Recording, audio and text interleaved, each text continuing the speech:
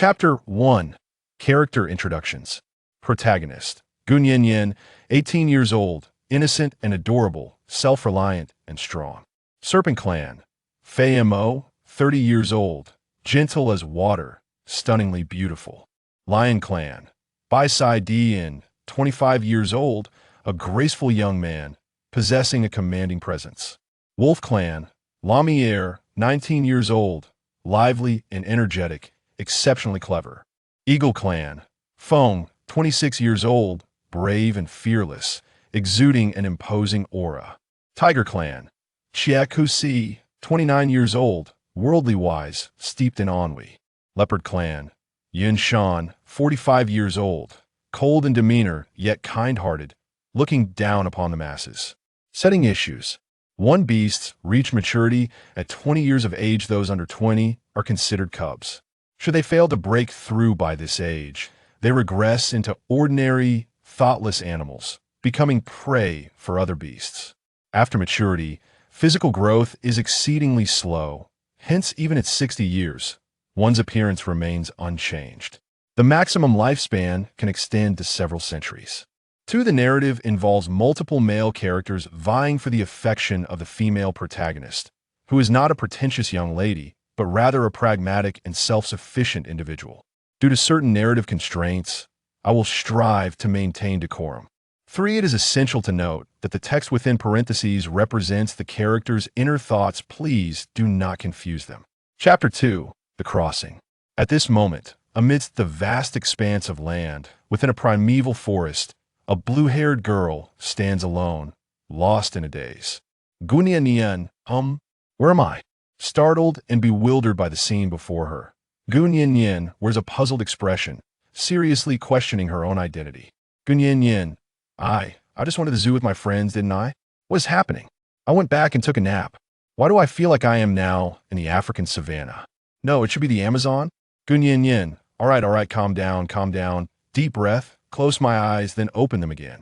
Striving to regain her composure, Gun Yin Yin opens her eyes, only to find that her surroundings remain unchanged.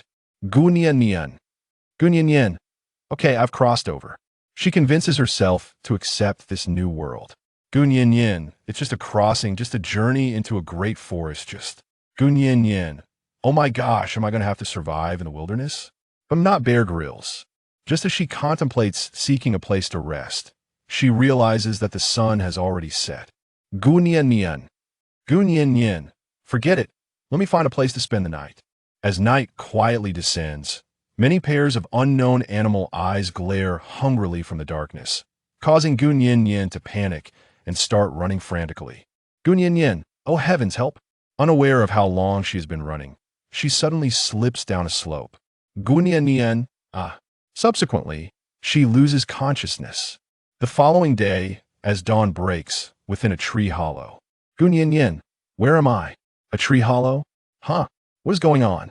Fei Mo, female, you're awake? Blushing, seeing a tall, aloof yet bashful, handsome young man before her, Gun Yin Yin is taken aback. Gun Yin Yin, are you shy? Gun Yin Yin, wow, so cute. Fei Mo, no, I'm not shy, not at all. Before he can finish his sentence, he unexpectedly scurries away. Gun Yin Yin, and yet he claims he's not shy. Gun Yin Yin, wait a minute, why does he have a snake tail dragging behind him? Shocked. Gun Yin Yin, and he just called me female. Is this the realm of beastmen? Meanwhile, outside the snake hollow, Fei Mo is lamenting. Fei Mo, why am I so afraid to interact with females? Fei Mo, it's been decades and I'm still single. I finally meet a female. Why am I so useless? In his moment of despair, he remains oblivious to the fact that Gun Yin Yin has stealthily emerged and is now approaching him. Gun Yin Yin, hey, are you a snake? Her sudden inquiry nearly makes Fei Mo lose his composure. In the end, he can only feign calmness. Fei Mo, yes, I am a snake. Gun Yin Yin, why are you so nervous? I want to eat you. By the way, are all the inhabitants here beastmen? Fei Mo, yes, nervously sweating. Gun Yin Yin, what is the name of this forest? Fei Mo, Pazit Forest. Gun Yin Yin, oh, I see. You must belong to the serpent tribe here. And this tree hollow is your home? Fei Mo, I have no home. Mood shifts dramatically. Before Gun Yin Yin can ask further, he dashes away again. Gun Yin Yin. Gun Yin Yin. I thought snakes were supposed to be aloof male gods. Who knew he was just a shy little boy? Indeed, novels are deceiving. Chapter 3. A Brief Touch. Seizing the opportunity, while Fei Mo has left the tree hollow, Gun Yin Yin begins to tidy up the space. Gun Yin Yin. This place is not bad, quite dry, but isn't a bit too cold? As spring has just begun, the mornings are still somewhat chilly. Gun Yin Yin resolves to start a fire. She gathers some dry twigs and attempts to create fire by friction. Gun Yin Yin. Gun Yin Yin. I'm so tired this isn't working. Ultimately, Gun Yin Yin gives up spinning by hand. She unties the shoelaces of one of her shoes and binds a sturdy dry twig with the laces to fashion a bow. Wrapping a dry stick around the bow, she spins it rapidly against a small piece of hardwood. Before long, the wood shavings begin to blacken, and soon, smoke arises. Gun Yin Yin blows gently, placing the ember onto a pile of dried leaves, and before long, a fire truly ignites. Gun Yin Yin, Yai. Gun Yin Yin's Survival Diary, Episode 1, Starting a Fire, Mission Accomplished. Thus, in the crisp morning air, Gun Yin Yin leans against the warm glow of the fire within the tree hollow, gradually drifting off to sleep.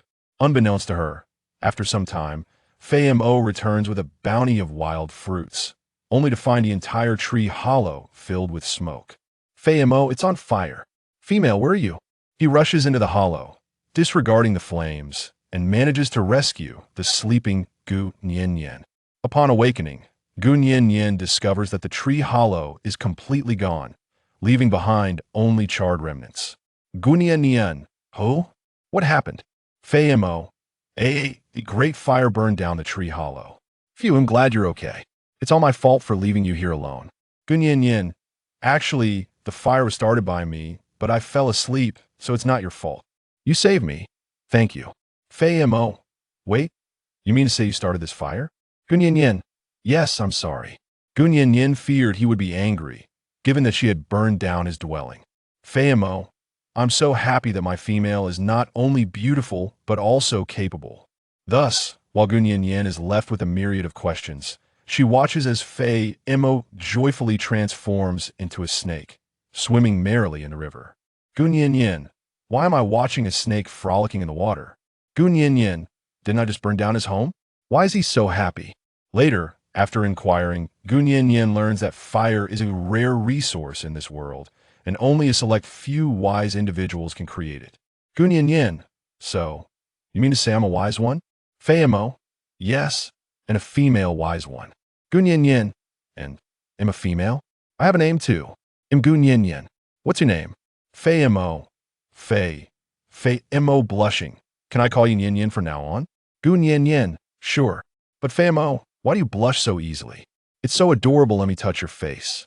Ignoring Fei Mo's shyness, Gun Yin Yin directly pinches his cheeks. Gun Yin Yin, wow, the skin of a snake is so smooth.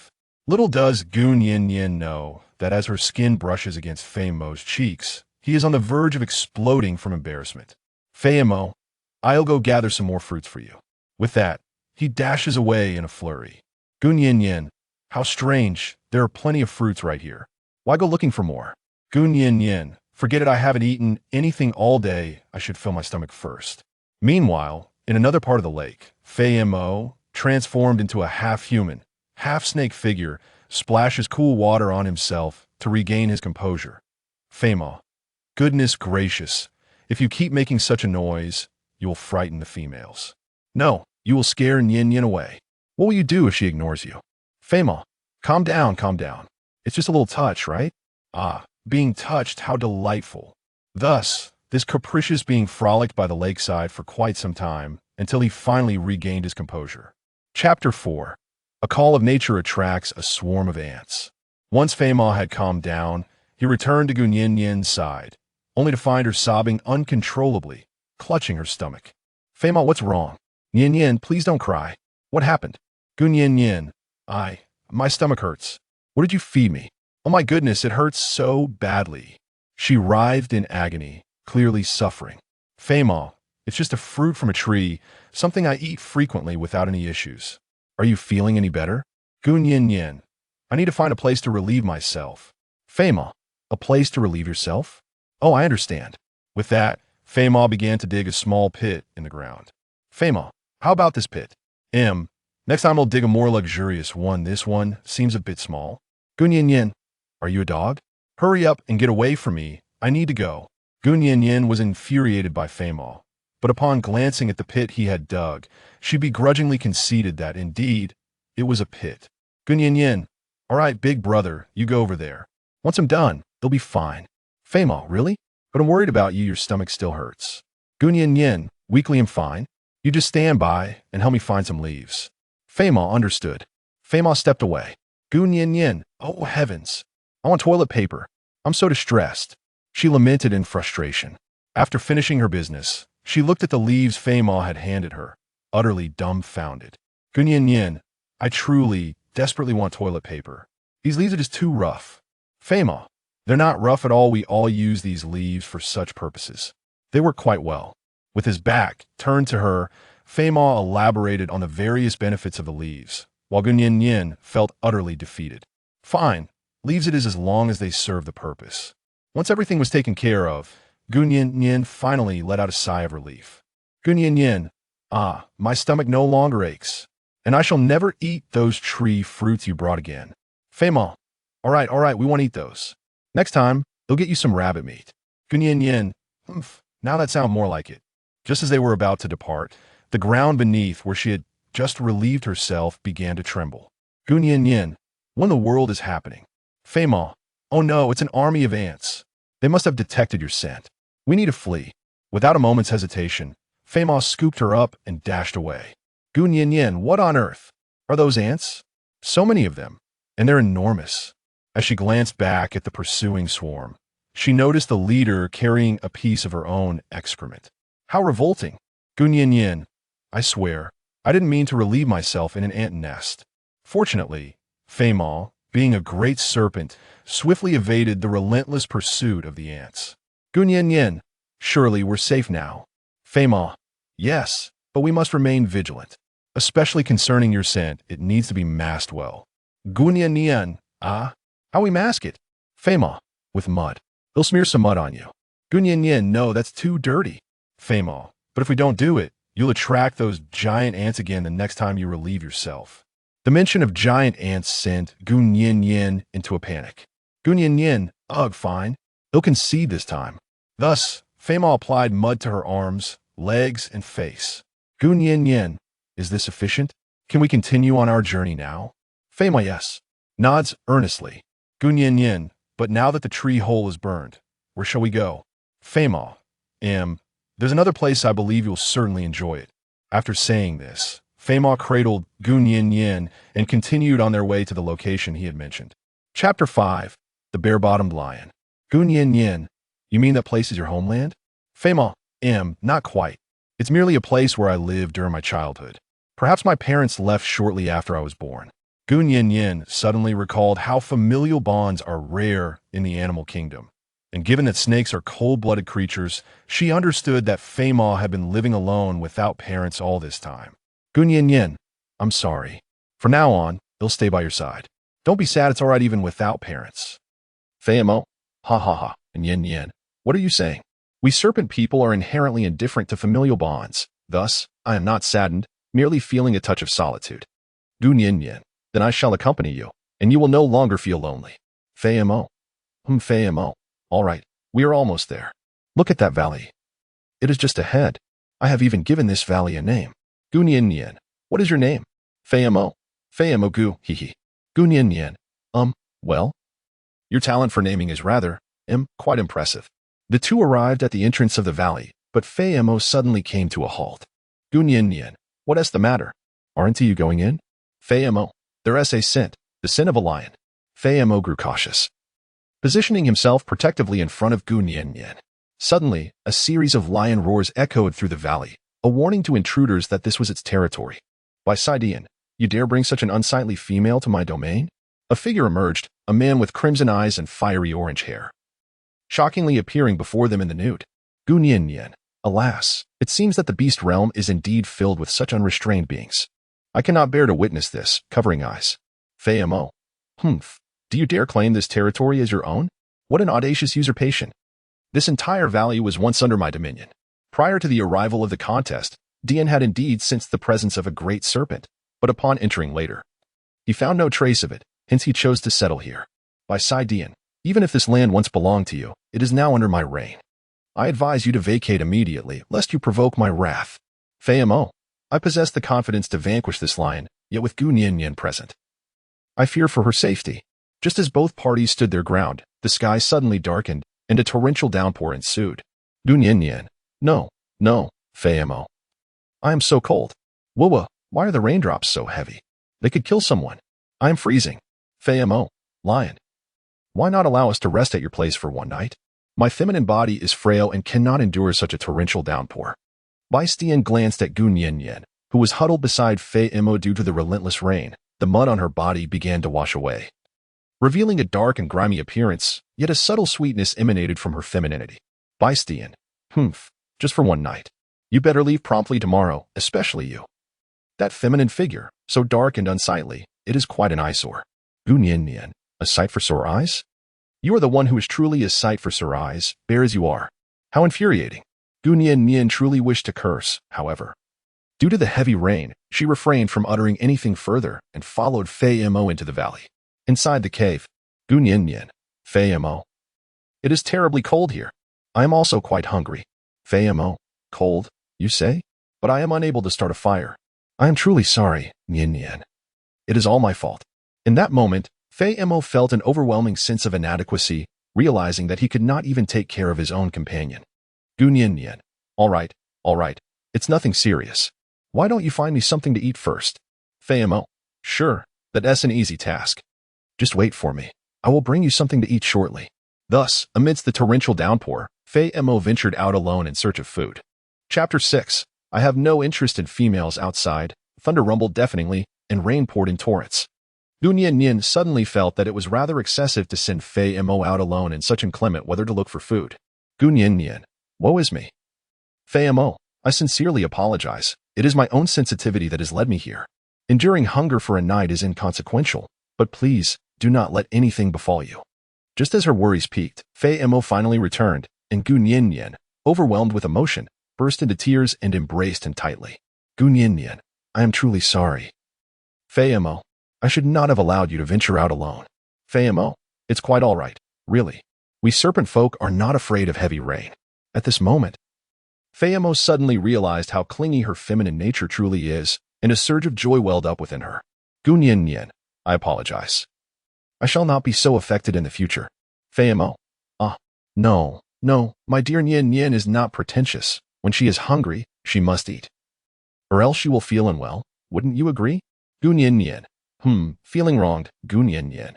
You are so damp, allow me to dry you off. Fei Mo. All right. Gu Nian took off her coat and gently wiped it on Fei Mo's body. Gu Nian. Next time, you must not go out in the pouring rain. Fei Mo. All right. Fei Mo. Indeed, the female psyche is quite fragile. I must be more careful to protect her in the future.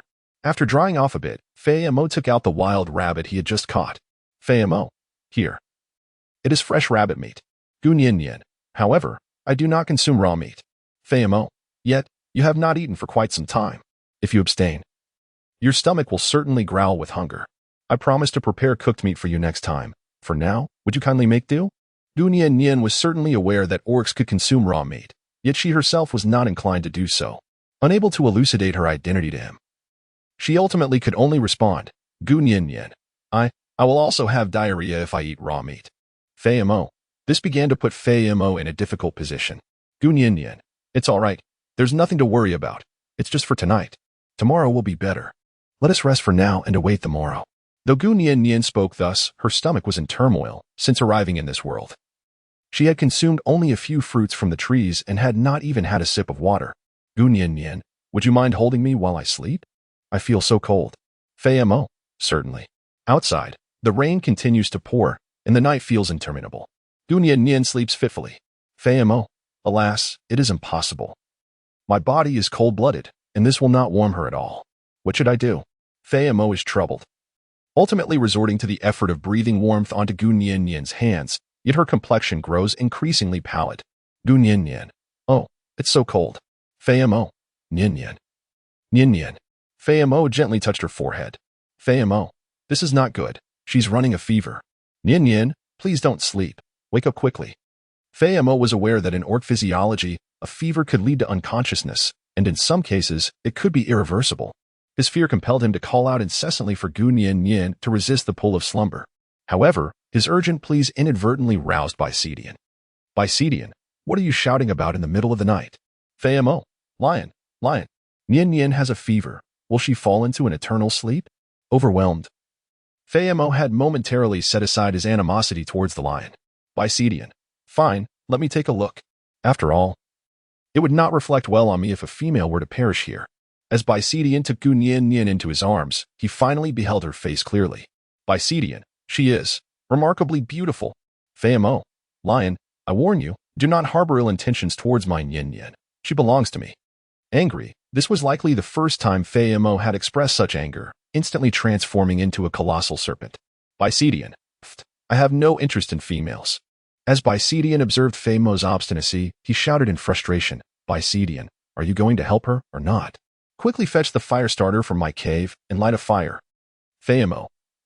Reluctantly, Fei Mo went to retrieve the fire starter, while Baisidian, who had claimed indifference towards females, could not resist stealing glances at Gu Nian.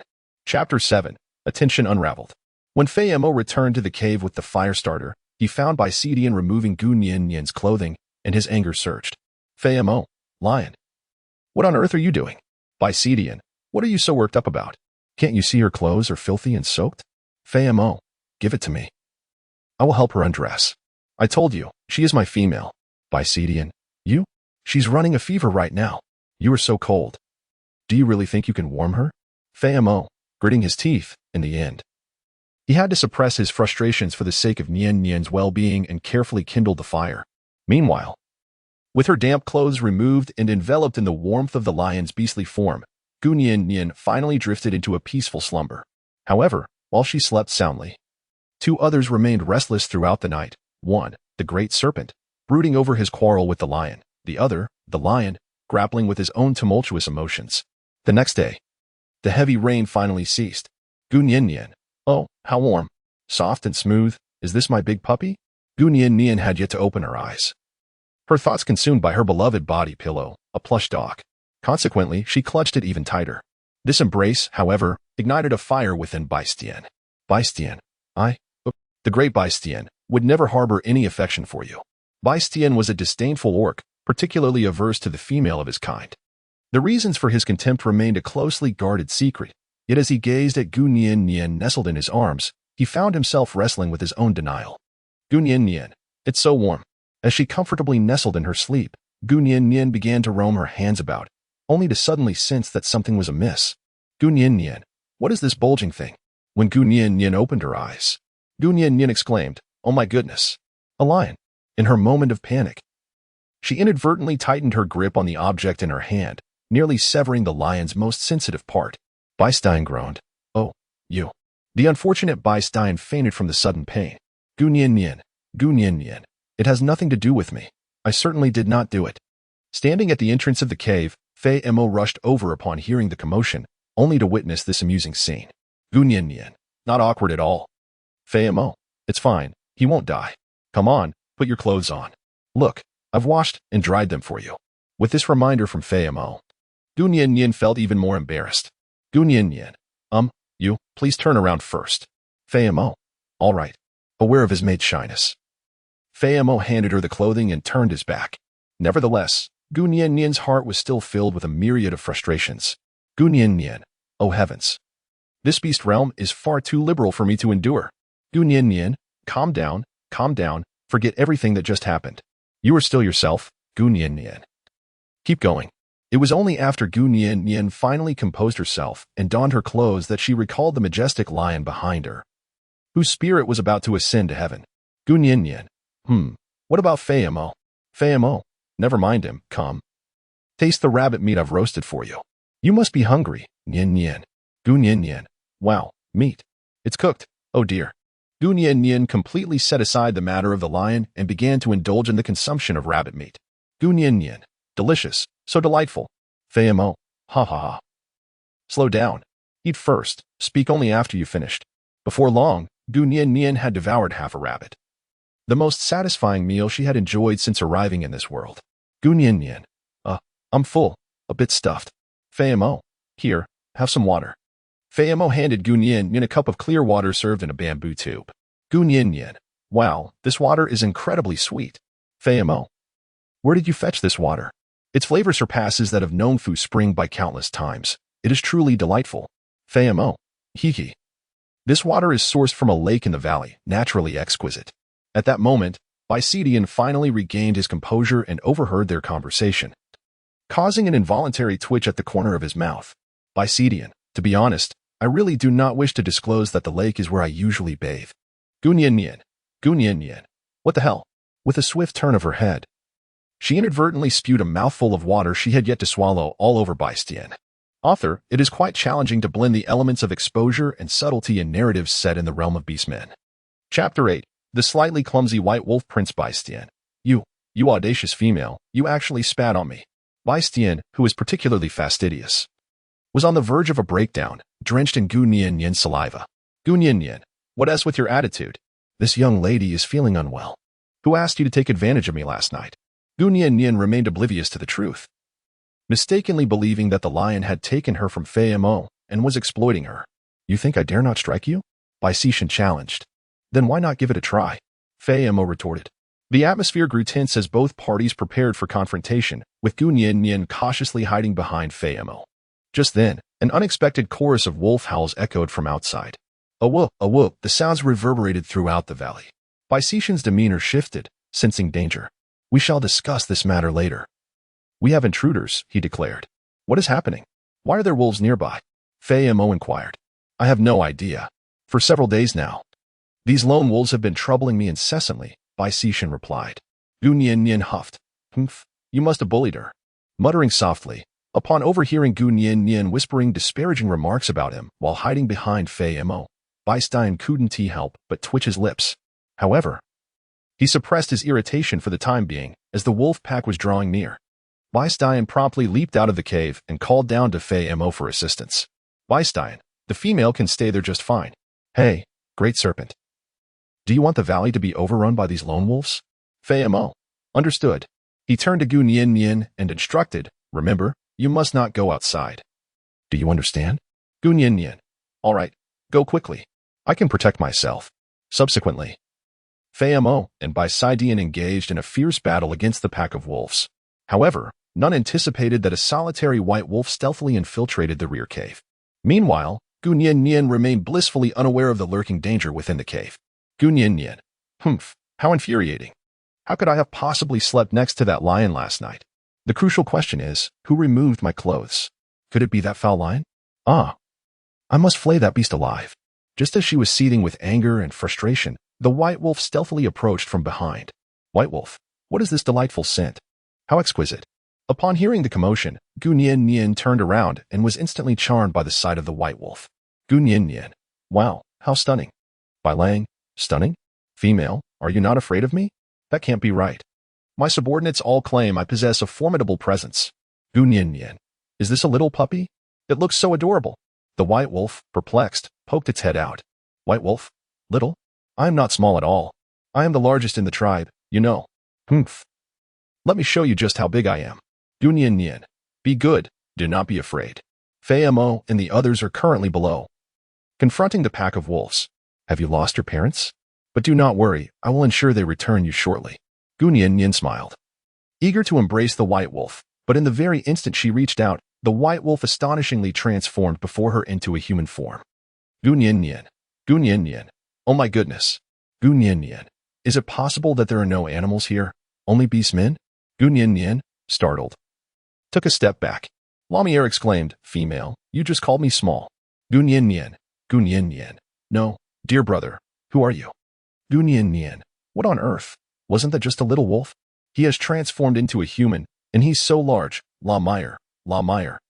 The greatest lone wolf leader. Gu Nian. So, the wolf pack below is your subordinate? Lamierre. Indeed. But wait, do not change the subject. Female. You just remarked that I am small. Gunyin. No, no, no, I did not say that. You must have misunderstood. In a fluster, Lami air. No. You did say it. So now I want you to behold me, the great leader of the lone wolf, and see just how grand I truly am. Gunyin. Then, a certain shameless wolf removed the only piece of fur it had on its body. Gunyin, feeling utterly devastated, found herself overwhelmed by an onslaught of emotions that left her bereft of tears. This situation felt utterly incomprehensible to her. Lamire, on the other hand, reveled in his triumph, believing that his formidable presence had captivated the fair maiden. He thought to himself, how splendid it would be to return with such a stunning companion, inciting envy among all. With this thought, Lamire broke into a foolish grin. Gunyin. In truth, I am compelled to abandon my purity. Nosebleed. However, instinctively, Gunyin still rebuffed the allure of these handsome men. Gunyin. Enough, esteemed Prince White Wolf. May I take my leave once you have finished your display? Lamire. Certainly. In an instant, Lamire embraced the bewildered Gunyin. Lamire, we shall depart together. From this moment onward, you are my mate. Gunyin. What? Gunyin exclaimed. Oh my goodness, brother. This is not how one should play. You are committing robbery and abducting a respectable woman. Just as Gunyin was in a state of panic, calling for help, Ramir had already leaped out of the cave with her in tow. Gunyin. Help. Fayamo. Fayamo. The desperate cries of Gunyin grew fainter. Fayamo exclaimed, Lion, do you hear that? It sounds like my Nyin. Baisidien responded, The two paused amidst the chaos to listen intently. Fayamo declared, This is bad. A pack of lone wolves. I must rescue my Nyin. Without hesitation, he withdrew from the fray and ventured into the cave. Upon detecting the scent of the wolf clan, his fury ignited. Scoundrels. Meanwhile, as Baisidien dispatched the last of the lone wolves, he quickly followed suit to pursue Gunyin's trail. Chapter 9. I can take care of you. A certain cave. Gunyin felt dizzy and disoriented. Upon regaining her senses, she realized she was surrounded by a pack of little wolves. Gunyin. This time, it surely won't transform into some kind of beastmen again. Lamire. It won't. Fear not, my dear, they're all just children. Gunyin observed carefully and realized that she was indeed much shorter than Lamire. Gunyin. What about the subordinates you mentioned? Gunyin believed she would be taken to confront the pack of wolves alongside Fayamo and the others. However, upon surveying her surroundings, she found that aside from these few young wolves, there was truly no one else. They're the ones, exclaimed Lamire. Gunyin. Oh? Lamire. In fact, I have just reached adulthood. These are all my good brothers. Whosoever turns of age first shall be the leader. Gunyin. Could it be that this child has lost their mind? How foolish. I should find a way to escape first. Gunyin. Well? Since you are a good wolf, unlike those solitary wolves, why don't you let me go? Lamire. No. Gunyin. Why? Lamire. Because you are my female. Gunyin. Why are you being so childish? Look, my presence here serves no purpose. And you are unable to take care of me. Just let me go back. Gunyin still regarded Lamire as a child, despite the fact that they were not much different in appearance. Lamire, I can take good care of you, even though I have just come of age. After a moment of contemplation, Gunyin decided to refrain from engaging in conflict with him for the time being. Gunyin. Very well. Since you claim you can take care of me, I find myself quite hungry at this moment. Might you assist me in locating something to eat? Lamire. Certainly. Lamire then turned to the little wolves and commanded, Number 1, 2, 3, 4, attention. Ensure the safety of the female. I shall go in search of food. Feigning to be a wolf, as I could not find an image of the little wolf online. Haha. After giving his instructions, Lamire departed, and Gunyin, witnessing the 4 little wolves dutifully keeping watch, couldn't help but burst into laughter. Gunyin. Oh my, how utterly adorable. I can hardly contain myself. This is simply too cute. With that, she extended her mischievous fingers towards the innocent little white wolves. After sunset, Lamire finally returned with a rabbit, bearing numerous wounds. Lamire, I have returned. The 4 little wolves caught his scent first, each eagerly anticipating a morsel of food, but Lamire halted them. Lamire, stand back. This is for the female. Thus, the little wolves stepped back with pitiful expressions. Meanwhile, Gunyin had intended to mock Lamire's hunting prowess. Yet upon witnessing the forlorn little wolves, her heart softened. After all, they were merely younglings who had just reached adulthood. Gunyin. All right, let us dine together. Lamier, I apologize for my inability to procure more sustenance. Lamier bowed his head in remorse, suddenly realizing the folly of his naivety. This morning, he had just reached adulthood and, upon witnessing a pack of solitary wolves assaulting the valley, had stealthily ventured in to discover what treasures lay within. However, he had not anticipated encountering such exquisite females. Gu Nian, alas, you are still young. With more experiences, you shall inevitably grow. Gu Nian, behold my skills. Today I shall demonstrate something for you all. By the time Lamier departed, Gu Nian had already kindled a fire. She meticulously divided the rabbit meat into chunks and then skewered them onto twigs, creating delectable kebabs. Gu Nian, this is called roasted rabbit skewers, hee. Lamier was indifferent to what kind of rabbit skewers were being roasted. What astonished him was that his female could actually conjure fire. Lamier, female, you are truly remarkable. To think you can create fire out of thin air. Gu Nian, enough, do not refer to me as any female. My name is Gu Nian. But you may call me Nian. Moreover, starting a fire is quite simple. Would you like to give it a try? Lamier, really? Is that true? Nian, could you teach me? My brothers and I have never tasted cooked meat. If I learn, I could roast it for you every day. Gu Nian, I see. Of course, to start a fire, you first need to find a dry, dead branch. Then, using another branch, you must vigorously rotate it on top. With time and effort, it will eventually ignite. Gu Nian casually shared this with Lamier, but to her surprise, Lamier had spent the entire night turning sticks to kindle a fire. The following day, as dawn broke, had it not been for Lamier's exuberant laughter, Gu Nian would still be in the embrace of slumber. Gu Nian, why are you up so early? Lamier, Nian, look. I have been born. Lamier is lively and full of energy. Gu Nian, what are you sulking about? One might mistakenly think you are giving birth. How ridiculous. As Gu Nian spoke, she stepped outside, astonished by the sight before her. She beheld Lamier, covered in a layer of grimy black dust, surrounded by scattered wooden branches and a flickering flame, her heart filled with a myriad of emotions. Gu Nian, allow me to take a glimpse at your hand. Lamier, it is nothing. It does not hurt. Gu Nian, what more can you say about not feeling pain? It's all red. You must be quite foolish. Truly foolish, as I haven't even clarified it for you. She couldn't help but burst into tears. Lamier, do not cry. I assure you, I truly do not feel pain. We orcs are never afraid of pain. Gu Nian, indeed, it is an orc. Tough-skinned and robust, truly, why was I so unnecessarily worried? After realizing this, Gu Nian finally released her grip on Lamier's hand. Gu Nian, well, just now. Lamier, I know. Nian was just worried about me. Gu Nian, not at all. But just at that moment, a sudden howl of a wolf echoed through the air. Awoo, Gu Nian, what is happening? Is that sound coming from the wolf pack? Lamier, yes, it seems so. They're a pack of solitary wolves, frequently causing us trouble. Gu Nian, what should we do now? Lamier, do not worry, Nian. You stay here while I face them. With that, Gu Nian clutched the 4 small wolves and hid swiftly in the cave.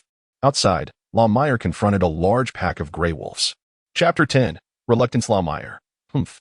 Lamier, how persistent. Lone wolf leader. I never expected that merely a few days later, you have matured. Quite impressive. I also heard that you injured one of our brothers yesterday. Lamier, and what of it? Lone wolf leader. Ha. Young one, I find you rather admirable. I believe we can have a fruitful discussion. Lamier, discuss? Do you not seek to recruit my brothers? I assure you, we shall never join you. Lone wolf subordinate. Boss, enough with the chatter. Let us attack him together. Lone wolf leader, let us see if I can beat you into submission and make you join us. Thus, the battle commenced. In the primordial forest, the social order was dictated by strength, except for mighty tribes and small groups that formed due to special circumstances.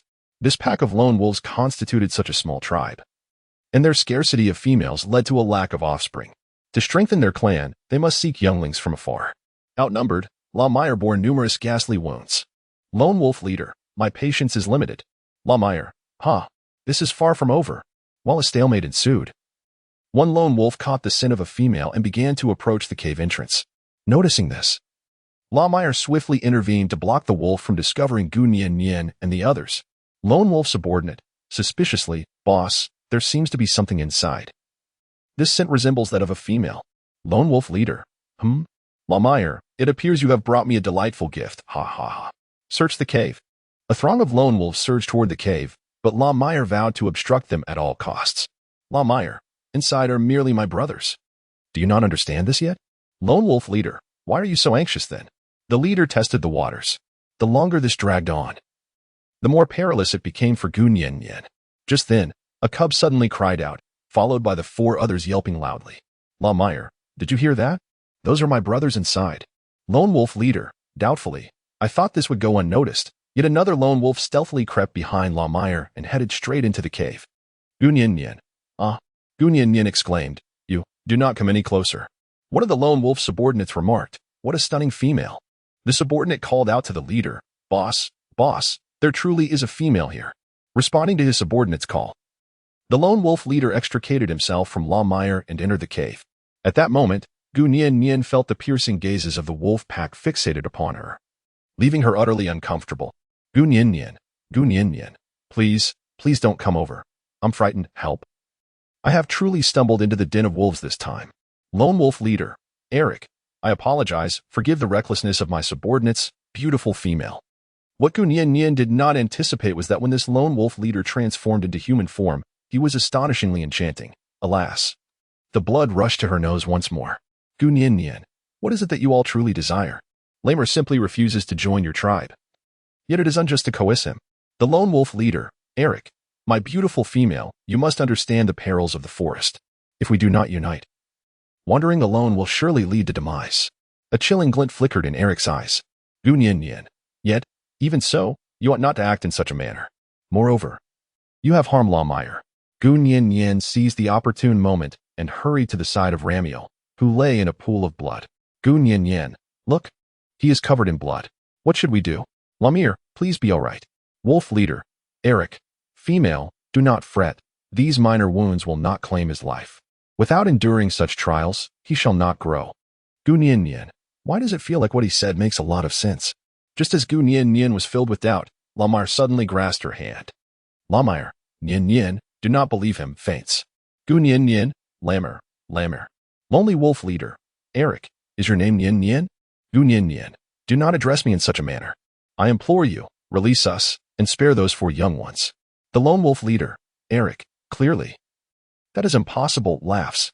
In this world, the strong reign supreme. He cannot contend with me, and moreover, you are but a female. Gu Nian, you. Lonely wolf leader, Eric, come with us to our tribe. I can offer you shelter, and you need not suffer from hunger or cold. Do you not desire this? As the pack of wolves drew nearer, Gu Nian suddenly hesitated. She was reluctant. Yet the sight of the bloodied Ramir and the captured cubs weighed heavily on her mind. Gu Nian, if I go, will you treat Lamer's illness?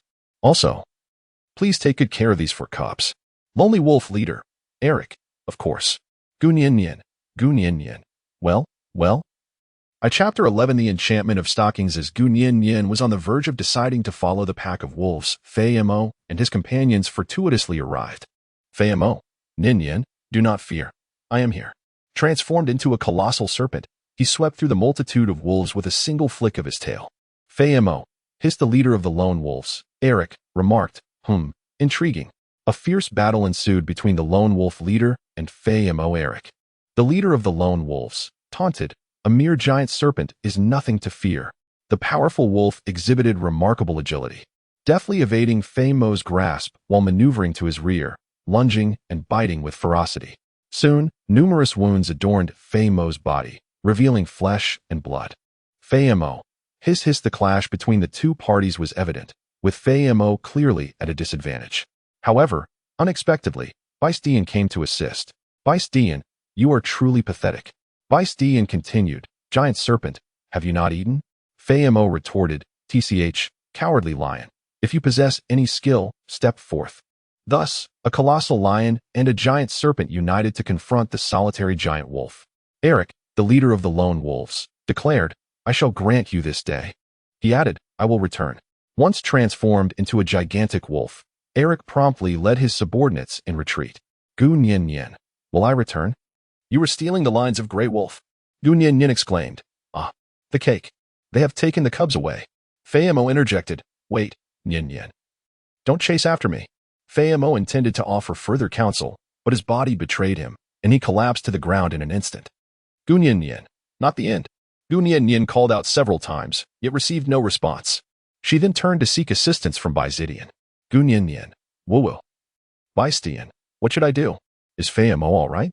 This should be the first time Gu Nian has called his name. Bai Stian paused momentarily and replied with a hint of pride. Bai Stian, a little rest will suffice. As a male, this minor injury is inconsequential. Just as Bai Stian was about to depart with Fei Mo on his back, Gu Nian suddenly obstructed his path. Gu Nian, by the way, may I bring him along as well? Gu Nian, he is a noble wolf, having safeguarded me. Bai Dian, female creatures are truly troublesome. Though he grumbles with his words, he nonetheless acts accordingly. Both sides, in their efforts, managed to bring Fei Mo and Lami Air back to the valley. The following day, Gu Nian surveyed the entire valley, gathering a considerable amount of hemostatic mugwort. After grinding it into a fine paste, she applied it to their wounds. Indeed, the orc's injuries healed remarkably quickly. Within merely a day, scabs had already formed over the afflicted areas. You possess knowledge of herbal medicine? Asked Bai Zidian. Gu Nian, indeed, but just a little. If it were a severe injury, I would be powerless. Bai Stian observed Gu Nian's adeptness in applying the medicine, and couldn't help but secretly admire her. Bai Stian, this female, at times, is indeed quite exceptional.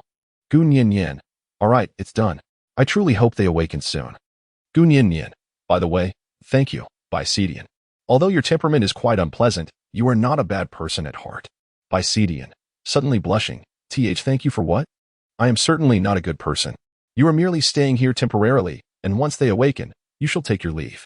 Gu Nian, chuckles, what a proud and haughty lion. Bai Dian, humph. Gu Nian, oh, Bai Zidian, you have an injury on your arm. Gu Nian noticed a deep bite mark on Bai Stian's strong arm. She promptly urged him to sit down and took out some herbs to apply on the wound. Bai Stian exclaimed, what are you doing? Gu Nian, let me bandage it for you. With that, Gu Nian removed the black stocking from her right leg and used it as a makeshift bandage for Bai Stian. Bai Stian, her little face flushed. Gu Nian was unaware that she was originally wearing a short skirt. After removing her stockings, her delicate fair skin and slender thighs left Bai Sadie in a state of both reassurance and turmoil. Gu Nian, very well, in a few days. I should be able to recover, though I must change the dressing twice daily. Bai Dian, oh, I see. Gu Nian, oh, why is your face so flushed? Are you perhaps running a fever? Gu Nian, as she spoke, reached out to touch his forehead. The moment her fingers made contact, the young man felt as though he had been struck by lightning, utterly flustered. Bai Stian, he stammered, rising to his feet. I am fine. You should assist them first. I shall go in search of food. With that, Bai Stian transformed into a lion and dashed out without delay. Gu Nian, The Sunder a Ghost Chapter 12. Are they eating people? By the time Bai Zidian returned once more, Fei Mo and Lamire had already awakened. Consequently, the atmosphere between the two was somewhat awkward. Gu Nian, well, Bai Zidian, I have a deep affection for this valley, and it was also the birthplace of Fei Mo. May we temporarily reside here as well? Gu Nian endeavored to secure a place for Fei Mo and Lami Air, yet unexpectedly faced the merciless rejection of Bai Di, and Bai Di and scoffed. How utterly useless. He turned to Fei Mo and Lami Air, adding, you allow your female to plead on your behalf. You truly are the cowards of the Beastman realm. Lami Air retorted, you, Fei Mo, with a sorrowful expression, acknowledged, indeed, we have not cared for Nian properly. Lami Air, filled with indignation, bore the frustration of his own injuries, rendering him unable to confront Bai Dian at this moment. Gu Nian, all right, it is merely a valley, after all, compared to the site beyond. If you truly do not wish for us to remain here, rest assured, we shall take our leave. Gu Nian suddenly felt a pang of melancholy, even a sense of defeat. Gu Nian, didn't the novel portray that beastmen are generally kind of females? Why is it different here? Alas, just as everyone was about to rise and depart, Bai Zidian reluctantly spoke up. Bai Zidian, if you wish to stay, then stay. I never said you could not. The proud lion then turned away, leaving without a backward glance. Gu Nian, if you're ill, then be ill. After the lion departed, Gu Nian began to tidy up the cave. Although it was not dirty, hay was strewn all over the ground, along with some animal hides. Gu Nian, it's such a mess. Forget it. Since I have nothing to do, I might as well tidy up. Fei Mo, Nian, Let me assist you as well. Lamierre. I, I, I want to help too. Nian Nian is my female as well. Gu Nian Nian. Gu Nian Nian. Take good care of your injuries. Do not move recklessly. Gu Nian Nian impatiently draped the animal hide over Ramiel's body. Gu Nian Nian. Why do I feel like an old mother? In Gu Nian Nian's eyes, Lamierre truly resembled a naive child, rather than a gentle and overly tender-warm man. As for Bai Dian, he was the epitome of a rebellious youth. Fei Mo. Nian Nian. I am truly sorry for the troubles you have endured. Gu Nian Nian. It's nothing, Fei Mo. You needn't worry. The most important thing now is to recuperate. Fei Mo. All right. Though outwardly agreeing with Gu Nian Nian, Fei Mo secretly resolved within himself. Fei Mo. Humph. Bai Dian. Next time. I shall not let you off easily. Indeed, serpents are known for their grudges. On the surface, Fei Mo appears tranquil and composed. But whenever Gu Nian Nian is absent from his side, his true ferocity emerges. After all, he harbors a deep-seated fear of the female, the reasons for which remain a hidden secret within his heart. Moments later, Gu Nian Nian. All right, everything is organized. Now it truly resembles a home. By the way, that deer. Gu Nian Nian then noticed a tragically deceased fawn, recalling that it was the sustenance brought back from the recent trip with Bai Xishan. Gu Nian Nian. Gu Nian Nian. I am most inept at dealing with such bloodshed. However, as Gu Nian Nian turned back to the two injured individuals, she resolved to give it her all. There were no knives here, only sharp flint. Using the stone, Gu Nian Nian sliced off pieces of venison and then placed them over the fire to roast. Gu Nian Nian. Chronicles of Gu Nian Nian's Survival, Episode 2, Roasting Venison. Success. Gu Nian Nian. I ought to be the most independent and capable protagonist, especially considering the plethora of Mary Sue narratives that have turned girls into fools. I am truly remarkable, Subsequently, during mealtime, Gu Nian Nian decided to thoroughly comprehend this world. Thus she inquired of Fei Mo. Gu Nian Nian. Fei Mo. How old are you now? Fei Mo. I suppose I have been alive for about 30 years now. Gu Nian Nian. 30 years old? Lamierre. Nian Nian. I am quite young. Just turned 19, It was due to a forced breakthrough that I attained adulthood prematurely. Gu Nian Nian, now realizing she claimed to be small. Wasn't she desperately asserting her maturity in the previous chapters? Whispers a sarcastic remark. Gu Nian Nian. So that is how it is. No wonder when I first saw you, I thought you were merely a little white wolf. Lamierre. Indeed, orcs are considered cubs for the first 20 years of their lives. It is only after surpassing this juvenile stage and reaching adulthood that they truly become orcs. Should they fail to do so, they remain as mere beasts. Gu Nian Nian. What do you mean? Fei Mo. Nian Nian, you may not be aware, but for instance, the deer we are consuming now represents a beast man who has not transcended the juvenile stage. They possess neither thought nor memory, embodying pure savagery. Gu Nian Nian. What on earth is this absurd setup? Gu Nian Nian gazed at the venison in her hands, and it suddenly lost its allure. Gu Nian Nian. I can't possibly have become a cannibal, can I? Her expression is one of panic. Fei Mo. Ha ha ha, of course not, Nian Nian. These are merely the laws of nature. Those who fail to break through are, to us, simply sustenance. There is no need for you to fear. Gu Nian Nian. It's maddening. Food? A failed breakthrough? This world is utterly bizarre. Gu Nian Nian found it difficult to accept at first.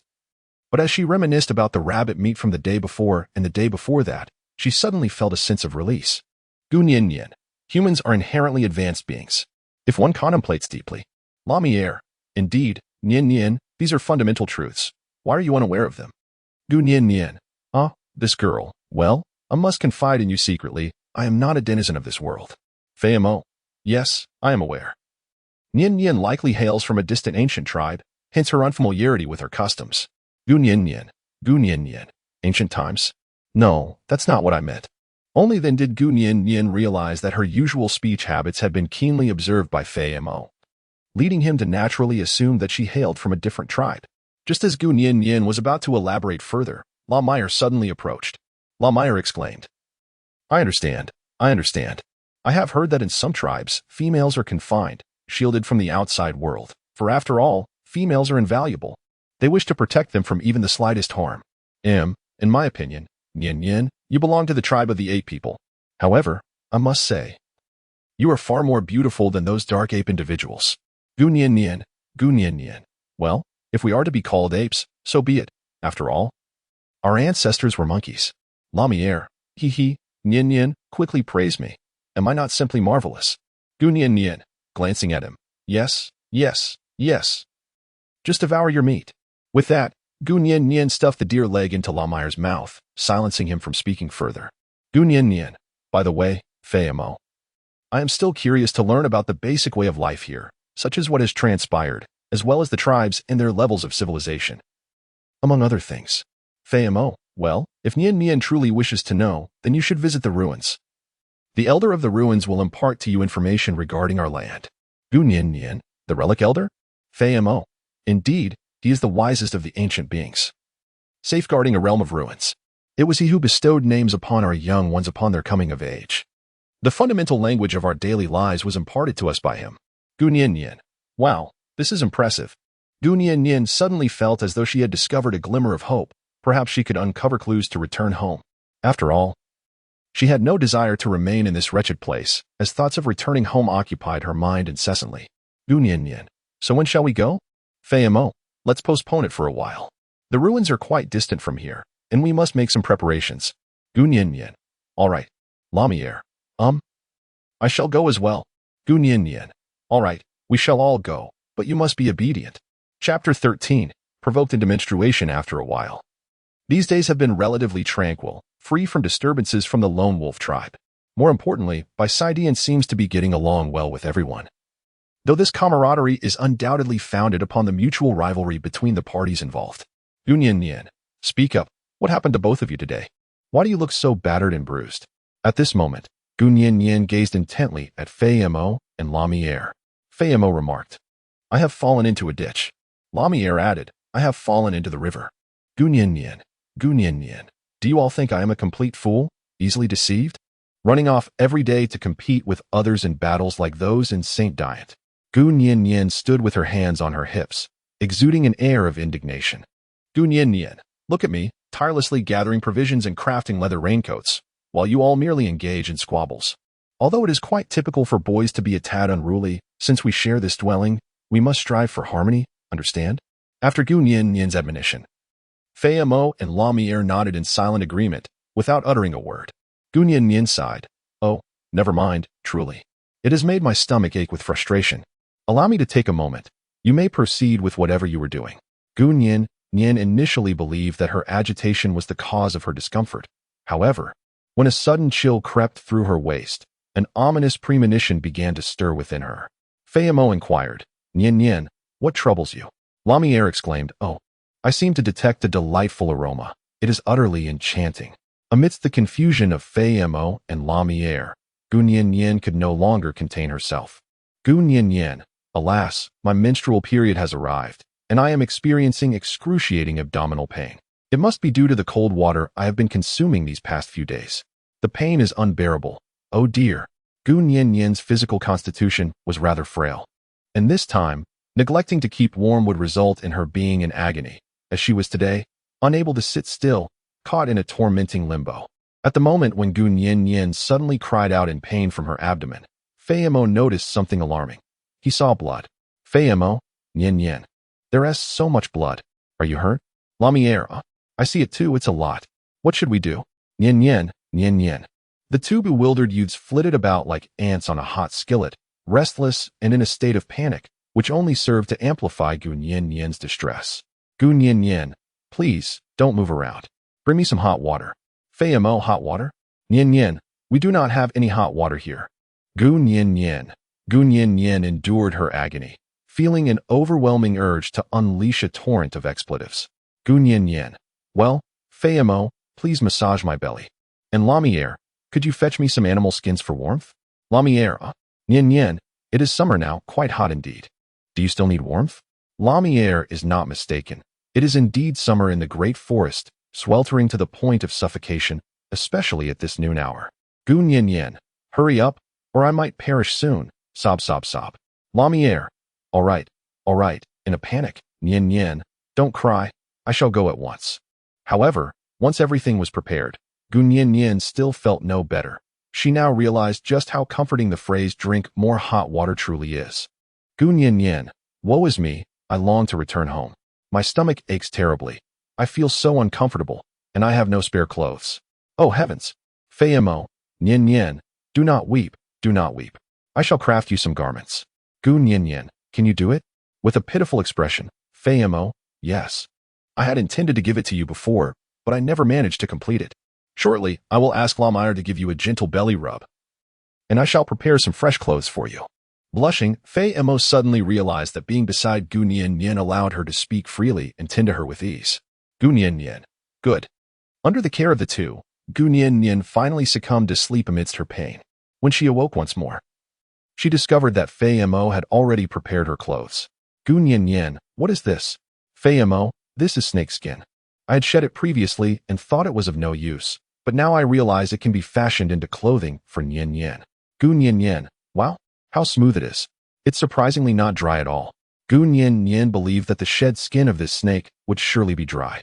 Yet, upon reaching Fei Mo, she discovered that it was not only moist, but also remarkably smooth. Furthermore, Fei Mo was a large green snake with a white underbelly, which resulted in the exquisite dress crafted from it showcasing a beautiful gradient of green and white. Gu Nian Nian, how beautiful. I absolutely adore it. Thank you, Fei Mo. Fei Mo, it's nothing, really. Do try it on and see if it fits. I made it based on the dress you were wearing. Although it's a bit longer than intended, I'm not quite sure how it will turn out. Gu Nian Nian, very well.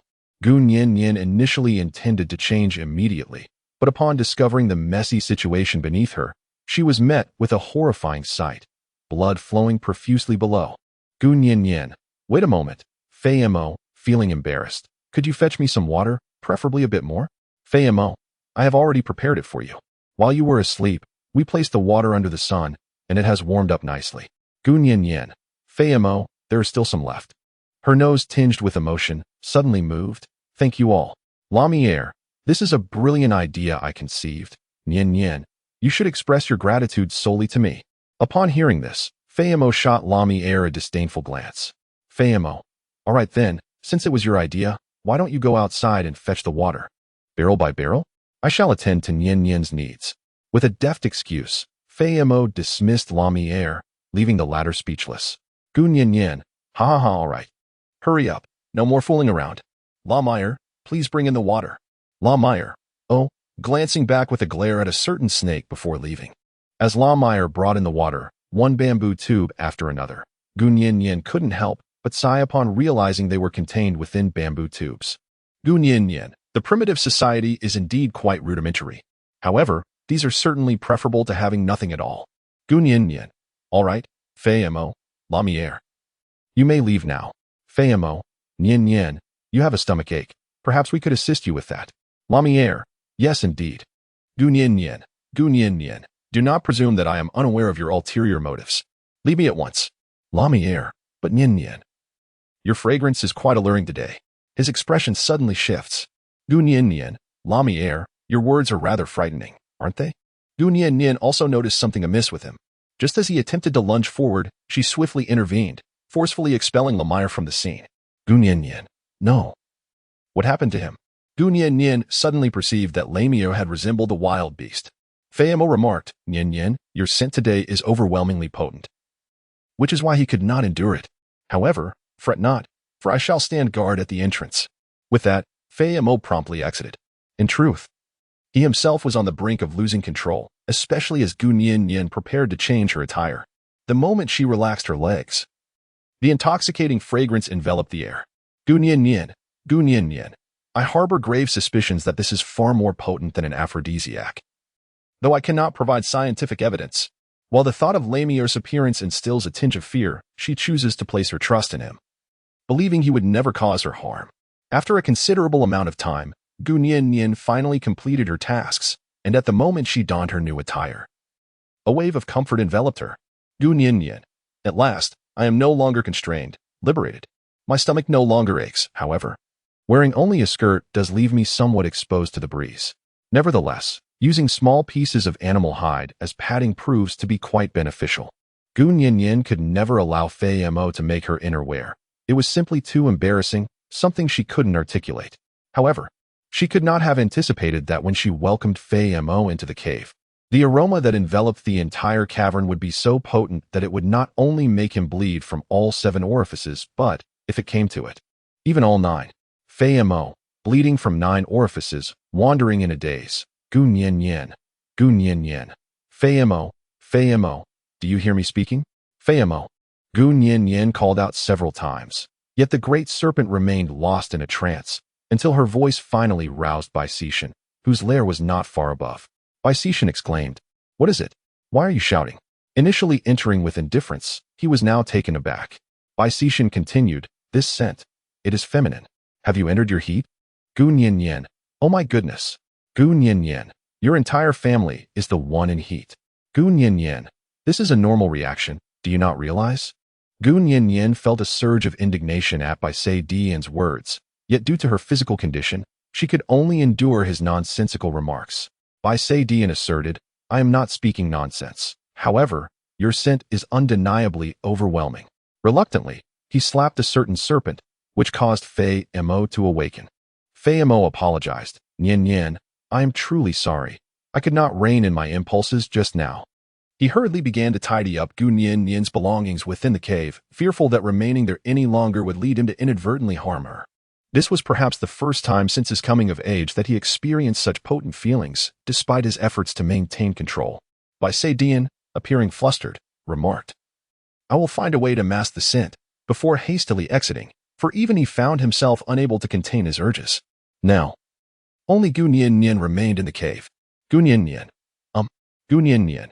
Gun Yin Nian. Never mind, I shall sleep. This night, one lady slumbered soundly.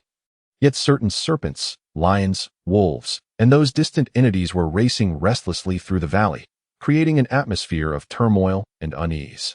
Chapter 14, Relics 1. Almost a week later, Aunt Flo finally departed leisurely. Gun Yin Yin.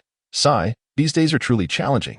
La Mier, woo-woo, dark circles under eyes, Nian Nian. We are the ones who are suffering the most.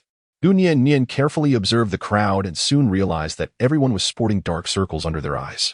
Gun Yin Yin. Gun Yin Yin. I suppose you haven't been sleeping well these past few days, have you? Bai Dian, what do you think? Why does this female scent smell so delightful, so captivating that it stirs something within me? Bai Dian felt a sense of indignation within. Yet he could not deny that he was indeed enchanted by this female. How infuriating. He had sworn an oath not to develop any feelings for a female. Fei Mo, Nian Nian, we are fine. As long as you are well, I find solace. Gun Yin Yin. Hee, my Fei Mo is still the best, gentle and considerate. I really like him. Fei Mo, blushing, La Mier. Hey, what about me? Does Nian Yin like me? In Gun Yin Yin's eyes, La Mier is merely a child. Gun Yin Yin. Perhaps if you were more obedient on a regular basis, I might just come to like you. Gun Yin Yin. By the way, have those lone wolves visited during these days? Gun Yin Yin suddenly recalled the few little wolves that had been captured. La Mier. His expression suddenly turned grave. La Mier. They have not been here. I have also looked around, but I found no trace of them. Perhaps. Gun Yin Yin gazed at La Mier's sorrowful expression and thus offered him encouragement. Gun Yin Yin.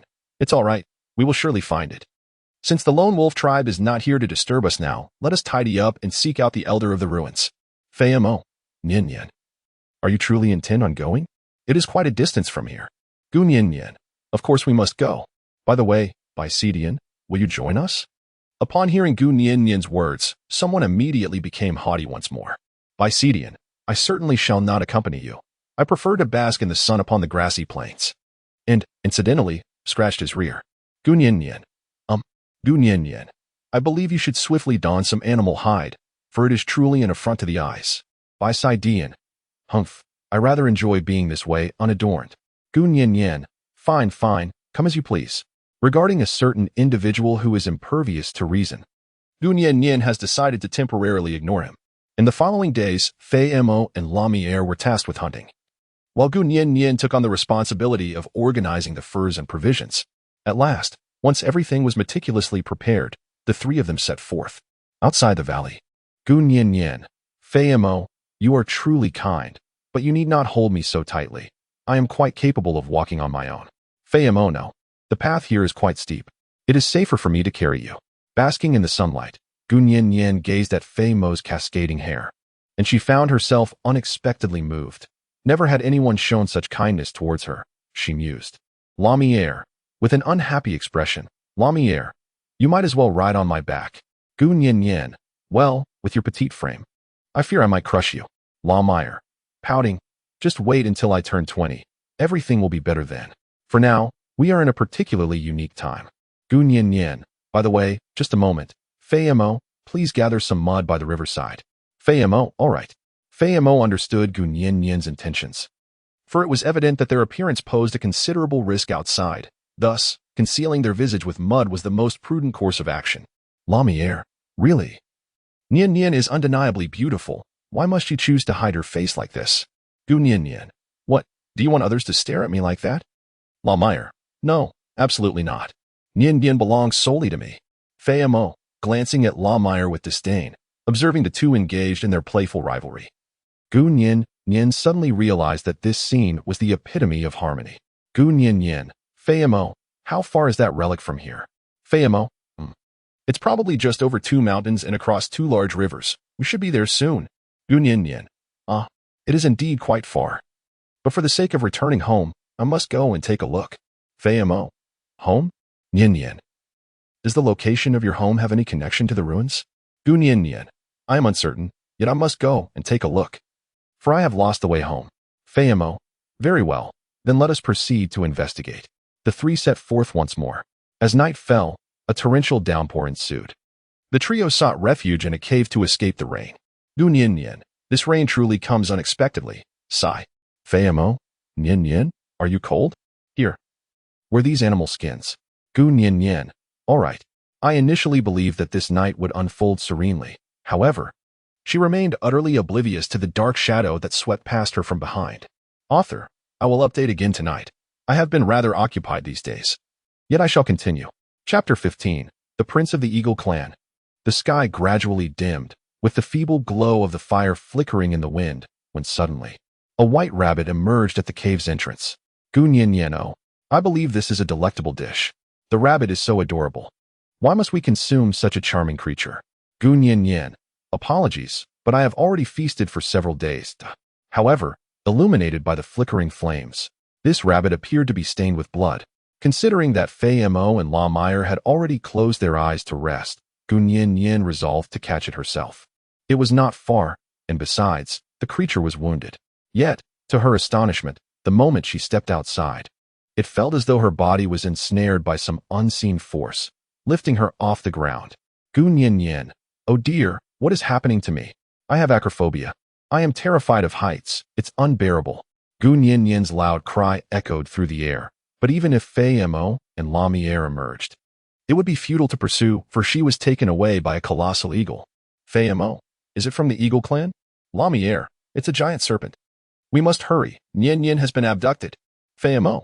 Wait. If it is indeed the Eagle Clan, their tribe is not far from here. We should intercept them at their settlement.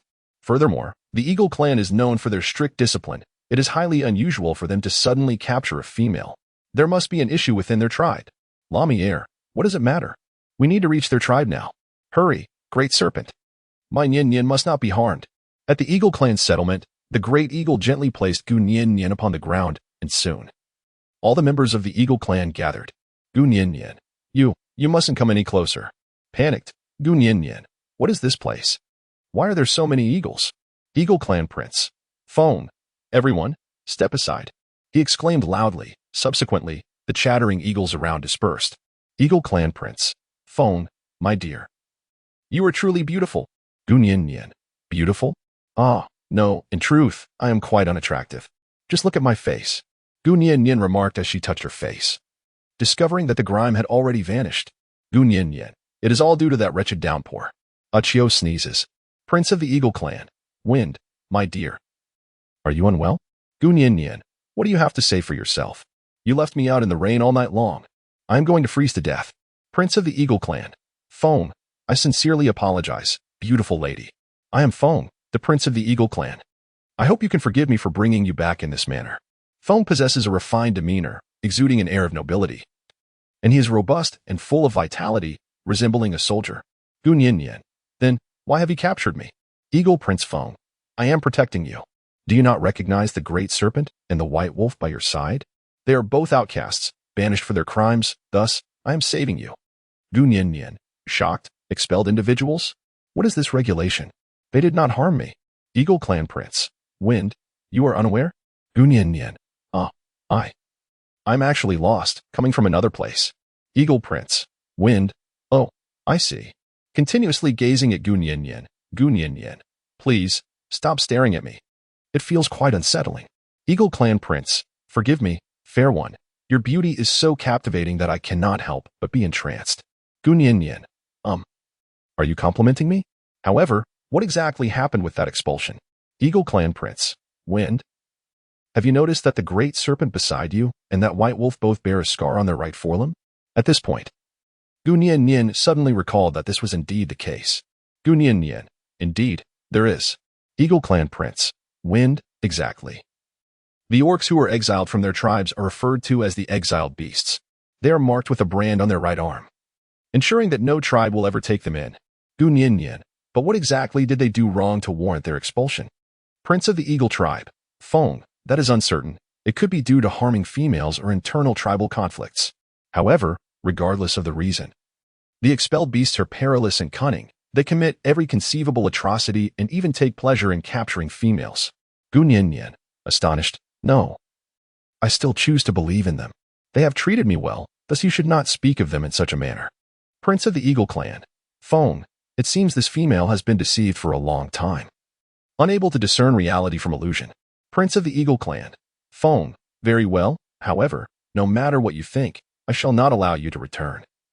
And you will be my mate. Laughs. Gunyan. What? Chapter 16. The Peculiarities of the Beastman's Procedures. Gunyan. Let go. Let go of me. What are you doing? Ah, don't move. If you dare to strip me of my clothes, you are? Gujiji. Ayla, how shy you are, dear female. Note, to accentuate the protagonist's beauty, other women are depicted in stark black and white. Gunyan. I must inform you, even if you are a woman, I will not permit you to strip me of my garments. Gujiji. Ah. Gujiji. Laughs. In a moment, you shall become my brother's female counterpart. You cannot don the serpent skin attire. Gunyan. Gunyan. I have stated that I am not his mate. The woman before me is none other than Gujiji, the sister of the Eagle Clan Prince, Fong. This marks Gunyan's first encounter with the females of this realm. They are robust and possess striking physiques, though their skin is a deep shade of ebony. And their appearances are, to put it mildly, rather difficult to describe. Due to her lack of strength compared to Gujiji, Gunyan found herself compelled to change her attire. Gunyan. Standing still. Gujiji. Pulling Gunyan out. Gujiji. Oh, are you feeling shy? Gunyan. Are you asking me to wear such attire? Gunyan pointed at her attire and exclaimed, This is simply lingerie, for goodness sake. Moreover, it is the orc version.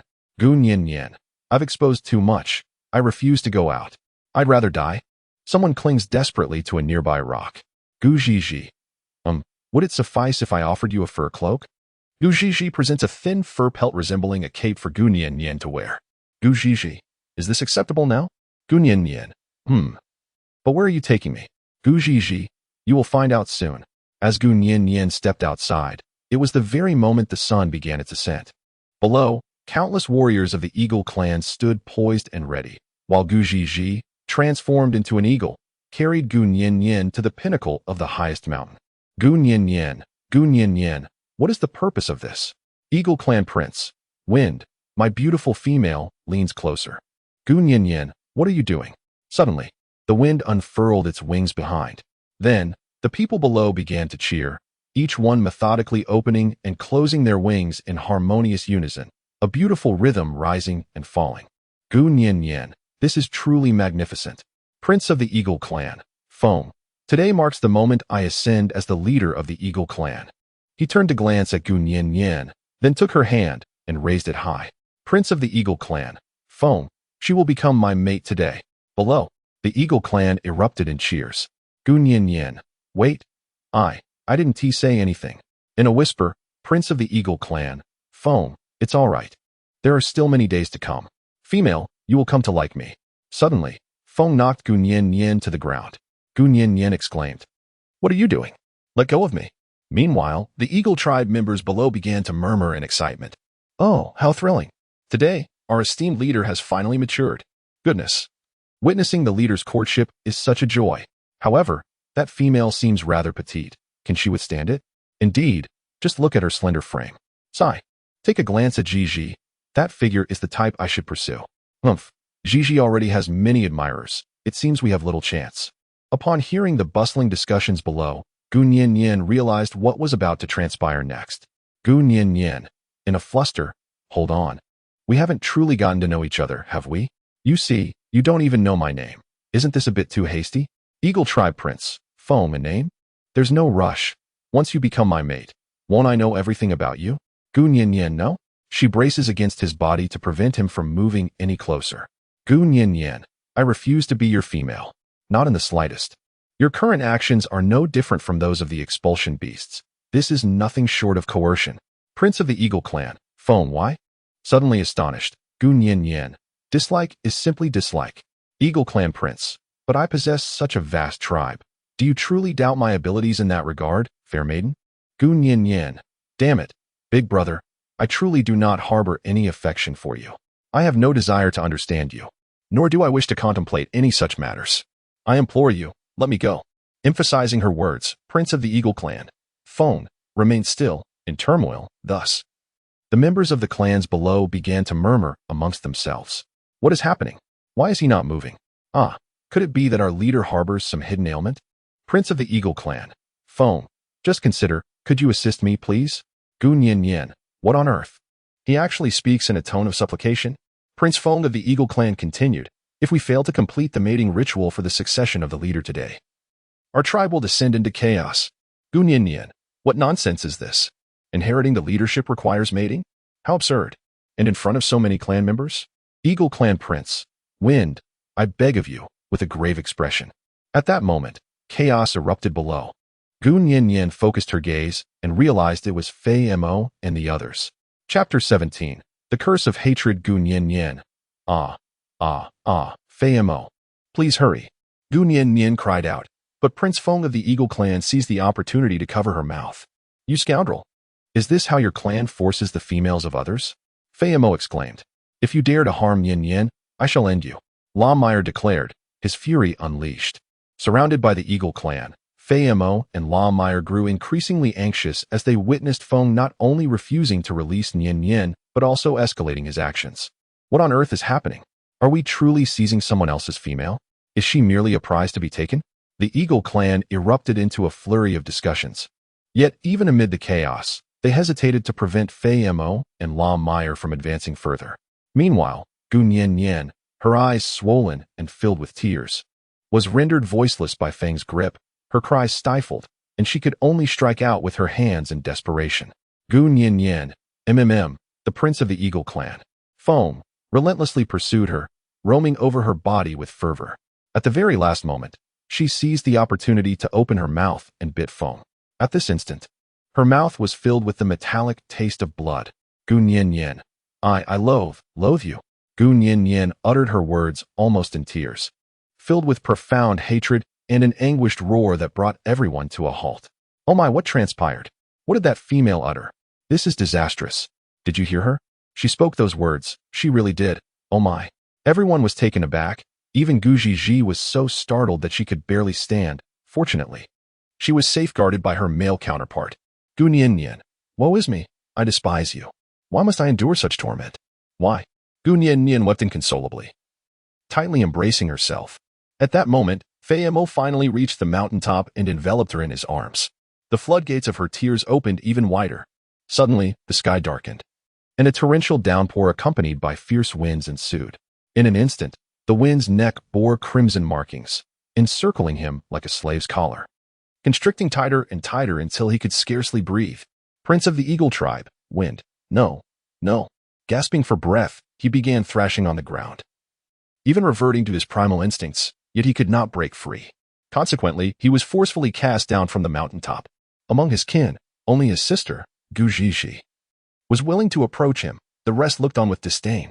What a shame, to be accompanied by a captured female. Such disgrace to our tribe. They scoffed. Ha! He deserves this for bearing such markings. He should perish. It is truly revolting, a disgrace to our kind. Prince of the Eagle Tribe, Wind, it hurts. It hurts so much. Gu Gigi, brother, are you all right? In a flurry, At that moment, through the downpour, another eagle from the tribe swooped in. Robust and the strongest among them. Sal, undoubtedly, you have lost. From this day forth, the chieftain of the eagle tribe will be mine. Upon uttering these words, the entire legion of eagle warriors bowed in reverence to him. It turned out that the leadership of the eagle tribe was determined by bloodline, and this time, it was Wind's turn, having just come of age. He needed only to bring a new female to the tribe and complete the mating ritual during the inauguration ceremony to assume the role of chieftain. Regrettably, Sal sought to usurp the position, repeatedly thwarting Wind's attempts to find another female and even plotting to take his life. However, Wind had indeed found a new female from a foreign tribe, and just when hope seemed lost, an unexpected turn of events unfolded, allowing Sal to seize the opportunity. Sal, what a pity. I had meticulously crafted plans for rebellion and seizing power, and yet it turned out to be so simple. He approached Wind, who was on the brink of suffocation, mocking him. Gujiji, step aside. Gujiji, if you wish to be the chieftain, so be it. I only wish for my brother's life.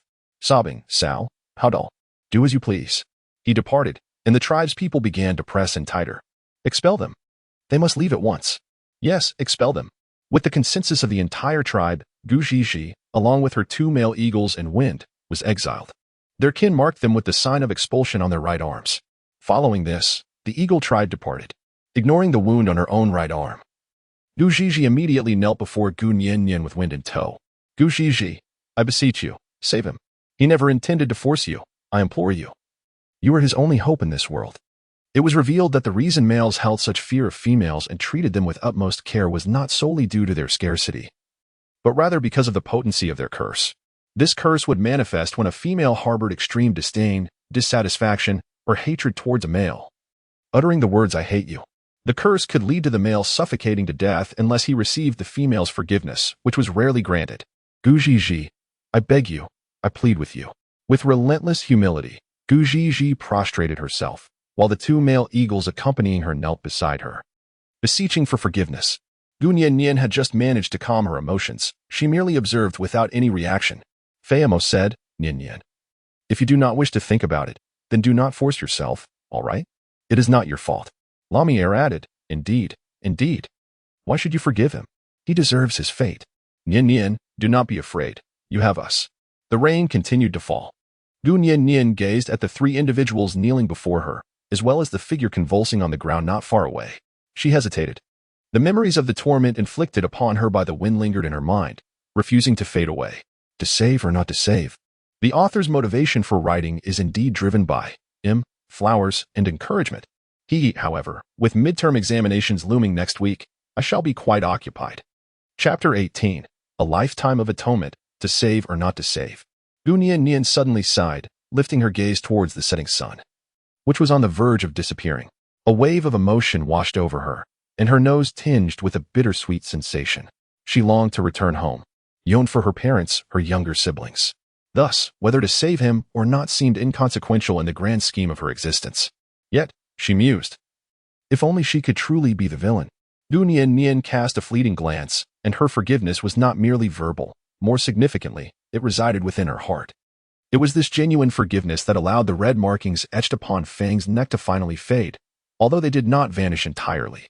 It is said that these marks would accompany him for a lifetime. In the end, Feng returned to normalcy, gasping for breath. Gujiji expressed her gratitude. Thank you. Thank you. We shall never forget your kindness. She knelt in appreciation. After that moment, Gu Nian was oblivious to what transpired next, for she was utterly exhausted and succumbed to sleep in Fei Mo's embrace. That night, Fei Mo and Lamier found temporary refuge in a cave as the rain poured outside. The once proud prince of the Eagle clan, the fallen prince, knelt at the cave's entrance, weeping incessantly. The following day, as dawn broke and the skies cleared, Fei Mo gently called out to Gu Nian, wake up, the sun has risen. Gu Nian, it appears I have overslept.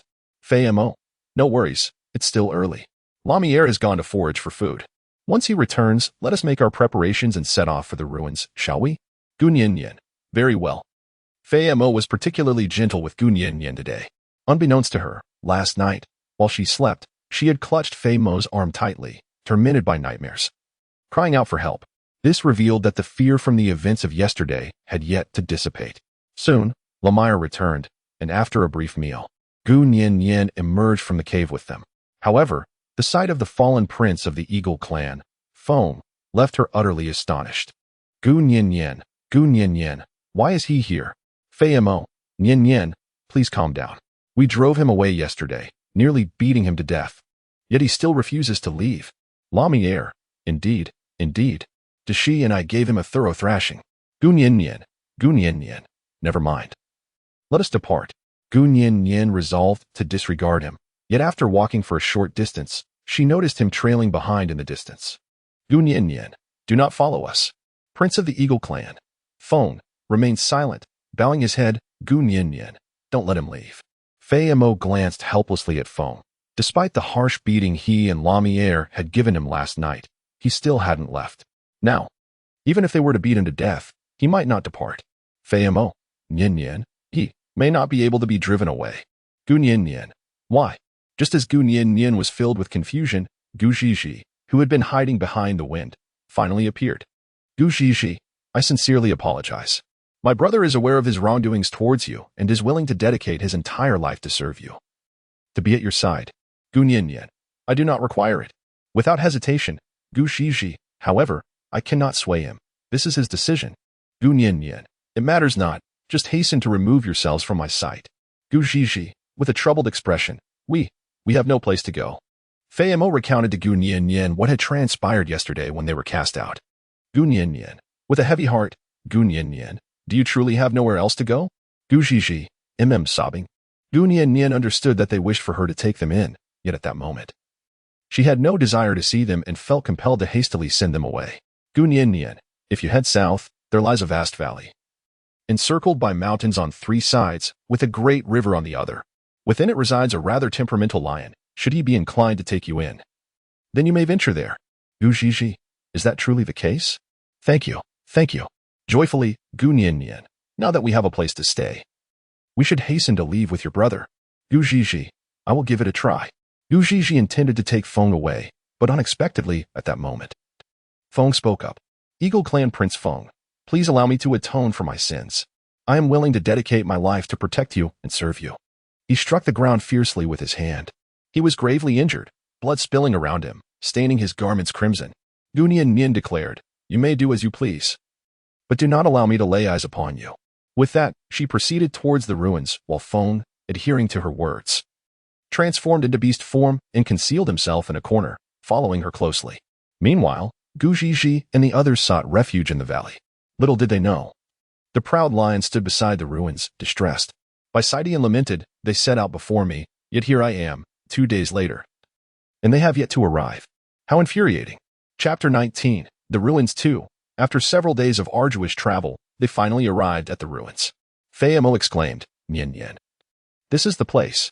Gu Nian gazed intently at the ruins ahead, her heart racing with excitement. Indeed, these were the remnants of human habitation. Structures that once belonged to mankind. Was there once life here? No, this was merely a relic, the architecture in decay, rendered almost unrecognizable. Gu Nian, where is the ancient elder of the ruins? Fei Mo, just ahead, in the center. Gu Nian, all right. But what is the situation with those orcs in the distance? It is my first time witnessing such a multitude of both females and males. In front of them, tribes are gathered in droves, seemingly preparing for a grand celebration. Fei Mo, do not worry, rest assured, the ruins are a zone of peace, where no one can harm another. We are about to encounter a joyous occasion. Tonight marks the festival of sacrifice, where the newly chosen infants from various tribes will come together, allowing the elders of the ruins to bestow upon them names and celebrate the miracle of new life. Gu Nian, oh I see. Are your names all bestowed by the elder of the ruins? Lemire, indeed, Nian. Our names were all given by the elder of the ruins. Don't you think Lemire is a beautiful name? Fei Mo, generally speaking, children with parents have their names chosen by the elder of the ruins shortly after birth, while those wanderers who live alone receive their names upon reaching adulthood. Gu Nian, oh I see. Let us find a place, and perhaps partake in this event tonight. Fei Mo, all right. Thus, they made their way to the center of the ruins, where a grand circular platform lay, surrounded by scattered orcs. Gu Nian, there are too many people here. Let us venture to the other side. Fei Mo, all right. Before Gu Nian arrived, she had already donned a disguise, allowing her to remain inconspicuous amidst the crowd due to her petite stature. However, when they ventured to a more secluded area, a sudden commotion erupted as a group of tigers appeared. The tiger clan exclaimed, "Look, there is a banished beast." This uproar instilled a sense of vigilance among the orc tribes within the ruins, each casting disdainful glances in her direction. Gu Nian, what of expelling the beasts? Have we harmed you in any way? Moreover, this is a relic, a peaceful zone. Gu Nian was filled with indignation. Why should they treat Fei Mo and the others in such a manner when they had committed no wrongdoing? Yet, her words fell on deaf ears. For such is the nature of prejudice. Fei Mo replied, "Enough, Nian, do not concern yourself with them. This is the reality of society. The more you refrain from resisting, the more brazen they become." Upon witnessing Gu Nian's presence, the orcs grew even more disdainful and began to hurl insults. Look at them. They drive away the beasts yet dare to seize the females. I dare say that poor female must have been driven to madness. How pitiable. Gu Nian, you all. Angrily, soon, the orcs reached a unanimous decision to expel them. Just as the crowd approached, the Tiger King suddenly appeared. Tiger King. Checks, you all must be bored out of your minds, right? With a serious tone, Gu Nian. Golden hair? So beautiful. King Checks of the Tiger tribe stands as the young sovereign of this region, possessing not only remarkable looks but also a commanding presence. Within the Pasak Forest Valley, the Tiger tribe reigns supreme, followed by the Monkey tribe, the Eagle tribe, and lastly the Leopard tribe. These four factions maintain a delicate balance of power, all venerating the Elder of Relics, alongside various other tribes of differing sizes. After administering discipline to his subordinates, the Tiger King did not depart. Instead, he expressed a keen interest in Gu Nian and her companions. Tiger King checks, how is it that a female like you finds herself among them? Leaning closer, the Tiger King stands at 1.85 meters, while Gu Nian measures 1.58 meters. Gu Nian, how lofty it is. Gu Nian was momentarily lost in thought. Gu Nian, they are my companions, which is why we are together. Tiger King checks, oh? With great interest, the Tiger King did not advance any further, as Fei Mo and La Meyer were protecting Gu Nian. Thus, he prudently chose to withdraw. However, it seemed he had detected an unusually pleasant fragrance emanating from Gu Nian, leaving him secretly astonished. Author, how could there be human relics in the beast realm? Has one traversed back in time or leaped into the future? To know what unfolds thereafter, one must await the next narration. Chapter 20, The Relic, 3, Nightfall. A bonfire blazed at the heart of the relic, casting a brilliant glow across the starlit sky. Within a dilapidated house, an elderly man with white hair emerged, trembling, his long locks nearly concealing his visage. Fei Mo. This is the relic's elder. However, he is always shrouded in mystery. No one knows to which tribe he belongs, nor from whence he hails. It seems, long ago, he simply existed as a natural phenomenon. Gu Nian gazed at the figure of the old man, captivated by Fei Mo's narration, and found it to be quite enchanting. Gu Nian, what will he do next? La Meyer, hee, it's time to name them. Each newborn cub represents the hope of the tribe. This is a very solemn ceremony. Gu Nian, Shortly after, the orcs began to present the newborn cubs of the tribe to the Elder of the Ruins, who cradled the infants in his arms, his gaze intense and piercing. In the flickering glow of the flames, Gu Nian momentarily felt an air of sanctity surrounding him. Gu Nian, is this what it means to be baptized? The festive atmosphere has filled everyone with exuberance. Once the Elder of the Ruins named each child, the orcs erupted into cheers. Gu Nian, while they are celebrating, let us seek out the Elder of Relics. Fei Mo, very well. Gu Nian followed Fei Mo and La Meyer into a modest abode that, while not opulent, held its own charm. However, as soon as Gu Nian opened the door, a voice echoed through the space. The Elder of the Ruins proclaimed, "You have finally arrived." Gu Nian couldn't help but feel a jolt in her heart. The old man's voice was hoarse, each word articulated slowly, imbued with a profound sense of weariness. Gu Nian, are you referring to me? Gu Nian stood at the entrance, hesitant to step inside. The ancient elder coughed lightly and beckoned, "Come in." As Gu Nian crossed the threshold, the door swiftly slammed shut, leaving Fei Mo and La Meyer outside. Gu Nian, Gu Nian desired to open the door. The ancient elder remarked, "You little brats only cause trouble. Pay them no mind. My time is limited. Come here quickly." He coughed persistently, his condition appearing quite grave. Upon entering, Gu Nian beheld the frail figure of the elder, her heart aching with sympathy. For reasons unbeknownst to her, she felt an inexplicable sense that this elder possessed some profound knowledge. Gu Nian, excuse me, do you know me? The elder of the ruins, indeed. As he spoke, the elder of the ruins suddenly tore away his human skin cloak, shattering all pretense. Gu Nian, who do you think you are? Gu Nian was astonished by the sight before her. Could this be a horror film? It bore an uncanny resemblance to the villainous alien from the Men in Black movies. The ancient relic elder remarked, "If you wish to return home, do not be surprised." At the mention of home, Gu Nian immediately regained her composure. Indeed, this elder was far from ordinary. However, at that moment, she realized that the figure she had initially perceived as an elderly man was, in fact, a robot with a battered exterior. Gu Nian, you speak. Striving to maintain composure, elder of the ruins. I cannot say whether it was 1,000 years ago or 10,000 years ago. Elder of the ruins, at that time. Human technology was advancing at a remarkable pace. Consequently, once humanity had achieved everything, the pursuit of longevity ensued. Thus, biotechnological advancements began to incorporate animal genes into human DNA, aiming to rectify the inherent deficiencies of humankind. Gu Nian, astonished, the elder of the relics. Subsequently, a new gene was created, the first hybrid of human and animal. Known as the Beastman, was officially born. However, unbeknownst to all, this gene possessed mutative properties, leading humanity to divide into two factions, one that resisted and one that supported it. In the end, chaos engulfed the world. Gu Nian never anticipated that such an event would occur. Gu Nian, if I am not mistaken, these orcs are the descendants of those experimental subjects. Are they not? Elder of the ruins, young girl, your comprehension is quite impressive. They are not merely the offspring of those experimental subjects, they are also descendants of humanity. By the time they evolved to this stage, their genes had stabilized. However, due to the passage of time and the chaos that ensued in that world, many civilizations were obliterated. Gu Nian, then who are you? The elder of ruins, me? Ha ha ha, cough cough. I am one of the doctors who researched that gene at the time.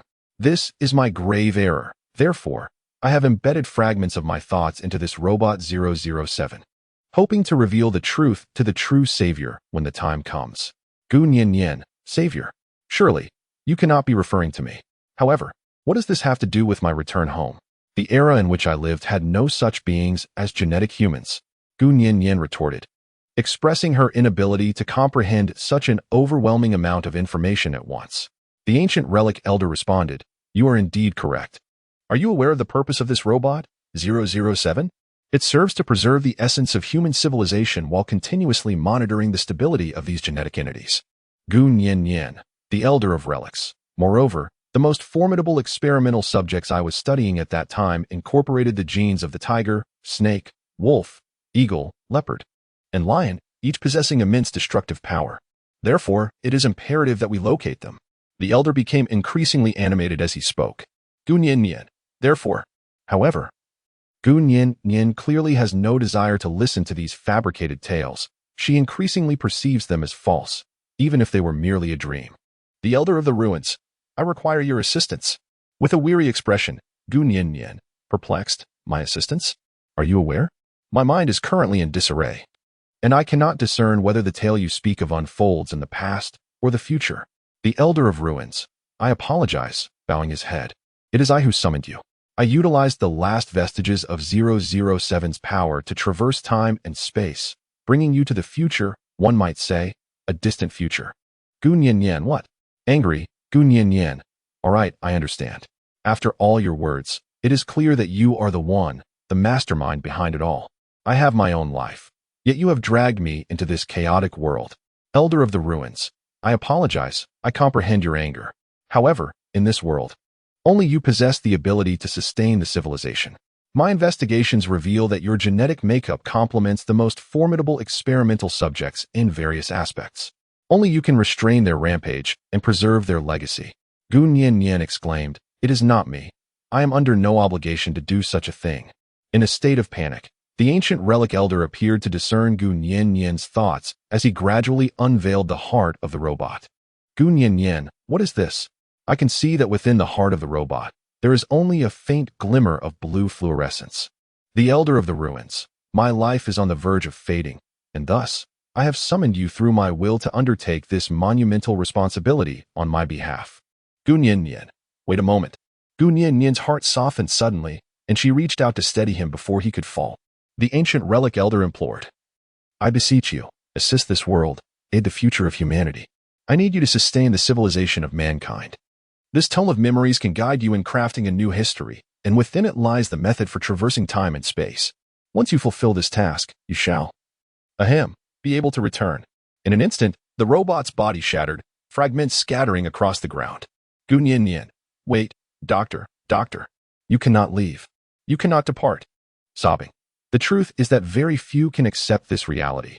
How many ordinary individuals would persist when unexpectedly drawn into such a world? Gu Yin is neither a deity nor a savior of the world. She is merely an ordinary little girl, a quintessential embodiment of simplicity. Yet, she rises to her feet and grasps the book of memories, a device akin to a tablet, slender and capable of resizing. Gu Yin does not activate it. Instead, she reduces its size and casually finds a string to hang it around her neck. Gu Yin. In that case, sigh, with greater power comes greater responsibility. She was no longer the timid girl. She stood up, regained her composure, and opened the door. Fayamo. Yin.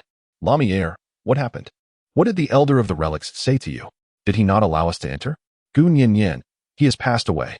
Fayamo what? Chapter 21. Relics 4. Gu Yin. He has passed away. Fayamo. Yin. Fayamo was somewhat incredulous. Yet upon witnessing the somber expression of Lumiere as he emerged from the room, he was compelled to accept the reality. Fayamo. Yin. Please recount to me slowly how the ancient elder met his demise.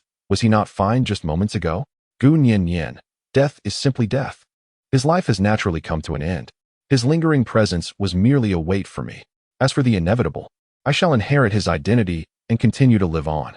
Gu Yin uttered the most astonishing words in the calmest of tones. Lamer, Yin.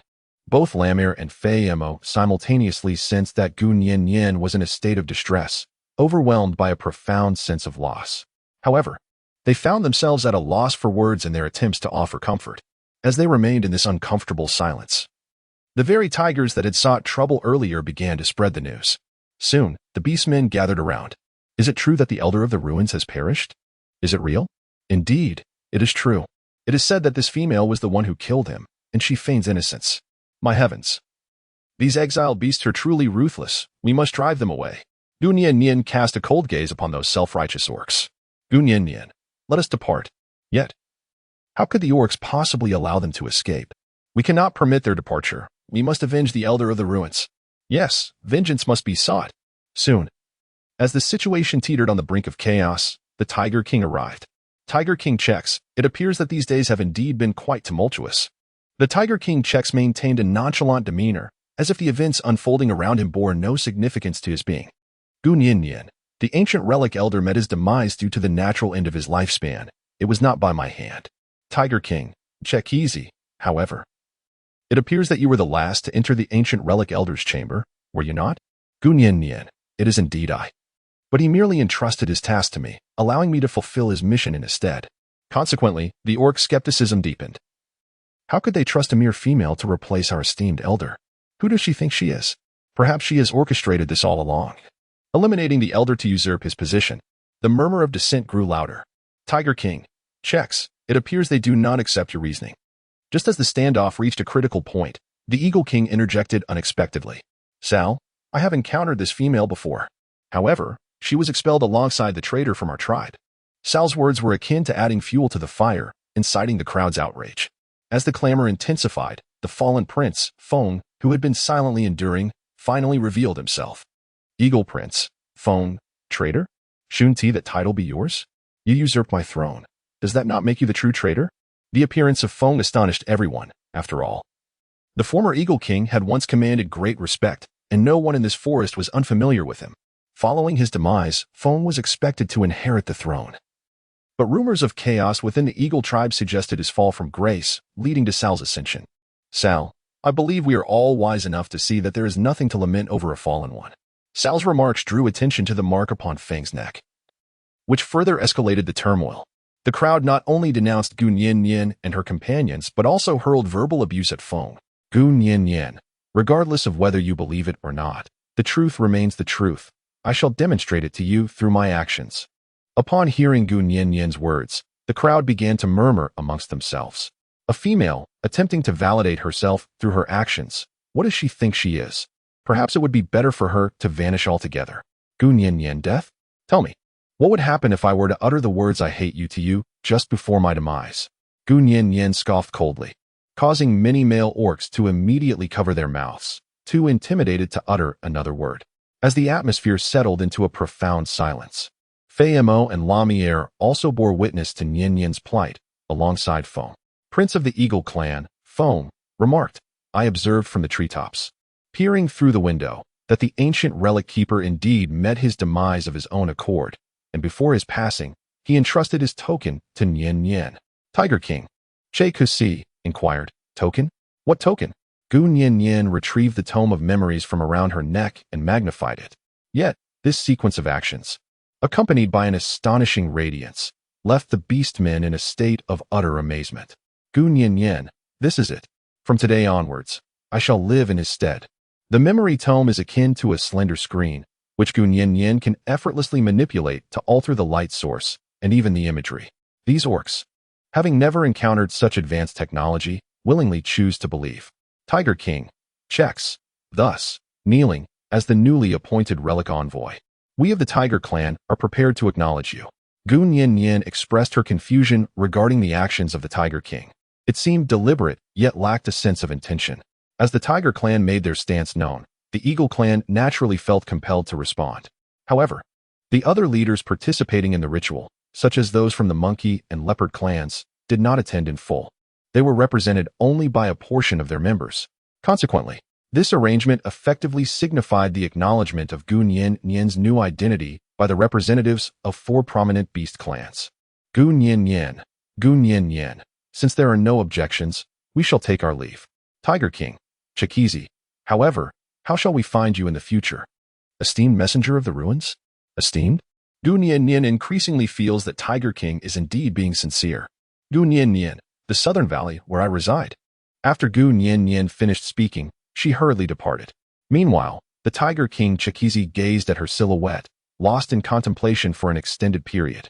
On the return journey, even more troubling events unfolded. The Tiger clan declared, "Though our Tiger King has acknowledged you, it does not signify our acceptance. Brothers, seize this female, and then." Fei Mo interjected, "Dare you?" Lamiere reassured, "Nianyan, do not worry. I shall protect you." Gu Nianyan gazed at the scattered orc warriors of the Tiger clan, sensing that their intentions were far from simple. From the outset, their provocation seemed to have a singular focus, herself. The impending battle was about to commence, but the odds were heavily against her. Soon, Feng joined the fray. Just as one of the Tiger clan seized the opportunity to pounce on Gu Nianyan, Beistein made a sudden appearance. Beistein exclaimed, "You lot are dawdling. How pathetic." Transforming into a colossal lion, he let out a thunderous roar, sending the Tiger clan warriors retreating in fear. The Tiger clan murmured among themselves, perplexed. How can there be a lion? Clearly intimidated by Beistein, they chose to withdraw, at least for the moment. Gu Nianyan, what is happening here? Fei Mo, Nianyan, are you not aware? The sovereign of this forest was once the lion, but then an unforeseen incident occurred, leading to the extinction of the lion clan.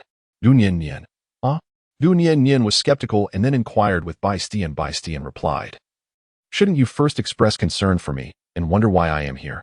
Gu Nianyan, it seems that during these past few days of absence, you have become much more endearing than the esteemed Saidian. Gu Nianyan's words amused everyone, dispelling the long-standing tension that had enveloped them. Saidian, with a hint of pride, remarked, "I fear that if you venture out, you may not be able to hold your own against others, thus tarnishing the reputation of Saidian." Gu Nianyan, all right, we understand. Gu Nianyan thought to herself, what a fool. Why not speak the truth? In reality, you have always been concerned about everyone, haven't you? Gu Nianyan, however, there is one aspect that deserves commendation. Saidian, eyes lighting up, ahem. Which aspect might that be? Gu Nianyan, you have finally decided to wear clothes. Compared to Saidian, Gu Nianyan. Chapter 22 The Agricultural Era 1. The matter of the relics has finally come to a conclusion. Gu Nianyan and the others returned to the valley. Naturally, the sudden influx of so many orcs displeased Bisidian greatly.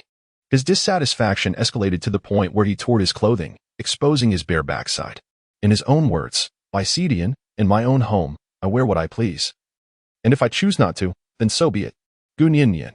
All right, elder brother, you may proceed as you wish. Thus, everyone took it as a tacit agreement from the Bisidian and settled down. The numerous caves here are more than sufficient to accommodate everyone. During these days, Gunyin finally found the time to thoroughly explore this tome of memories. Gunyin, the light source is charged, which is commendable. At least it won't run out of power, although there is no internet. As she perused the materials, she discovered records of all human civilizations, from ancient times to the present, along with advanced technology of the future. The magnitude of these achievements left her in a state of astonishment. Gunyin, Dr. Diane? Is that truly your name? I never imagined the advancements of civilization in your era could surpass my wildest dreams. Indeed, the age of Dr. Diane was the era of artificial intelligence, where entire cities could be mechanized and even mobile. Moreover, humans could rely on technology for instantaneous transportation and video communication. All of these marvels were the hallmarks of that extraordinary time. Gunyin. However, in this age of orcs, civilization resembles a primitive epic. How can one progress step by step? Gunyin incessantly perused the materials, ultimately resolving to commence the construction of an agricultural era. However, this endeavor necessitated a considerable workforce. Thus, it was imperative to first establish a tribe, which would subsequently evolve into a city. Once her thoughts were firmly established, she recalled the sage advice imparted by her mentor, Gunyin. By the way, it seems the doctor mentioned several of the most formidable experimental subjects, including the tiger, snake, wolf, eagle, leopard, and lion. How should I go about locating them? She tirelessly studied the compendium of memories and ultimately discovered a video archive detailing the gruesome experiments of that era, complete with meticulous records. In the year 9768 of the new century, humanity achieved a significant breakthrough in genetics. The video replayed incessantly, its brutality and savagery inducing a sense of nausea in Gunyin. Yet, in her quest for information, she persevered and watched it until the end. The archive revealed that the most powerful experimental subjects possessed a substantial degree of bestial traits, which, under certain circumstances, could lead to a transformation into a heightened beastly state, endowing them with formidable offensive capabilities and causing their forms to swell to the height of 20-story buildings, while their bodies would undergo chromatic changes. Gunyin. Oh my goodness. It is noteworthy that the records indicate that in this regard, the beasts possess a greater lust than ordinary beasts, leading to numerous women falling victim during the initial chaos of the world. Gunyin felt a sense of discomfort upon reading this and resolved to cease her perusal. Gunyin. What on earth is this? Why are humans so terrifying, recklessly creating syntheses and ultimately bringing about their own destruction? Hearing Gunyin's outburst, the individuals guarding near the cave entrance, Fei Mo and others, approached to inquire. Fei Mo. Yin, what troubles you? Gunyin. No, it's nothing. I'm just feeling a bit down, merely venting. Lamier. Oh dear, don't be in such a mood. Look, Yin, I have brought you something delightful. Lamier rushed in, carrying a bag of red fruits wrapped in animal skin, exclaiming that she had discovered something delicious. Gunyin. Is this not a little tomato? Joyfully, for Gunyin, who has just arrived in this world, it has been several days of indulging in meat. She has longed to seek out vegetables, yet has found no opportunity to do so. Gunyin. Lamier, you are truly remarkable. Where did you discover it? Lamier. Hee. Outside, just to the north of the valley, there is a vast expanse. Gunyin. Wonderful. We finally have vegetables to eat. Moreover, we can just cultivate a vegetable garden. Fei Mo. Confused. Yin. Not all plants are edible, and what exactly is a vegetable garden? Gunyin. No. Fei Mo, your statement is simply incorrect. It is not that vegetables are unappetizing, but rather that you have yet to savor my culinary creations. Fei Mo, huh? Author, I have been diligently updating this work over the past few days, primarily in pursuit of a publishing contract, which I successfully secured today. As for blue seas and clear skies, I will also attend to that. Currently, I am primarily focused on another piece that has already reached 100,000 words. This, too, is a dialogue-driven narrative, albeit not published on this platform, and it is nearing its conclusion. I intend to finalize that story before dedicating my full attention to these two works. Chapter 23. The Agricultural Era, 2, under the guidance of Meyer. Several individuals arrived at the site where the cherry tomatoes were discovered. Gu Nian Nian. Indeed, the quality is exceptional, and there is such a vast expanse. Gu Nian Nian incessantly extolled the vast expanse of cherry tomatoes before her. Gu Nian Nian. No, I have resolved to undertake something significant. Mysteriously, Feiamo. What is it? Gu Nian Nian. I wish to establish a tribe that is exclusively ours. Then, I shall lead everyone in our way of life. Gu Nian Nian spoke with great sincerity. Neither Mo nor Meyer could doubt her words, for she was neither boasting nor jesting. Gu Nian Nian, is it possible? For the time being, I would like to include both of you, and perhaps those few from the Eagle clan as well. Gazing at a certain eagle hiding among the distant treetops, Gu Nian Nian, naturally, I hope that Bai Sai Tian will join as well, but he often speaks insincerely, which is quite frustrating. Feiamo, of course.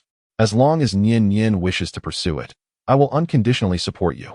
Gu Nian Nian, this is not right. Feiamo, you must possess a critical spirit and also consider your own thoughts. You cannot be so indulgent towards me. Gu Nian Nian pointed out the shortcomings of Feiamo, which primarily stem from his character, his unrestrained indulgence towards females. At times, Gu Nian Nian wondered if he would behave the same way with another female. Feiamo, in a flustered manner, asked, Nian Nian, do you no longer like me? Gu Nian Nian.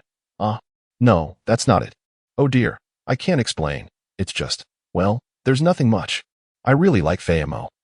But I wish you would consider yourself more. Feiamo, all right. As long as Nian Nian still likes me, that's enough. Observing the affectionate exchange between the two, Meyer, feeling irritated, pushed Feiamo aside. Meyer, Nian Nian, I am here too. I support you as well. I am pondering what name would be suitable for our tribe. Inspired by Meyer's suggestion, Gu Nian Nian suddenly conceived a brilliant idea. Gu Nian Nian, let us name it the Orc Kingdom. Haha, simple, casual, and straightforward. No need to strain our brain cells. Meyer, all right. Then I shall become the White Wolf General. Gu Nian Nian, certainly. However, you must first possess your own forces. Gu Nian Nian, there is also Feiamo. Let me think. You can consider yourself my strategist. Feiamo, Nian Nian, what is a strategist? Gu Nian Nian, so? What do you think about someone who deliberates matters with me? Feiamo, sounds good. Gu Nian Nian, today we have two tasks. Firstly, Meyer, please convey my intention to establish a tribe to the members of the Eagle clan and seek their participation. Secondly, Feiamo, I wish to transplant these small tomatoes back. After a well-organized division of labor, everyone began to work fervently. However, her progress on this side was somewhat challenging. Gu Nian Nian, do we need to dig with our hands? Feiamo, Nian Nian, if you do not wish to, I will assist you. Gu Nian Nian, this won't do. This is quite a vast area. It seems I must first craft some stone tools, and moreover, I need to find individuals skilled in agricultural work. Feiamo, agricultural work? Gu Nian Nian, yes, like cows and such. Feiamo, then we can go visit the barbarian cow tribe. Gu Nian Nian, curiously, are there really wild bulls here? Feiamo, indeed, there are, albeit in scarce numbers. Only one tribe exists, residing in the grasslands to the south of the forest, and the temperament of most individuals in that tribe is rather irritable. Gu Nian Nian, how about we go and take a look? They need assistance with the farm work. Feiamo, we can certainly go, but Nian Nian, let us first finish our tasks here before we proceed. Look, the members of the Eagle clan have arrived. Gu Nian Nian turned around and beheld Gu Zhizhi along with her two male companions, and of course, Feng. Yet, given the passage of so many days and the assistance he provided during their last expedition, Gu Nian Nian resolved to confront him earnestly. She extended her hand. Gu Nian Nian, let us reconcile. Prince of the Eagle clan, Feng, astonished, reconcile with me? Is that truly so? Gu Nian Nian, why not? The wind slowly extended his hand, still hesitating whether to grasp hers. Gu Nian Nian, feeling his reluctance, took the initiative and clasped his hand. Eagle clan prince, Feng, inwardly flustered, Gu Nian Nian, well, I presume Meyer has already informed you of my endeavor to establish a tribe. Now, what are your thoughts on this matter? Gu Zhizhi, what opinions could we possibly have? Nian Nian, you are truly wonderful. As exiles, no tribe has been willing to take us in, and now that you are founding a tribe, we are more than eager to join you. Naturally, her partner agreed with Gu Zhizhi. Prince of the Eagle tribe, Feng, I have vowed to protect you for a lifetime. Whatever you ask of me. Even if it means enduring fire and water, I shall do it. Gu Nian Yin. Sweat. Gu Nian Yin. All right. All right. It is merely the establishment of a tribe. We have yet to face the trials of fire and sword. Since everyone is in agreement, I shall gradually assign tasks to you all. Gu Nian Yin. I, along with Fei Mo, have resolved to venture to the Manyo tribe. Wind, I implore you to seek out the whereabouts of the Lone Wolf tribe. Several of Lamiel's friends have been captured by them, and we hope for your assistance. Eagle tribe prince. Wind, very well. Lamiel, I shall accompany you. I too wish to search for my brother. Not a single day passes without Lamiel's concern for his sibling, for they have relied upon one another for many years. Gu Nian Yin. Excellent. Gu Nian Yin. What remains is Gigi. I hope you and your partner will go hunting to gather provisions. We must prepare for the first winter of this year. Gu Gigi. All right. Gu Nian Yin. Well, now that everything is arranged, I shall prepare to accompany Fei Mo to the Manyo tribe in search of some assistance. As for Bai Dian, should he inquire about our whereabouts, you may simply tell him the truth. Gu Gigi. All right. But shall we not extend an invitation for him to join the tribe? Gu Nian Yin. No. You simply do not understand. The more you care about him, the more he will take it for granted. If you leave him be for a few days, he might just come crawling back. Meanwhile, Bai Dian sneezes, Achu. Bai Dian, who was talking about me? Honestly, turns over. Continuing to bask in the sun, author, today, I sat for 3 examinations and only concluded at 9 p.m. I am gradually progressing. As I have been experiencing a bit of writer's block lately, and my outline is somewhat disorganized, I will write slowly, taking my time.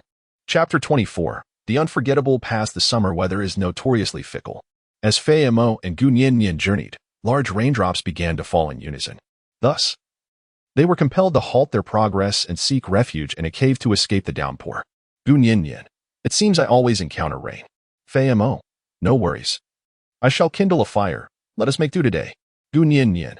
Very well. I shall prepare roasted rabbit. Soon, night fell, and as darkness enveloped the surroundings, the sounds of raindrops, the croaking of frogs, and the rustling of leaves in the wind harmonized, creating a lively symphony, albeit one that was not particularly melodious. Gu Nian Yin, disturbed by the cacophony surrounding her, found her drowsiness dissipating. Nestled in the embrace of Fei Mo, she finally had the opportunity to observe the person beside her with earnest attention. Gu Nian Yin. Speaking of which, this should be the first time observing so closely. Gu Nian Yin made every effort to avoid waking Fei Mo as she meticulously admired him, his fair skin, with faint azure scales near his cheeks, and his long hair cascading like a waterfall, albeit in a striking shade of grayish-white. Even his eyelashes were elongated, and upon closer inspection, there seemed to be an enchanting allure about him. Gu Nian Yin. I never realized how handsome he was before. He, a young girl, caught in a moment of infatuation, inadvertently placed her hand upon a certain serpent's abdomen. Startled, as if jolted by electricity, the creature abruptly opened its eyes, locking gazes with Gu Nian Yin. The night was profoundly silent. 2 naive hearts collided with fervent intensity. Gu Nian Yin. I apologize, it was unintentional. Fei Mo. Nian Yin. Fei Mo lowered his voice, his tone deep, as if attempting to suppress the raging desire within him. Yet, the yearning ultimately triumphed over reason. With a firm embrace, he drew Gu Nian Yin closer to himself, then leaned down to capture her lips in a kiss. Gu Nian Yin felt a gentle kiss, imbued with a hint of coolness, descend upon her forehead. Rather than feeling repulsed, she found herself cherishing the moment. Fei Mo was the one person in this world who treated her with utmost kindness and served as her unwavering support. In the midst of the ambiguous atmosphere, as Fei Mo regained his composure and beheld Gu Nian Yin's delicate visage, he promptly released her. Fei Mo, I apologize, it was unintentional, he stammered, visibly flustered. Fei Mo had always been exceedingly cautious in his interactions with Gu Nian Yin, a fact that puzzled her. Gu Nian Yin. It's all right. The atmosphere was quite awkward, as Fei Mo had been consistently evading her gaze. Consequently, Gu Nian Yin resolved to take the initiative and shatter the silence. Gu Nian Yin. Fei Mo, I seem unable to fall asleep. Could you possibly share a story with me? In response to Gu Nian Yin's request, Fei Mo readily agreed. Fei Mo, what story would you like to hear? Gu Nian Yin. I yearn to hear your tale. I wish to understand you and become acquainted with you.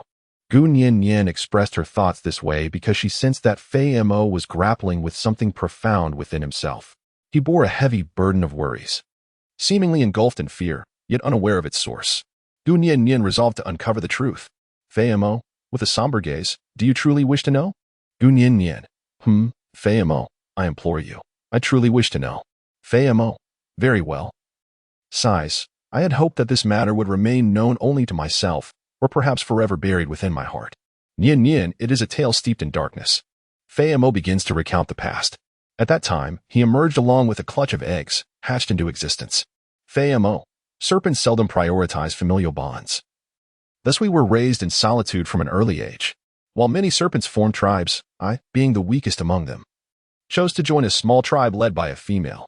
It comprised merely 20 to 30 individuals, consisting of a singular female and her male counterparts.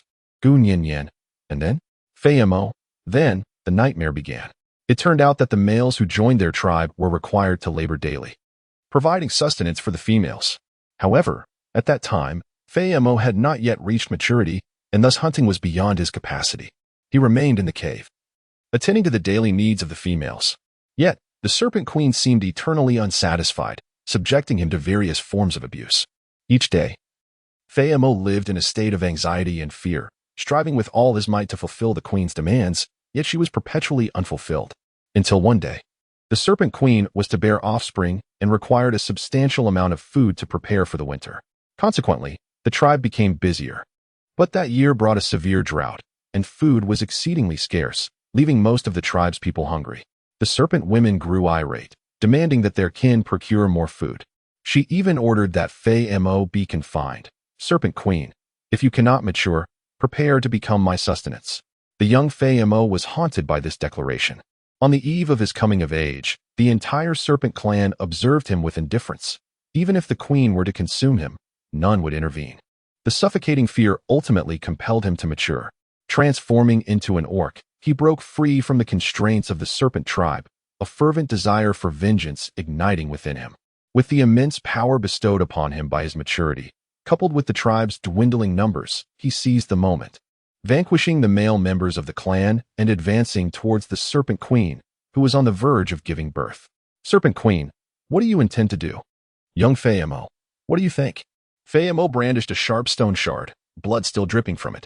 The Serpent Queen began to tremble in fear, calling for her kin, yet the weakened tribespeople, starved and frail, harbored resentment towards her, especially those whom Fei Mo had already bested.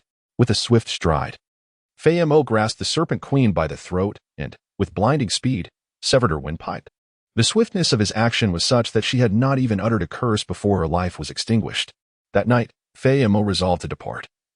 He had come of age and no longer feared the outside world. As he left, no one dared to impede him. They merely gazed at him with trepidation. To kill a female would surely invite retribution. You are likely destined to be forever estranged from females, someone muttered from the shadows. These words pierced Fei Mo's heart. Yet he remained undaunted. Young Fei Mo, if estrangement is to be, then so be it. After uttering this, he carved the mark of the banished beast upon his arm. Young Fei Mo, no need for your concern. May we meet again in the future. Thus concludes the tale of Fei Mo. Gu Nian listened intently. But her heart was filled not only with sympathy but also with profound sorrow. A child so small should not have to endure such hardships.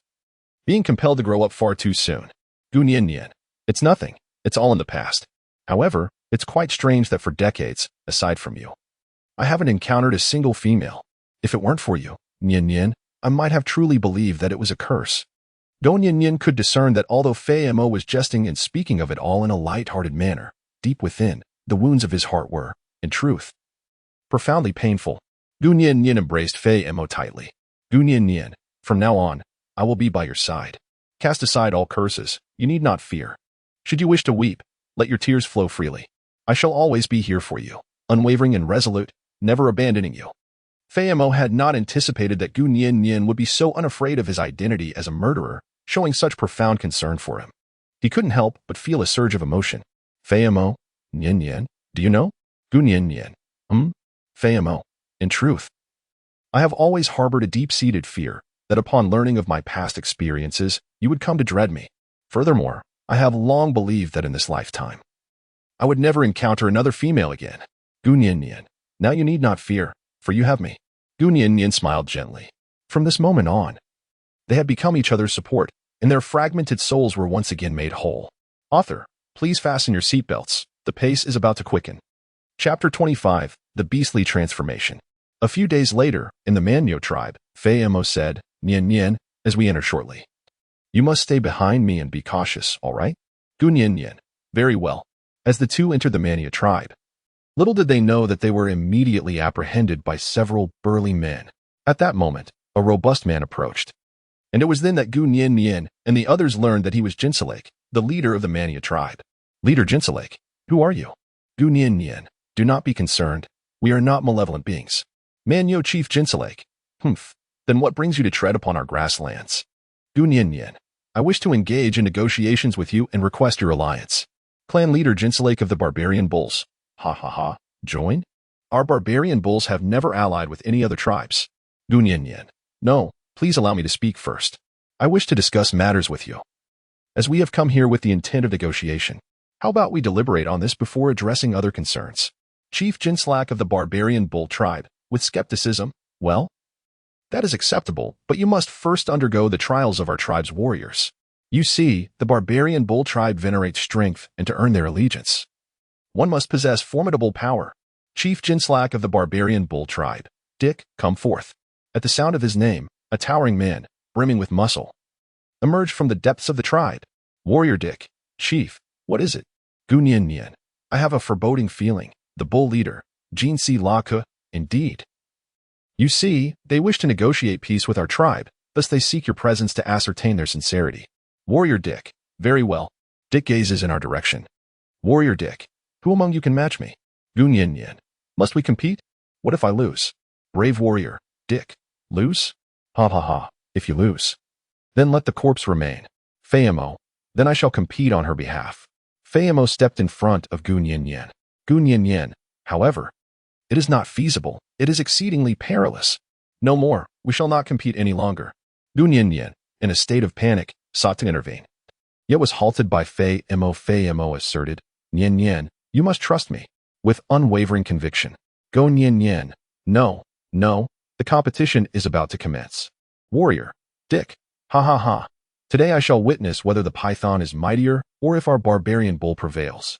Fei Mo, in the arena, with a mere fist. Dick sent Fei Mo sprawling far away.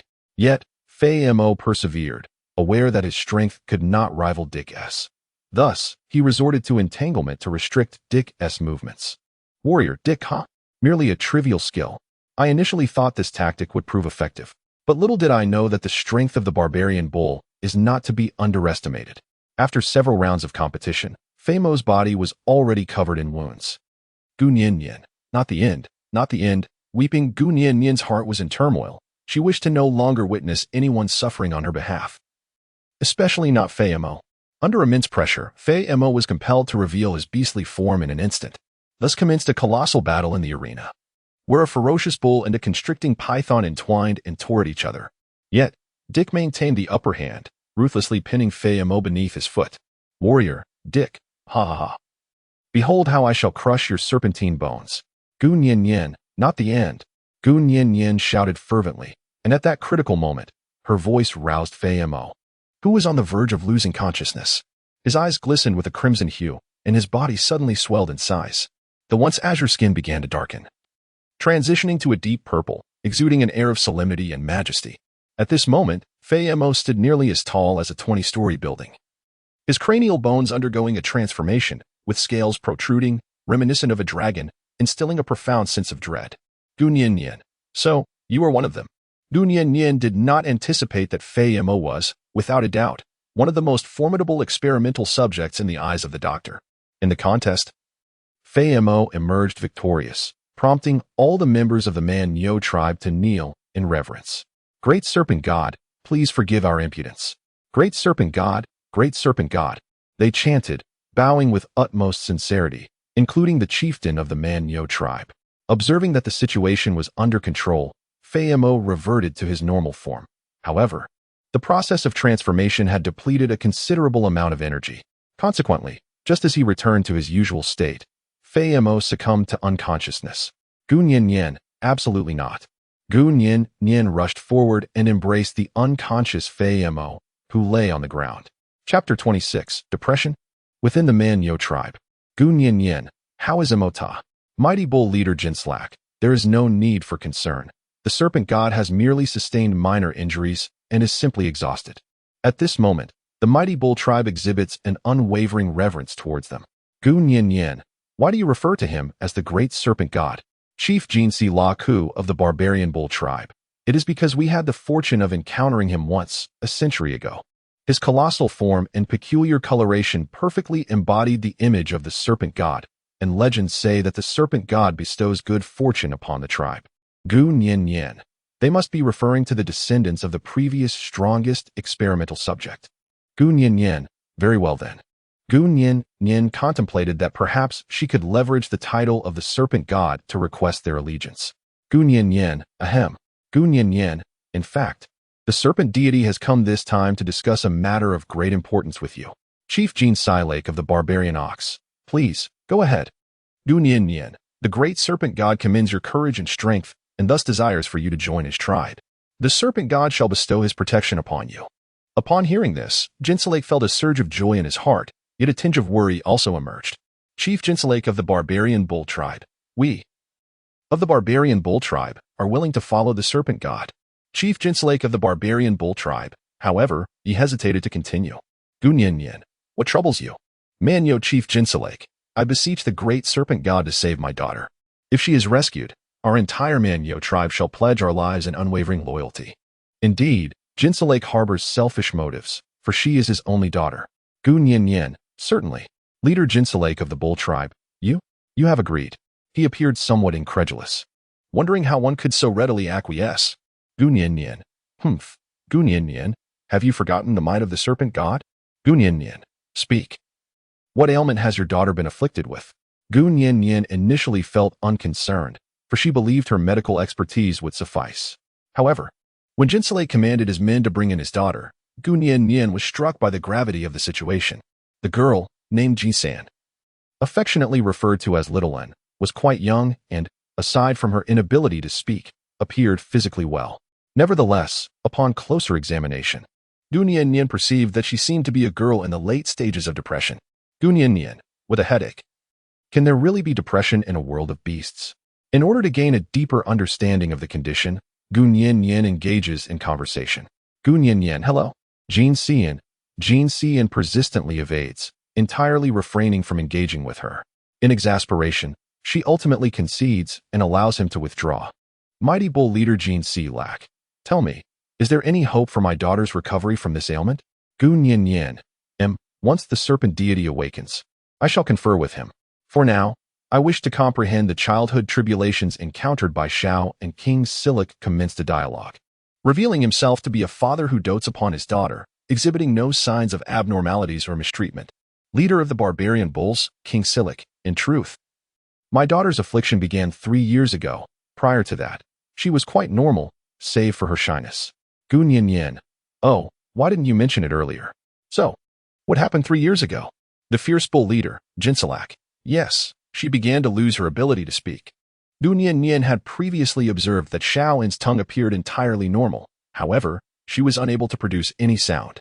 This could perhaps be attributed to depression or certain medications. Gu Nien Yen. Have you taken her to see a doctor? The bull leader Jinsalak. We have sought help, traversing numerous places for treatment, even consulting the elder of relics, yet to no avail. There were brief moments of improvement, only for her condition to regress and silence to ensue once more. Listening to the heartfelt account of this elderly father, Gu Nien Yen found no signs of suspicion.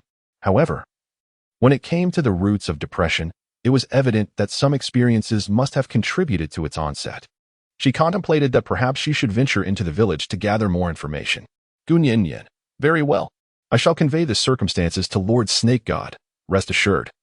For I am indeed the heir of the ancient ruins elder and shall surely restore her to health.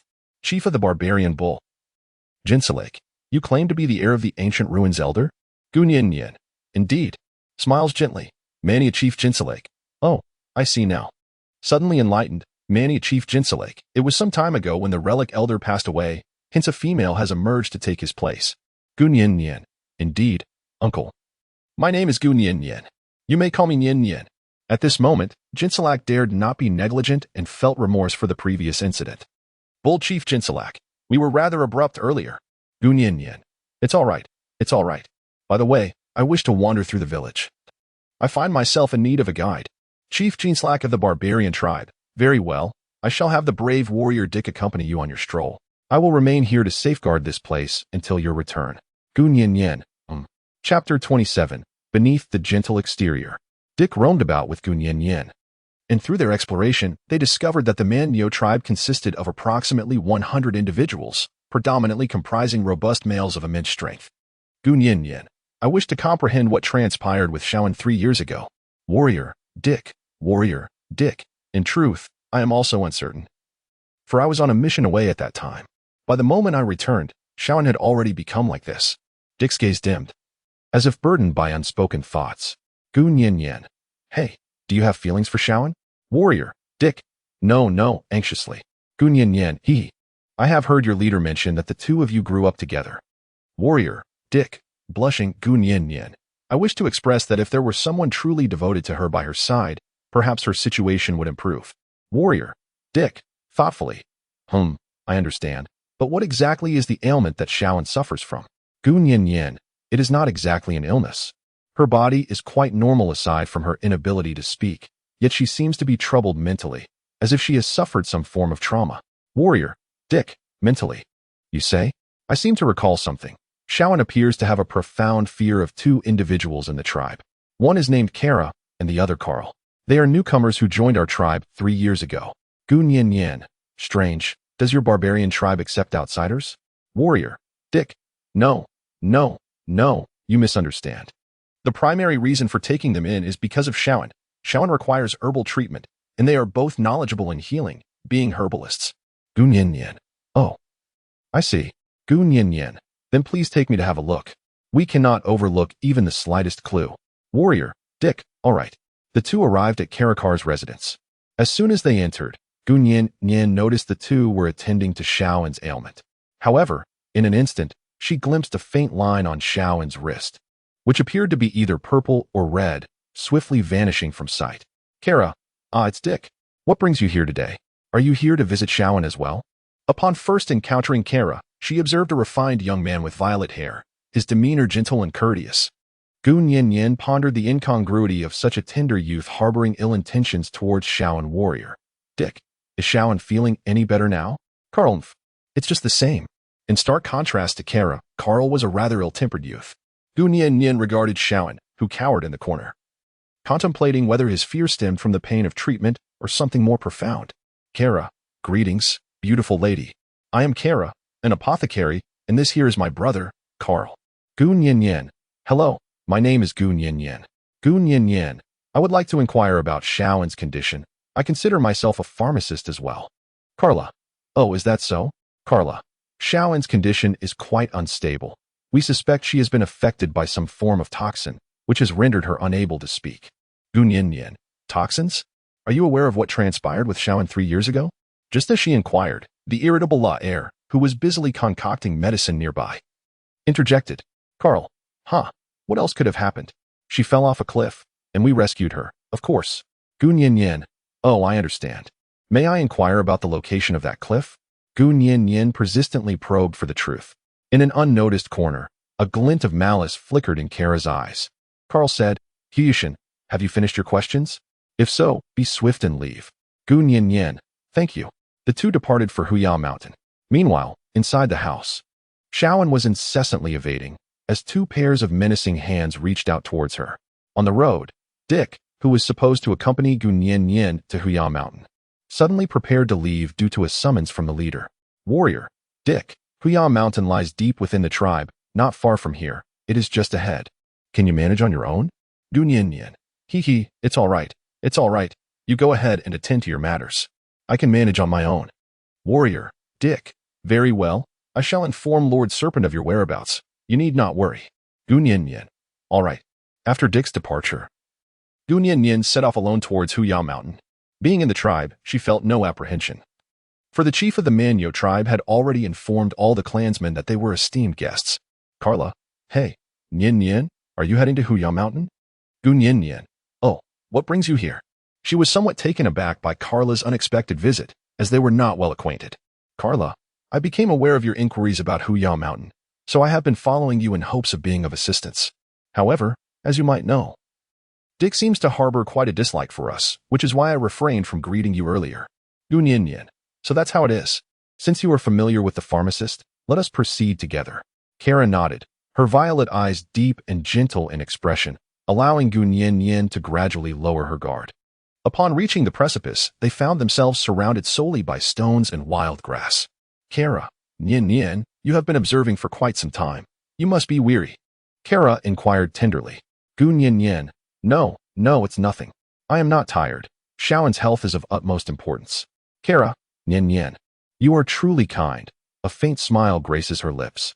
Kara, however, physical strength is essential. The weather is so hot nowadays. Here, these are the finest fruits from the Manyo tribe. Would you care to sample them? Kara produces a collection of fruits. And Gunyin is astonished to discover that they are wild apples. Gunyin, it is an apple, a fruit I have not encountered in a long while. Thank you.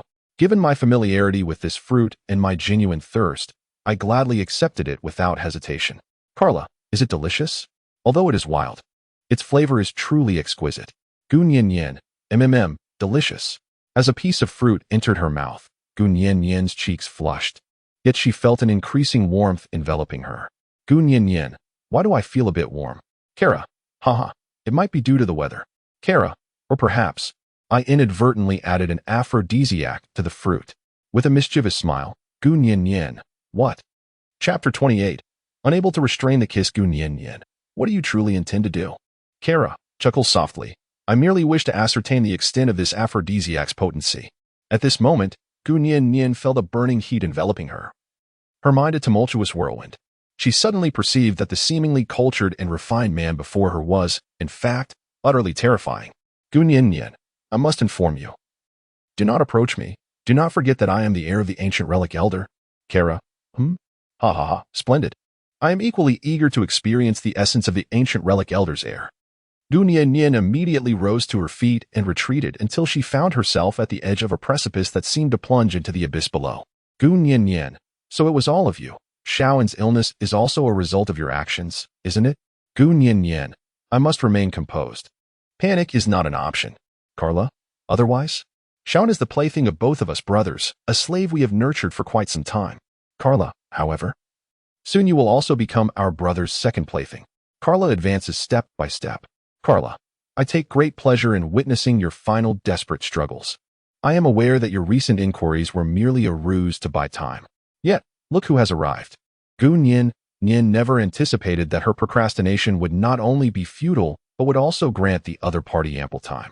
The person who arrived was not a savior, but rather his accomplice, Carl. Why did you take so long?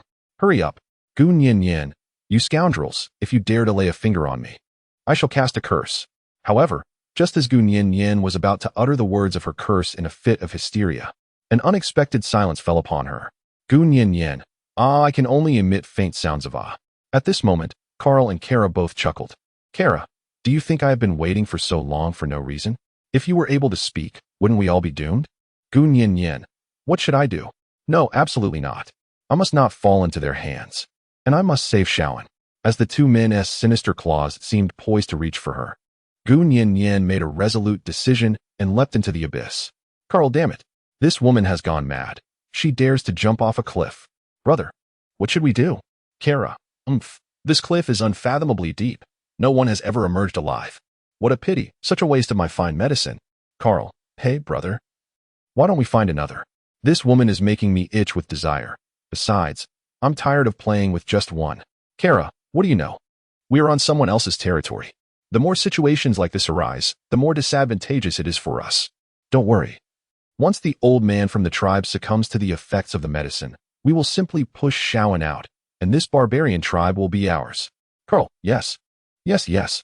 Indeed, brother remains calm and collected. It has been 3 years. I can hardly wait. At the edge of the cliff, the two conspired wickedly against the entire tribe. Below the cliff, Gunyin, who had seemed destined for death, found herself submerged in deep water. Despite the tremendous impact, she managed to retain a breath, drifting with the current until she lost consciousness. After an indeterminate amount of time, Gunyin felt an intense heat enveloping her body. Gunyin, so hot. Where can I find something cool? Let me embrace it. She incessantly removed her clothing, desperately clutching at her chest as if there were something icy there. Yunshan felt perplexed. The female in his arms seemed to be in distress. Yunshan, calm down. Don't fidget. Yunshan, wait, this scent. It seems to be an aphrodisiac. Yunshan was acutely aware that the little one cradled in his arms could hardly withstand it, yet this female was undeniably exquisite. Although her physique did not match that of other females, her face captivated him, igniting an irresistible desire to kiss her. Author, having consumed so much soup recently, I should be able to indulge in some meat tomorrow. I am also considering changing the avatars of the male protagonists and presenting them uniformly in the first chapter for clarity. Chapter 29. Yunshan within the depths of a shadowy cave. The warm atmosphere gradually intensified. What began as a gentle kiss was now ignited by Gu Nian's presence beneath him, causing Yunshan to feel an overwhelming restlessness. He recognized that despite the inopportune timing, if he did not alleviate her condition, Gu Nian would surely perish. Yunshan, be good. The towering man leaned closer, softly caressing her ear. Gu Nian found herself rendered speechless, only able to emit incoherent cries. Her consciousness was hazy. All she registered was an overwhelming heat enveloping her, alongside the presence of something incredibly cold before her. A yearning surged within her, an insatiable desire to embrace it tightly. Refusing to let go, Yunshan, realizing the gravity of the situation, muttered to himself, "Damn it, this will hurt her." Acknowledging that it was Gu Nian's first experience, he hesitated for a moment, but ultimately, for the sake of preserving her life, he had no choice but to temporarily concede to her plight. "Be good," he murmured in a hoarse voice. "Though I am unaware of your name, from this day forth, you shall be my sole female." Gu Nian's thoughts drifted aimlessly, detached from her body, and she found herself utterly unable to open her eyes. In the dead of night, within the cavern, two souls entwined. Author, this revision should suffice. Chapter 30, Rampage. Yunsong was a solitary wild leopard, vibrant in his youth, roaming freely until one fateful year when he was besieged, leaving a profound scar across the right side of his face, from brow to mouth. Yet, even so, it could not diminish his extraordinary allure. Throughout his life, he was fiercely competitive and combative, never once contemplating that he might one day encounter such an exquisite female, and moreover, one who was exclusively his for the first time. Despite the passage of time and its vicissitudes, the commanding curve of his lips remained ever upward. These past few days had undoubtedly been the happiest of his life. After 3 continuous days, when Gu Nian finally awoke, she realized she was lying upon soft, plush animal hides. Yet her entire skeletal structure felt as if it had disbanded, causing her discomfort and swelling pain, leaving her utterly devoid of strength. Gu Nian. Upon hearing Gu Nian's voice, Yunshan swiftly approached her side. Their gazes locked, and the man's face flushed slightly. Gu Nian, a man? What is happening? Where am I? What has become of my body? Gu Nian immediately comprehended the situation. The man before her had taken away her innocence. A surge of indignation nearly overwhelmed her. She had thought she had escaped calamity, only to find herself at the mercy of a complete stranger. Yunshan, are you all right? My name is Yunshan. What is yours? Gu Nian found herself rendered speechless. Despite the depths of her loathing, not a single word could escape her lips. Nor could she muster even the slightest gesture of defiance, for her body was devoid of strength. Thus, all she could do was glare at him with malevolence. Yunshan, in a flurry of anxiety, reassured her, "Do not be afraid. Do not be angry, if I do not assist you. The aphrodisiac coursing through your veins is potent enough to claim your life." He continued, his voice laden with urgency, "I am truly sorry, but rest assured, I shall treat you with the utmost care from now on. You are, without a doubt, the most exquisite female I have ever laid eyes upon." Gu Nian understood that if this man did not save her, she would undoubtedly perish. Yet, she could not shake off the guilt that weighed heavily on her heart. She had always believed that if she were to truly fall for someone, that person would inevitably be Fei Mo. She now admitted that she had indeed fallen in love with Fei Mo, captivated by his tenderness. Gu Nian, if it is not the end, will you forgive me if you come to know? Gu Nian was lost in her thoughts, suppressing her feelings of animosity towards Yunshan. Yunshan inquired, "Are you unable to speak?" He realized that this female had remained silent from the very beginning. Yunshan continued, "Do not be afraid. I am literate. If you can write, you may inscribe your message upon my hand, and I shall assist you in eliminating the one who has harmed you." Gu Nian, enough, it's all gone anyway. Do not be sad. Yes, there is still Shaoan. You must go and save her. Gu Nian consoled herself, realizing that she had no time to mourn. Since this man had become her protector, she accepted her fate. However, should he dare to betray her, the first life she would extinguish upon entering this world would be his. After coming to terms with her thoughts, Gu Nian traced her name in his palm, recounting the ordeal she had endured, seeking his assistance. Yunshan replied, "Damn it, do not worry, Nian. I will certainly aid you. Those scoundrels shall face my wrath." He continued, "I know of a path that leads to the precipice, but considering your current frail condition, perhaps it would be prudent to rest for a few more days." Gu Nian had no desire to rest. She intended to urge him to take her there swiftly. However, unexpectedly, a low growl resonated from the entrance of the cave, where Gu Nian beheld a colossal and familiar figure. Gu Nian was taken aback. She never anticipated that Fei Mo would awaken so swiftly and personally descend to the base of the cliff in search of her. Judging by the myriad of wounds adorning his body, it was evident that he had been searching for her tirelessly for 3 days and nights. Upon entering the cave and noticing the dark markings encircling Gu Nian's right wrist, Fei Mo was engulfed by a surge of fury, losing all sense of reason as he transformed into his beastly form. This was due to the fact that once a female and male established a bond, her wrist would bear markings corresponding in color to that of the male. Gu Nian, no, I must not undergo beastification. The doctor has stated that beastification can shorten one's lifespan, and in severe cases, it may lead to a berserk state, transforming one into a bloodthirsty monster. Gu Nian wished to intervene, but it was too late. He did not wish for Fei Mo to lose control. For this was the moment the doctor feared most. The rampaging beast man would take pleasure in hunting down other beastmen, leading to the annihilation of their kind. Yunshan reassured, Nian, do not be afraid. You have me. He positioned himself protectively behind her, standing resolutely against the colossal serpent before them. Chapter 31. The antidote. In a state of extreme agitation, Fei Mo could no longer govern his actions, subconsciously desiring to shred anything that obstructed his path. Yunshan transformed into his beast form to engage in combat, but at that moment, he felt as fragile as an egg striking against a stone in the face of Fei Mo's overwhelming transformation. In an instant, the cave began to collapse. Aware of his disadvantage against the great serpent, Yunshan swiftly shielded Gu Nian and urged her to flee the cavern.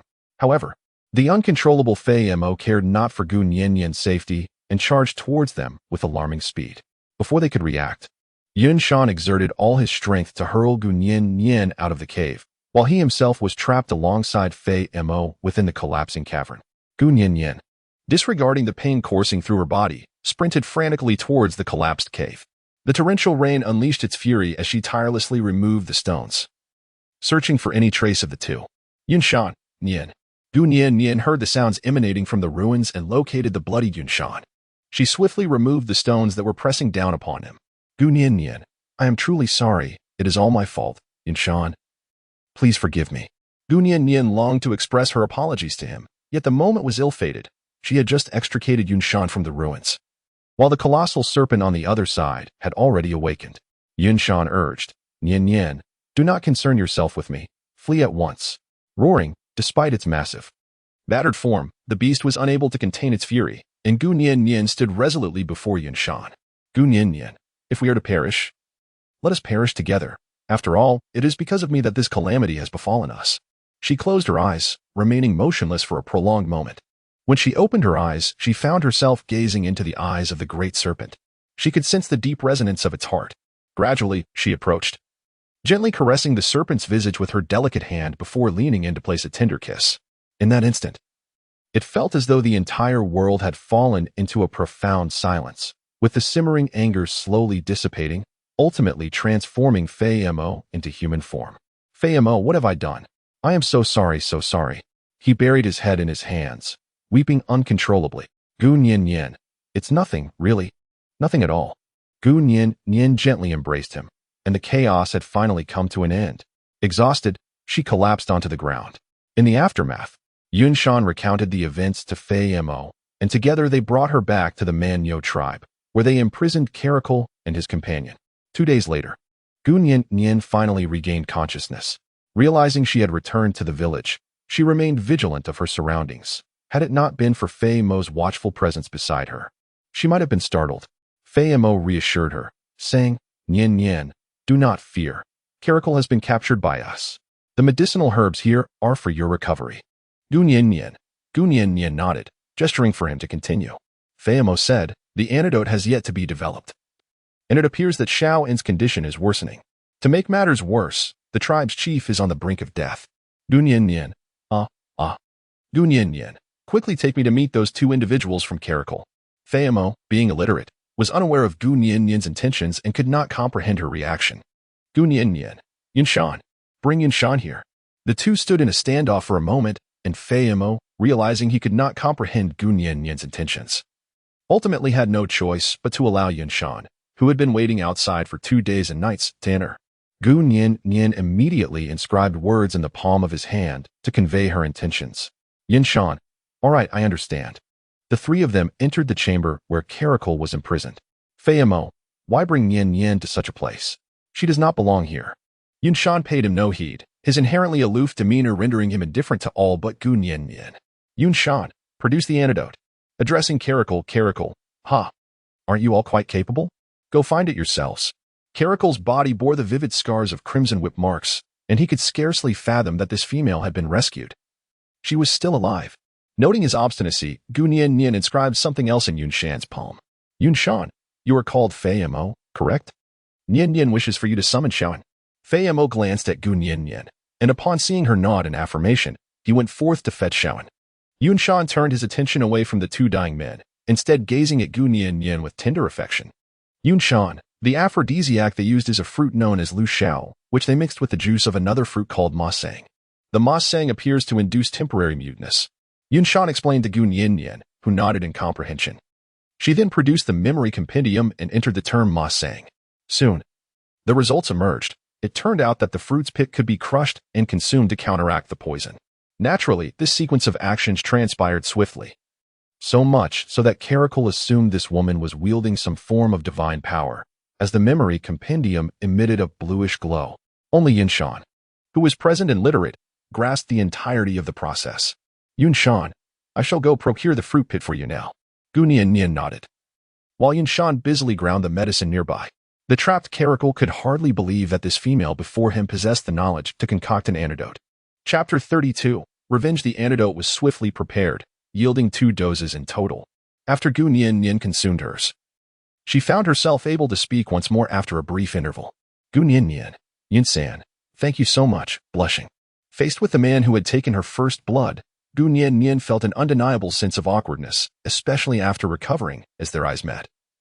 A peculiar sensation spread within her heart. Yunsan, The man did not speak much, for he was inherently aloof, yet the tenderness in his gaze was unmistakable. The delicate yet awkward atmosphere between the two was finally shattered by the entrance of Fei Mo. Nian Nian, you're all better. Gu Nian Nian said, Fei Mo, quickly administer the medicine to Xiaoan. Upon entering the room, Xiaoan appeared timid and, upon seeing the 2 tied Kalahari cats, became even more terrified. Gu Nian Nian approached her, offering words of comfort with unwavering patience. Gu Nian Nian, I am aware that you have been wronged by them. If you consume this medicine, you shall be able to speak, and then you shall have the opportunity to exact vengeance upon your foes. Jin Xian, the medicine. After a prolonged silence, the girl finally began to speak. Gu Nian Nian cautiously administered the medication, and soon, Xiaoan regained her senses. Gu Nian Nian, now, you may deal with these 2 individuals as you see fit. Jin Xian, I loathe her. Each word she uttered was deliberate. Yet the hatred seethed deeply within her heart. Her hand wielded the whip, and a bloodthirsty animosity filled the room. Kara, if you possess the courage, then swiftly bring our demise. Gu Nian Nian, I wish to perish. Let me tell you, it is not so simple. Produce the antidote for the leader. His life hangs in the balance, and it is you who are scheming, isn't it? Carl, aren't you supposed to be skilled in detoxification? Why not attempt to unravel that old man's poison yourself? Gu Nian Nian does not wish to evade the antidote, however, after 3 years of concealment. It is likely that the poison has already infiltrated her organs. In her current state, devoid of any medical resources, she is utterly incapable of unraveling this toxin. Gu Nian Nian, well, since you are of no further use, then perish. Xiaoan, leave no survivors. Jin Xian, is there truly no hope left for my father? Gu Nian Nian never anticipated that she would pose such a question. Gu Nian Nian, I'm sorry, I cannot save you. The girl's gaze suddenly turned bewildered. Gu Nian, your father has always yearned to see you in your true form. Go and grant him this final wish. Jin Xian, clenching her teeth, all right. As she departed, Xiaoan severed the two markings on her right hand and uttered a curse of hatred towards the two individuals. Now, Car and Carla, bound by the markings on their necks, found themselves unable to breathe, writhing in agony upon the ground. Car, you females, deserve to perish. Car's voice rose in a desperate curse, for the rules of this world dictated that, in the face of a curse, males could only resign themselves to despair. Yet, Gu Nian perceived that the secret behind this curse remained elusive to her. Just as the two were on the brink of death, an uncanny occurrence unfolded. In unison, they cried out, "Great Lady of the Tia Valley Witch, please accept our shattered souls." In an instant, they ceased to breathe, succumbing to death entirely. Fei Mo, Nian. Do not look. Let us depart from this place. Gu Nian. But what region were they just speaking of? Yunshan, the Tia region. Yunshan, and the unknown witch lady. Gu Nian. Have you heard of these? Fei Mo. No, Nian. We only have the Passat region here.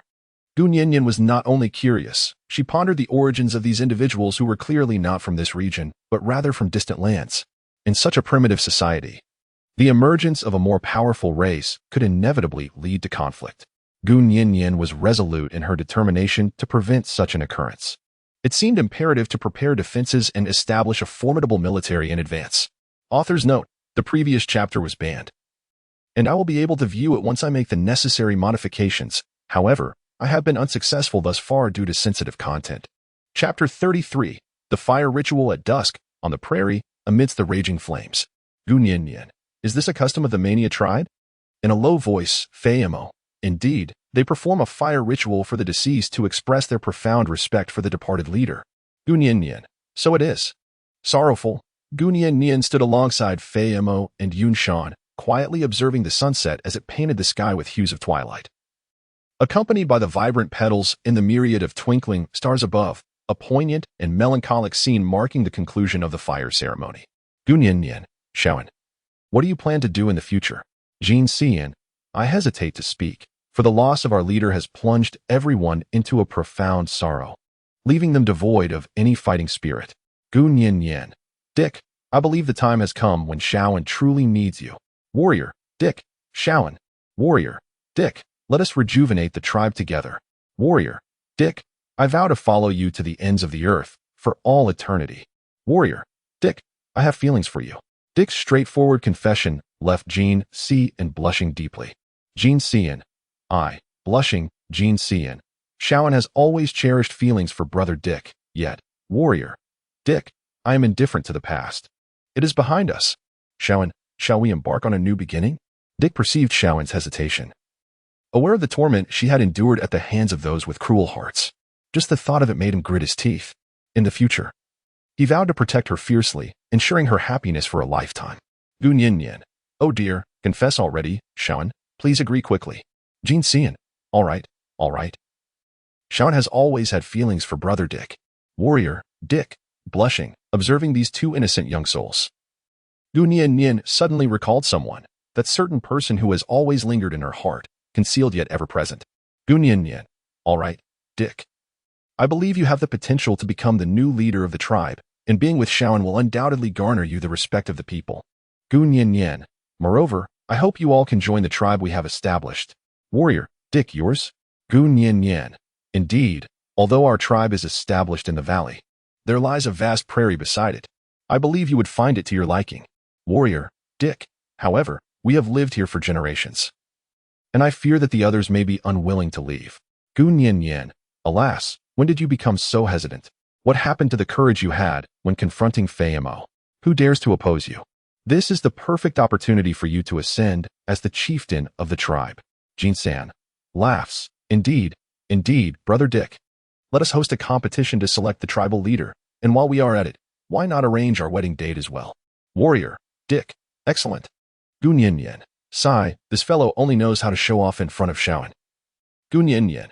Very well. I firmly believe that you, Dick, will undoubtedly achieve success. Gu Nian.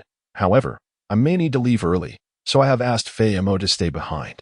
After all, he is the Lord of Serpents, and his presence as a judge will surely command respect. Warrior, Dick. Certainly. King's Anne. Then, Nian Nian, we shall hasten to find you. Gu Nian Nian. As I tidy up my belongings before departing. Gu Nian Nian. No, Fei Mo, I shall take Yinshan back first. You know the way. Once everything here is settled, you can escort them home. Fei Mo. Nian Nian. Gu Nian Nian. Fei Mo, why bring this fellow along? He is clearly coercing you. Gu Nian Nian. Yet, it was he who saved my life. Fei Mo. However, I am secretly infuriated. Gu Nian Nian was aware of Fei Mo's hidden feelings. So in an attempt to comfort him, she suddenly leaned in and gently kissed his cheek. Fei Mo, blushing, Gu Nian Nian. May I? Mo, whining. Fei Mo, all right. Gu Nian Nian. Kiki. It was until Fei Mo regained his senses that he realized he had been outsmarted by the little girl, Gu Nian Nian. Chapter 34, Difficult Labor. 1. The journey was long, yet with Yusong by my side, it remained relatively tranquil. Yusong. Nian Nian, what is this? Gu Nian Nian. Little chili pepper. Yunshan. Is it delicious? Gu Nian Nian. Would you like to give it a try? Yinshan. It seems that this is not meant for consumption. Gu Nian Nian. Humph. If you don't eat, then forget it. Yinshan. No. I shall have a taste. Gu Nian Nian. Very well. Gu Nian Nian found it utterly amusing to witness Yinshan transform into a leopard and roll on the ground after devouring the small chili peppers. Gu Nian Nian. Ha ha. Gu Nian Nian. Please eat some of this. When leaving the barbarian bull tribe, Gu Nian Nian casually picked some apples. Yunshan cast a skeptical glance before turning away in a haughty manner. Yunshan. Gu Nian Nian. I assure you, consuming this will indeed spare you from any spiciness. If you fail to partake soon, your mouth will inevitably transform into a sausage. Yunshan quietly approached and ate the fruit. Embodying a demeanor of one willing to brave fire and water for the sake of winning a smile from a beauty. Gu Nian Nian. How is it? Yunshan. Much better. Yunshan. Why are we still picking these little chili peppers if they are inedible? Gu Nian Nian. It is not that we cannot eat. Rather, we must refrain from consuming it raw. When I return and cultivate it properly, I shall prepare a meal for you. Yinshan. Very well, with a hint of skepticism. Along the way, the two supported each other, and Gu Nian Nian gathered a substantial amount of wild vegetables. In the valley, the land of the beast men. Gu Nian Nian. When we enter, you must hide behind me. I fear they may become angered and confront you. Yunshan. Nodding, although this was the prior arrangement. Gu Nian Nian found herself unable to prevent it. The orc's nature is as such, it was Beizishan who struck first. And Gu Nian Nian could hardly have anticipated how much Beizishan truly cared for her. Beizishan, you worthless beast, your time is up. Yunshan. Oh, is that so? Little brat? Gu Nian Nian. Oh my, what a blatant provocation. Do as you please. It is easy to imagine that soon after, Lammer and Feng joined the fray. Gu Zhizhi. Oh dear, why do I feel that today is particularly lively? Gu Nian Nian. Ha indeed. With a hint of helplessness, Gu Zhizhi, by the way. What about that large serpent? Why hasn't it returned? Gu Nian Nian. Fei Mo will return soon, bringing the Man Nyo tribe to reside here. I wish to prepare the cave in advance. It must be spacious enough to accommodate at least 100 individuals. Gu Zhizhi, the Man Nyo tribe. Their arrival will surely enhance the prosperity and strength of our orc nation. Gu Nian Nian. Oh, by the way, how have you been preparing your supplies during our absence? Gu Zhizhi. As for winter provisions, we have followed your advice and captured a considerable number of sheep, rabbits, and cattle, which we have successfully raised. Gu Zhizhi. Things are going relatively smoothly here, but on Rammer's side, the wind saved a young cub. So the lone wolf tribe has been repeatedly infiltrating the valley in an attempt to take the cub away. Gu Nian Nian. Only saved one. Have they discovered their lair? Gu Zhizhi. The lone wolf tribe lacks a specific dwelling. They frequently roam about. However, they have been lingering near the valley. Gu Nian Nian. All right. I understand. It seems the time has come to settle matters with the lone wolf tribe. Gu Zhizhi. Indeed, however, Nian Nian. Prior to this, the Tiger Clan had sent someone to seek you out. Gu Nian Nian, the Tiger Clan? In Gu Nian Nian's mind, the image of the utterly bored Tiger King, Chekusi, suddenly materialized. Gu Nian Nian, what do they want from me? Gu Zhizhi, it seems that the Tiger Clan has a female in labor who is unable to deliver her offspring. Gu Nian Nian, huh? Gu Nian Nian, when did this happen? Anxiously, Gu Zhizhi, just now, before you all returned. Gu Nian Nian, the matter of life and death is of utmost importance. I must go to the Tiger Clan at once. Gu Nian anxiously intervened to prevent a fight among several individuals. Gu Nian, I must head to the Tiger Clan now. Who will accompany me? I will. The three of them exclaimed almost in unison. Gu Nian, there can only be one. Otherwise, the lone wolf tribe will come to harass us. You must stay home to protect the cubs.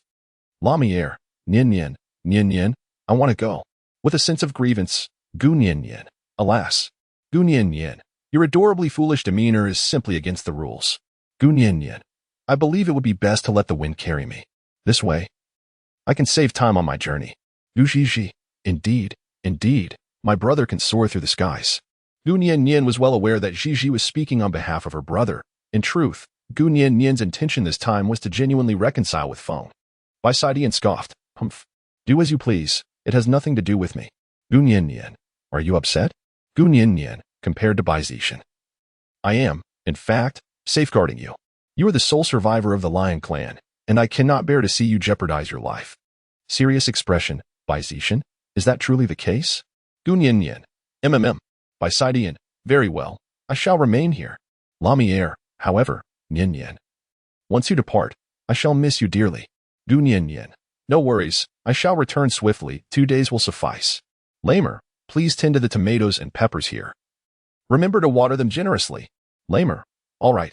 After a brief exchange, Gu Nian perched upon the back of the great eagle, and together they journeyed towards the Tiger Clan tribe. Chapter 35, The Memoir of the Surgical Showcase. Gu Nian sat atop the wind, soaring freely through the sky. As the Tiger Clan was in close proximity, the two soon arrived. Gu Nian, is this the way ahead? Upon landing, Gu Nian beheld a grand stone gate in the distance, guarded by 2 soldiers of the Tiger Clan. Prince of the Eagle Clan. Feng, indeed. Gu Nian intended to enter, yet the wind held her back. Gu Nian, what's wrong? Prince of the Eagle Clan. Feng, may I ask you something? Gu Nian, what is it? Eagle Clan Prince. Wind. Previously, I did not express my desire to accompany you, yet why did you ultimately choose me? Gu Nian suddenly recalled that this fellow indeed placed great importance on such intricate details. Gu Nian, it is simply because of your swiftness. Prince of the Eagle Clan. Wind. Is it merely due to this? Disappointed, Gu Nian, of course. Gu Nian, not anymore. Gu Nian, ever since that incident, I have felt your unwavering presence behind me, though you remain quietly in the shadows. I am aware that you have come to terms with your mistakes. If that is the case, shall we not grant each other an opportunity to rediscover one another? Prince of the Eagle Clan? Rediscover? Gu Nian, indeed, greetings. I am Gu Nian. The girl's innocent smile seemed to have woven itself into his heart. It was the most enchanting smile he had ever encountered. Eagle Clan Prince. Feng. Very well. I am Feng. Henceforth, I look forward to your guidance. Gu Nian. Indeed, let us proceed inside. The two entered the Tiger Clan. Tiger King. Checks. Ah, at last you have arrived. Gu Nian. I did not expect you to personally come to greet me. Tiger King. Checks. No. I have been attentive since the moment you entered this place. Observing the Tiger King's nonchalant demeanor is truly irksome, yet alas, he is indeed the leader here. Gu Nian. Without further ado, where is the laboring mother? Tiger King. Checks. Follow me. Suddenly become serious, Gu Nian followed the Tiger King into a stone cave. But Feng was left outside.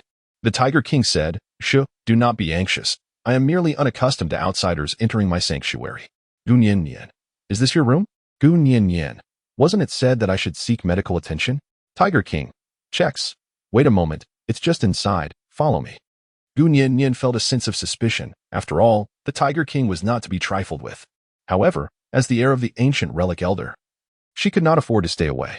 As she ventured deeper, a metallic scent of blood reached her nostrils. On a bed covered in animal hides lay a woman, who, upon seeing Chekasi, could not help but cry out in distress, Brother, I can't bear it any longer. My stomach hurts. Gu Nian. Your sister? Tiger King. Checks. Yes, her name is Maya, and I hope you can save her. Unlike his previous nonchalant demeanor, Gu Nian could sense his sincerity at this moment. Gu Nian. If there is a chance for salvation, please prepare clean water, animal hides, and a sharp flint for me. Tiger King. Understood. The Tiger King departed, while the woman on the animal hide had already exhausted her voice and succumbed to slumber. Gu Nian promptly instructed the memory book to scan the woman's body. Gu Nian. Discover the optimal treatment method. Memory book, as commanded. Memory book, based on various indicators, a cesarean section is recommended. Gunyan Nian. There is no knife. Even the sharpest flint cannot. Gunyan Nian began to feel conflicted. The memory book detected an anomaly in the owner's emotions and prompted the owner to activate the intelligent mode. Gunyan Nian. What on earth? Intelligent mode? Gunyan Nian had previously been unaware of this feature. Gunyan Nian. Activate intelligent mode. With a mindset of experimentation, an astonishing event unfolded. Upon the activation of intelligent mode, the memory tome transformed into the likeness of a diminutive robot, complete with 2 slender mechanical arms. Memory tome, please, master, select a profession. Gunyan Nian observed a series of professions appearing on the screen and promptly selected the option for doctor. The memory encyclopedia, doctor profession mode activated, entering surgical state. Transition complete. Diagnosing the patient requires a cesarean section, proceeding immediately. Gunyan Nian gazed in astonishment at the array of operations performed by the robot before her. It was nothing short of extraordinary, a true embodiment of artificial intelligence in its most versatile form. Gunyan Nian mused. Perhaps the doctoral candidate did not elucidate the matter clearly upon departure. Otherwise, with such intelligence, the organization of tribes into the agricultural era would have progressed at a much swifter pace. Yet, she pondered further. It is evident that such an intelligent machine fails to detect the progeny of the most formidable experimental subjects, suggesting that this era has undergone several generations of evolution to reach its current state. Gunyan Nian. But why is it that my unique genes can attract the descendants of the most formidable experimental subjects? I truly do not comprehend. Gunyan Nian, amidst her inner turmoil, served as an assistant to the memoirs, aiding in the tasks of replacing the animal hide, cleansing it, and changing the water. After several hours, the cesarean section was ultimately a success. Gunyan Nian, the memory encyclopedia, you are truly remarkable. Memory encyclopedia, thank you for your kind words, master. May I inquire if you wish to deactivate the intelligent mode? Gunyan Nian, if it is not resolved, then let it be this way from now on. However, you must be cautious and refrain from displaying it in front of others. You must learn to disguise yourself. Memory book, as you command, my master. Gunyan Nian, by the way, do you have a name?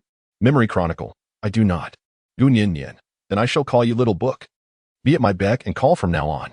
Memory book, yes, Little Book shall heed the master's commands. Subsequently, the memory book resumed its normal form. Chapter 36. The flavor of conspiracy. Once everything returned to its original state, Gunyan Nian tended to the bloodstains and settled the cubs.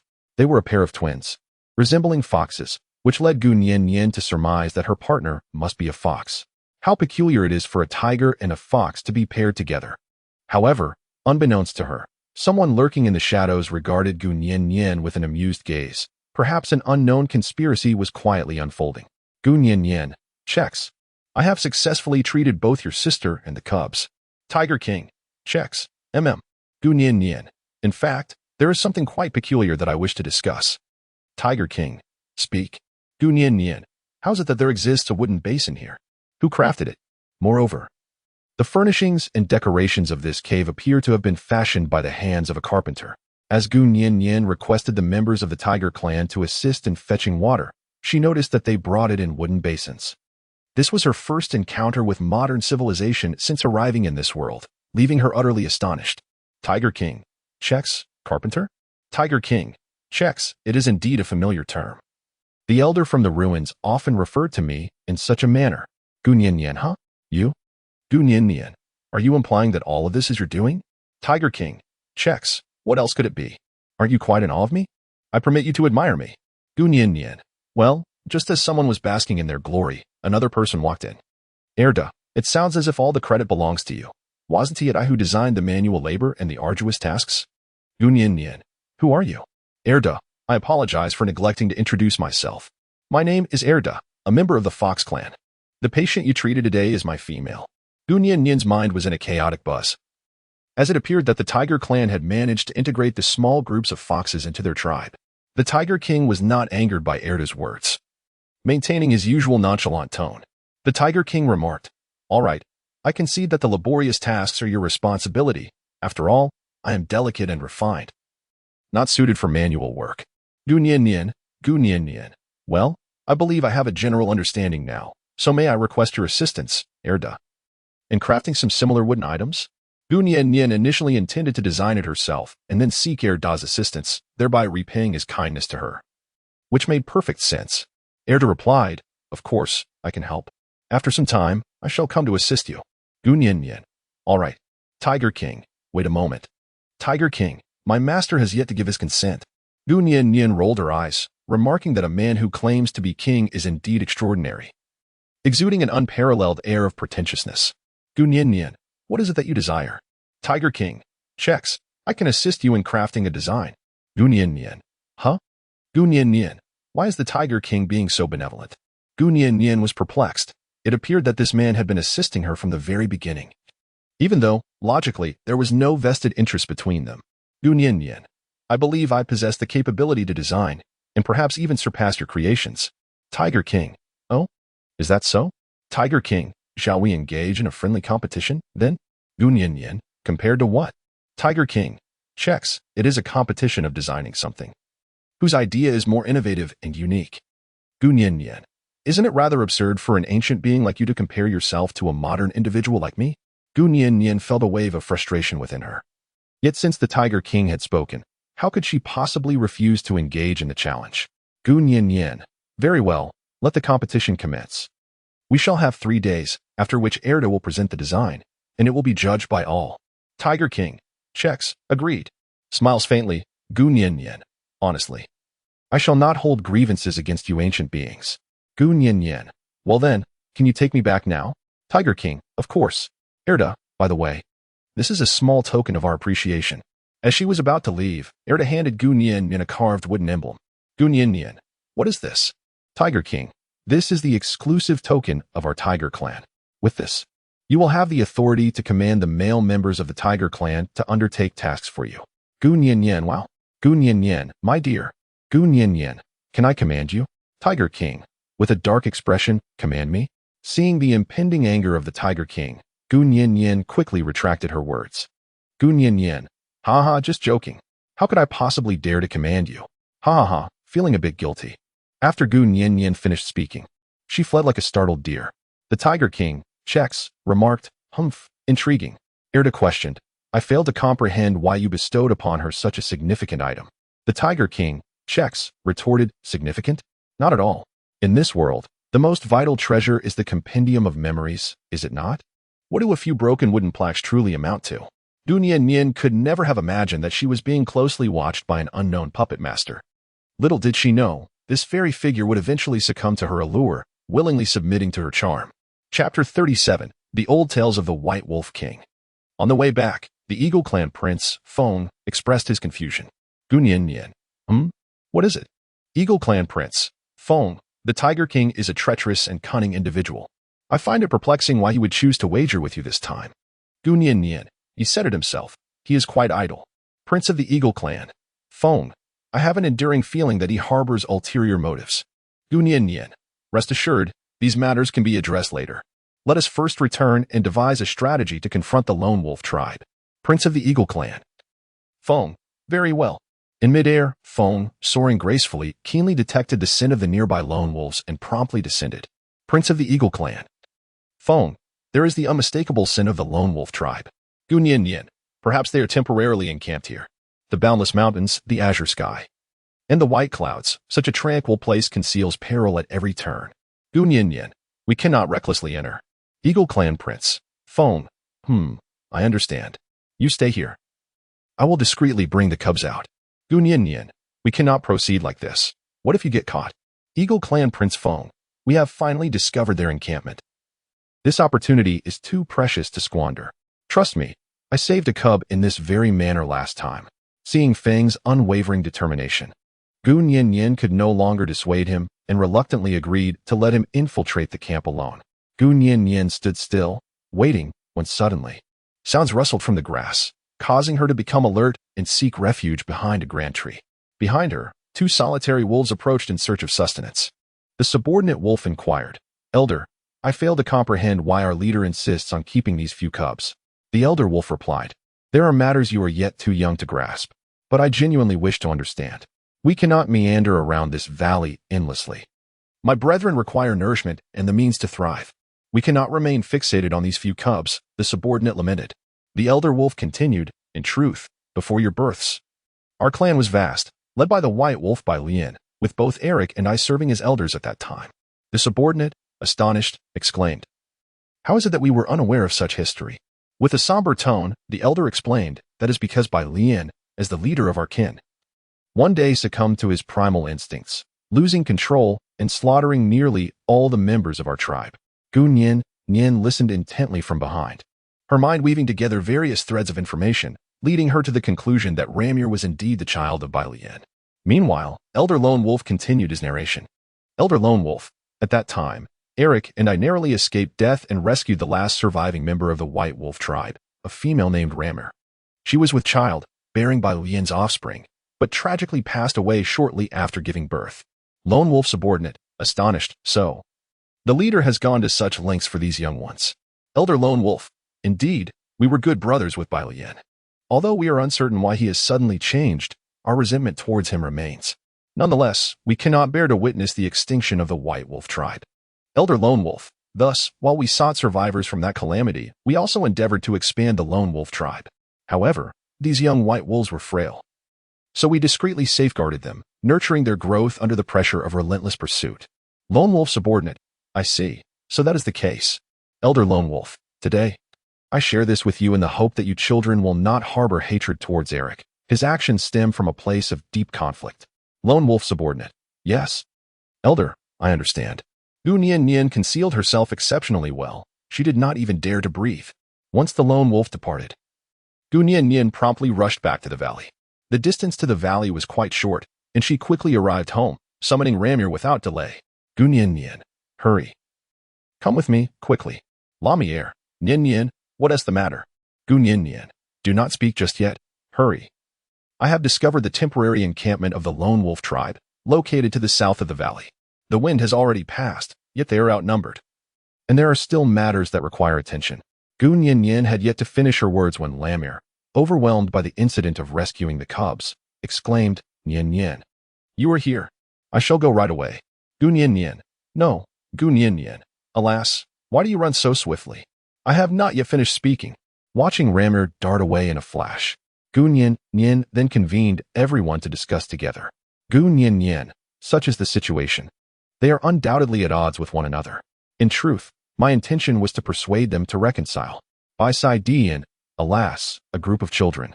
What a taxing endeavor. Gu Nien, alas, Ramir is indeed still a child. Yun Shan, in that case, allow me to escort you. Gu Nien, all right. By Dian, I shall not go. The weather is delightful today, and I wish to bask in the sun. Gu Nien, indeed, that would suffice. There is no need for such a large crowd. Subsequently, Gu Nien, accompanied by Yun Shan, made their way to the camp of the Lone Wolf tribe. Upon their arrival, they were met with a scene of utter chaos and tumultuous conflict. Chapter 38. The optimal plan when Gu Nien and Yun Shan arrived. Feng and Ramir were fiercely guarding their young, with no retreat in sight. Gu Nien, enough. Stop hitting. Gu Nien, Eric. I believe we could engage in a discussion regarding the events of the past. Upon the mention of bygone days, Eric appeared momentarily lost in thought, promptly gesturing for his subordinates to cease their skirmish. The Lone Wolf leader, Eric, certainly. Meyer, Nien, do not trust him. He is nothing but a treacherous and malicious villain. Meyer, you have no idea how much oppression we, as brothers, have endured at their hands since our youth. Meyer's expression was one of fury, revealing the profound scars left by childhood traumas. Gu Nien, all right, it's nothing. Please wait here for my news. After providing comfort to Gu Nien, she proceeded with Eric to the other side for a discussion. The Lone Wolf leader, Eric, expressed his curiosity, asking, I am intrigued. How do you come to know the history of our tribe? Gu Nien, well, how should I put it? It seems to be a matter of coincidence. Moreover, I am considered the heir of the Relic Elder, and I have indeed delved into the past. Lone Wolf leader, Eric, very well. But it astonishes me that after just a few days of absence, you have become the heir of the Relic Elder. Gu Nien, do not be surprised. I remain unchanged. Therefore, regarding the matter of Ramir, I believe it is high time we informed him. The Lone Wolf leader, Eric, no. There is no need to tell him. Eric immediately dismissed Gu Nien's proposal. Gu Nien, why? You have treated him well. Why not tell him? The lone wolf leader, Eric, with a furrowed brow, there are certain matters it is better for him to remain unaware of. Moreover, he has now reached adulthood, proving his capability to survive in this forest. I have fulfilled my own aspirations. However, the situation for the remaining cubs is rather bleak. Gu Nian, are you suggesting that the remaining few are unlikely to reach maturity? Gu Nian was filled with concern. If these young cubs remained immature, they would inevitably become mere prey, ultimately facing their demise. Gu Nian, is there truly no other way to aid them in reaching adulthood? Lone wolf leader, Eric, certainly. We must continuously train them and treat them with strictness. Gu Nian, so, you still refuse to abandon these young ones? You are aware that Rammer deeply cares for these brothers. Why can't we reconcile? If Rammer learns the truth, he can assist his brothers in maturing, after all. They are bound by blood. Lone wolf leader, Eric, pondering. Perhaps Gu Nian's persuasion has begun to take effect. A conflict stirs within Eric's heart. Gu Nian, moreover, and perhaps most importantly, I may possess a means to assist them in reaching adulthood. This knowledge was imparted to me by the ancient elder. And though it is fraught with peril, lone wolf leader, Eric, you claim you have a solution. Astonished, Gu Nian. Well, it may be worth a try, albeit a touch perilous. Gu Nian, there is but one opportunity. If it fails, then wolf leader, Eric, no. Wolf leader, Eric, once is sufficient. This is their destiny. Suddenly resolute, wolf leader, Eric, I have made my decision. I shall personally convey this matter to Ramir, though I am uncertain whether he will grant me forgiveness. However, in exchange, you must assist these children in reaching adulthood. Gu Nian, very well, it is settled. Gu Nian, by the way, your tribe lacks a settlement and is perpetually nomadic. How about I extend an invitation for you to join our tribe? You could reside directly in the valley. Lone wolf leader, Eric, this. Gu Nian, as a leader, one must sometimes consider the needs of the people. I observe that your tribe lacks females, yet is abundant with offspring from other clans. It is indeed foolish. If you wish to restore the former glory of the lone wolf tribe, the presence of younglings is crucial, but should the ability to reproduce through females not take precedence? Lone wolf leader, Eric, you speak the truth, yet finding females proves to be a formidable challenge. Gu Nian, that is precisely why I advocate for your inclusion in our tribe. We have an abundance of females. Wolf leader, Eric, very well. Wolf leader, Eric, I shall heed your counsel. Wolf leader, Eric, over the years, I believe I have made every effort to sustain the lone wolf tribe. It is now time for me to step down. Gu Nian, no, your words are mistaken. Ramir is still a child, far too immature. He will require your guidance in the future. For him, becoming a worthy white wolf king is still a distant aspiration. Lone wolf leader, Eric, ha ha ha. No one has ever spoken to me in such a manner. The burdens of the past that weighed upon my heart seemed to dissipate in an instant. Lone wolf leader, Eric, may I call you by your name?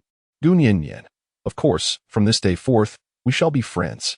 With a gentle smile, lone wolf leader, Eric, friends. Are we truly friends? Chapter 39, The Monkey Assault. Gu Nian never anticipated that Ramiel would lose control of his emotions upon discovering the truth.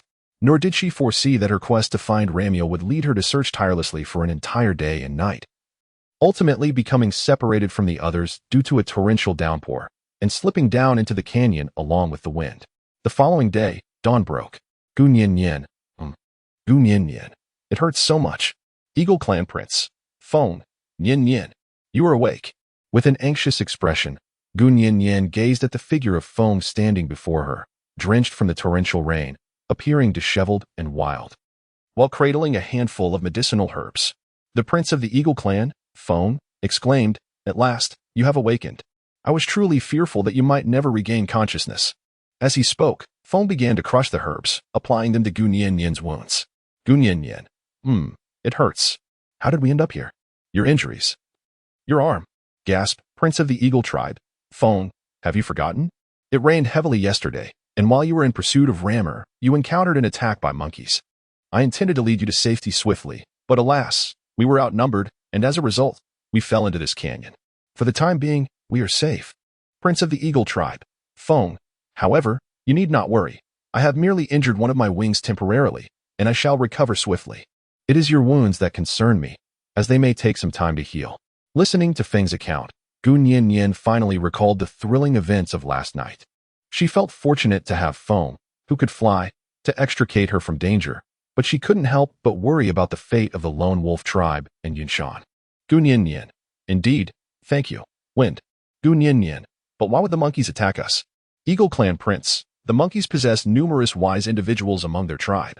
It is likely that they resent your status as the heir of the relic elder, as they have always held themselves in high regard. Gunyin. So the raid yesterday was aimed at me? Gunyin. It's utterly terrifying.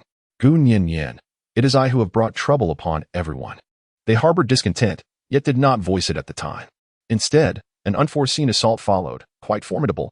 I neglected to consider this perilous element. Gunyin secretly resolved that next time, she must find a way to eliminate this unsettling factor, otherwise, she might meet her demise before even returning home. Gunyin, what shall we do now? Ramir has yet to be found, and everyone has scattered. We have no knowledge of their safety. Prince of the Eagle Tribe. Feng, with a hint of contemplation, I am not particularly concerned about the lone wolf tribe or that leopard. The monkeys are not after them. Prince of the Eagle Tribe. Feng, however, the monkeys possess a rather bothersome trait. They will not relent until they achieve their goal. Therefore, our safety must be our foremost consideration. Gunyin, are you saying that they will still pursue us? Prince of the Eagle Clan, Feng, indeed. Fortunately, the heavy rain yesterday washed away our traces. Let us rest for a few days, and I shall go find some food for you. As Feng was about to depart, he noticed his unsteady steps. And Gunyin felt a pang of compassion. Gunyin, wait a moment. Gunyin, the wind Gunyin, allow me to tend to your wounds. Lacking any available tools, Gunyin decided to summon the little book for assistance with a rudimentary treatment. Feng's arm was evidently fractured. The injured area temporarily stabilized by a branch. Memory book. Master, the wound has been adequately addressed. Gunyin. All right, thank you, little book. The operation of the memory compendium has left Feng utterly astonished. Eagle Clan Prince. Feng, what is this? It can even speak? Gunyin. Indeed, it possesses intelligence. However, there is no need for you to strive to comprehend it. In due course, you will naturally grasp that it is not merely the token of the relic elder, but rather our companion. Prince of the Eagle Clan. Feng, very well. I understand now. In fact, that day at the window, Feng had already glimpsed the true visage of the relic elder, much like this tome of memories. Its exterior is mechanical, yet within lies thought and consciousness. Thus, he harbored no doubts. After tending to their wounds, the relentless downpour had ceased, and the two resolved to return to the tribe immediately. However, upon exiting the cave, they were met with the sight of the canyon encircled by a multitude of formidable apes, each one colossal, with bared fangs and claws. Chapter 40. The Great Eagle King. 1. Gunyin. What should I do? The wind tightly shielded Gunyin from behind. While the surrounding monkeys showed no inclination to attack, they appeared to be awaiting the arrival of someone. Elder Monkey. Ha ha ha ha. Elder Monkey, how is it? Have you rested well? It was not in vain that we encircled here for an entire night. Gunyin. One night? Could it be that these fellows caught up to us last night? Gunyin endeavored to maintain her composure. The Prince of the Eagle Clan remarked, Ah, it is the great elder of the monkeys. Pray tell, has the Monkey King not accompanied you? The great elder of the monkeys replied with a chuckle. Do we truly require our esteemed king to grace you with his presence? He continued, however, our monkey tribe has always held the ancient ones in high regard, shunning violence.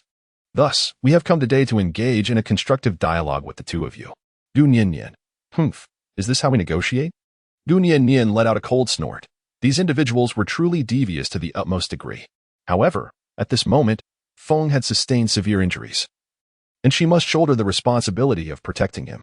The great elder of the monkey clan declared, previously, it was all a misunderstanding. My subordinates were unaware of the rules. Now that I have arrived, I trust you are aware of my intentions. It is quite simple.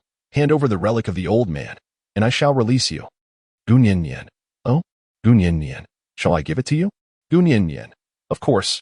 Gunyin. Do you know why the Elder of Ruins bestowed upon me the legacy? Elder Monkey. Why? With displeasure, Gunyin. It is because I am more intelligent than you. Elder Monkey. Impossible.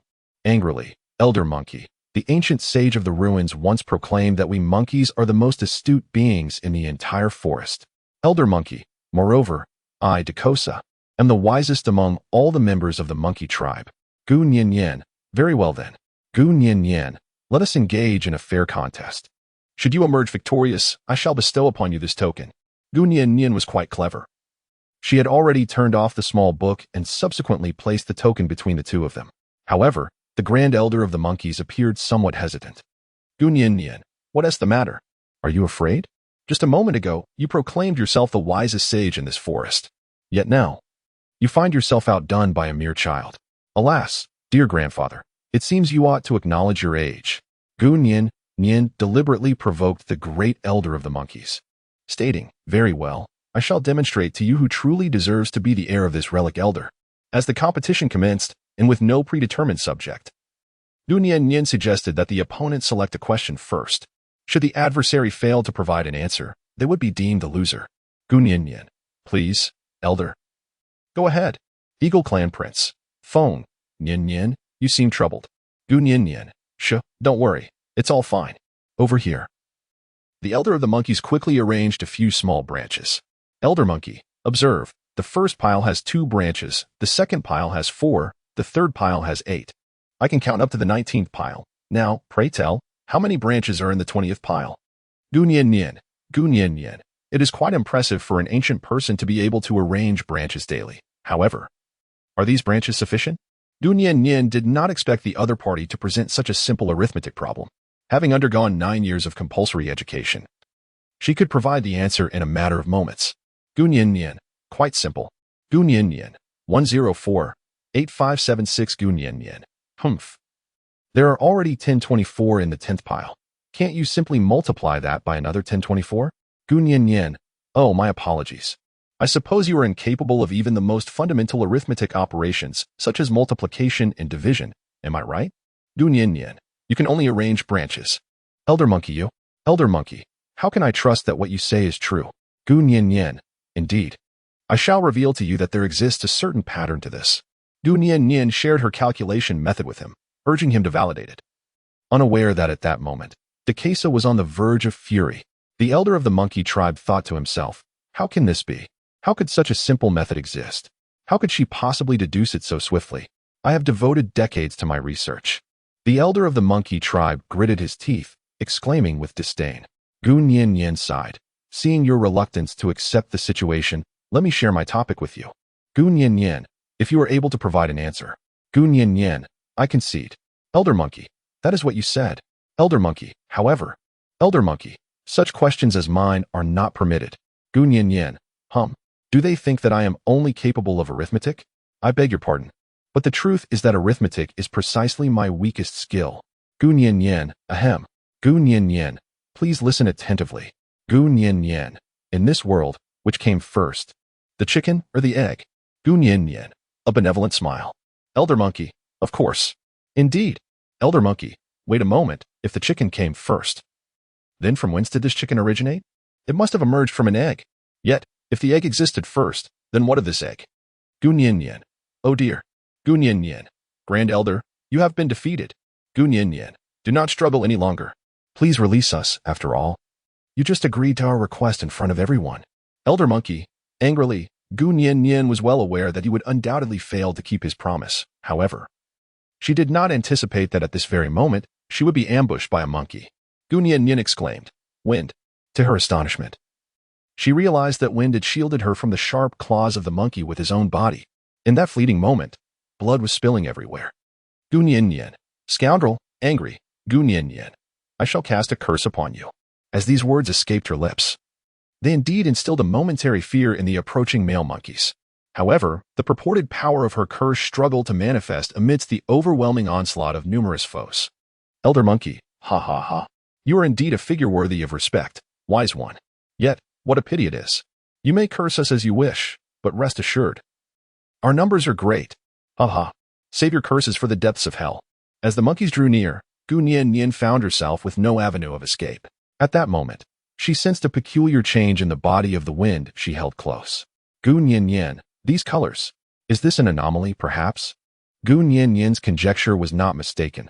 The body of the Wind began to rise, its hue transforming, as a new form materialized, a majestic eagle soaring across the sky. Gunyin, I was truly foolish. Gunyin, so, I have been surrounded by your protection all along.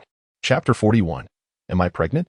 It is difficult to articulate the scene at that moment. It resembled a sovereign, exuding an air of superiority over all beings. Moving with the swiftness of thunder and the grace of lightning, Gu Nian only realized, when she had fully comprehended the situation, that nearly all the monkeys around her had collapsed. The remaining monkeys, in a state of sheer panic, fled in all directions as if they had encountered death itself, desperately shouting the name of the great Eagle King. In the aftermath, Feng finally returned to his normal appearance, yet his body was already marred with countless wounds. Gu Nian, the wind. Gu Nian, what should I do? Gu Nian exclaimed, so much blood. You fool. Did you not promise to protect me? Do not succumb to sleep. Awaken swiftly. Yet, no matter how fervently she called, the breath of the wind grew ever fainter. Gu Nian, what should I do? What should I do? Covers her face and weeps. Memory book. Anomaly detected. Gu Nian, a small book. Gu Nian promptly activated the start button of the small device, subsequently entering the intelligent mode. Gu Nian, a little book. Gu Nian, please, save him quickly. Gu Nian, he is dying. Anxiously, the memory book conducted a brief scan of Feng's body. Gu Nian, how is it? Memory encyclopedia, master. It has been detected that this being is one of the most formidable experimental subjects and requires your blood for restoration. Gu Nian, blood? Gu Nian was somewhat taken aback, yet she did not hesitate in the slightest. She commanded Xiao Shu to draw blood and subsequently fed it to Feng. Gu Nian, it is truly remarkable. The wound is indeed healing. Gu Nian, little book, why is my blood so extraordinary? Memory book, it is not the owner's blood that is remarkable, but rather the perfect compatibility of your genes with it. Gu Nian, is that so? Is this what Dr. Dian meant? After confirming that Jian Feng's injuries were not serious, she carried him back into the cave. At this moment, the sky drizzled lightly. Gu Nian, little book, what are you doing? The memory book continues to observe the body of the wind. Memory book, master. Little book is meticulously documenting the data of the experimental subject, which will allow for daily observation and analysis to prevent the subject from succumbing to another bout of berserk transformation. Gu Nian, oh, Gu Nian, little book. Can my blood be used to prevent them from becoming super beasts? Memory book, theoretically, yes, but there is no need for the master to worry. A small amount of blood, once a month, will suffice. Gu Nian, a monthly occurrence? You speak so lightly of it, but there are so many of them. Memory book, huh? Gu Nian, alas, you are unaware. I have also discovered 2 more. Upon our return, I shall instruct you to document the data of the other 2 specimens. Memory compendium, indeed, master. Gu Nian, speaking of which, it would be more convenient for me to have my period once a month instead of donating blood. Memory book, master, that is not feasible. Menstrual blood pertains to the shedding of the endometrium. Gu Nian, alas. Gu Nian, I have come to understand. Gu Nian, just a light-hearted jest. Gu Nian, by the way, Gu Nian, it seems rather peculiar. My monthly cycle has yet to arrive this month. If I calculate the time, it should be approaching soon, right? Since my arrival in this world, I have diligently marked each passing date. Memory compendium, master. Would you like me to assist you in assessing your health? Gu Nian, is it possible to accurately calculate the date of my menstrual cycle? Memory book, certainly. The little book will set monthly reminders. Gu Nian, wow. Gu Nian, certainly. This service is quite user-friendly. Thus, Gu Nian allowed it to scan her body and establish the data. However, unexpectedly, the memory book announced, Master, you are pregnant. Gu Nian, Chapter 42. The twins Guan Yin could never have anticipated that she would actually encounter such an unlikely event. Gu Nian, my little book. Do you know how I feel right now? She gazed intently at the screen of the memory book, where a pair of twins could be faintly discerned. Memory book, huh?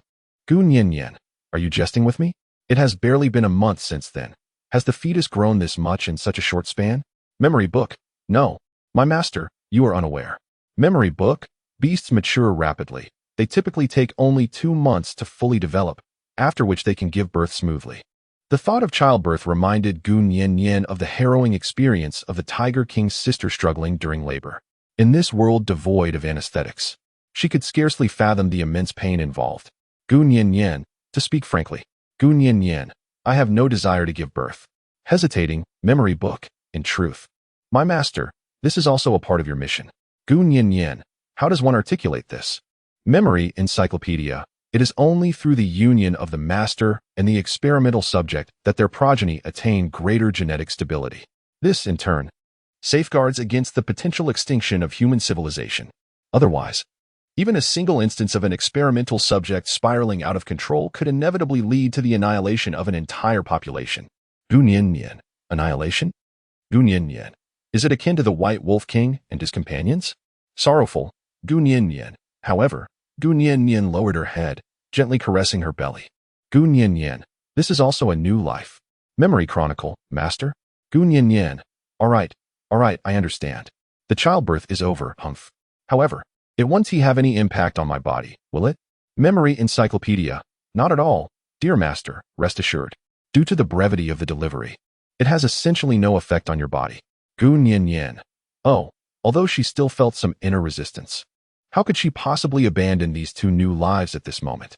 However, the thought of two adorable little leopards emerging from her womb only added to her distress. Gunyin. Alas, I shall not dwell on it any longer. Let us hasten and tidy up before we return. Along the way, she and Feng supported each other. And at last, they arrived at the valley. Due to their injuries, both Gunyin and Feng lay unconscious for a day and a night before finally regaining consciousness. Feimo, Nyen. Gunyin opened her eyes, meeting Feimo's pair of extraordinarily clear eyes. Gunyin. Wowu, Feimo, you have finally returned. She disregarded the crowd nearby and embraced him without hesitation. Gunyin, not the end. Gunyin, I am about to have a child. Gunyin, but the child is not yours. Gunyin, wait a moment. Gunyin, this statement is incorrect. Gunyin, yes, it is that. In a moment, she found herself at a loss.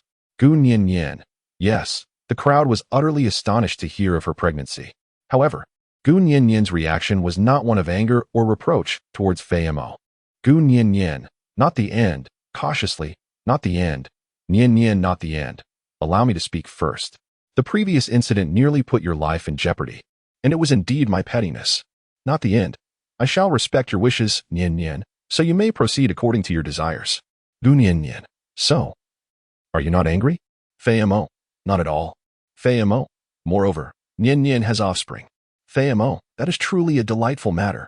Gunyin, oh? It turns out that the probability of orcs becoming pregnant is quite low, with only 1 or 2 pregnancies occurring in a year. Clearly, in this extraordinary world, Gunyin is an exception. Gujiji, I must admit, I feel a twinge of envy for you. Despite my relentless efforts, I have yet to conceive. How I long to have a little one of my own. Gunyin, with a sense of helplessness. Gunyin, well? I must indeed be quite fortunate. Gujiji, indeed. Gujiji, males generally place great importance on the continuation of their lineage. Gujiji, whispering. Leaning closer, Nyen, perhaps in the future, many suitors will pursue you. Gunyin, do not. Gunyin, please, do not. Gunyin, this is more than enough for me to endure. Gunyin, moreover, Gunyin, I still have Feimo.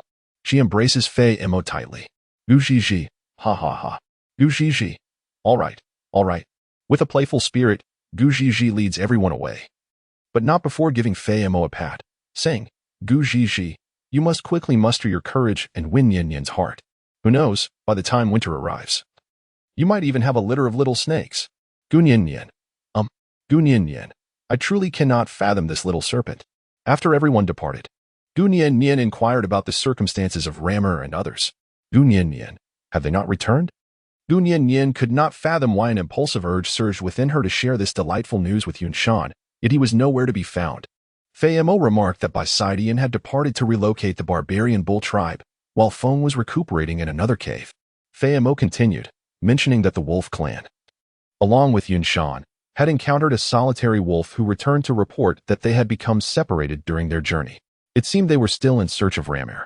Gunyin, oh, Feimo, Nyen, how could you get hurt after you all got separated? Gunyin, it is the monkey tribe. Gunyin recounted the sequence of events to him, and at that moment, the voice of the Tiger King echoed from outside. Chapter 43, The King of the Giant Eagle, 2, Tiger King, Chikizi, Roar. Gunyin, what brings you here? Tiger King, if I hadn't come, how could you have returned smoothly? Gunyin, What does this mean? Tiger King. Check easy. We had prior knowledge of the movements from the monkeys, which allowed us to take preventive measures. Otherwise, even with the appearance of the giant Eagle King, your return would have been fraught with difficulty. Gu Nian had not anticipated that she had already caught the attention of the Tiger King, who was fully aware of everything. Gu Nian, so you saw everything back then, with suspicion. Tiger King. Checks, of course. Tiger King. Checks. After all, in this vast grassland, nothing can elude my watchful gaze. Gu Nian. Humph, I actually believe you are quite idle. Gu Nian. However, there is one peculiar matter. Gu Nian. It seems that you all are familiar with the great Eagle King. What exactly is its nature? Check easy, feigning mystery. Responds, Tiger King. Check easy. This tale begins with the father of wind. Tiger King. Check easy. It is said that on that fateful day, the great eagle appeared, saving the destiny of the entire Eagle clan. Otherwise, the clan would have faced annihilation during the tumultuous conflict decades ago. Gu Nian. A chaotic battle? Fei Mo. It was a nightmare. Fei Mo began to recount that decades ago, due to climate change, catastrophic floods ensued, prompting various tribes to vie for territory. The turmoil persisted for an extended period, until eventually, a legendary serpent deity emerged, said to have saved the world from the deluge. Gu Nian. So it turns out, the reason why the Manyu tribe holds Fei Mo in such high esteem is also due to this. Gu Nian. What about the Eagle tribe afterwards? Fei Mo. The Eagle tribe is the only race capable of flight, residing in lofty heights, thus naturally becoming a coveted territory among the various tribes. In the midst of chaos, Wind's father unexpectedly grew to a colossal size, repelling all factions and establishing the current standing of the Eagle tribe. That battle, fought solely by him, resulted in rivers of blood. Henceforth, we referred to him as the giant Eagle King. Gu Nian. Indeed, is that so? Gu Nian began to gaze thoughtfully at the Tiger King. The Tiger King asked, Checks, Why are you looking at me? Gu Nian. Has your father experienced anything similar before? Tiger King. Checks. Ha ha ha. Tiger King. Checks. Do you think such extraordinary power is possessed by everyone? Gu Nian. How shall I express myself to you? Gu Nian. This power is terrifying, demanding a toll of life itself, even to the point of death. Therefore, as the heir of the relic elder, I must conduct a thorough examination. Tiger King. Checks. Oh? Suddenly approaches. Checks unexpectedly reaches out, grasping Gu Nian's chin. Gu Nian. You Gu Nian. What are you doing? Tiger King. Checks. How do you intend to examine my body? Tiger King. Checks. Sly grin. Fei Mo immediately intervenes, pulling Gu Nian to his side. Fei Mo, you had better be mindful of your actions. Angry. Tiger King. Checks. Ha ha ha. Tiger King. Checks. Just a joke. Tiger King. Checks. Relax, my friend. Gu Nian. What is happening with this person? Why is my heart racing? Gu Nian. All right. Gu Nian promptly intervened to prevent the two from escalating their argument further. Gu Nian. This power is hereditary. Since you, Checks, have stated that your father is quite normal, there should be no issues with you, and further examinations are unnecessary. Tiger King. Checks. How dull. Tiger King. Checks. I actually wish to be thoroughly examined by you. Gu Nian. Tiger King. Checks. Nevertheless, speaking of which. Tiger King.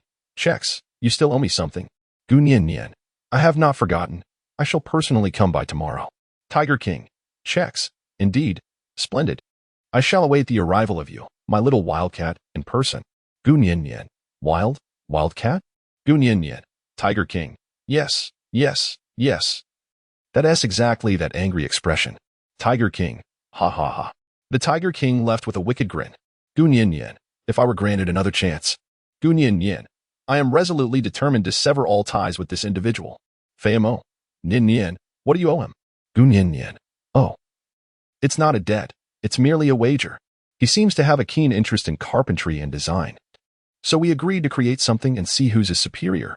Fei Mo. Pondering. So, you are going to the Tiger clan tomorrow? Gu Nian. Indeed. Gu Nian. Just in time.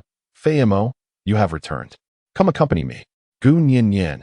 After this matter is resolved, there should be no further dealings with him. Fei Mo. Good. Chapter 44. The Return of Rammer. Late at night. Gu Nian was awakened by a cacophony of noise. When she hurried to the entrance of the cave, she was astonished to find that Ramiel had returned. However, he was covered in blood and bore numerous wounds.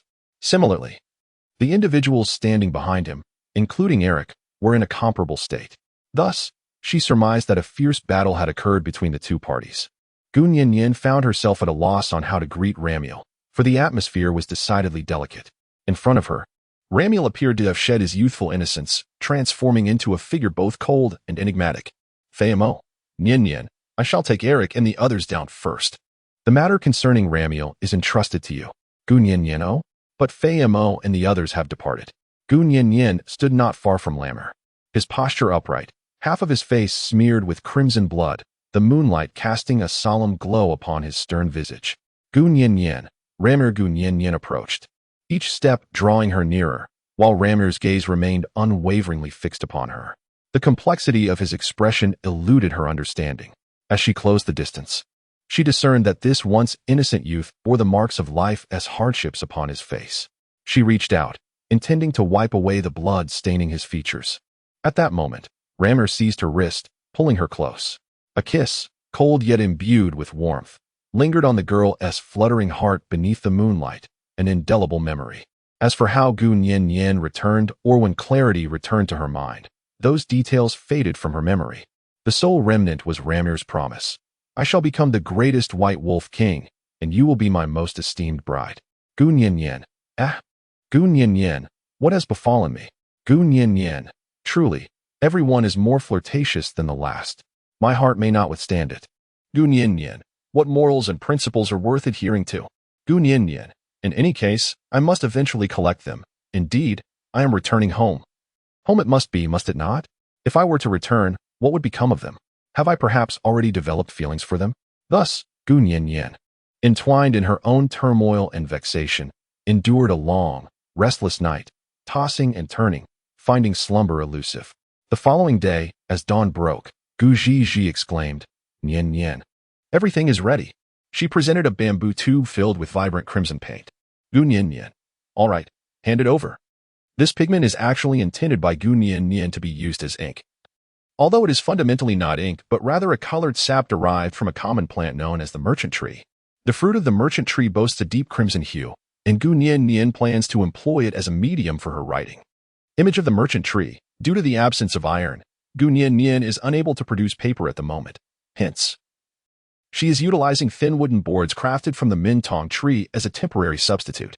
The mintong tree is a prevalent species of large tree in this era, characterized by its sturdy exterior yet fragile interior.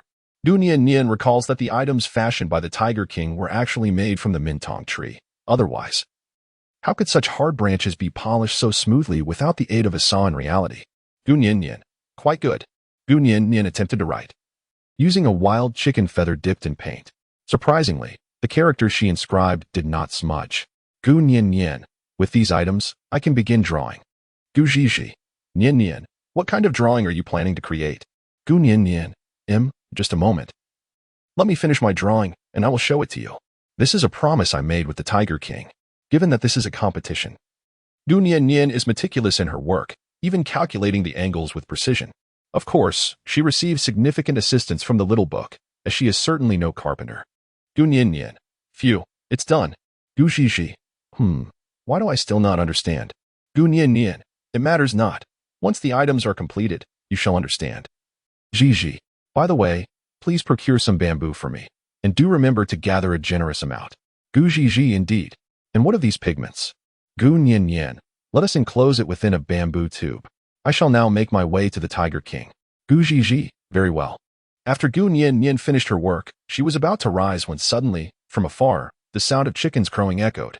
As she looked up, a wild chicken, its rear ablaze, came rushing towards her. The author expresses heartfelt gratitude to the many lovely supporters, including those who consistently check in and those who send flowers. For the first time, they have felt the power of support from you all, which inspires them to strive for more literary endeavors. They acknowledge that their updates have been slow, primarily due to exam preparations. Once those exams are over, they are confident that they will devote their focus to writing.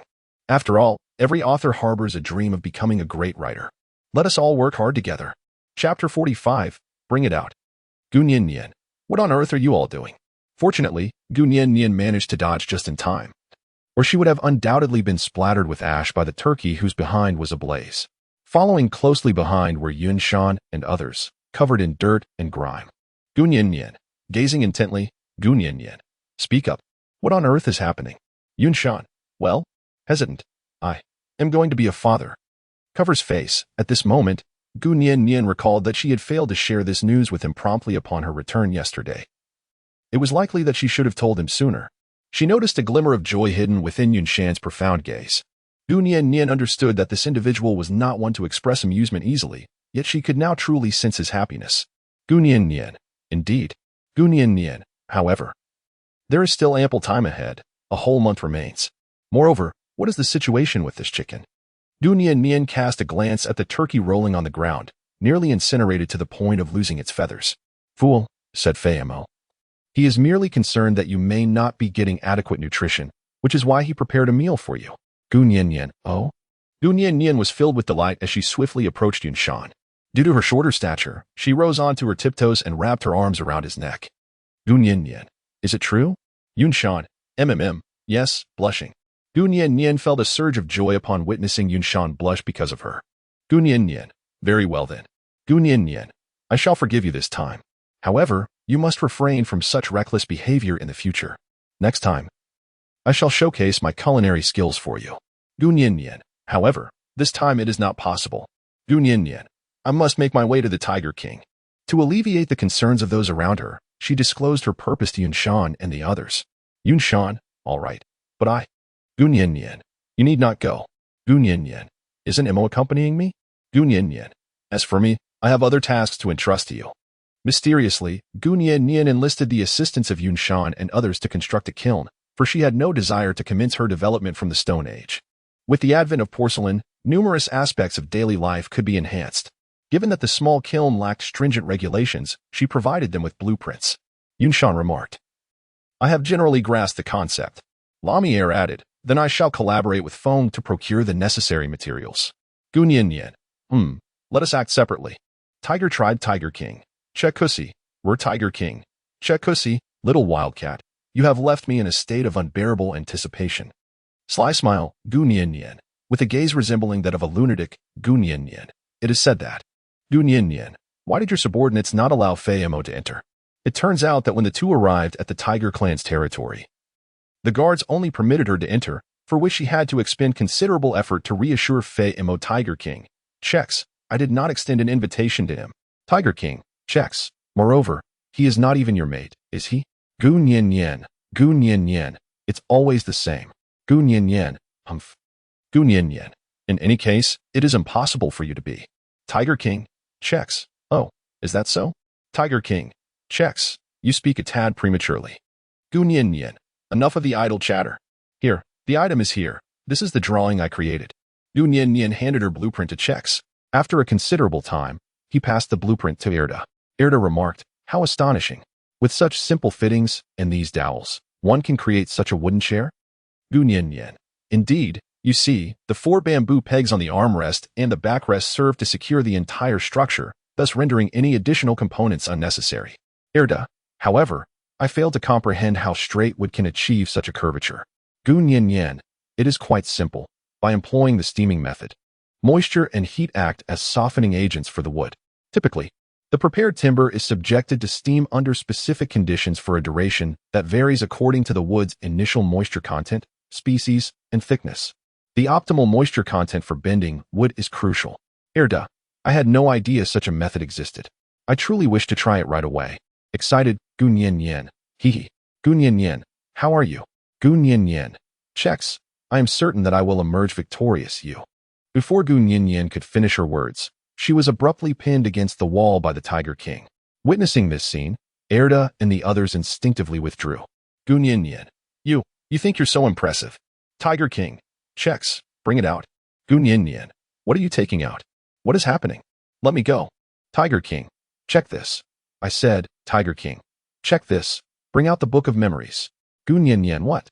Author, all the methods for creating items mentioned in the text were sourced from the internet, such as kiln firing, and the subsequent porcelain and iron casting are not fabricated. Everything is based on online tutorials.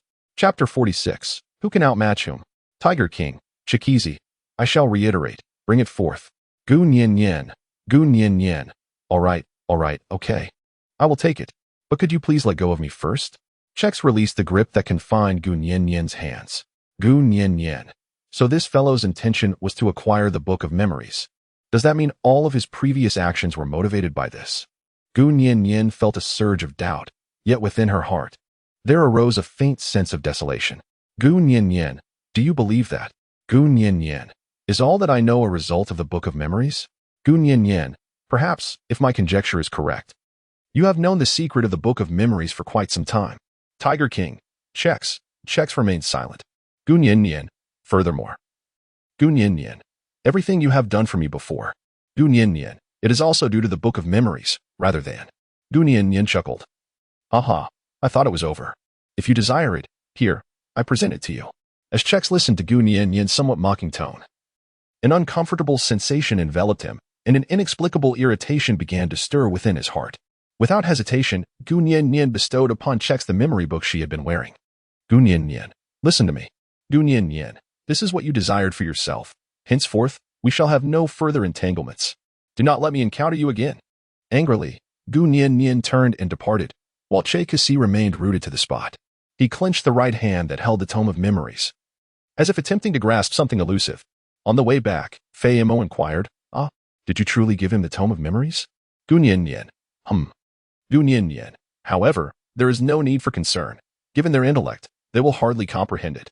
Gu Nian Yen, moreover, does that Chex not believe that the Book of Memories possesses boundless capabilities?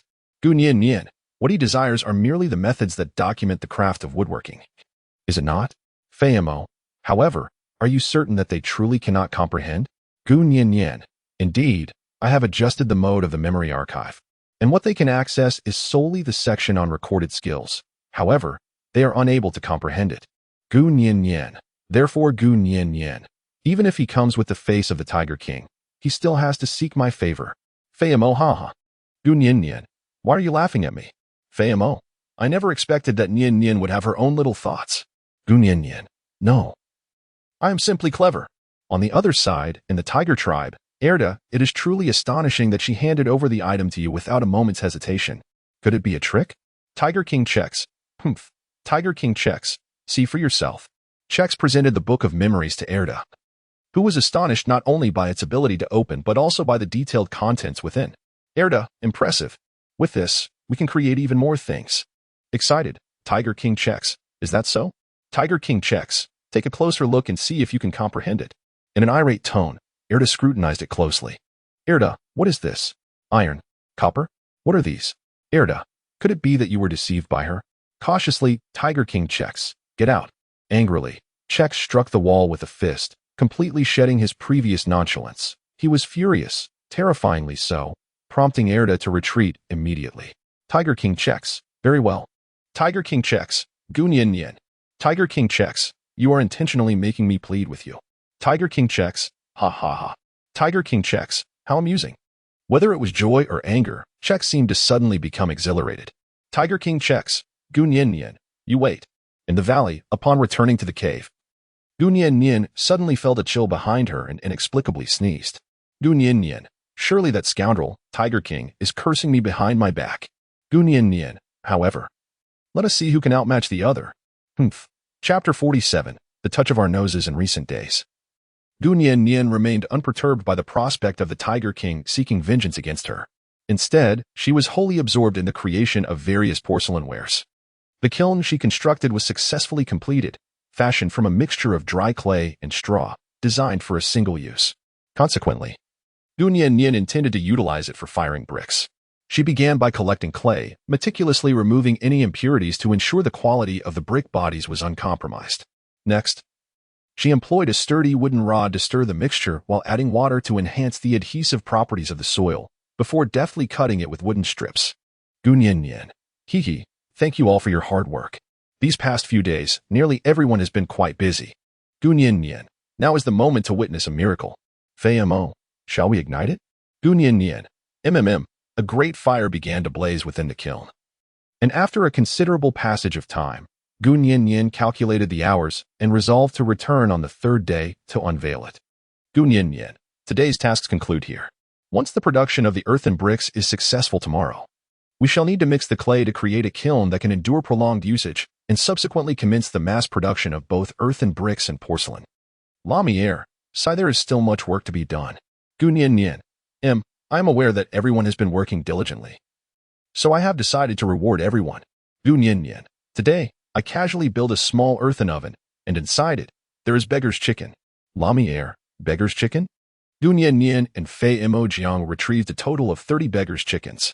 Lumiere inquired, is this a lump of clay? Gunyan, no. Lammer, please pay close attention. Due to the unavailability of heat-resistant paper, Gunyan opted to use bamboo leaves instead. She tightly wrapped the bamboo leaves and mixed them into the clay. When the time was right for firing, she carefully removed it, and with a gentle tap, the entire smooth, delicate, and succulent beggar's chicken was revealed. Yunshan, it smells so delightful. Lammer, wow, Yin, you are truly remarkable. Even the usually reticent Yunshan offered praise, which filled Gunyan with immense joy. Gunyan, indeed. It is far more delectable than the roasted chicken you prepare for me daily. Gunyan, everyone shall receive a share. Fei Mo, could you assist me in distributing it to them? Fei Mo, certainly. Due to her pregnancy, coupled with the unwavering care of Yunshan over these past few days, Gunyan found her belly increasingly distended, and she had even gained a noticeable amount of weight. Consequently, she refrained from joining the others for dinner and instead occupied herself with tinkering with a small trinket she had crafted with her own hands. Gunyan, Yunshan, why aren't you going to have your meal? Gunyan, your constant gaze makes me uneasy. Yunshan, I am not hungry. Yunshan, moreover. Yunshan, I must safeguard you until the cubs are born. Gunyan, although that may be the case, it seems you are a tad overly anxious. Gunyan, Gigi has told me that during childbirth, there are those who fight and run around. Yunshan, that may be true for them. Yunshan, however, you are different. Gunyan, oh, Gunyan, if you wish to gaze, then gaze away. The tall and statuesque Yunshan quietly lingered beside Gunyan as a gentle breeze danced through the air, creating a serene and beautiful atmosphere. Yunshan, Gunyan, Yunshan, what is that rotating object below? Gunyan, it is a spinning wheel. Gunyan, it simply refuses to turn on its own. I have to manipulate it myself. Moreover, the wooden disc that Lamel crafted for me is utterly unattractive. Yunshan, are you implying that it requires constant turning? Gunyan, Yunshan, then let me assist you. I will adjust it for you while you work on top. Gunyan, indeed, I am quite foolish. Thus, the two sat facing each other. Gunyan, are you ready? In a moment, you will turn it, and I will create this clay bowl model on top. Yunshan, all right. Once both were prepared, the work commenced. Initially, their cooperation was somewhat uncoordinated, but as time progressed, their synergy improved remarkably. Even Gunyan was taken aback by the uniform rotation, which rivaled that of a machine. When the first model was successfully completed, she instinctively looked up, meeting Yunshan's striking nose. Their noses brushed against each other, and in that fleeting moment, their hearts stirred. Yunshan couldn't help but lean down to kiss her delicate lips. Time seemed to halt in that vast and tranquil expanse, their fervent hearts entwined closely. Author, imagine the scene yourself. It's just that heart-fluttering beauty, secretly revealing a motherly smile. Chapter 48. Are you feeling it? After a long pause, Yunshan asked, what are you thinking about? Gunyan. Gunyan. No, it's nothing, blushing. Yunshan. Gunyan. Precisely. Gunyan. Bowing her head, the fading heartbeat, its sensation and taste, continues to linger in Gunyan's heart. Gunyan. Yanyan. I yearn to understand you. Gunyan. Wait a moment, might this be too blunt? Yunshan slightly lost in thought. Yunshan, all right. Gunyan, oh? Aren't you curious as to why? Yunshan, well then, what is the reason? Gunyan. Gunyan, the situation is as follows. Gunyan, you often remain silent, and I find myself completely unaware of your past life or experiences. Gunyan, if the child is born, of course, it will take 20 years for them to grow up. What I mean to say is, I wish to understand you. Otherwise, I would feel quite uneasy, not knowing what you are thinking. Gunyan, I wonder how you perceive me. Softly, the more Gunyan spoke, the softer her voice became. And she found herself regretting the emergence of such thoughts. Could it be that she had indeed developed feelings for him? Yet, Her anxious heart led her to question Yunshan. So that it. Yunshan, I must have been thoughtless, perhaps having been alone for so long. She had grown accustomed to rarely sharing her thoughts with anyone else. At dusk, a young man confided his feelings to a young woman. Gunyan oh? What? Gunyan? Really? You've traveled to so many places. Yunshan, yes, in my youth, I was always eager to show off and yearned to explore the world beyond. So I journeyed extensively. Later, suddenly pauses, Gunyan. Is it because of this scar? Gunyan reached out to touch. Gunyan. I apologize. I forgot that my hands are still covered in dirt. Yunshan gently placed his hand over Gunyan's scarred face. Yunshan, in truth, if it were possible, I would wish for this scar to remain concealed forever. Gunyan. Is he in sorrow? Is it because of this scar? Or perhaps something else? Gunyan. Why should it be concealed? I believe that this scar holds a certain significance in its existence. Gunyan. It bears witness to your experiences. It is a distinctive emblem. Each individual is a unique version of themselves. Admittedly, my words may sound somewhat cliché or insincere, yet I still wish to encourage you. Do not allow your differences to give rise to peculiar thoughts. Upon hearing Gunyan's words, Yunshan suddenly burst into hearty laughter. Gunyan, what's wrong? Yunshan, I understand now. Gunyan, oh, what have you understood? Gunyan, wait, why are you suddenly hugging me? Yunshan, be good, let's go wash our hands together. Whispers, Gunyan, blushing, the following day, before the kiln. Gunyan, please wait a moment longer. Lami air, what is this? Curiously, Gunyan, alas. Rammer, do set it down at once. Gunyan, I am observing the time. With a branch under the radiant sunlight, there will be a shadow. By measuring the length of the shadow, one can ascertain the approximate time. Lami air, wow, how enchanting. Lami air, how is it that you possess such knowledge? Yin Gunyan, Soon after. Gunyan, all right, it can be taken out now? Taking it out will require some time. Once everything is prepared, the previous kiln will no longer be usable. Lawmeyer, what a peculiar object. Lawmeyer picked up a piece and squeezed it with force. Lawmeyer, remarkably, it did not break.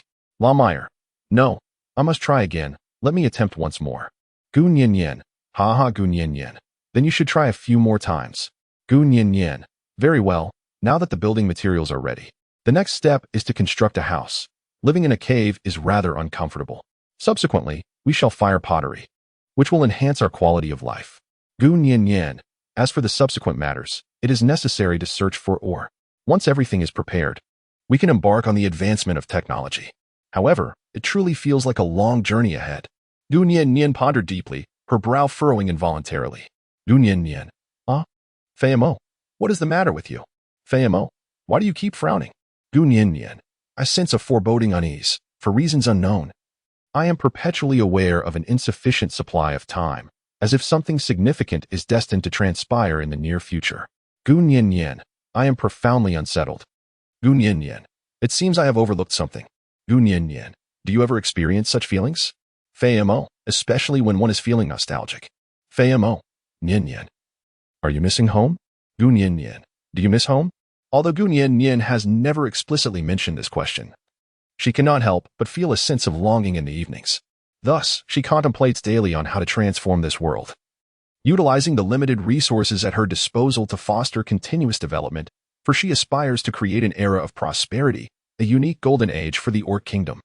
Gunyan, with a wry smile, perhaps that is the case. Gunyan, enough. Let's stop pondering. Quickly assist everyone. Fayamo, all right. The new kiln has been reconstructed, now twice the size of the previous one, divided into two sections, one for building materials and the other for crafting daily porcelain items. Tiger King, checks. Oh, Gunyan. Upon hearing this voice, I instantly recognize who has arrived.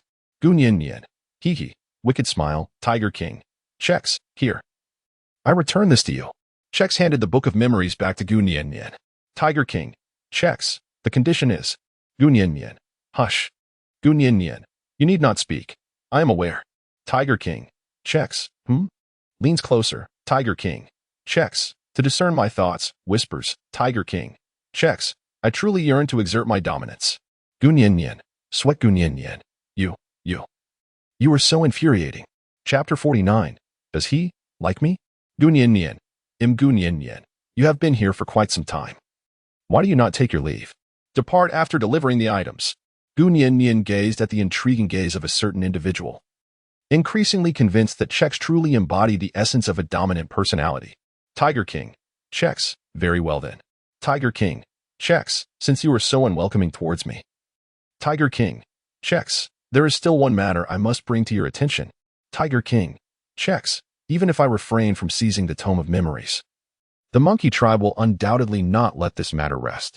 I eagerly anticipate your response. Gu Nian, you need not concern yourself with this. Gu Nian, just wait and witness my performance. Tiger King. Excellent. I believe I shall eagerly anticipate it.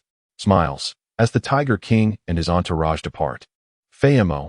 Nian, Fayamo. I concur with his assertion. The wise ones of the monkey tribe possess the highest intelligence among all tribes and are undoubtedly the most qualified to inherit leadership. It stands to reason that they will likely incite the other tribes to unite against us. Gu Nian, indeed. Gu Nian, I comprehend. Gu Nian, however, I have devised an excellent strategy. Before tomorrow, I will inform you of all the matters that require your cooperation. Lamiere. Huh? Tomorrow? Lamiere. ISNT tomorrow, the festival of the priests? Gu Nian, indeed. A month has passed so swiftly. We need to name the newborn baby. Yunshan. Will it go smoothly? Gu Nian, certainly not. The monkey tribe will undoubtedly create obstacles, but I have already devised a countermeasure. Glancing at Ramiel. Ramiel? Huh? Why are you looking at me? Gu Nian, I require the assistance of your brethren. It turns out that Gu Nian had long since devised a plan. By showcasing a method that ensures the smooth transition of the cubs into adulthood during the festival of the priests, she would undoubtedly win the favor of the people. Even if the ape tribe attempted to obstruct her, public opinion could not be swayed. Thus, Gu Nian shared her scheme with everyone. Lamiere, is it truly? Truly so? The lone wolf leader, Eric. If it guarantees their successful maturation, I seek nothing more. Gu Nian reassured. Rest assured, I shall honor my promise. The method she had discovered was indeed gleaned from the compendium of memories.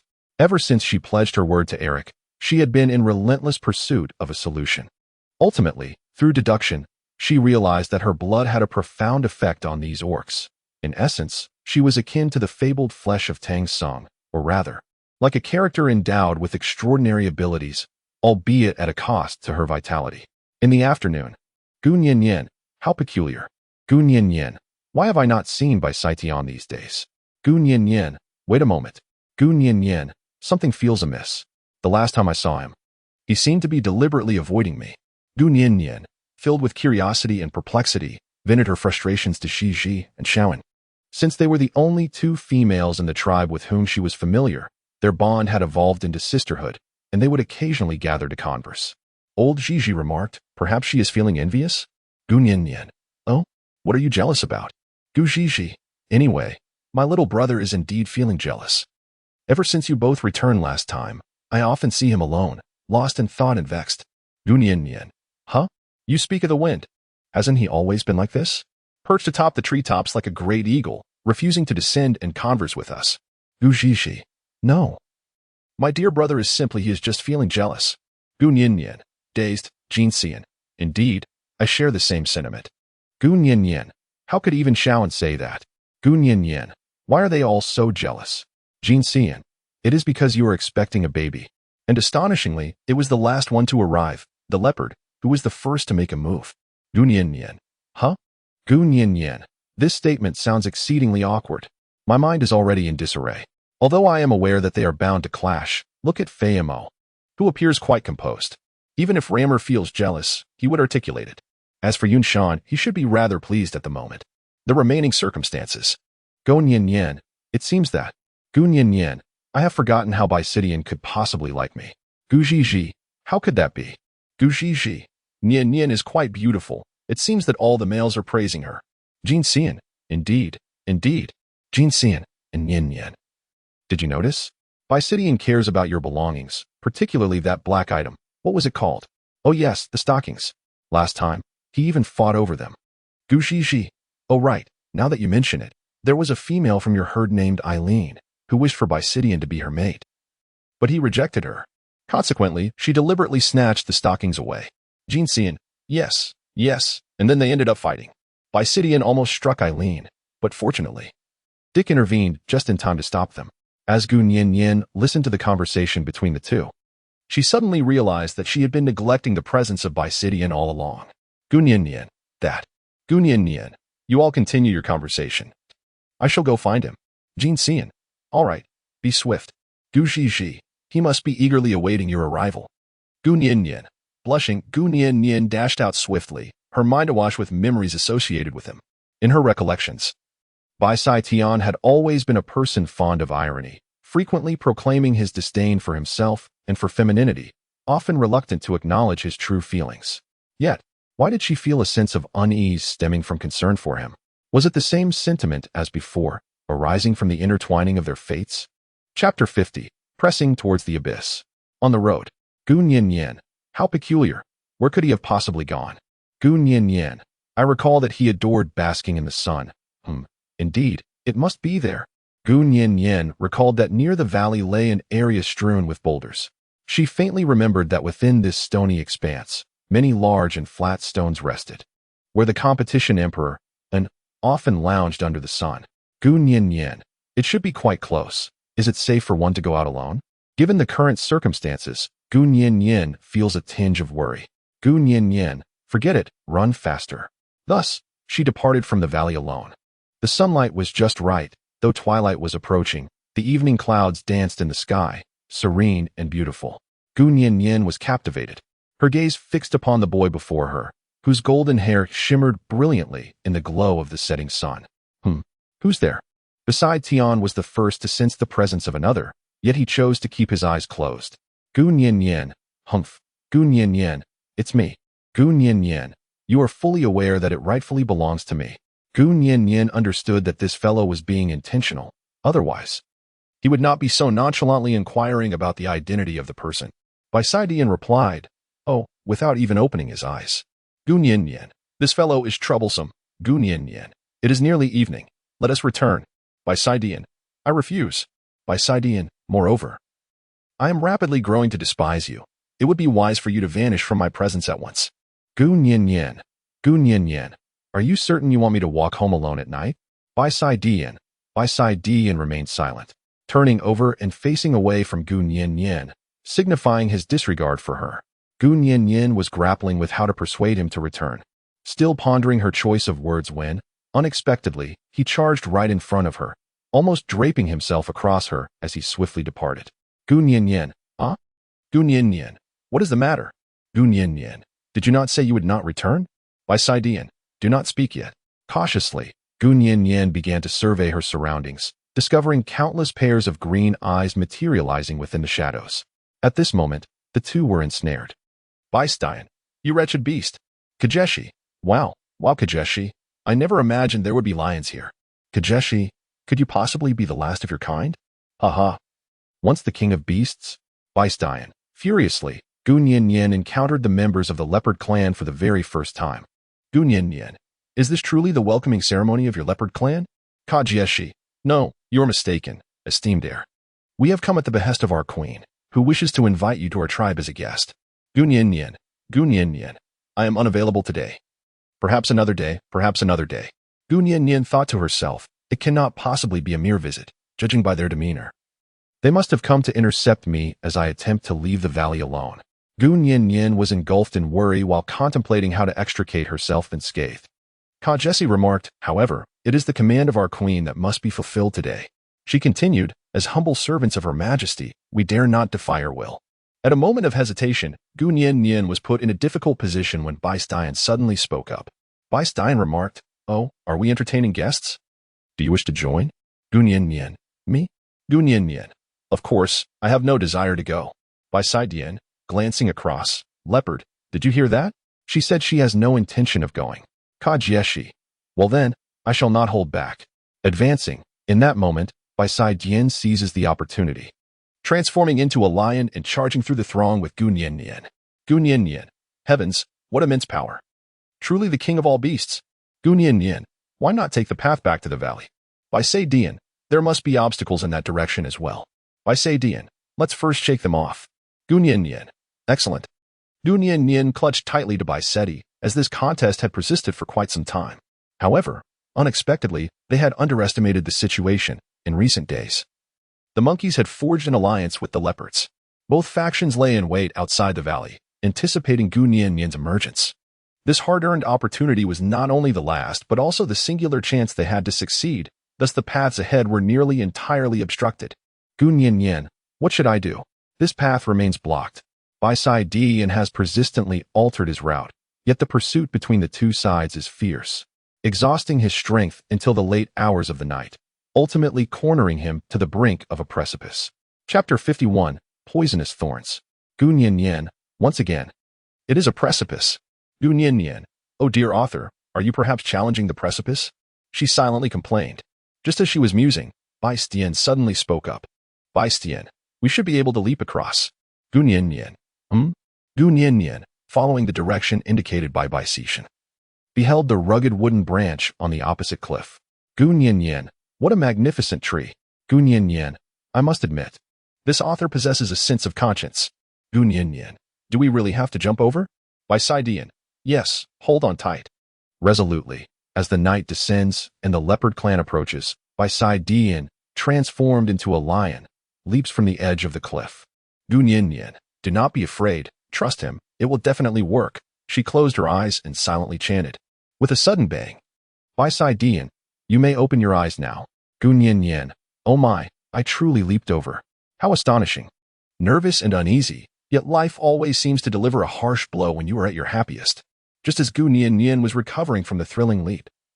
Eager to revel in her joy, the leopard clan opposite her began to leap across like antelopes, one after another, recklessly risking their lives. They seized the legs of Baisidian with great force. Baisidian, you scoundrels, let go. His body began to lose balance. The great tree started to struggle under the mounting weight. Gu Nianyan, are you all disregarding your lives? If this continues, we shall all perish.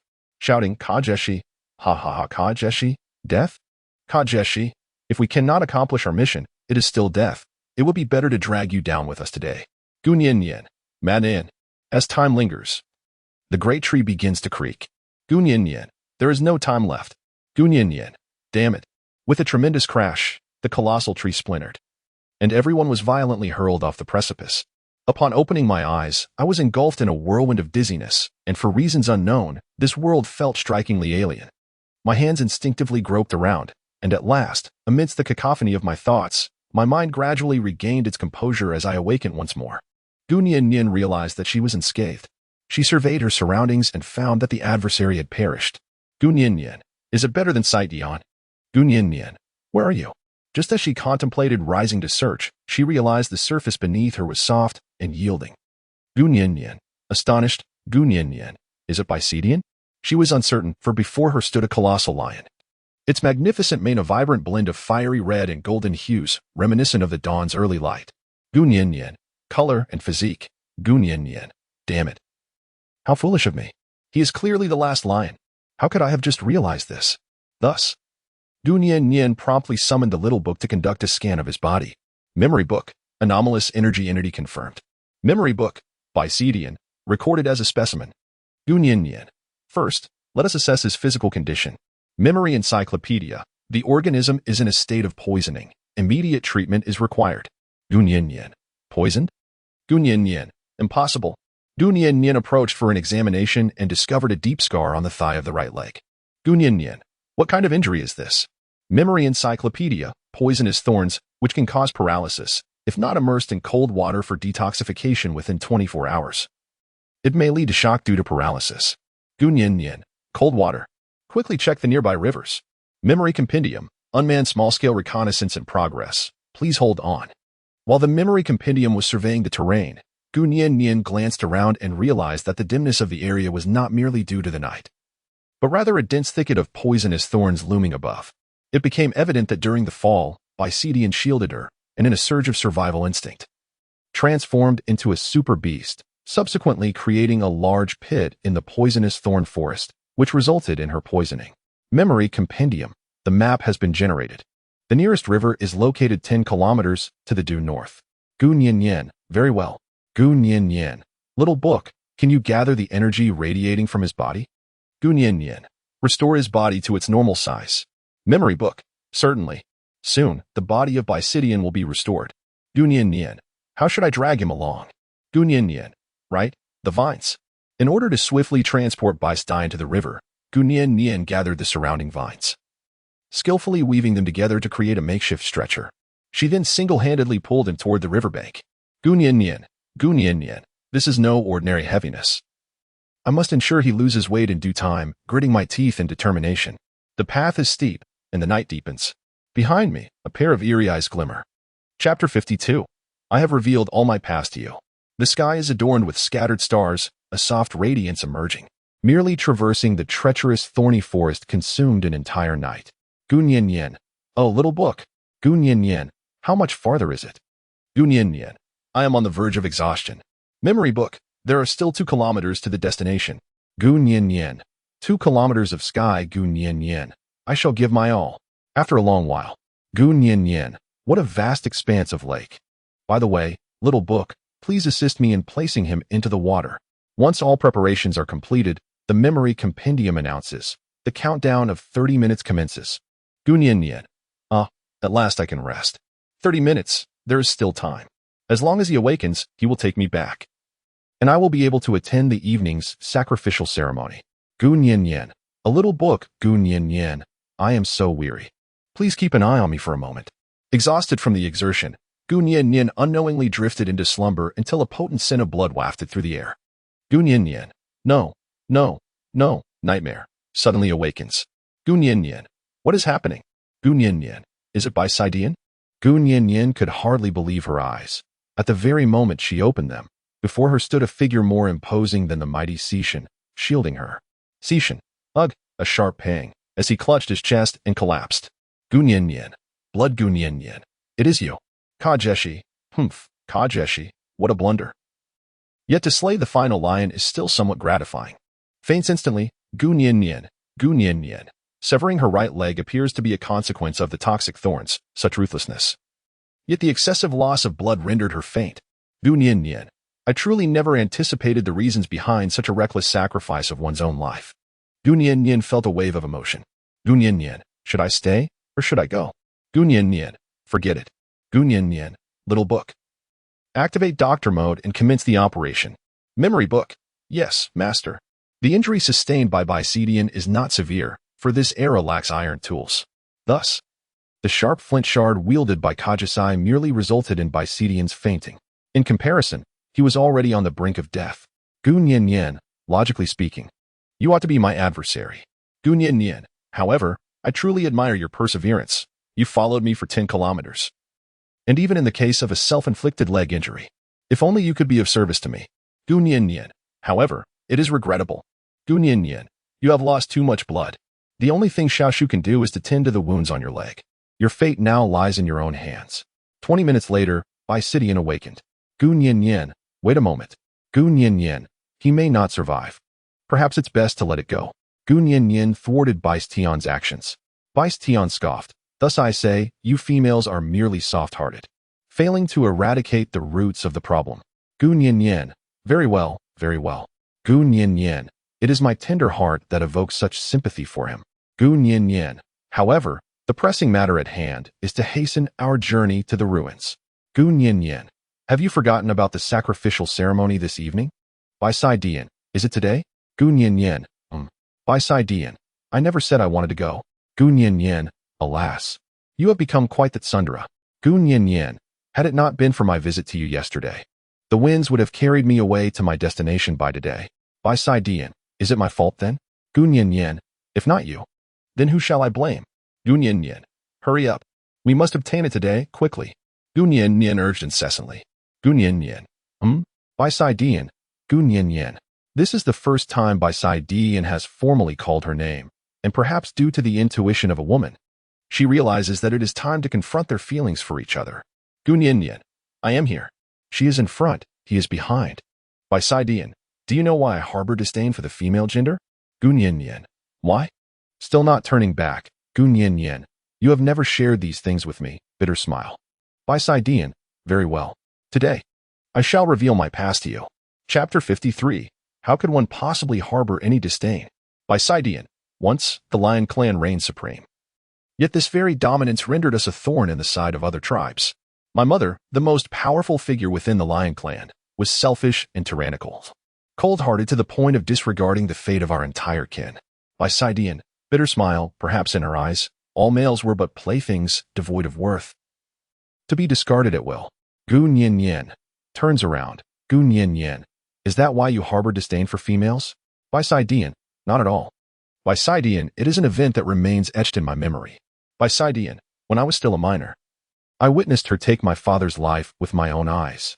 Gu Nyin Yin, astonished. By Sidian, thus, from that day forth, I fled alone, escaping from the tribe. For each time the leader of the lion clan changed, the offspring of the previous leader would be slain. By Sidian, I continued to run, perpetually fleeing. Gu Nyin Yin, how heart-wrenching. By Sidian, yet, I consider myself fortunate. By Sidian, while other tribes seized the opportunity to attack during the lion clan's leadership transition, the lion clan fell into a state of decline. Amidst the devastating floods, many perished, and those who survived were left in a pitiful state. In the end, I was the sole survivor. Gu Nyin Yin, unable to bear his words any longer, rushed to his side and embraced him tightly. Bisei Tian, he exclaimed in astonishment. You. Gu Nyin Yin, those who have caused you harm. Gu Nyin Yin, they have already departed. Gu Nyin Yin, yet, I am acutely aware that a heart wounded by betrayal is difficult to heal. Gu Nyin Yin, however, life must go on.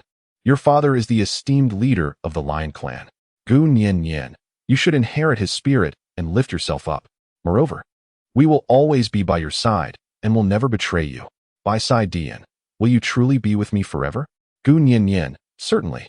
As Gu Nyin Yin finished speaking, Bai Stian suddenly stepped forward and embraced her with one arm. Bai Stian, I do not seek constant companionship. I only wish for you to not despise me. Gu Nyin Yin, what are you talking about? I would never find it annoying. Gu Nyin Yin, whispering softly, I long to be by your side, always, always, nestled together. It is utterly delightful. Assenti it? By Sidian, heart fluttering, indeed. You are the most foolish female. By Sidian, I utter unkind words daily, believing. Gu Nyin Yin, did you think I would detest you? Which is why you constantly evaded me. Did you believe that the presence of numerous other males around me would lead me to stray, calling me foolish, when in reality, you might just be the most foolish one of all? By Sidian, well, it's not entirely their fault. Gu Nyin Yin sighed. Ah, Bi Sidian, you are indeed the king of the forest. Can it be that you feel disheartened simply because someone else has surpassed you? Evading the issue will not bring about a solution, and besides, I do not solely bring forth life for just one individual. Gu Nyin Yin, once again, By Sidian, your current hesitance surpasses even my own shortcomings. By Sidian, you are the most inept female of all, indeed the utmost in ineptitude. Upon witnessing Bai Sidian regaining her former demeanor, Gu Nyin Yin finally felt at ease. Gu Nyin Yin, now, this is more like it. Gu Nyin Yin, well then, esteemed Lion King, shall we not set forth? By Sidian, By Sidian, I hereby command you. By Sidian, mount me. By Sidian, hold on tightly. By Sidian, should you fall, I shall not be held accountable. By Sidian transforms into his lion form, yet maintains an unyielding tone. Gu Nyin Yin, all right, then can our magnificent Lion King your highness set forth? Gu Nyin Yin, I am expecting a baby. Please be gentle. By Sidian, you dead leopard, I still have to raise your child. But just wait, next time. I will have you help me care for a whole litter of lion cubs. Muttering to himself, Gu Nyin Yin, what are you pondering? Gu Nyin Yin, hurry up. We must reach our destination before nightfall. Urging, by Sidian, oh, Sundara, Chapter 54, Catalysis on the Path to the Ruins, by Sidian, having previously visited, was aware of a shortcut. Thus, as the two hurried towards the site, the situation remained under control. As anticipated, the monkey tribe and the leopard tribe united in their resistance against Gu Nyin Yin, demanding the surrender of the memory tome. They exalted Elder Decasa of the monkey tribe as the rightful heir, while the tiger tribe maintained neutrality, presumably to observe how Gu Nyin Yin would navigate this predicament. The crowd proclaimed that Elder Decasa was the wisest among them, deserving of the title of the new elder of the ruins. Indeed, how could a female possibly be considered as an heir? That female associates with the exiled beasts. They are of the same ilk and must not be permitted to inherit. Listening to the crowd's protests, Gu Nyin Yin stepped steadily into the heart of the ruins. The onlookers, upon witnessing her beauty, fell into a momentary silence. Yet, what use is beauty? Look at her physique. She surely cannot bear many offspring. It was during this hushed moment that a voice from the crowd shouted out, and spurred by his lead, the protests resumed once more. Gu Nian Yen. Oh, so being beautiful is of no use.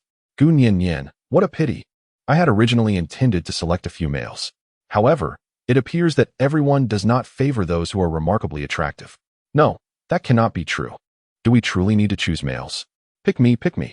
Gu Nian Yen, huh? Gu Nian Yen, truly a group of uncivilized fools. Gu Nian Yen, the sole distinction between humans and animals lies in the fact that while animals spend their lives focused on reproduction, humans aspire to seek a sense of self within the confines of their finite existence. Gu Nian Yen no longer regarded these foolish individuals. She remained composed. Gu Nian Yen, I am aware of your thoughts. Gu Nian Yen, I am aware of your needs. I possess the capability to fulfill all that you require. Capabilities that Elder Decasa lacks. Elder Yuan Ho, with a dark expression, Gu Nian Yen, of course, I merely express thoughts that you may find hard to believe. Gu Nian Yen, today, there remains some time before the priestly ceremony commences. Gu Nian Yen, therefore, I shall catalyze the maturation of the cubs before all of you. Upon hearing this, the crowd was taken aback. The coming of age of the cubs is a process that relies solely on their own efforts. How could one person possibly instigate such a transformation? Indeed, even the ancient relic elder is powerless in such matters. Is she merely toying with us? Gu Nian Yen, no need for further words. Gu Nian Yen, you merely need to observe. Subsequently, the individuals from the Lone Wolf tribe, who had arrived earlier, presented her with a vibrant crimson beast skin cloak, a garb reminiscent of a shaman, undoubtedly intended to obscure her true intent. At the heart of the bonfire, several brothers of Ramir were brought forth, while Gu Nian Yen, now grasping a wooden blessing bell, commenced a dance previously unseen by these Orcish folk. Below the stage, chaos ensued. Jiaka Shimu, Great Elder, what in the world is she attempting to accomplish? Yuan Ho, Great Elder. Humph, how would I know? It is likely just a ruse to attract attention. Jiaka Shimu, oh? If she can truly catalyze the maturation of the young, you may find yourself unable to claim the position of heir. Yuan Ho, Great Elder. At this moment, must you still utter such sarcastic remarks? Yuan Ho, Great Elder, what on earth is your leopard tribe doing? Did you not claim to have dispatched numerous elites? Yuan Ho, Great Elder, and now, she has returned alive. Jiaka Shimu. Oh, you certainly excel at deflecting blame. Did you not also send many forth? Are you now blaming me? Dissatisfaction brewed between the two parties, and at that moment, the chief of the Eagle tribe spoke up. Sao, enough of the quarrel. Let us see if this female possesses any true capability. He could no longer bear to watch. These individuals were adept at infighting, and he was fortunate not to have participated in this scheme. Jiaka Shimu. Humph, I am indifferent to the outcome. Let her succeed. I have no desire to linger in this wretched place. Jiaka Shimu, you lowly souls. It is a stroke of luck that the divine allows you to exist in such a manner. Just look at your filthy appearances and utter affront to my noble lineage. The leopard queen continued her tirade unabated. Sao, really, here we go again. Sao, if you disdain us, then keep your distance. Jiaka Shimu, do insects dare command me? I remain the most exalted queen. Arrogance personified. Sao, do you truly think yourself a grand queen? Are you not merely protected by your insignificant tribe? The two engaged in a heated exchange. Yuan Ho, Great Elder, quietly departing. The youth of today are truly formidable. Chapter 55. Six-Star Conference. As Gu Nian Yen's movements atop the stage abruptly ceased, a faint mist began to rise around her. Witnessing this, the onlookers fell silent, captivated by the unfolding spectacle, each pondering whether these extraordinary changes were indeed the manifestation of a divine presence. Gu Nian Yen, O deities slumbering in the depths of the night. Gu Nian Yen, please grant me the power of catalysis to embark on the path of civilization. In an instant, the howls of wolves echoed, and from the wisps of mist emerged four naked youths, bathed in divine light, exuding both majesty and solemnity. Leaving the onlookers in astonishment, Gu Nian Yen, I shall serve as the guiding light on your journey through life, ordained by divine will to become the saint of the Passat forest.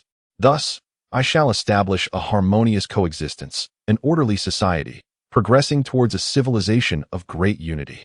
Gu Nian Yen, here, in the name of the Holy Maiden, I shall amend the ancient naming conventions, bestowing upon you a new name derived from your paternal lineage. Gu Nian Nian bestowed names upon the four newcomers: La Ruxiao, embodying diligence and seriousness; La Xiaoku, exuding vivacity and wisdom; La Pu Pu, radiating liveliness and charm; and La Ndi, characterized by shyness and reticence. With the naming concluded, the catalyst proved successful, and all present bore witness to this remarkable historical moment. From this day forth, Gu Nian Nian transformed not only the enhancement of population but also the unwavering belief of the people in her. The crowd erupted in exclamations. "The saintess has descended! How fortunate and blessed we are! Gu Nian Nian, excellent! It appears that this time has been quite successful. Gu Nian Nian. So, Gu Nian Nian. Now, I shall elucidate the concept of patrilineal surnames and the harmonious society I aspire to establish. Gu Nian Nian. The paternal surname signifies that the child inherits the father's name. I shall entrust the authority of naming to the forest sage, and I will provide the specific list in due course. Gu Nian Nian. A harmonious society will be established on the foundation of the Six-Star Conference, comprised of the Tiger Clan, Monkey Clan, Leopard Clan, Eagle Clan, and Lion Clan. All centered around me. Sal, the Lion Clan. Sal, my lady, are there still lions in this forest? Gu Nian Nian. Humph, of course there is. Gu Nian Nian, the sole descendant of the Lion Clan, by Saidian. The reason Gu Nian Nian elevated by Saidi and was to establish a balance in the situation. Gu Nian Nian, although he is the only one here, we must not disregard the dignity of the old Lion King. Sal, the old Lion King. Gu Nian Nian came to understand a certain historical episode. The formidable intimidation exerted by the old Lion King was not something that could be easily erased by the passage of time. Moreover, the various clans had conspired to slay the old Lion King, which naturally filled her heart with guilt and trepidation. Elder of the monkeys, I dissent. The old Lion King has been dead for so long, the Lion Clan has long ceased to exist. Furthermore, what about the individual you mentioned? Where is he now? How can we ascertain the authenticity of his existence? Baistian, I am here. Transformed into the visage of a lion, Baistian suddenly emerged from the crowd, radiating a golden luminescence that exuded the essence of royalty. Elder of the monkeys, astonished, Jiakashimu. Ah, he is truly magnificent. This is the perfect companion I have been searching for. Utterly captivated, Gu Nian Nian. All right, Gu Nian Nian. Now you have all witnessed it. Gu Nian Nian. Are there any objections? Tiger King, check easy, I do. Gu Nian Nian. Does this fellow fear that I might usurp his supreme status in the forest? Gu Nian Nian had once believed that he would stand by her side, but it appears she has miscalculated her wager. Gu Nian Nian, what doubts do you have? Tiger King, checks. I can acknowledge the status of the Lion Clan. Tiger King, checks. However, there is one condition. Tiger King, checks. The Six-Star Conference, composed of several tribal leaders, must ensure that all resolutions are based on the interests of the forest tribes and require a majority of 3 stars or above for approval. Otherwise, they shall be deemed null and void. Gu Nian Nian, are you implying that decisions made during the meeting require the support of at least 3 individuals to be approved? Tiger King, precisely. Gu Nian Nian, what is imploding? If the 4 clans unite, it seems there will be no place left for me and Baistian. Gu Nian Nian felt apprehensive, realizing that the current situation was decidedly unfavorable for her. However, should she refuse to acquiesce, it was likely that they would not acknowledge the status of the Lion Clan. Gu Nian Nian, very well, I concur. Gu Nian Nian, however. Correspondingly, Gu Nian Nian, I too have a condition. Gu Nian Nian began to shout loudly all around. Gu Nian Nian, hello, to all those marked for expulsion. Gu Nian Nian, I am aware of your presence in the shadows, and I know of your yearning for the light. I now offer you a path to redemption. As long as you are not irredeemably wicked, you may find forgiveness in my hands. The crowd gasped in astonishment once more. Gu Nian Nian, this is the divine will. The deities are benevolent, rescuing all beings. Tiger King, checks. How intriguing. Is this an attempt to win hearts? Fascinating, indeed.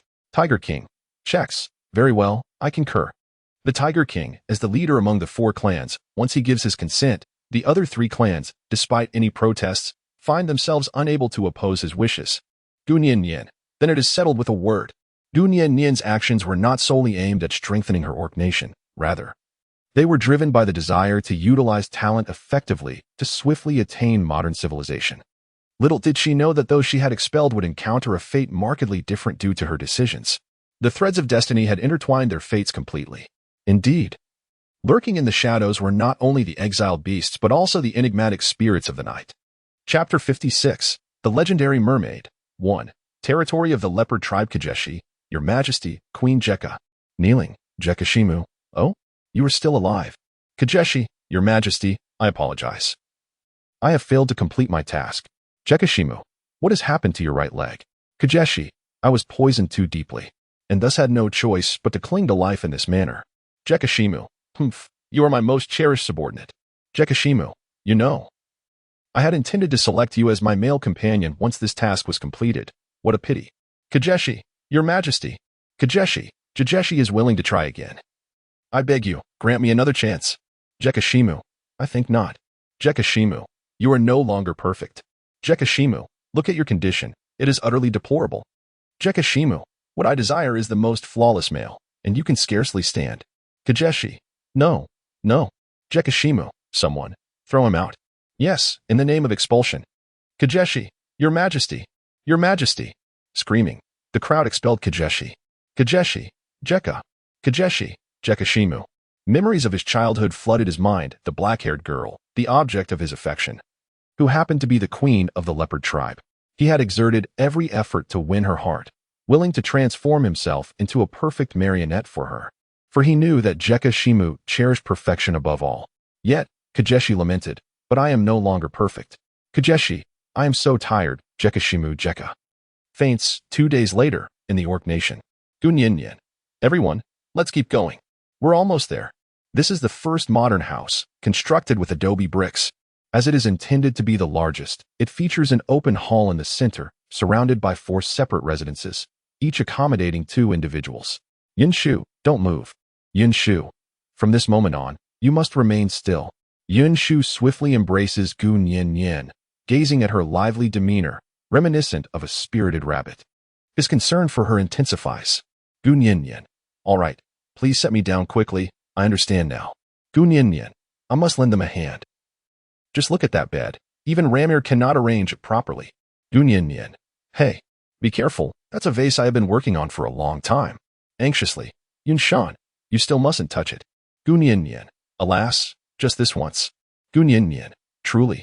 Gunyin, I have been residing in this cave for over a month now. Gunyin, after much effort, a house has finally been built. Yet no matter how she pleads, Yunshan remains resolute in not releasing her. Gunyin, when Nanimo returns, I shall inform him of your bullying. Yunshan, very well. Gunyin, speaking of Fei-Mo, due to Gunyin's pregnancy, she had no choice but to entrust the task of locating the mine to him. With Xiao Shu as the guide, they set off for the Antelope Tribe.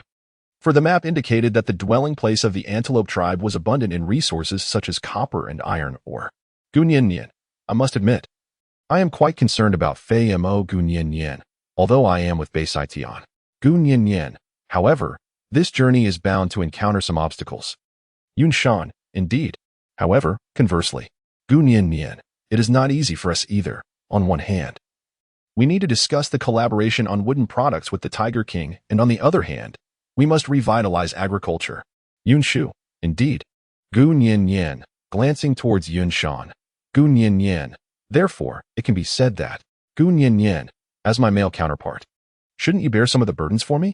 Yunshan, what is it that you wish for me to do? Gunyin, you set me aside to assist them in building their houses, while I, in turn, shall seek out Shaoan and her companions. Yunshan, very well.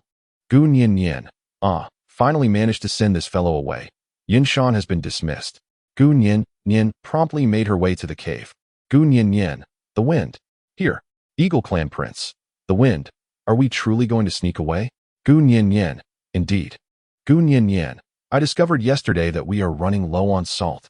Gunyin, we are situated closest to the coast, making it a perfect opportunity for exploration. However, Yunshan often forbids me from wandering about. If I wait for Fei-Mo and the others to return, it will surely be too late. Gunyin, I shall venture forth today and return by tomorrow.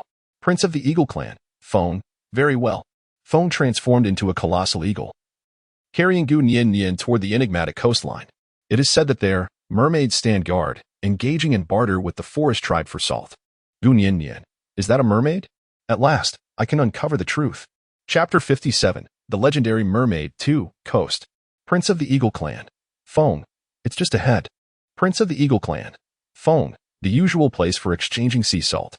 Gu Nian gazed into the distance and discovered a massive, dilapidated ship anchored by the shore. Gu Nian. Do we usually exchange with them on this vessel? Prince of the Eagle Clan. Wind. Vessel? Prince of the Eagle Clan. Wind. So that object is called a vessel. Gu Nian. Indeed, it appears to be quite damaged and seems unable to move any longer. Gu Nian. By the way, I haven't seen the mermaids. Prince of the Eagle Clan. Phone. The time has not yet arrived. Prince of the Eagle Clan. Phone. They typically emerge at sunset, rising from the sea. Gu Nian. Then let us wait by the seaside for now. Prince of the Eagle Tribe. Phone. Excellent. By the sea, the air is infused with the essence of the ocean. Though the destination of this vast expanse remains a mystery, this breathtaking scenery bears no distinction from the world of yore. After a while, as the sun sets, Prince of the Eagle Tribe. Phone. It has emerged. Look quickly. Gu Nian. Oh my. The sudden emergence of a mermaid from the sea left Gu Nian utterly astonished. The legend of the Jiaran, or mermaid, has existed since ancient China, yet it is beyond her imagination that humanity has, one day, brought this myth to life, a hybrid of human and fish genes. Gu Nian. Absolutely stunning. Gu Nian. Simply more enchanting than a woman.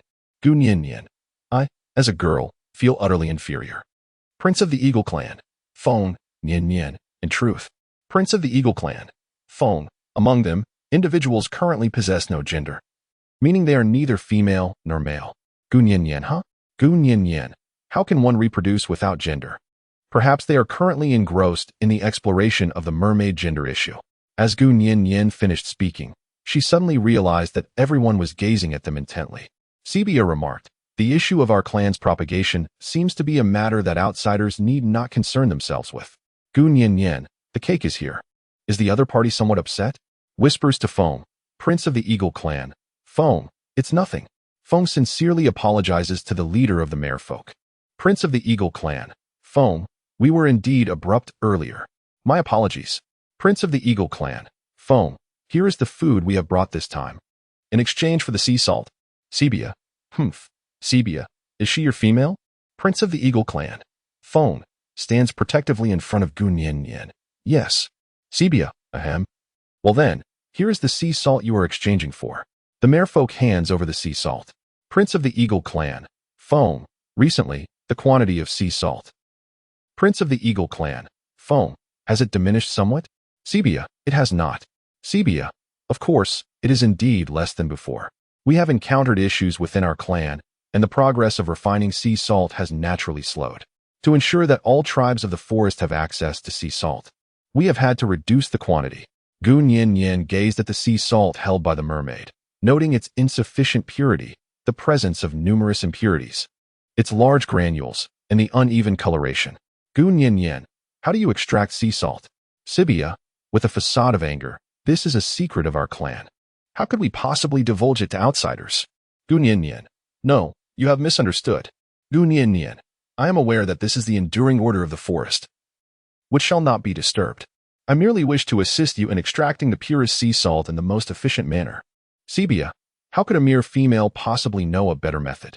Gu Nian then recalled that the other party was entirely unaware of her identity, so she promptly introduced herself. Sebia, the elder of the ruins. Has he passed away? In astonishment, Gu Nian. Indeed, it seems to be so. However, as the heir now, wait.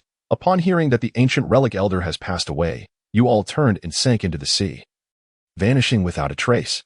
Gu Nian, inquisitively, why did they leave so swiftly? Prince of the Eagle Clan. Phone, thoughtfully, it must be that some troubles have arisen within the tribe.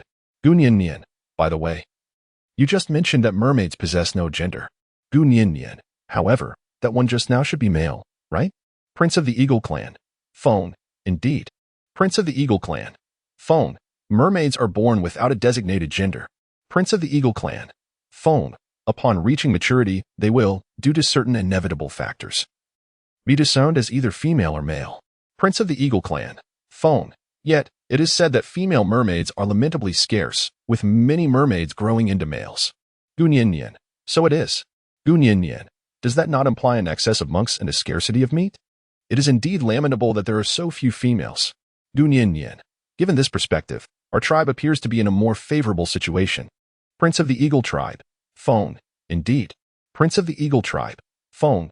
The sky is darkening. Shall we return? Gun Yin Yin. Let us return. If we linger too long, Yin Shan will surely speak of my absence.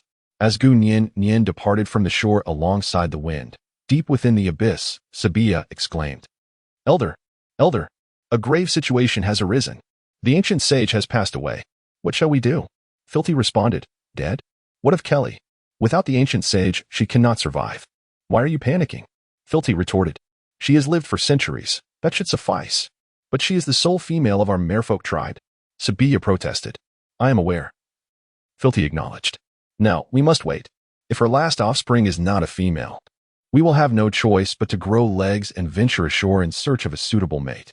Brother, Sabia called. Do not worry. I shall consult with the spirit of the shaman. However, we must prepare for the worst, Filthy continued. Sabia, if, and I emphasize if, Kelly perishes without bearing a female, I will personally ascend to the land to seek a female for our tribe. Therefore, merfolk, I hope you will stand in my stead. You are my brother, Filthy insisted. Do you understand? Yes. Sabia replied, sorrowfully. The elder of the merfolk orchestrates all matters of the tribe, embodying the essence of leadership. The shaman, in essence, is the spirit formed from the souls of merfolk who dwell in the deep sea. By wagering their lifespan, they may acquire the power to walk upon land. Legend has it that a millennium ago, the merfolk faced a dire food crisis. The elder exchanged with the spirit of the departed, gaining legs to ascend and seek assistance from the forest tribe, thus establishing the tradition of trading food for sea salt with various tribes. Is this my fate? Filthy pondered. Chapter 58. Happy birthday on the return journey. Gun Yin Yin. What is that? Gun Yin Yin. Heaven, what on earth? Gun Yin Yin. Wind, look quickly. Is that person contemplating ending their life? Gun Yin Yin gazed into the distance, where a solitary figure stood at the edge of a steep cliff. Although twilight was approaching, she was certain her eyes had not deceived her. There was indeed someone there. Just as she finished speaking, the figure at the cliff's edge plummeted downwards like an arrow released from a broken string. Gun Yin Yin. Wind. Eagle Clan Prince. Wind. Hold on tight. The giant eagle executed a swift roll and turned sharply, diving towards the falling spot. At the moment it neared the ground, it caught the descent. Gun Yin Yin. Is it him? Eagle Clan Prince. Wind. Leopard Clan. Do you know him? Gun Yin Yin. Please return first. Gun Yin Yin. The sky is about to darken. Eagle Clan Prince. Phone. Are you truly going to take him along? Gun Yin Yin. Prince of the Eagle Tribe. Phone. Very well then. Phone, transformed into a colossal eagle, once again soared into the sky, heading towards the setting sun in the realm of the orcs. Gun Yin Yin. Where's the spruce? Gun Yin Yin. He isn't angry, is he? Gu Zhi. Oh, he will definitely feel jealous. Gu Zhi. How could you be together with my younger brother? Gun Yin Yin. Alas. We are here to attend to serious matters. By the way, there is an injured person. Could you assist me in dressing their wounds? Gu Zhi. From the leopard tribe? Gu Zhi. However, I am not skilled in bandaging. Gun Yin Yin. Go find Eric. I recall there is a herbalist among them. Gu Zhi. All right. Zhi departs with the injured leopard clan member. Gun Yin Yin. Wind, you may rest for now. Prince of the Eagle Clan. Wind. Nods. The usually reclusive figure transforms once again into a magnificent eagle, vigilant as a sentinel upon the branch, his form gradually merging with the encroaching darkness. Gun Yin Yin searched the camp for any sign of Yin Shan. Sister Yin Yin called La Xiako. Are you looking for the teacher? The teacher referred to by these children was indeed Yin Shan. In recent days, Gun Yin Yin had deliberately set aside an outdoor space to teach all the children in the tribe how to read and write. However, due to her own busy schedule, she had entrusted the responsibility of teaching to Yin Shan. Gun Yin Yin. Indeed. Gun Yin Yin. Do you know where he is now? La Xiaka. The teacher is angry. He won't let us tell you. Laughs. La Poo Poo. Yes. Yes. Teacher's wife. Why don't you go find him yourself? Gun Yin Yin. Teacher's wife. La Poo Poo. She eloped with Brother Eagle while pregnant. La Poo Poo. No wonder the teacher is angry. Gun Yin Yin. Huh? Lal Xiao. Stop fooling around. You too. Lal Xiao, hurry back. The teacher has assigned homework. La Xiaku and La Poo Poo reluctantly responded with an O, and then skipped away. Gun Yin Yin. Alas. The two of you. La Er Xiao. Master-S wife, wishing you good fortune. Unfazed, I make a jest. Gunyan huh? Gunyan, you three little ones. La Andy, sister, shyly tugging at her clothes. Gunyan, what happened? Gunyan, Andy knows where your teacher is, doesn't he? Gunyan, will you tell me, please? La Andy, but the teacher forbids me to speak. Gunyan, be good, tell your sister. And I will treat you to delicious food. La Andy, hesitant, the teacher said. La Andy, he mentioned it's at the back mountain. La Ershio, Andy. Grabs him. La Ershio, it's time to go. La Andy, huh? Gunyan, you four little ones. Andy has been taken away by Laro. Gunyan, the back mountain? What could possibly be there? Gunyan, besides, the back mountain is so vast, it doesn't matter. After all, I am in the wrong this time. I might as well go and search for it. Gunyan made her way to the back mountain, which seamlessly connected to the vast grassland, revealing an expansive flat terrain. Upon arriving, she could discern what appeared to be a flickering luminescence in the distance. Gunyan, is it there? She headed towards the luminous area. Gunyan, what is this? It is so beautiful. Gunyan gazed lost in thought at the spruce tree. Do you like it? Gunyan, oh? Yunshan, there's more. Look quickly. As I gazed again, the fireflies dispersed in a flurry, and the world was instantly engulfed in darkness. Yunshan, do not be afraid. Yunshan, open your eyes. Gunyan gradually opened her eyes. In the darkness, luminous flowers began to emerge, one after another. Gunyan, astonished, Yunshan, this is the flower of 5 colors. Gunyan, red, yellow, blue, green, purple. Gunyan, they are changing colors. Gunyan, what a marvel. Gunyan, to think it can change color on its own. Yunshan, do you like it? Gunyan, I adore it. I absolutely love it. Yunshan, in that case, I wish you a very happy birthday. Gunyan, oh? Yunshan, gently pulling Gunyan closer. I have seen the words you wrote. Yunshan, there are dates inscribed daily. Yunshan, and Yunshan, your diary. I believe that is its name. Yunshan, today is highlighted in red, which must signify your birth date. Yunshan, it states that you are 19 years old. Gunyan, you have my sincerest apologies. Gunyan, today, I acknowledge my mistake. Gunyan, from this moment onward, I shall not wander aimlessly. Until the arrival of the offspring. Gunyan, I had never contemplated this before. Gunyan, my 19th birthday was spent in this unfamiliar world. In this desolate place, bearing the weight of this so-called mission. Gunyan, of course. Gunyan, furthermore. I wonder what fate awaits these 2 unborn children within me. Yunshan, indeed. Yunshan, I understand. Yunshan, you do not belong to this world. Gunyan, hey. Gunyan, you are aware of this too. Yunshan, I have perused your diary. Yunshan, although it is somewhat absurd. Gunyan, what is your perspective on that? Gunyan, do you believe it now? Yunshan, for the time being, I shall believe it. Gunyan never anticipated that such a day would arrive, when someone would believe in her, rather than dismissing her words as mere fabrications. In that fleeting moment, her soul finally discovered the riverbank. Even if only for a brief respite, she could rest upon the shore. Gunyan, thank you, Yunshan. She embraced him tightly, cherishing this riverbank that belonged solely to her. On the other side, La Xiaku. All right, the plan has succeeded. La Pu Pu. Oh dear, how sentimental. It is quite troublesome for adults to be in love. La Ershio, it is time to head back. La Xiaku, just a little longer. Without fireflies, it lacks romance. Lan Di, XX and D wishes to return and sleep. Lan Di, the teacher said children should not watch. La Pu Pu, be good, and D. La Pu Pu, we are already adults, not children anymore. La Ershio, be good, and D. Your brother will take you back to sleep. Lan Di, MHM, La Pu Pu, alas, what about us? La Ershio, you two can stay here and feed the mosquitoes. La Ershio took D away. La Xiaku, by the way. La Xiaku, are we not being unfair to our elder brother? La Pu Pu, it seems so. At this moment, someone, somewhere, couldn't help but sneeze. La Mier, Chapter 59, The 4 Seasons of Spring, Summer, Autumn, and Winter. The following day. Gunyan, my observations from yesterday were indeed correct at this moment. Gunyan intently gazes at the person beside her. Gunyan, indeed. The color of her hair has changed somewhat.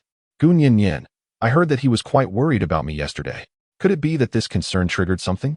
However, he must have realized that I am fine afterward, and thus the process of this extraordinary transformation ceased. Gun Yin Yin, Dr. Dian's words ring true. I shall attract the arrival of these bloodlines, each one destined to appear by my side. Spruce, oh Spruce, who would have thought you would be the penultimate one? Yet, it is not too late. Gun Yin Yin gazed intently at Yunshan, lost in thought. Yunshan, Gun Yin Yin, good morning. You are awake. Yunshan, do you have any plans for today? Gun Yin Yin, oh? Why do you ask that? Yunshan, because you always organize your daily tasks in advance. Yunshan, it is your habit. Gun Yin Yin, heavens, what extraordinary powers of observation. Could it be that this person is watching me at all times? Yunshan, you need not wear such an expression. Yunshan, I certainly do not indulge in the habit of spying. Gun Yin Yin, how do you know my habits? Yunshan, it's from your diary. Gun Yin Yin, you mustn't peek at my diary any longer. Yunshan, all right. Indulging smile. Gun Yin Yin, I have no particular plans for today. Gun Yin Yin, I have completed the blueprints for the collaboration with the Tiger King. Gun Yin Yin, by the way. Gun Yin Yin, since I cannot roam around these days. Gun Yin Yin, I wish to visit my farmland. Yunshan, did you not entrust it to Ramir for arrangement? Gun Yin Yin, indeed. Gun Yin Yin, however, I am still apprehensive. Yunshan, very well. The two of them proceeded to the farmland. Gun Yin Yin, I have cultivated a vast expanse of land there, and I have named it the Four Seasons Fields of Spring, Summer, Autumn, and Winter. Hiki. Gun Yin Yin, divided into 4 regions, each with approximately equal area. Gun Yin Yin, used for cultivating seasonal vegetables, the spruce transforms into a clouded leopard. As Gun Yin Yin repeatedly narrates from her perch upon its back. Gun Yin Yin, by the way, it seems that you orcs do not have an affinity for vegetables. Gun Yin Yin, however, without supplementing vitamins, nutritional balance may be compromised. Gun Yin Yin incessantly introduced Yunshan. Vitamin? What is that? Yunshan, sigh, never mind. She always manages to articulate such fresh vocabulary. Yunshan, though I am unaware of its meaning. Yunshan, yet even so. Simply listening to her, Yunshan, brings me a sense of tranquility. In the fields, Lami air, Yin Yin. Lami air, huh? Stinky leopard, what brings you here? With a look of disdain, Yunshan, I have come to ensure Yin Yin's safety. Gun Yin Yin, all right. Gun Yin Yin, stop it. Gun Yin Yin, please do not create a disturbance. Gun Yin Yin, I am here today to attend to important matters. I observed the two individuals on the brink of confrontation. Gun Yin Yin understood that this would become a common occurrence in her future life. Thus she decided to attend to her own matters first. Gun Yin Yin, unexpectedly. Gun Yin Yin, there are actually insects. Gun Yin Yin, this insect is still so large. Gun Yin Yin, it is truly impossible without pesticides. Gun Yin Yin, Ramir. Ramir?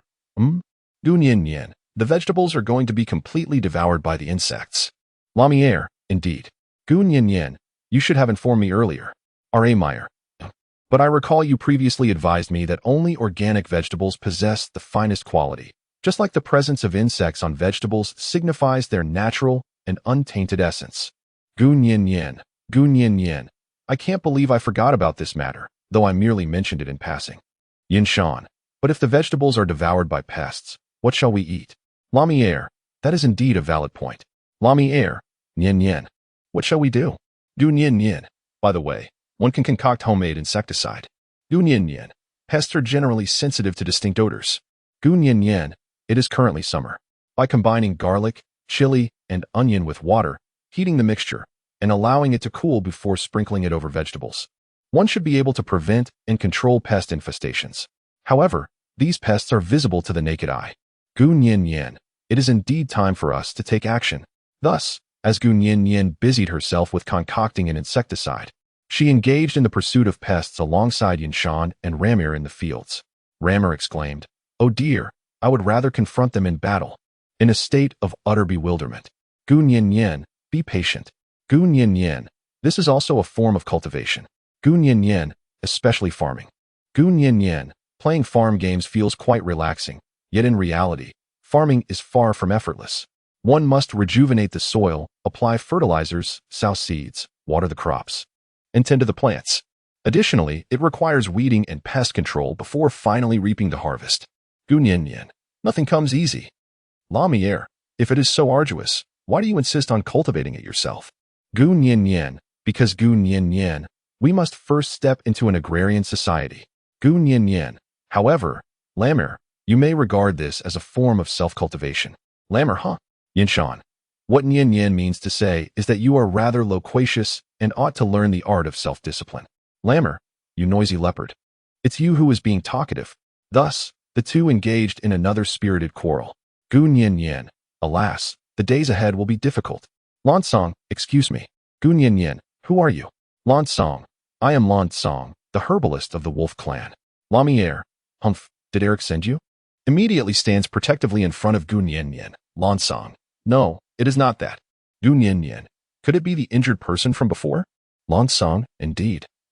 It is. Gu Nian Nian. How is he doing now? Lan Song. His health has greatly improved. Lan Song. However, he appears to be in a state of despair. Lan Song. He constantly expresses a desire to end his life, and out of desperation, we had no choice but to restrain him. Gu Nian Nian. Then take me to see it quickly.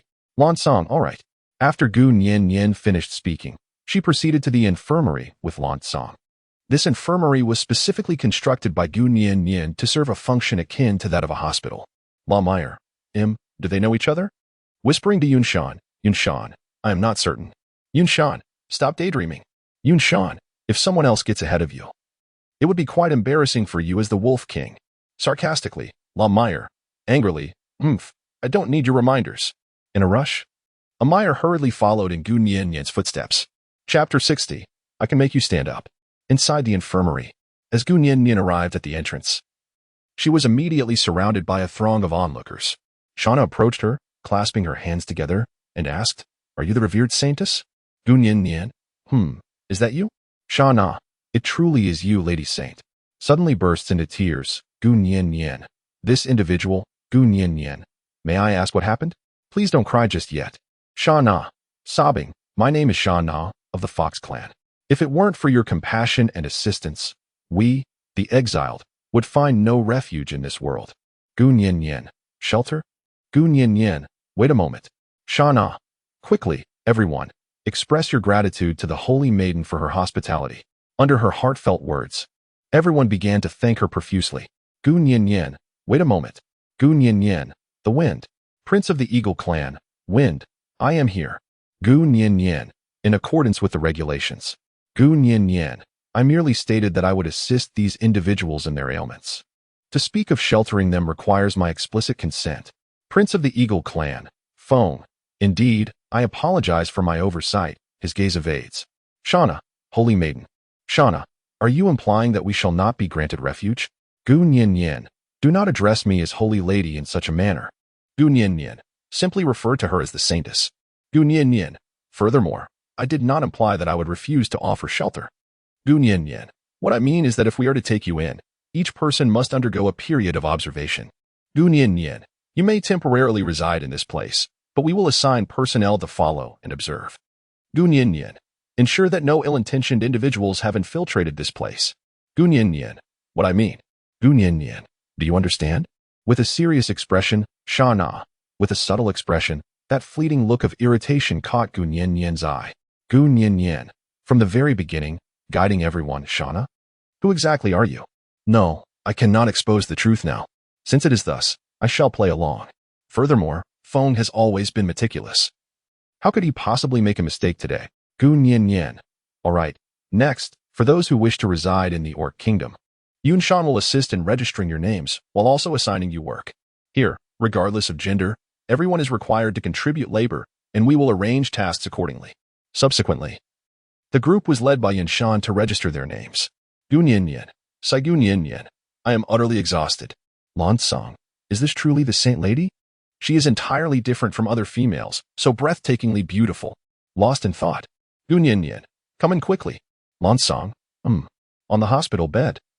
A person bound tightly with ropes sits anxiously. Gu Nian Nian. Kajeshi Gu Nian Nian. Am I not mistaken?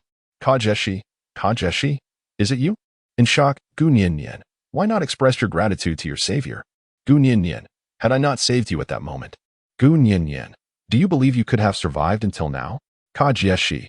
Silence. Kajieshi. You should not have saved me. Kajieshi. We are adversaries. Kajieshi. Moreover, I despise you.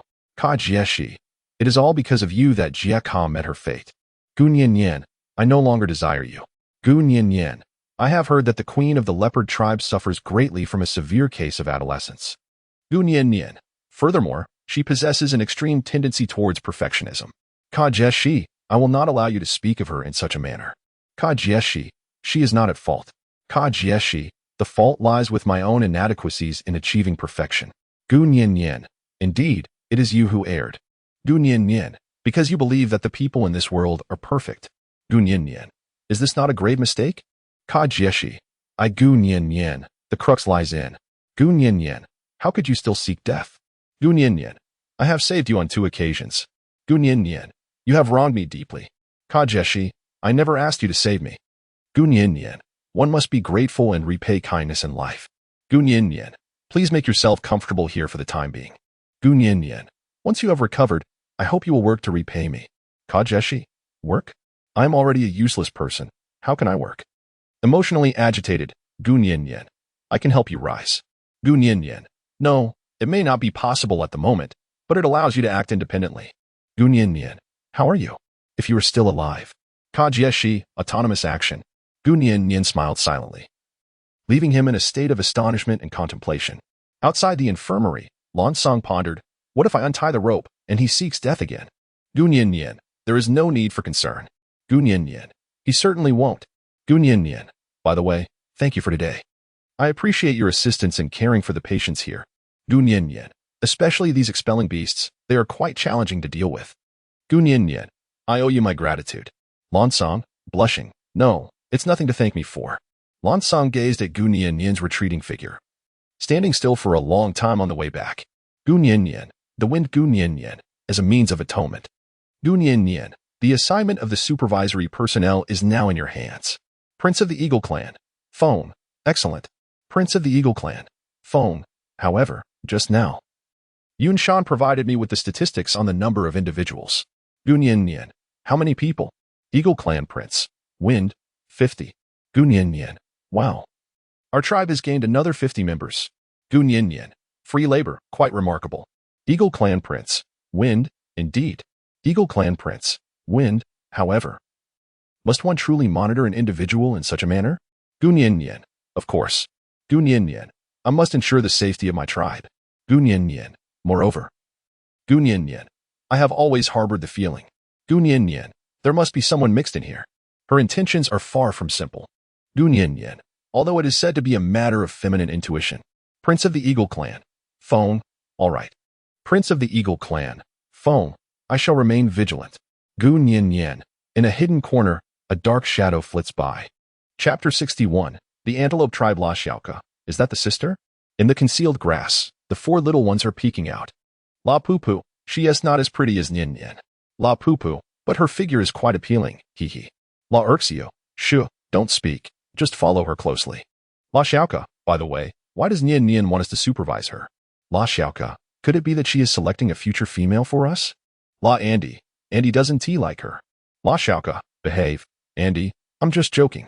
La Pupu. What is she discussing with Lansong? La Pupu. Shall we move a little closer to listen? La Urxiu. Don't move. With a sudden alertness, the 4 remain utterly still. Meanwhile, Shana's eyes flicker. Shana. Shall we find another place to talk? Lansong. No. I have matters to attend to. Shana. Very well. You may consider my earlier suggestion. I will return shortly. Lansong. No need to see me off. Shana departs, leaving Lansong with a complex expression, her thoughts echoing Shana's recent words. Moments earlier, Shana remarked, our holy maiden is truly beautiful. Shana. Only the leaders of various tribes are worthy of her. Shana. By the way, I heard the leader of the wolf tribe is pursuing her. Lansong. Is it that male named Lamier? Shana. But in my opinion, he is indeed unworthy of our holy maiden. Shana. How should I put it? He seems to lack any skills. Shana. Unlike you, Lansong, who possesses medical knowledge, I've heard our holy maiden's skills are remarkable. Shana. If you were by her side, you would undoubtedly be of great assistance. Lansong. She has the Wolf King to care for her. Shana. Oh, the Wolf King? Shana, I've heard legends of the White Wolf King. Shana, what if his offspring goes mad? Then our holy maiden would be in danger. Shana, moreover, due to the White Wolf King, the wolf tribe nearly faced extinction. No tribe would accept you. Thankfully, our holy maiden is here. I think she has a tough time. She needs capable individuals by her side. Lansong, while preparing medicine, pauses momentarily. Seizing the opportunity, Shana continues. Shana, Lansong, you can help our holy maiden. Lansong help? Shana, yes. Just like ordinary friends. It's no trouble. His thoughts drift back to reality. Lansong, like friends could I? Muttering to himself. Meanwhile, in Songling Mountain, memory book, destination reached. Memory book, scanning in progress. Please wait. By Sidian, staring. By Sidian, this thing is truly remarkable. Fayamo, indeed. By Sidian, but it's quite unfair. Fayamo, what do you mean? By Sidian, why does Gunyin only allow you to give commands to this little device? Fayamo, huh? Fayamo, she must be worried you'll say something contrary, haha. Fayamo, I don't know. However, Nyen has her own principles and her actions. If you're interested in the memory book, wait until we return and ask Nyen for help. By Sidian, pouting, humph. By Sidian, I never said I was interested in this thing. By Sidian, humph. Fayamo. The two arrive at the Antelope tribe, where they spot a childlike beast man at the entrance. By Sidian, how can there be such a short beast man? Ahaha. Fayamo, excuse me. We would like to visit your tribe leader. Tang Tang, staring. Tang Tang ignores them, turning back to his tasks. Tang Ling. Oh, outsiders? Tang Ling, I apologize. My brother is like this, with a sad expression. I am Tang Ling, and this is my brother Tang Tang. Tang Ling, please, come in. Tang Ling, I will take you to meet the leader. Fayamo, thank you. The two enter the tribe, immediately attracting a large crowd of females. Her snake-like skin is so delicate. Indeed, I want to touch it. What are you saying? The one next to her is also impressive. By Sidian, your tribe has so many females. Tang Ling, yes, sadly. Tang Ling, in our Antelope tribe, if it weren't for the abundance of breeding females, we might not have a place to belong. By Sidian, oh, I see. There are many outsiders here. The Antelope tribe, a marginalized group, predominantly consists of females, thus receiving protection from the males of the tribe. The three head towards the residence of the Antelope tribe leader. Antelope leader, Nianqing. Outsiders, have you arrived too early? There are still a few days until the Red Evening Festival. By Sidian, the Red Evening Festival? What is that? Antelope leader, Nianqing. Tang Ling immediately explains. Tang Ling, it's like this. Tang Ling, the Red Evening Festival is a holiday specifically for outsiders. A large number of outsiders will come, and our tribe's adult females will choose their partners among them. Tang Ling, naturally. Outsiders can also select females from our tribe as partners and decide whether to join us.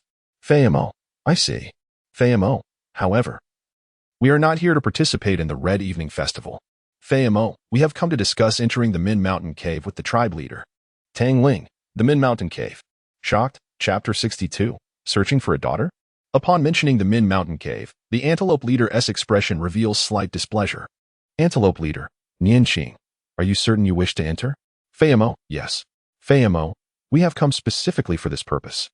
Tang Ling, immediately intervening, you cannot enter the Min Mountain Cave. Antelope leader, Nianqing, Ling, sternly. Tang Ling, silent, due to the leader's intervention. Tang Ling refrains from elaborating further and falls silent. By Sidian, slow and steady. By Sidian, leader, will you allow us to enter or not? Antelope leader, Nianqing, contemplating. Antelope leader, Nianqing, you may enter. Antelope leader, Nianqing, however, you must wait until the Red Evening Festival concludes, at which time our elders will guide you in. By Sidian, you could have said that sooner. By Sidian, it is merely a wretched cave. Antelope chief, Nianqing, Fama, very well, let us express our gratitude first. Do not worry, we shall enter the cave solely to seek something. Once we have found it, we shall depart immediately. Antelope chief, Nianqing, might I inquire what it is that you seek? By Sidian, stones. At least, I believe so, some rare stones. Fama ahem. They are peculiar treasures found within the caves. We have heard that Min Cave is unfathomably deep, hence our desire to embark on an adventure. Antelope chief, Nianqing, I see. Antelope chief, Nianqing, in that case, it shall be easily arranged. Antelope chief, Nianqing, I will first arrange your accommodations. Once matters have concluded, You may enter the cave. Fema, excellent. After their discussion, the two departed. Tang Ling, are we truly allowing them to enter? Tang Ling, Chief, that place is clearly. Antelope Chief, Nianqing, silence. Antelope Chief, Nianqing, I have my own plans. Antelope Chief, Nianqing, there is no need for you to intervene in other matters. Tang Ling, but, Antelope Chief, Nianqing, rather than worry about this, you should be concerned about how many days your brother has left to live. Upon the mention of her brother, Tang Ling ceased her arguments. For the sake of her brother, she would do anything, even if she knew the truth. Tang Ling, Min Cave. That unfathomably deep cavern from which one may find it difficult to return? My apologies, at the lodging place. Bicidian, the surroundings are quite pleasant. Bicidian, though the accommodations are lacking. Bicidian, surrounded by mountains, we can only reside in caves. Fema, the antelope tribe naturally dwells in steep terrains. Fema, residing in caves is not surprising. Bicidian, I find myself yearning for the house built by Gu Nianyan. Bicidian, I wonder if it has been completed. Fema, Nianyan, I miss you dearly as well. Bicidian, Great Serpent, I shall step out for a moment. Please tidy up here. Bicidian left the cave and wandered around the antelope tribe settlement. Bicidian, oh, an elder? Bicidian, at such an advanced age, you still attend the Red Evening Festival? Bicidian was merely bored and sought to engage in conversation, finding the man before him peculiar, as he did not appear to belong to the antelope tribe. Perhaps he could glean some information regarding Min Cave, as he had already discerned Tang Ling's unease. Xiao Pan, young one, you should learn to greet your elders properly. Pan did not acknowledge Bicidian, nor did he show any anger, instead continuing to scan the surroundings as if searching for something. Bicidian, ignoring me? Bicidian, hey, elder. Are you searching for something? Xiao Pan, what? Do you wish to assist me in my search? Bicidian, then you must tell me what it is. Xiao Pan, I am Xiao Pan. You may call me Uncle Pan, rather than hey. Xiao Pan, moreover, I am not here to attend the Red Evening Festival. I am searching for my daughter. Seeing the other party respond politely, Bicidian introduced himself as a sign of respect. Bicidian, Uncle, how could your daughter be in the antelope tribe? Xiao Pan, what? Are you not here for the Red Evening Festival? Bicidian, of course not. Bicidian, I am here to search for something as well. Bicidian, but not a person. Xiao Pan, is that so? Well, you must be unaware of the antelope tribe's traditions. Xiao Pan, in their tribe, nearly all offspring born to females are female. Have you heard of this? Hence, during each Red Evening Festival, many males from other tribes come. Years ago, I was one of them and fell in love with Eichling. Xiao Pan, however, I do not wish to join the antelope tribe, so according to the regulations, I can visit my partner and children periodically. Xiao Pan, yet that year, a flood occurred, chaos ensued within our leopard tribe, and I fled, injuring my right leg, nearly losing my life. With my mobility hindered, I remained in the mountains to recuperate. Now that the situation has stabilized, I seized the opportunity of the Red Evening Festival to search for my daughter. Bicidian, the flood must refer to that great deluge. It has been so many years. Noticing Uncle Pan's sorrowful expression, Bicidian found himself unusually patient in offering comfort. Bicidian, do you know your daughter's name, Uncle? Xiao Pan, shaking his head, no, I do not. I only know that she is pregnant and should have given birth to a daughter. Bicidian, that makes it difficult. Have you sought out the tribe's leader? Xiao Pan, in a dilemma, I wish to find her on my own. Xiao Pan, moreover, Nianqing may not welcome me. Bicidian, do you know each other? Xiao Pan, we are not merely acquaintances. We have been friends for many years and are also rivals for Eichling's affection. Chapter 63, this is a matter between males. Bicidian subsequently learned of the relationship between Uncle Pan and the antelope chief, as well as the fact that Eichling had passed away several years prior. Orcs are fiercely loyal to their partners. Should a female partner perish, they dedicate their lives to protecting her offspring, even if they're not their own. Reflecting on this, Bicidian resolved to keep a lookout for Uncle Pan's daughter. Ultimately, he also inquired about Min Cave, confirming his suspicions entirely, and thus took his leave. Bicidian, Great Serpent. Fema. Bicidian, I have just learned that Min Cave is off limits. They say once one enters, they can never return. Fema, fear not. The memory tome is present. Bicidian, you place such faith in that worthless trinket? Fema, no? Fema, of course not. I only trust in Yin Yin. Fema firmly asserted his stance. Bicidian, I never claimed I did not believe in Gun Yin Yin. Bicidian, well, I shall certainly go. I want to allow you to take credit in front of Ninian alone. With several days remaining until the Red Evening Festival, Bisidian grew restless and unwilling to share a space with Fema. Thus, he continued to wander the tribe, hoping to assist Uncle Pan in locating his child. He felt that, especially concerning matters related to Gu Nian, he could never quite surpass Fema. On the other side, the Orc Kingdom, Gu Nian, Lamiere, to the left, a bit more to the left. Yes, that's right. Gu Nian directed from the side. It was morning, and the field still bore some dew.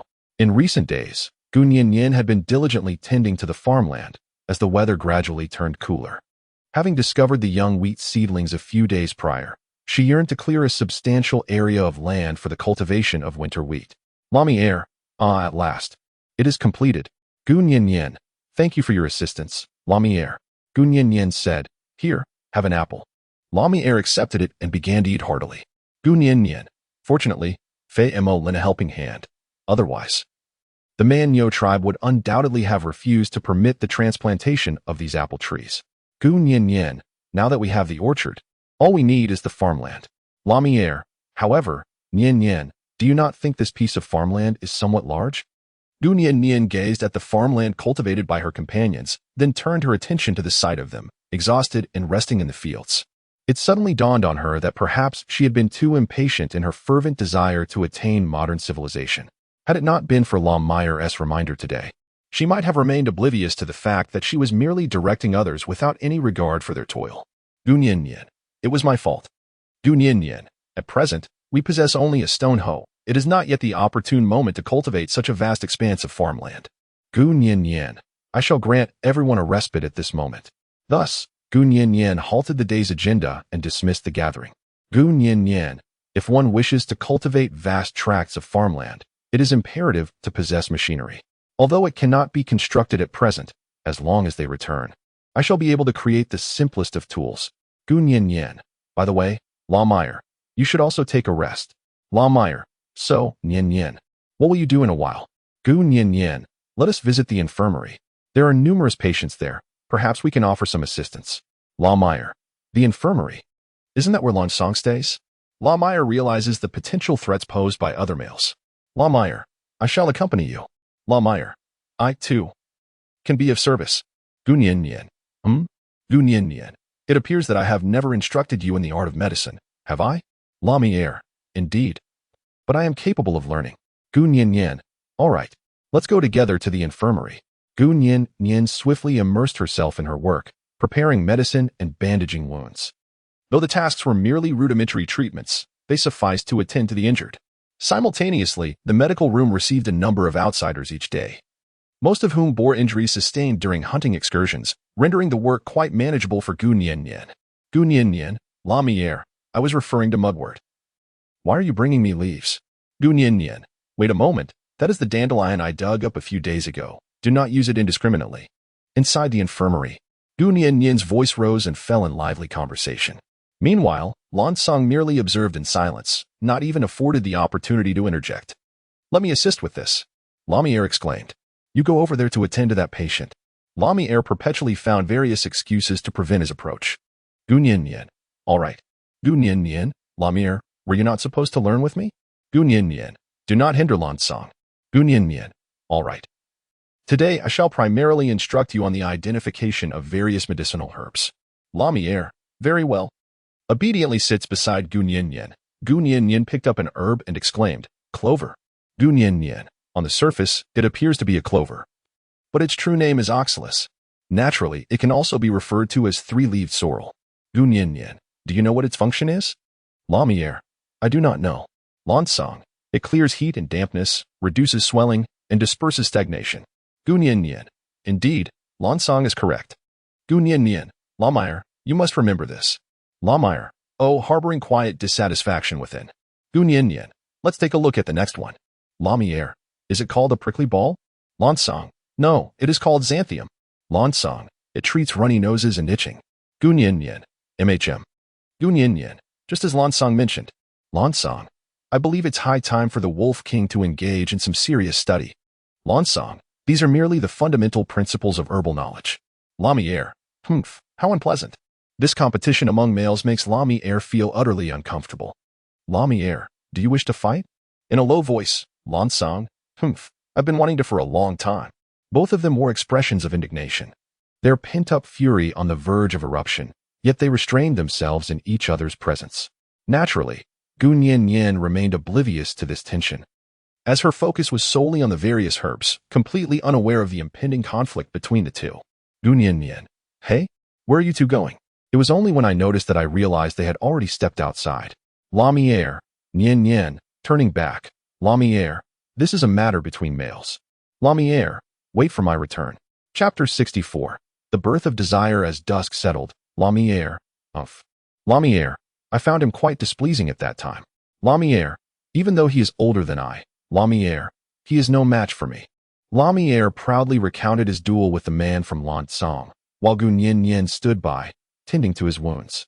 Gu Nian, even after being hurt like this, he still boasts so much. Oh my dear motherly heart. Lami Air, Nian, tell me. Am I not exceptionally handsome? Gu Nian, indeed, he is quite handsome. Gu Nian, you are simply too stingy. Lami Air, not stingy at all. Lami Air, not in the slightest. Lami Air, who cares if other males covet you? Lami Air, you are my female. Gu Nian, very well, very well. Gu Nian, however, one must refrain from engaging in fights with others in the future. Gu Nian, the medical skills of Lan Song are indeed remarkable. Gu Nian, he is familiar with a variety of medicinal herbs. Lami Air stares, sulking.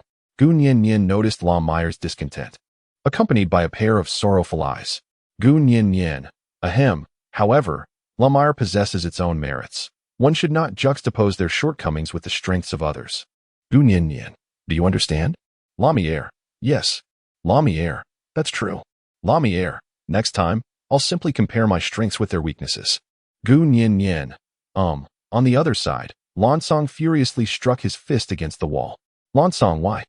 Lan Song, why must only the people of the White Wolf clan be the leaders? The Lone Wolf leader. Eric, this is not a decision for you or me to make. The Lone Wolf leader, Eric, you are still young. In the future, act with more restraint. The matter of Lamiel becoming the future Wolf King is something you cannot change. Lan Song, but I am not convinced. Lan Song, he knows nothing at all. Lan Song, he is utterly unworthy of the Lady Saint. The Lone Wolf leader, Eric sensed a hint of underlying truth. The Lone Wolf leader. Eric, whether he is worthy or not is decided by the Lady Saint, not by the position of the Wolf King. Eric spoke with clarity. Lan Song, damn. If I had the status of the Wolf King, I could surely stand shoulder to shoulder with the Lady Saint. Yet now, even by her side, I feel utterly insignificant. Lan Song, she shines so brilliantly. Struggling internally, Lan Song disregarded his physical injuries and left immediately. The Lone Wolf leader, Eric, where are you going? Isn't fighting Lamiel during the day enough? Lan Song, none of your business. My dear brother. Sarcastically, the Lone Wolf leader, Eric, Lan Song. Unfortunately, this call did not prevent his departure. Lan Song, why? You are my brother. Lan Song, this position of Wolf King will eventually belong to us. Lan Song, but why must you give the position of Wolf King to the White Wolf clan? Lan Song, why? Lan Song's emotions were tumultuous as he walked step by step into darkness. Shana, I knew you would come find me. Laugh softly. Shana, it seems you are no match for that White Wolf King even in a fight. Lan Song, shut up. Lan Song, he is not a true Wolf King. No. Lan Song, he is unworthy. Emotionally charged. Shana, oh dear, don't be angry.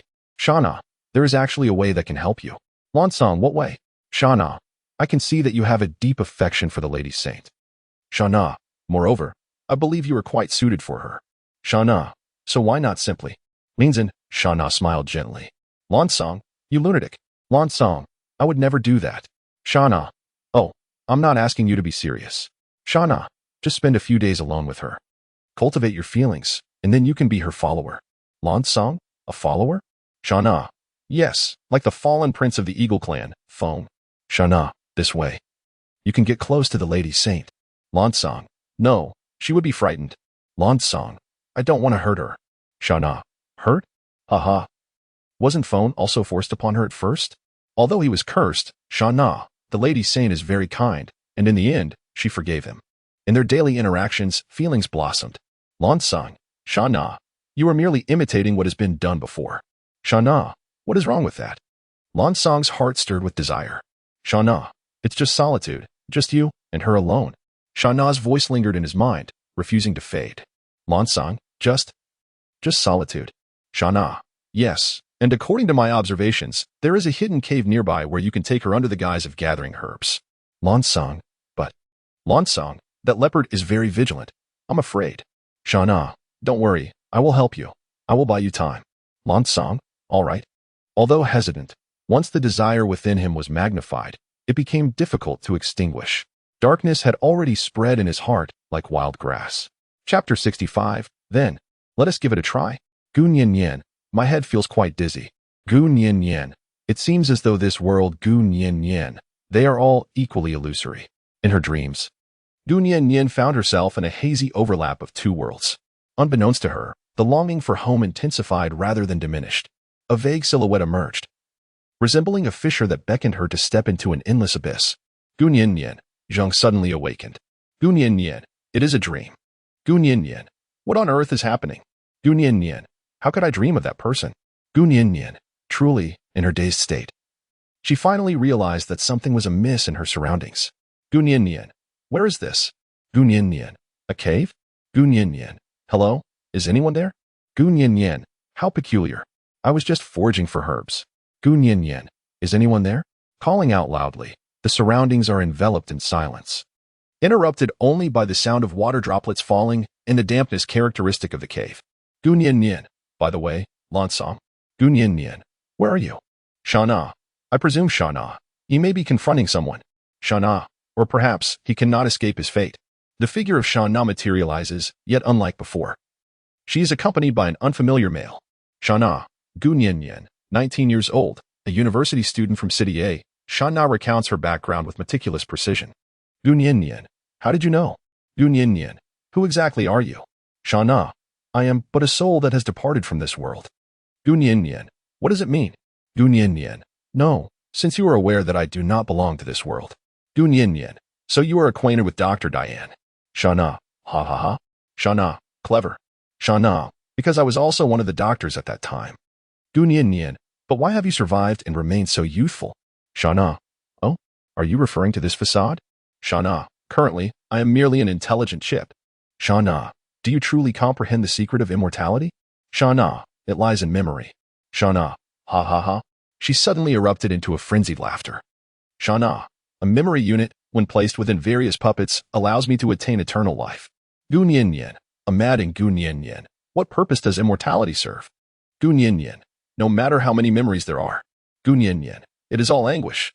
Gu Nian Nian, in a state of anguish. Struggling to breathe, the memories inexplicably evoked intertwine with the dream just experienced. That lingering silhouette is also a tale of Gu Nian Nian. Everyone harbors their own secrets. Shana, ha, Shana, even if you say so, Shana, you cannot halt the tide of the times. Gu Nian Nian, Gu Nian Nian, I shall no longer indulge in trivial conversation with you. Gu Nian Nian, where is Lansang? Gu Nian Nian, what have you done to him? Shana, what is the matter? Shana, are you truly unaware that you have been deceived? Had it not been for Lansang's assistance, I could never have so easily lured you out. Shana, and yet, you still aspire to revive an entire civilization. Shana, do you genuinely believe that old man's words? Gu Nian Nian, deceive me. Gu Nian Nian, whether I believe it or not is my own affair. Shana, humph, do as you wish. Shana, I am merely here to conduct an experiment today. Shana, it will conclude shortly. Shana, however, Shana, you are the subject of this experiment. Gu Nian Nian retreated cautiously, filled with vigilance. Gu Nian Nian, what do you wish to do? Gu Nian Nian, I seek to revive civilization merely to return home. Gu Nian Nian, it does not concern your interests. Shana, what do you know? Shana, since the moment you entered this world, Shana, you have been a mere aberration. With a single wave of her hand, a male figure behind her began to approach Gu Nian Nian like a puppet. Gu Nian Nian, do not. Gu Nian Nian, do not approach. Gu Nian Nian, do not pressure me. Shana, humph. Gu Nian Nian, closer, closer still. Gu Nian Nian, there will be a curse. Are you not afraid of death? Lonely, yet it is futile. That male is merely a puppet in existence. Shana, capture her and tear open her abdomen. I desire a complete infant. Frantic, Lonely, As you command, my master. A deep blade slices through Gu Nian's arm. Gu Nian has reached a point of no return. Gu Nian, the maddened Gu Nian, do not even think about approaching my child. Gu Nian, are you even human? Shauna, human? Shauna's gaze is filled with contempt. Shauna, I am a deity. Gu Nian, Gu Nian found herself ensnared by the grip of this marionette-like figure. Her toes gradually lifting off the ground. Gu Nian, no, absolutely not. Gu Nian, I detest you. I once believed that uttering a curse would have the same effect as before, yet to my astonishment, the curse proved utterly ineffective. Lonely, there are countless who harbor hatred towards me. Lonely, those azure eyes, reminiscent of the boundless sea, now radiate an icy chill. A suffocating sensation draws nearer with each passing moment. Gu Nian, why? Why has it become useless? Shauna, it seems the previous experiment was quite successful, Shauna. Truly remarkable. Haha, Shauna. Lonely, you are indeed my most perfect servant, Shauna. Hurry, act swiftly, Shauna. Retrieve the specimen. Lonely, understood. Lonely, wielding a dagger, advances menacingly toward Gu Nian's lower abdomen. Gu Nian, no, please don't. With a loud thud, a shadow darted past. The dagger, which was clearly aimed at Gu Nian's body, was intercepted by Lansong. Lansong, Shauna, this is what you promised me. Furious, it turned out that the original plan was to lead Gu Nian away from the valley for some solitude. But Shauna had informed him that Yunshan and Lumiere were already in pursuit. In order to thwart them, Lansong had no choice but to let Shauna temporarily attend to Gu Nian. However, when he confronted Yunshan and the others, he suddenly realized that he had been deceived. Shauna, Shauna, as my pawn, you should feel honored. While he stepped back, and Lansong immediately coughed up blood and collapsed. Gu Nian, Lansong, I am truly sorry. Lansong, it is all my fault. Lansong, I have been so selfish. Lansong, I earnestly wish that you could find it in your heart to forgive me. Gu Nian, Lansong, Gu Nian, do not perish. Gu Nian, please, awaken swiftly. Gu Nian, hurry up. Gu Nian, I do not hold it against you. Gu Nian, I do not hold you accountable. However, no matter how she calls out, the critically wounded Lansong is utterly unable to awaken, and that phrase I have forgiven you ultimately remains uncommunicated to him. Gu Nian, sorrowfully, a lonely and helpless girl embraces the cold corpse. Gu Nian, one day, it will happen. Gu Nian, I shall make you repay 100-fold. Furious, Shauna, well, let us see if you can make it out alive today. Lonely advances once more. Gu Nian resolutely extracted the dagger from Lansong's body. Gu Nian, then let's proceed. Gu Nian, let's give it a try. With a cold gaze, author, today's content bears a somewhat dark tone. I wonder if you can accept it. Chapter 66, Betrayal. Lumiere, Nian, consumed by hatred. Gu Nian suddenly regains her composure upon hearing Lumiere's call. Lumiere, what do you intend to do to Nian? At the same time, Yunshan and others arrive. Shauna, Shauna, put away the dagger. Addressing Gu Nian, Shauna, next time, Shauna, I shall come to play with you again. Yunshan, do you believe you can still leave?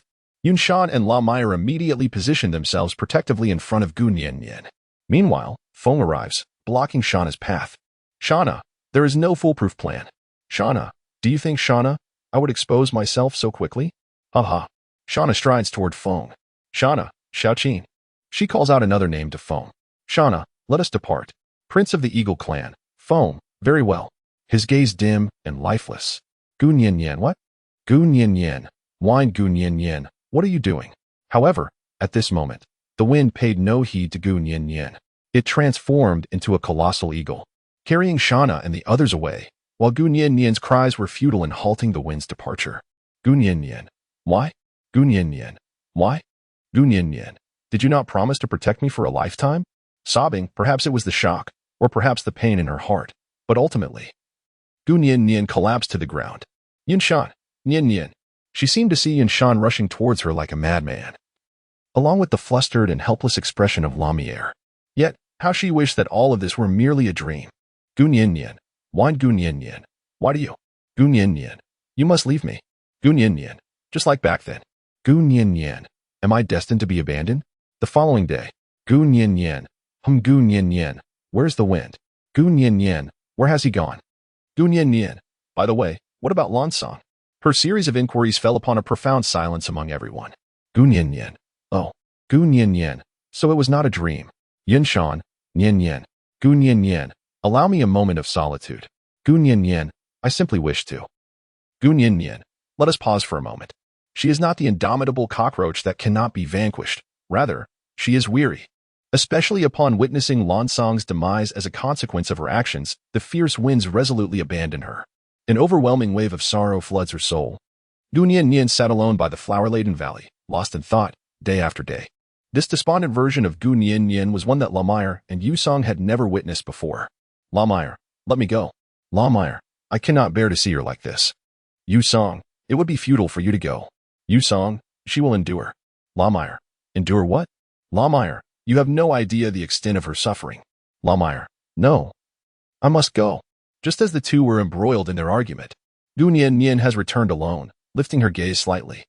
Gu Nian, what are you all doing? Lamire, Nian, embraces her tightly. Lamire, we will never betray you. Lamire, Feng is nothing but a scoundrel. Lamire, I will never forgive him. Lamire, absolutely. Gu Nian, never mind. How deeply saddened and disappointed must one be to utter the words never mind. Gu Nian was unaware. Yinshan, Nian. Yunshan, I shall forever stand by your side. Yunshan wished to express more, yet he suddenly perceived that the girl before him seemed burdened with unspoken thoughts. In that instant, it felt as though he had never truly entered the depths of her heart. An unfamiliar sensation arose within him. Yunshan, speak your mind. Yunshan, it will ease your burden cautiously. Gu Nian, no need. Gu Nian, I have grown accustomed to being alone. Gu Nian, please grant me a few more days. Gu Nian, I will manage my own affairs, and you?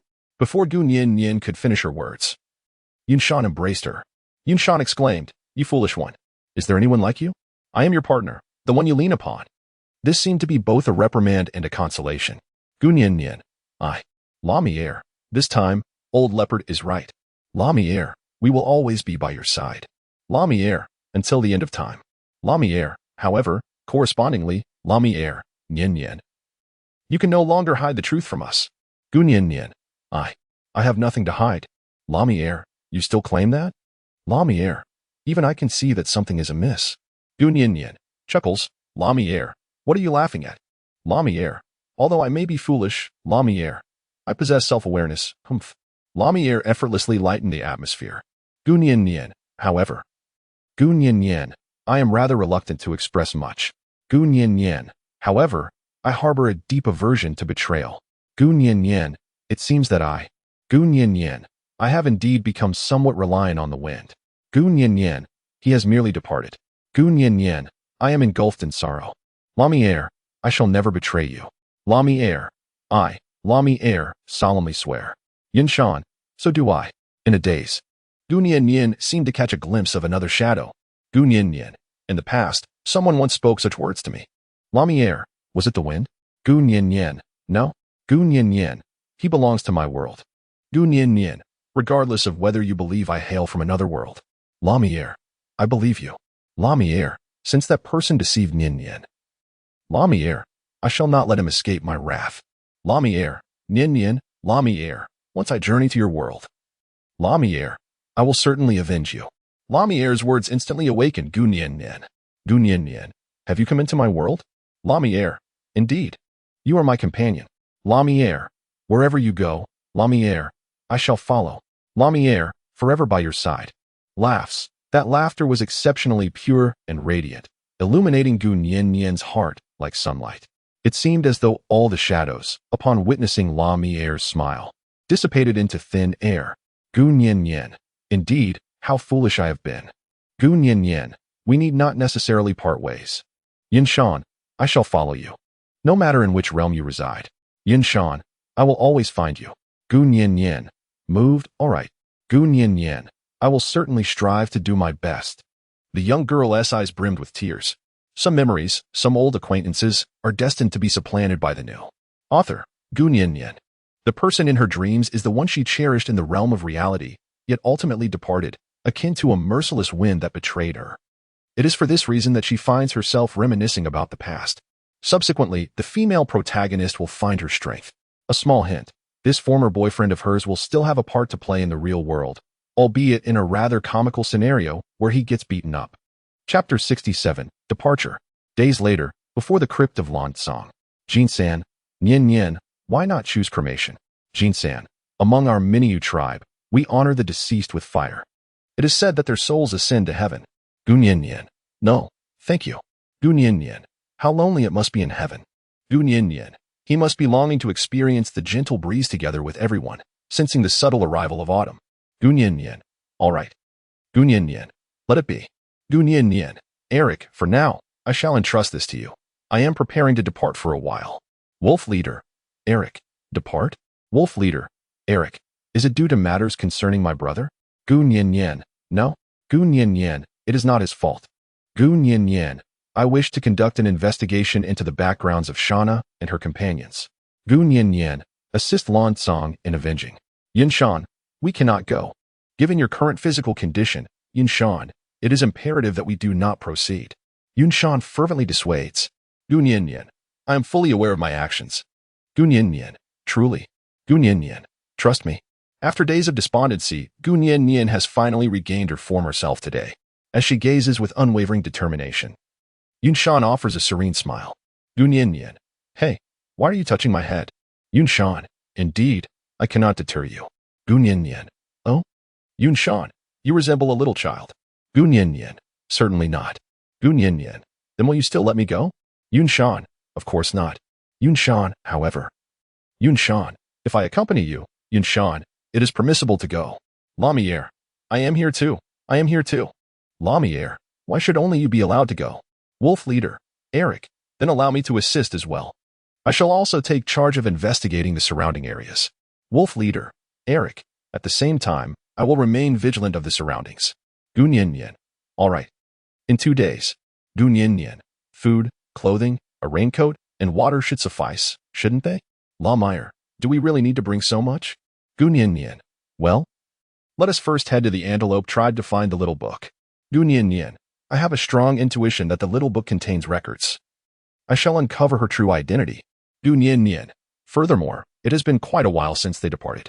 Gu-Nian, I am quite concerned that just as Gu-Nian is thoroughly prepared to depart, she discovers that Yin-Shan is sluggishly making his way over.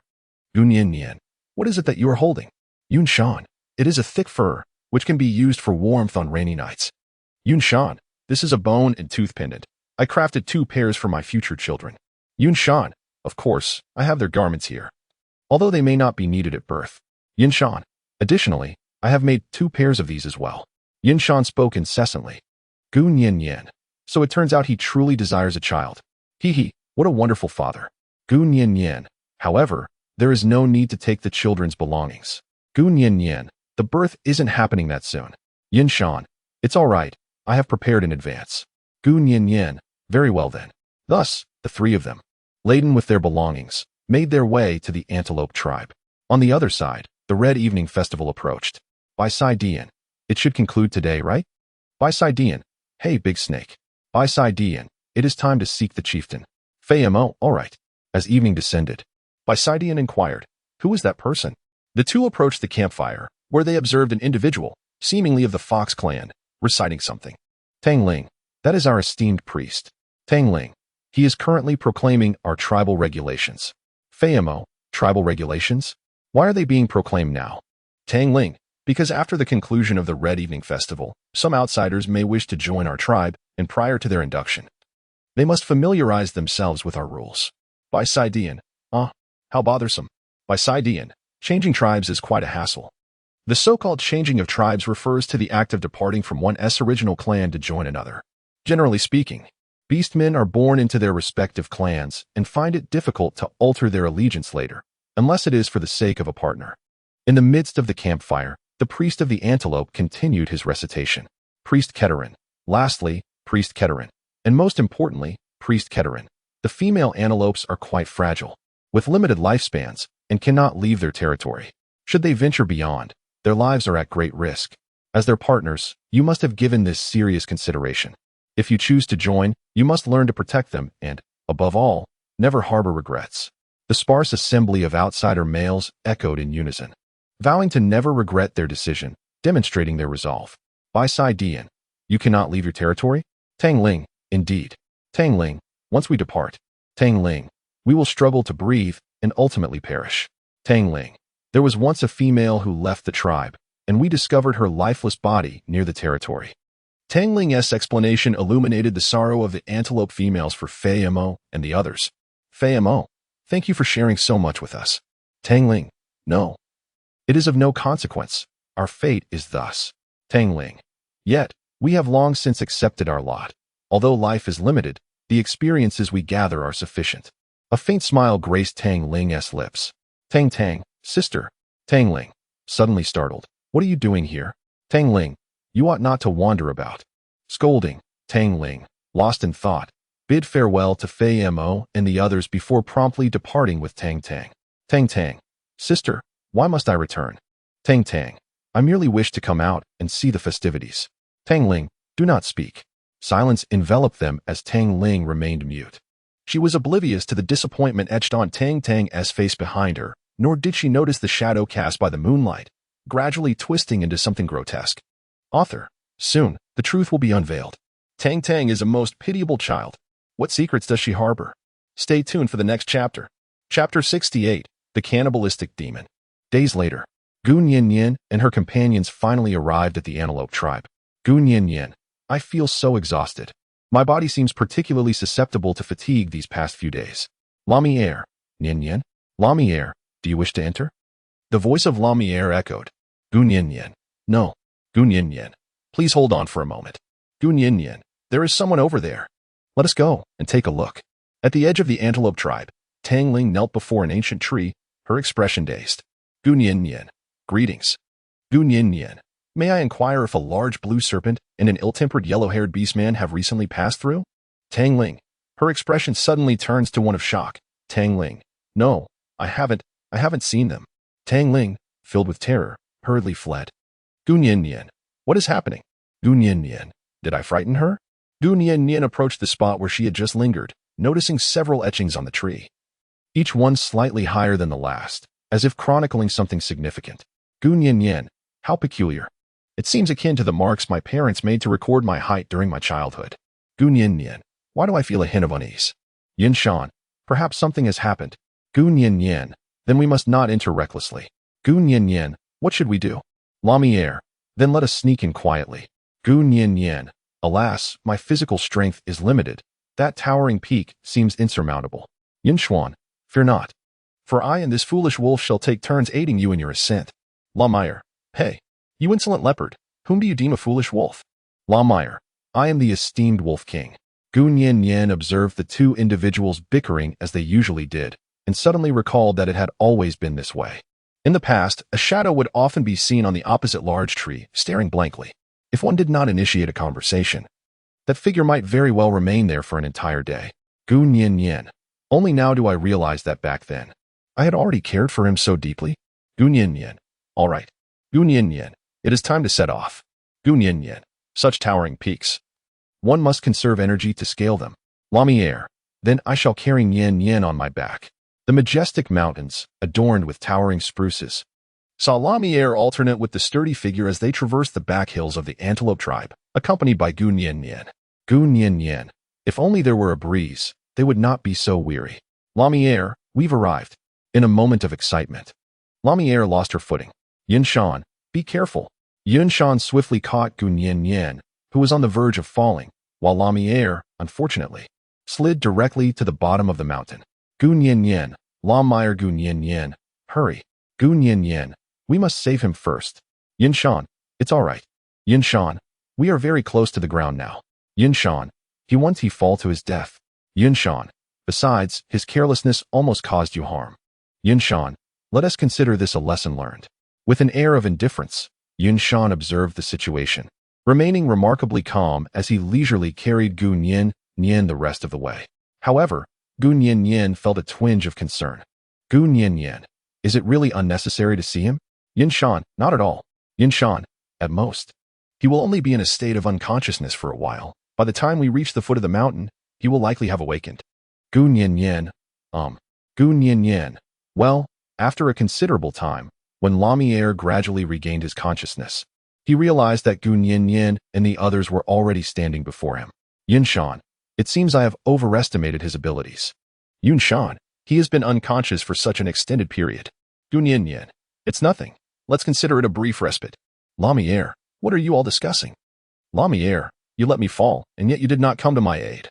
Yun Shan, I intended to rescue Yin Yin. Yun Shan, as for you. Yun Shan suddenly flashed a mischievous smile. Yun Shan, just as you experienced moments ago. Lumiere, you. The two stood at odds with each other. Gun Yin Yin, hush. Gun Yin Yin, please be quiet.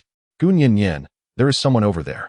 Gun Yin Yin promptly instructed the two to quiet down, concealing themselves within the underbrush.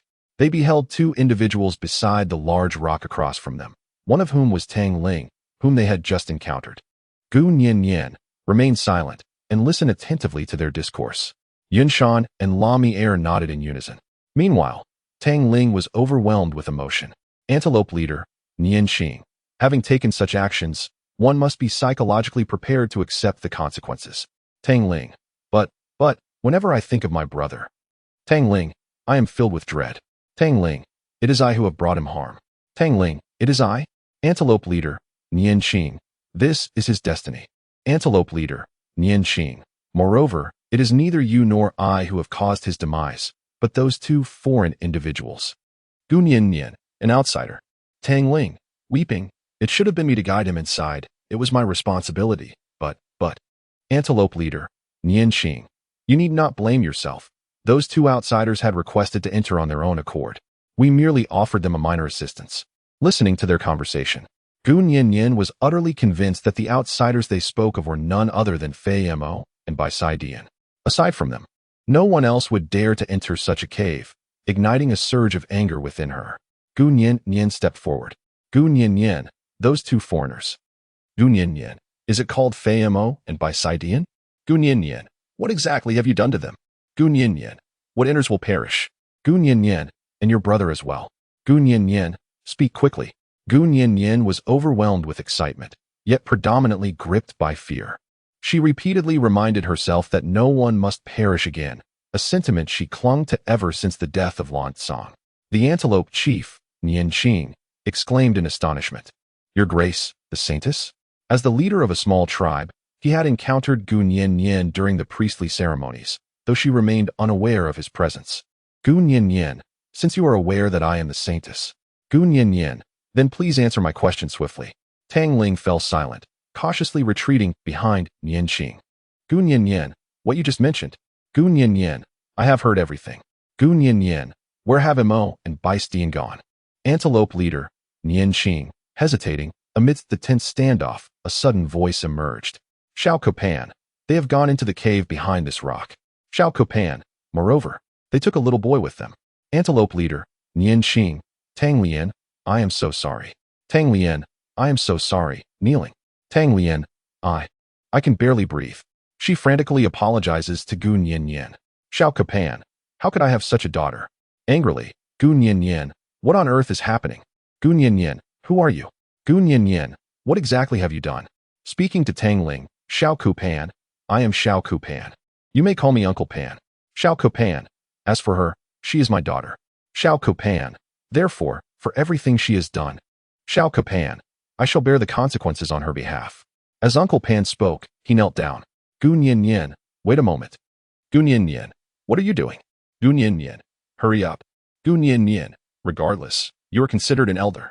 Xiao Copan, no, please allow me to finish. Xiao Copan, the companions you speak of have indeed entered the cave. Xiao Copan, moreover, Xiao Copan, this should have been my daughter's responsibility. In her desire to escape, she sent them in her stead. Xiao Copan, inside the cave, Xiao Copan, there resides a man-eating demon. Gun Yin Yin, what? In shock, chapter 69. Entering the cave, Gun Yin Yin, what is a man-eating demon? Antelope chief, Nian Xing, ghost mice. Antelope chief, Nian Xing, that is how we refer to them. Antelope chief, Nian Xing, a century ago. Antelope chief, Nian Xing. The antelope tribe was suddenly besieged by a horde of creatures that emerged by night, diminutive in stature and fearful of light. Antelope chief, Nian Xing. They possessed no thought and devoured any human they encountered. Antelope chief, Nian Xing. At that time, The Antelope clan faced near annihilation. Antelope Chief, Nianqing. Fortunately, the Tiger clan came to our aid, subduing and dispersing these rat demons, confining them all within this cavern. Antelope Chief, Nianqing. However, even after all these years, their mournful wails can still be heard at night. They have not perished. Antelope Chief recounts this little-known tale. Gu Nianyan, then why do you not prevent the non-in members from acting? Angrily, silence enveloped the air, as if a clandestine secret remained unspoken. A secret that constituted a taboo among the Antelope clan. Xiao Copan, because Antelope leader, Nianqing. Stop. Xiao Copan, Nianqing. There are matters that must be resolved. Uncle Pan commenced to recount an extensive tale. It turned out that although they had subdued these rat demons, they did not perish. Their mournful wails each night instilled further fear within the Antelope clan. Eventually, a high priest arrived, demanding that food be offered annually to these rat demons to quell their resentment. This food, however, had to be of orc origin. Xiao Capan, consequently. All male offspring born to the Antelope clan were sacrificed as offerings, cast into the cave. This explains why the majority of the surviving younglings of the Antelope clan are female. Over time, the population here has predominantly become female. Gu Nianyan, a madman Gu Nianyan. That priest is undeniably a charlatan. Gu Nianyan, you actually believe it. Tang Ling, no, that's not the case. Tang Ling, after offering the food to the rat spirit, Tang Ling, they truly ceased their unrest. Tang Ling, the esteemed priest has aided us. Gu Nianyan, what about your brother? Gu Nianyan, was it not stated that there would be no male cubs here? Gu Nianyan, what has happened to your brother? Tang Ling, I do not know. I truly do not know. Weeping. Xia Copan, he must be the child of Ika Lian. Xia Copan, is that why you implored the priest to spare his life? Xia Copan, is it not? Nianqing? Antelope leader, Nianqing, must we delve into such old matters? Antelope leader, Nianqing, what does knowing the truth change? Antelope leader, Nianqing, oh, holy maiden, can you truly rescue them? Antelope leader, Nianqing, several days have passed. I fear they are long dead, their bodies unrecognizable. The rat demons devour everything, leaving not even the bones. Nianqing's emotions run high. It is evident that she wishes to speak no further. Gu Nianyan, Uncle Pan. Who is Yikalian? Xiao Pan, she is our partner. It turns out that both Pan and Nianqing are partners of Yikalian. That year, when Pan departed, Yikalian gave birth to a pair of twins. Xiao Pan, Tang Tang is an extraordinary child. Xiao Pan, when she was born, she was in human form. Gu Nianyan, a humanoid? Xiao Pan, if my conjecture is correct, it must be Ika Lian's wish to prevent her children from being treated as mere sustenance. Xiao Pan, thus, Nianqing, as the chieftain at that time, safeguarded these two children. Xiao Pan, one is Tang Lian. Xiao Pan, and the other is Tang Tang. Gu Nianyan, then why did she just say that she also sent his brother in? Antelope leader, Nianqing, that is due to fate. Antelope leader, Nianqing, the male offspring of the Antelope tribe. Antelope leader, Nianqing, fated to be food.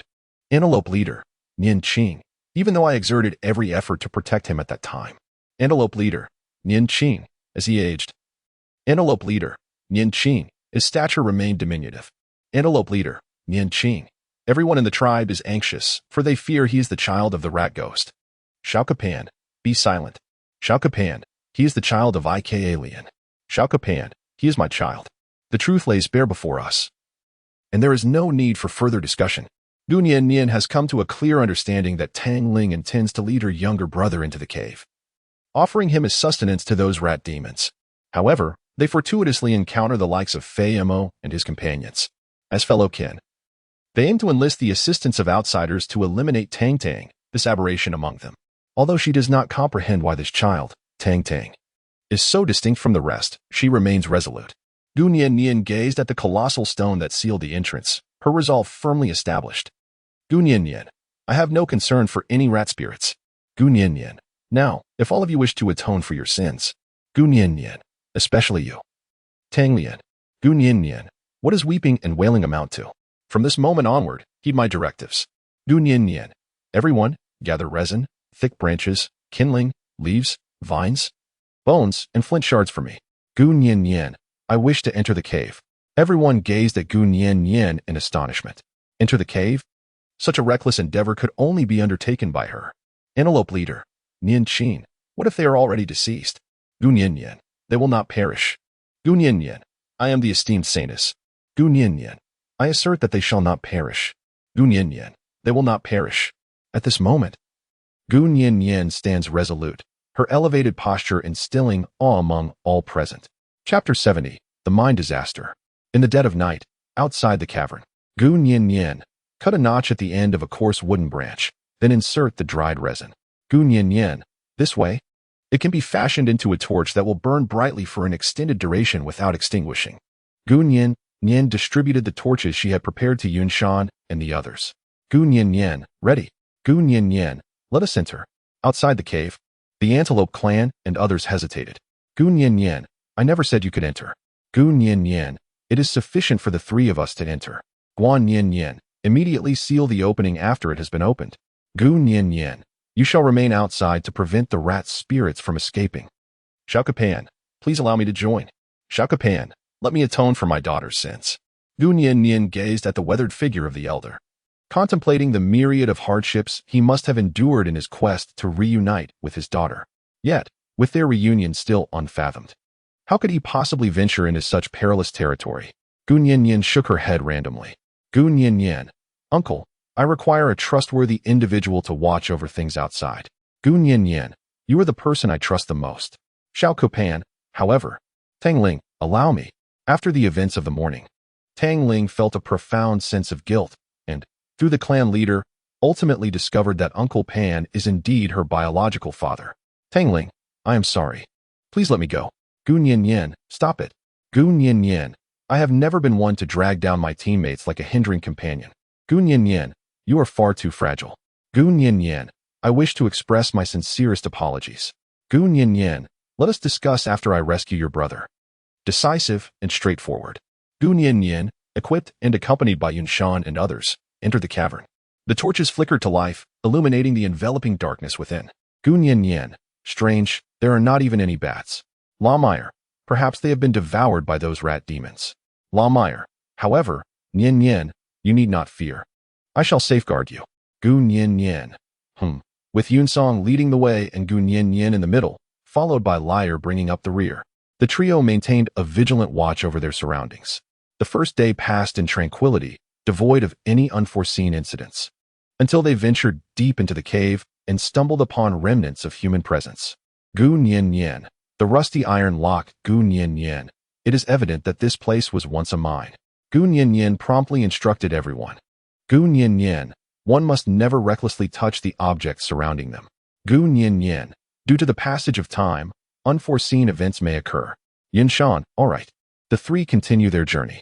Note, the reality is that there is no illumination, as I cannot find anything online that is entirely similar. Gun Yin Yin, do not touch the surrounding timber.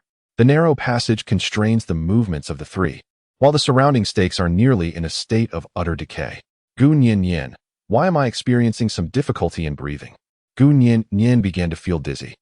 Her vision blurred, rendering the path ahead indistinct. She staggered slightly, but Lawmire swiftly caught her from behind. Gun Yin Yin, I am feeling somewhat peculiar at this moment. Gun Yin Yin, breathing is exceedingly arduous. Gun Yin Yin fainted in Lawmire's embrace. Yin Shan urged, do not move. The recent commotion had rendered the surroundings precarious. Do not move, for your own safety, Yin Shan reiterated, his voice laced with urgency. Lawmire exclaimed, Leopard, Yin Yin has already lost consciousness. What are you still doing? He pressed. We must leave this place at once. Seek an open area. Yin Shan, filled with anger, replied, I told you, do not move just yet. Lawmire, flustered by Gun Yin Yin's condition, found himself in a state of disarray. The discord between them only precipitated a greater catastrophe. With a resounding crash, Lawmire shouted. What was that sound? Yun Shan turned to see the wooden stakes collapsing behind them in a frenzy. Run, he commanded. Quickly, with his directive, the two fled swiftly, pursued by the tumbling stakes, which unleashed a chaotic wave of destruction around them. Hurry, hurry. It felt as though they were engaged in a perilous game. To halt would mean being consumed, engulfed by the impending doom. Chapter 71, A Desperate Pursuit. Awakening.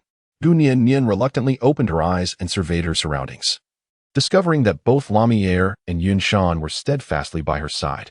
Gun Yin Yin, spruce Gun Yin Yin, Lawmire, Yin Yin. Lawmire, you have finally awakened. Gun Yin Yin.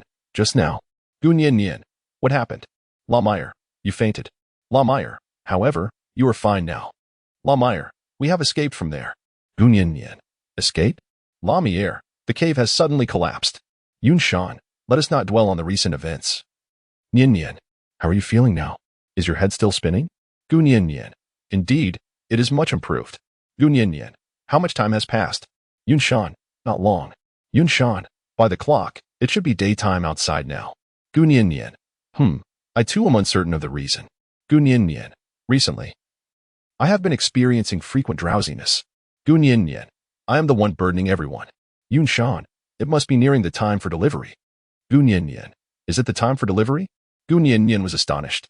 If it truly were that coincidental, failing to locate the little book would be perilous indeed. Gun Yin Yin. Let us embark on our journey at once. Gun Yin Yin. Time is running out. Yun Shan. Is your body still able to endure? Gun Yin Yin. It's still manageable. La Meyer. Allow me to carry you. La Meyer hoisted Gun Yin Yin onto his back, while Yun Shan led the way ahead, and the three of them ventured deeper into the mine. Gun Yin Yin. Did you hear any sounds? Yun Shan. What's the matter? Gun Yin Yin. It seems that I have heard a sound.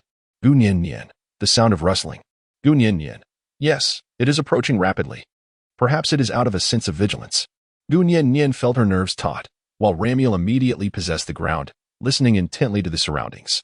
Ramiel exclaimed, I heard it too. Yunsuan added, it's coming from all directions. Gun Yin Yin. Is it the rat ghost? Anxious and uneasy. Gun Yin Yin. Quickly, bring the torch. Gun Yin Yin. They fear the light. The three of them, vigilant, surrounded Gun Yin Yin. Suddenly, from the darkness, a multitude of diminutive, grotesque creatures emerged. The image is from the anime from the New World, a masterpiece. Notably, the cursed concept in this text is inspired by this anime. Gun Yin Yin. A ghost Gun Yin Yin. The rat demon emitted an incredibly foul stench that nearly made Gun Yin Yin retch. Rat demon, eat, devoured them. Gun Yin Yin. They can still speak. Yun Shan. However, they probably lack consciousness. Gun Yin Yin. Could it be that these are defective products? Typically, experiments are conducted using mice. Could it be that these are merely the unsuccessful outcomes? Gun Yin Yin harbored her suspicions, yet the situation was dire. With an overwhelming number of rat demons, La Meyer led Gun Yin Yin to safety while Yun Shan held the rear. Gun Yin Yin. Do not be anxious. Gun Yin Yin. Do not be anxious. Gun Yin Yin. There will surely be a way. Gun Yin Yin. They fear the light. Gun Yin Yin. Like Gun Yin Yin. However, relying solely on torches is inadequate. What should we do? What can be done? The situation is urgent. Gun Yin Yin's mind raced with thoughts. Gun Yin Yin. What on earth should I do? Is there any solution? What to do? Suddenly, in the direction I was fleeing towards, a solitary rat demon appeared, and La Meyer immediately halted, intent on engaging it in battle. Gun Yin Yin. Wait a moment. Gun Yin Yin. La Meyer, please take the torch over here first. Gun Yin Yin wished to approach the rat spirit. La Meyer exclaimed, Yin Yin. What are you doing? Gun Yin Yin. Hurry. Gun Yin Yin. I have found a solution. La Meyer. What is it? Gun Yin Yin. Follow this rat spirit. La Meyer. It is indeed a rat spirit. Gun Yin Yin. There is no time left. Gun Yin Yin. You must believe me. La Meyer. Conflicted. La Meyer. Very well then. Gun Yin Yin tossed the slices of meat at the feet of the rodent spirit. Gun Yin Yin. Hurry. Eat up. Gun Yin Yin. Take us to their place. Gun Yin Yin. You ought to be aware of this, shouldn't you? Gun Yin Yin. Have you ever tasted this kind of meat? Gun Yin Yin proceeded cautiously. The rodent spirit appeared even more emaciated. Its expression was peculiar, resembling a being devoid of thought, yet it seemed to comprehend human speech. In a final effort, Yun Shan persistently obstructed the advancing rodent spirit. Hurry. The fire is going out. Gun Yin Yin. Almost there. Hold on. Remain calm. Remain calm. Do not lose composure. In a moment of utmost urgency, on the brink of life and death, suddenly, the rat demon let out a shriek. Wu Ming. Ah. It swiftly devoured the slice of meat and then began to flee. Gun Yin Yin. La Meyer. La Meyer. All right. I shall accelerate. Moving forward at breakneck speed. Gun Yin Yin. Yunsong. Hurry. Run quickly. The rat demons behind us surge forward like an overwhelming tide, one wave after another, rushing toward us. Gun Yin Yin. Hurry. Even faster. La Meyer. There is a precipice ahead. Gun Yin Yin beheld the mouse demon leap directly into the abyss, its depths unfathomable, devoid of any sound. La Meyer urged, Yin Yin, You must not hesitate. At this moment, any semblance of doubt is impermissible. Gu Nian Nian, Lamire, Spruce, do you still believe in me? Gu Nian Nian, I shall leap down. Yunshan, believe. Lamire, have faith. In unison, they confront the trust bestowed upon them by all. Gu Nian Nian's confidence grew even stronger. Gu Nian Nian, then let's proceed. Gu Nian Nian, I'm all in. She tightly grasped Lamire's body, and the three of them leaped into the abyss. Gu Nian Nian, at screams, bang. Gu Nian Nian, so sorrowful, yearning for breath, a vast expanse of whiteness, devoid of any color. Gu Nian Nian, is this death? Nian Nian, Nian Nian. Gu Nian Nian, it seems that someone is calling for me. Author, imagine. If there were a scene, it would undoubtedly be immensely tense, so tense that one could scarcely breathe. Chapter 72. Reunion. Gu Nian Nian, it seems that someone is calling out for me. Gu Nian Nian, this voice is Gu Nian Nian. Fei Mo. Suddenly awakened, she called out Fei Mo. Fei Mo, Nian Nian. After a lapse of half a month, they met again, and given the trials they had endured, she couldn't help but weep in a fit of grievance. Gu Nian Nian, not the end. Embracing Gu Nian Nian, sobbing, I am truly terrified. You have all perished. Gu Nian Nian, they say, there are rat demons here, which will devour people. I am so frightened. I am terrified of those creatures. Gu Nian Nian, I have often contemplated what I would do if you were to pass away. Gu Nian Nian, there are still numerous matters I have yet to share with you, and many endeavors I wish for us to undertake together. Gu Nian Nian wept as she spoke, her expression of grievance revealing a side of her that everyone had never seen before. Beneath her seemingly robust exterior lay a heart of profound fragility. This vulnerability, however, was only unveiled in the presence of those she cherished most.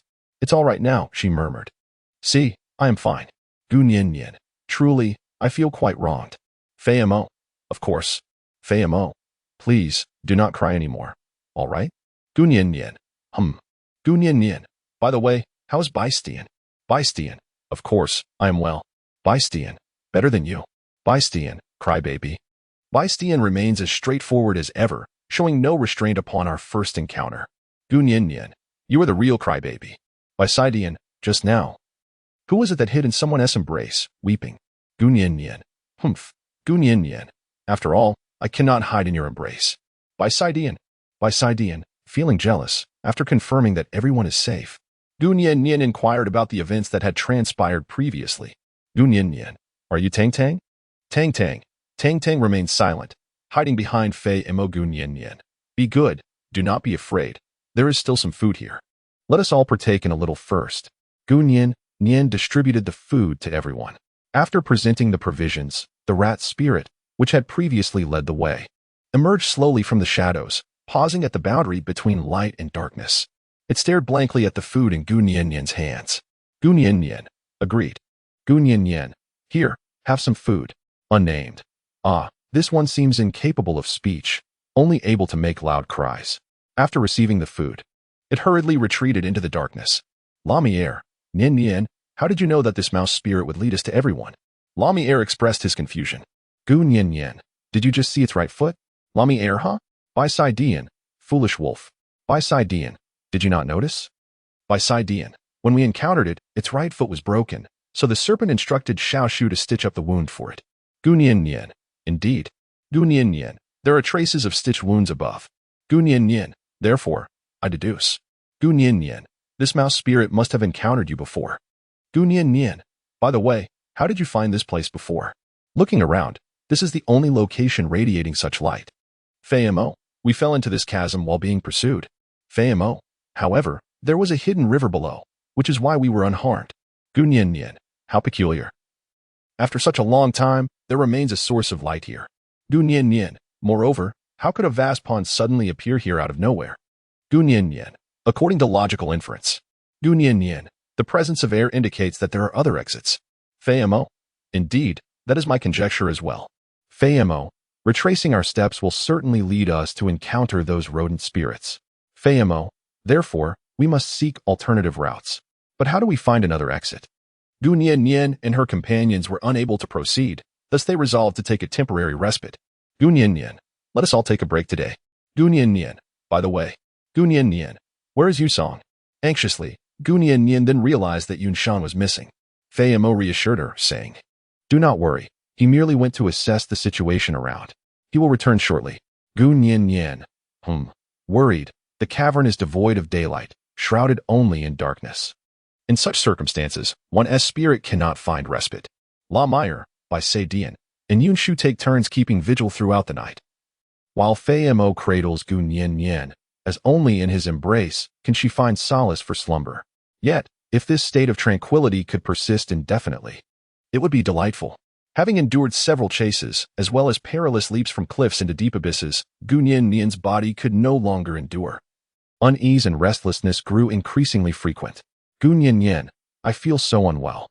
Suddenly awakened, Fei Mo noticed that Gu Nian Nian's body temperature had risen. Fei Mo, you have a fever. Gu Nian Nian, ugh. Gu Nian Nian, I feel an overwhelming urge to vomit. Gu Nian Nian, my stomach feels unwell. Gu Nian Nian, I feel unwell.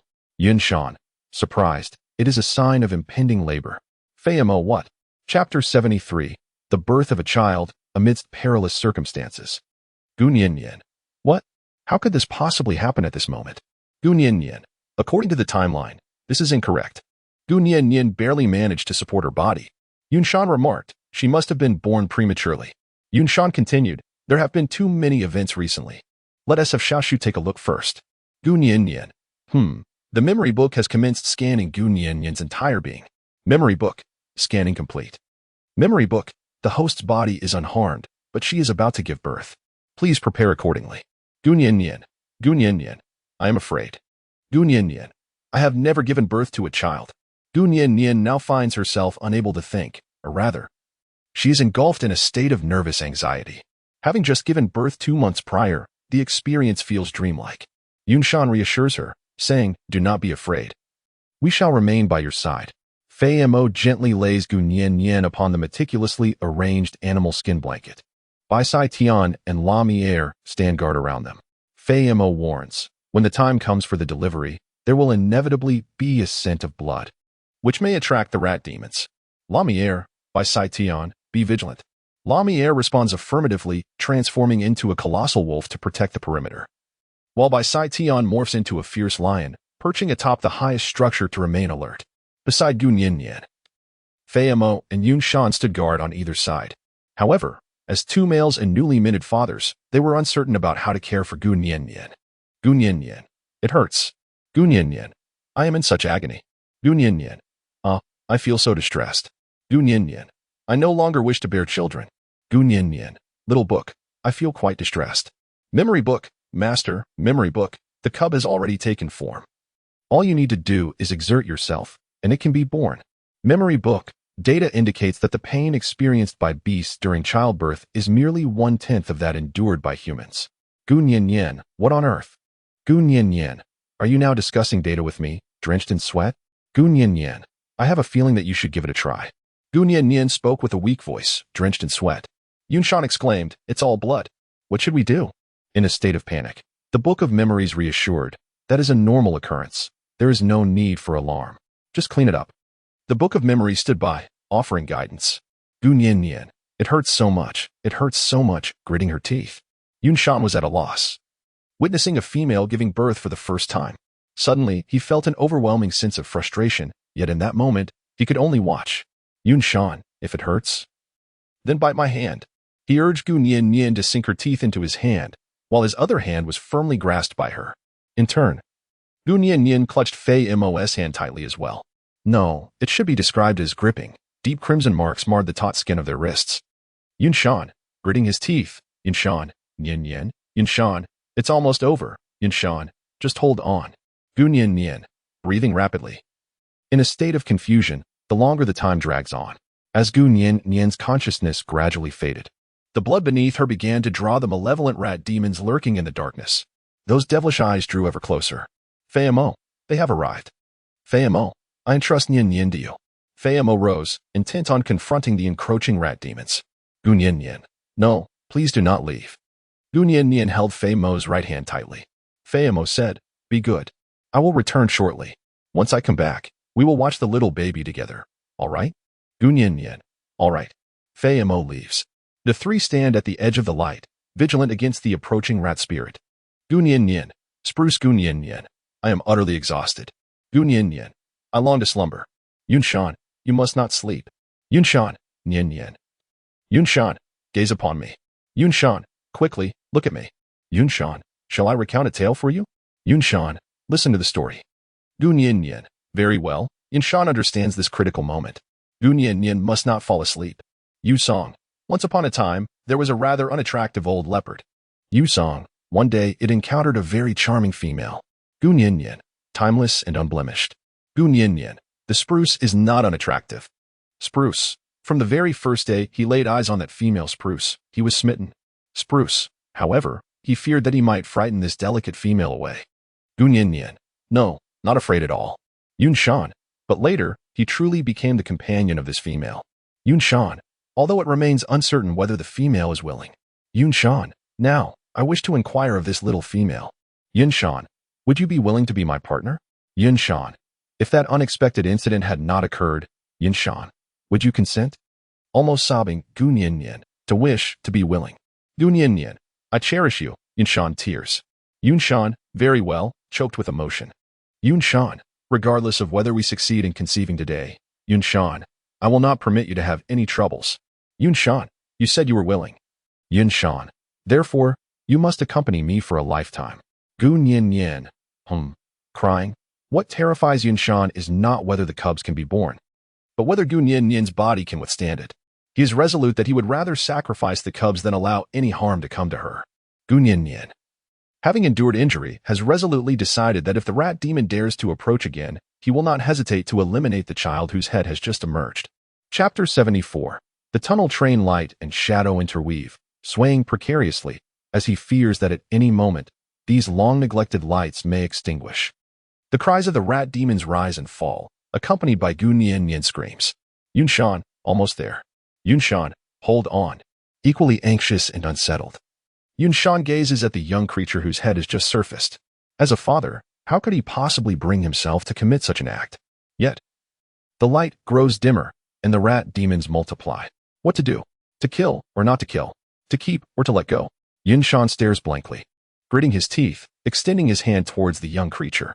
Gu Nian Nian exclaimed, no. Perhaps driven by a maternal instinct, she instinctively uttered a protest against Yunshan. She was scarcely aware of her own consciousness, yet a voice within her discerned the palpable aura of menace emanating from Yunshan. With a piercing cry, the anguished wails of two newborns followed. Startled, Yunshan gasped, they have arrived. Fei Mo commanded, retreat. In response to his urgent directive, Yunshan swiftly severed the umbilical cord, securing the newborns with animal hides before hastily departing. Meanwhile, Fei Mo carried Gu Nian Nian, with Lami Air and Bai Sai Di and providing cover from behind. As the agony subsided, Gu Nian Nian managed to regain a semblance of awareness, ultimately issuing her final instructions to the little book. Gu Nian Nian, activate the Explorer mode of the memory tome to locate the optimal exit, unconscious. Memory tome, mode has been altered. Memory tome, scanning the mind, generating a map. Memory tome, optimal exit has been identified. Fei Mo, quickly, follow it. Let the memory tome lead the way. Their group continuously fled. Memory tome, there is a rail train ahead. Memory tome, board the train to reach the safe zone. Surveying the surroundings, Fei Mo discovered a dilapidated iron contraption. Fei Mo, how do I start it? Memory tome, press the button next to it. The circuits around the mind were highly unstable. The button mechanism was some distance from the train. Lawmeyer, I will hold them off. Lawmeyer, you all board the train first. Fei Mo nodded, placing Gu Nian Nian onto the train and ensuring Yunshan settled the cubs. He awaited the arrival of Bai Dian, guarding the tunnel entrance. Lawmeyer, why is this mechanism so heavy? Lawmeyer strained to pry the mechanism open and pressed down with all his might, little by little. Time was of the essence. Bai Dian, foolish wolf. Hurry up. Bai Dian, start it quickly. More and more rat demons emerged from the tunnel entrance, and the two torches were insufficient for defense. Lawmeyer, I am giving it my all. Lawmeyer, With a thud, the mechanism was pulled down, and the train began to move. Fei Mo, get on the train. Lawmeyer was still a bit far behind. He transformed into a giant wolf, desperately chasing after them. Fei Mo, faster. The train accelerated, gaining speed. Lawmeyer pursued behind. Bai Dian, ahead is a cliff. Bai Dian, foolish wolf, gather your strength and leap. We will catch you. Lawmeyer, no need. I know that already. With a determined leap, the pursuing rat demons fell into the abyss. Lawmire's front paws desperately grasped the edge of the train. Lawmire. Phew. That scared me. Lawmire. Hey, have you noticed? Lawmire. I seem to have grown stronger. With the crisis averted, everyone felt a momentary sense of relief. Beistein, do you still want to come up? Lawmire, of course. Lawmire, pull me up. Lawmire, I want to see Nyen Nyen. Beistein, you might as well stay there. The train is a bit small. Beistein, I'm afraid you won't fit. His scheme succeeded. Beistein smiled wickedly. Lawmire, you did that on purpose. Beistein, indeed, I did it on purpose. I haven't seen Nyen Nyen yet. How could I let you see her first? Lawmire, so you also want to compete to be Nyen Nyen's companion? Lawmire, you sly lion, you must be behind me in line, and besides, Nyen Nyen wouldn't like you. Lawmire bickered with Beistein from behind. Meanwhile, Yinshan gazed at the newly born cubs in awe. Yinshan, is this my child? Yinshan, so small. Two plump little cubs with their eyes still shut curled up in Yinshan's embrace, quiet and undemanding. Fei-Mo this time. Fei-Mo, she has suffered enough. Fei-Mo clenched his fists, seething with indignation. Fei-Mo, I will never allow her to bear another child. Yinshan understood this as Fei-Mo's warning. Yinshan, I understand this better than anyone. Fei-Mo, it better be that way. The four of them, each harboring their own thoughts, stirred restlessly in the pitch-black tunnel. Chapter 75, 074 The Shocking Laboratory? Are there still humans alive? The tunnel continued to delve deeper, with no one knowing what lay at its end. The dark, lengthy cave life had already endured for nearly a week. Gu Nyen Nyen, awakening. Fei-Mo, do not open your eyes just yet. Fei-Mo gently covers Gu Nyen Nyen's eyes with his hand. Gu Nyen Nyen, what's wrong? Fei-Mo, we have passed through a tunnel. Fei-Mo, we have arrived at a rather peculiar place. Fei-Mo, there is light here. Fei-Mo, I fear your eyes may struggle to adjust at first. She sensed Fei-Mo's considerate nature. After several days of rest, her body surprisingly felt remarkably strong, having restored itself in just a few short days. Fei-Mo, slowly open your eyes. Gu Nyen Nyen, very well. Gu Nyen Nyen gradually opened her eyes. At first, she felt a bit disoriented, for the light here was indeed dazzling. Gu Nyen Nyen, oh my goodness. Gu Nyen Nyen, what is this place? Gu Nyen Nyen, the laboratory?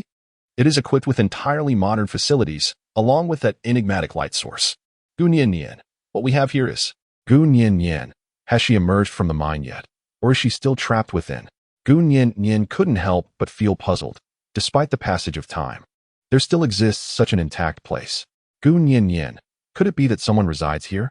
Gu Nyen Nyen, but that doesn't seem right. Gu Nyen Nyen, humanity should be entirely extinguished. Gu Nyen Nyen murmured to herself, Nyen Nyen, do you know where this place is? Gu Nyen Nyen, indeed. But my understanding is not entirely comprehensive.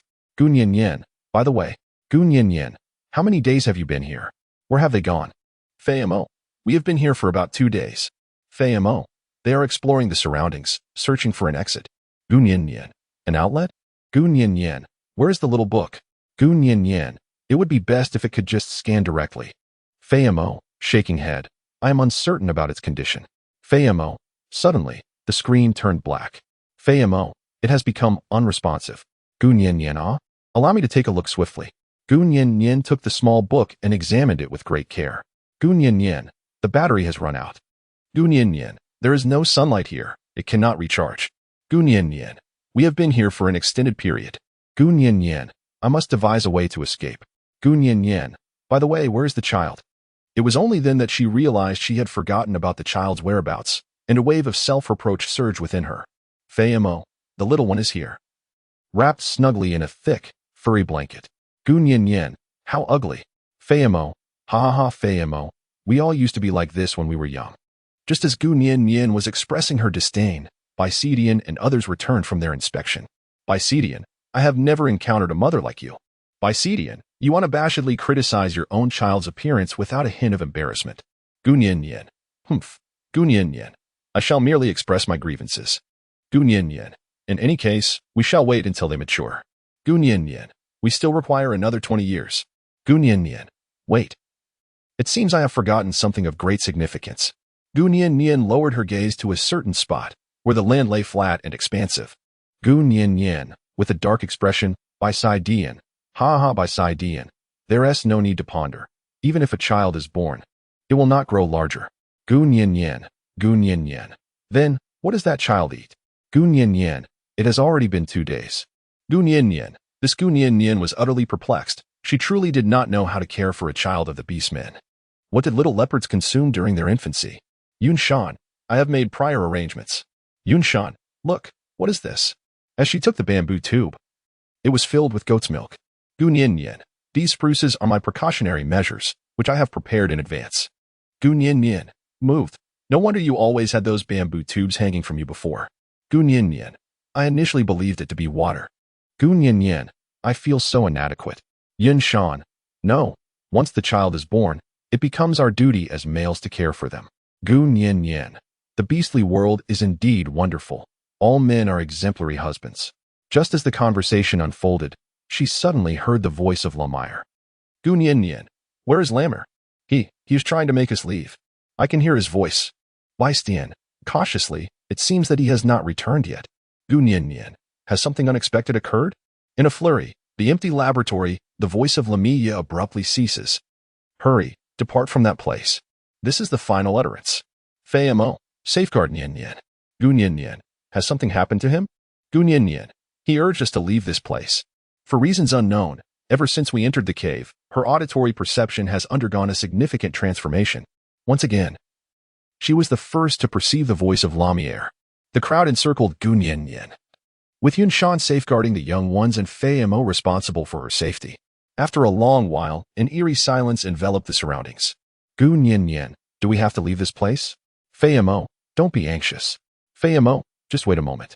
The enemy lurks in the shadows. However, it remains uncertain whether any foes are truly present. Yet, at this moment, Gu Nian Yan's heart is filled with trepidation and unease.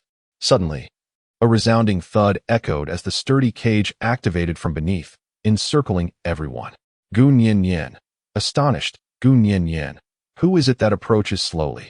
A solitary figure in the darkness? Gu Nian Yan, how could it be it's you? In shock, Chapter 76. The ominous signs of humanity's extinction. Gu Nian Yan, the wind? The wind. Gu Nian Yan called out his name twice. The first time was filled with uncertainty. How could it be that after only a few days apart, this man appeared to have changed so drastically? Yet, upon closer inspection, he still bore the essence of the wind. Gu Nian Yan, whined Gu Nian Yan, what brings you here? Eagle Clan Prince. The wind remained silent, lost in contemplation, yet no one could discern the thoughts that occupied his mind. Gu Nian Yan, your words here.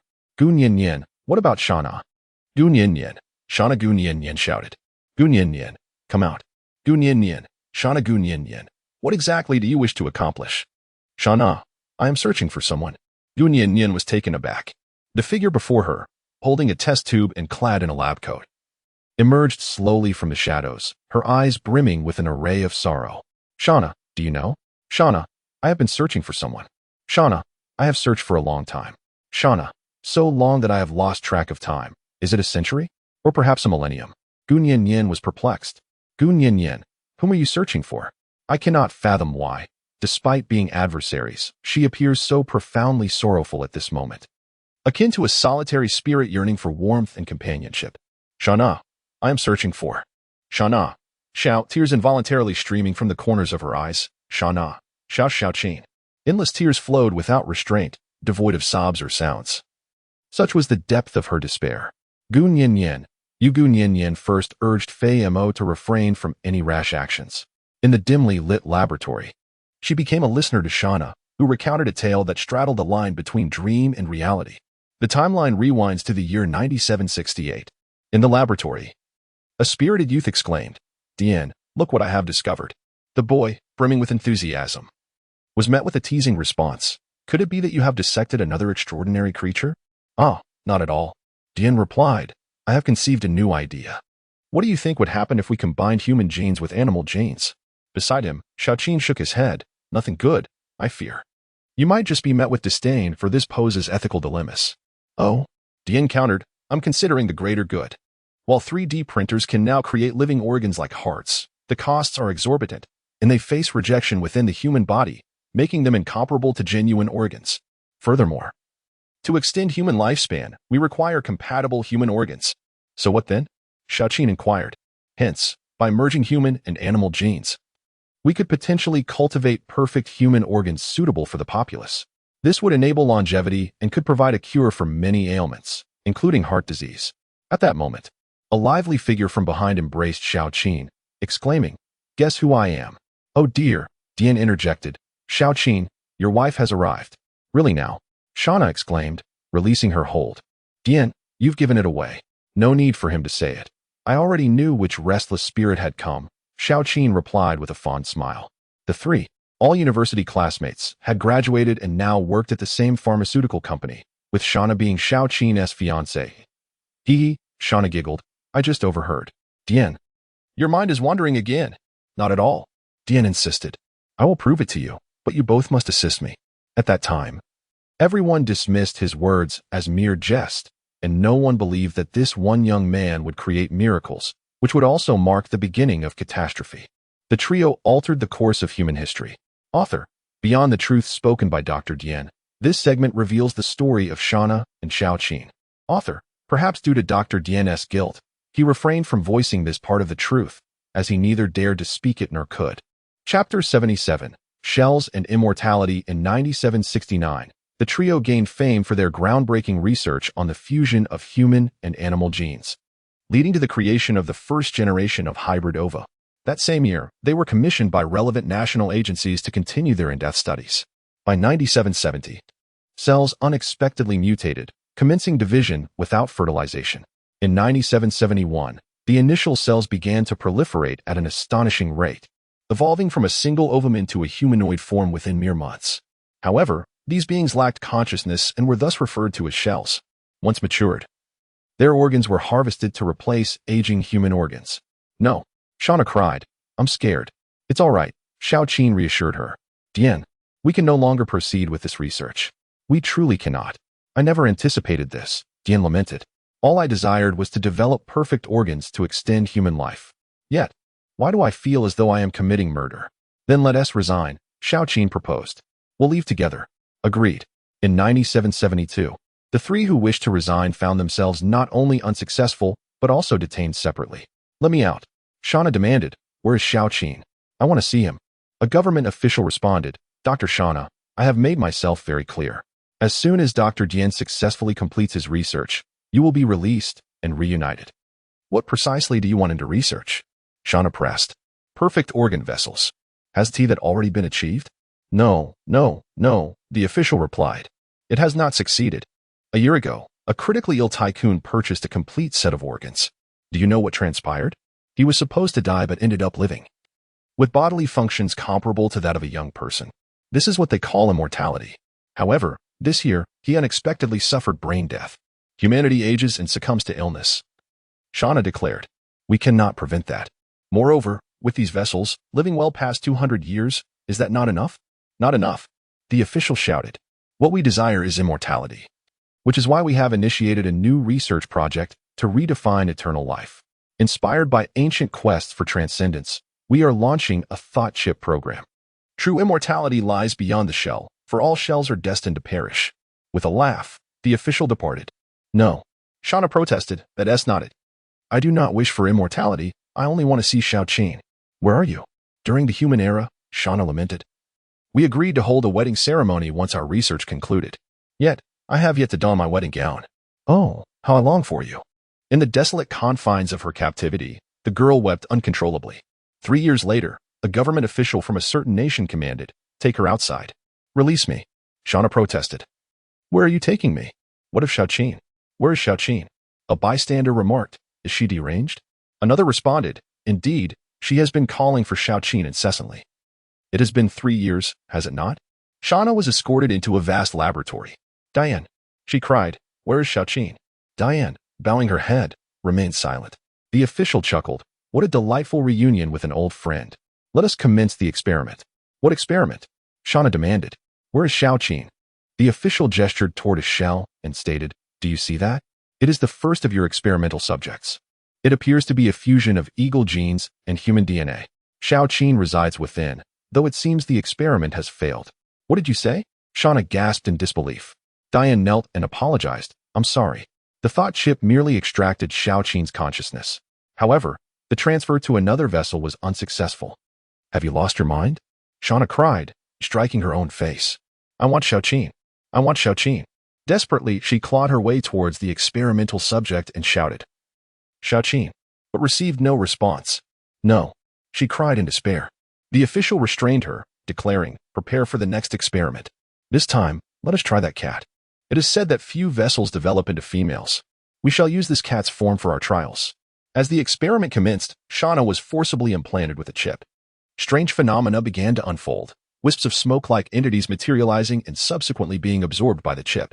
Collection successful, the experimenters announced.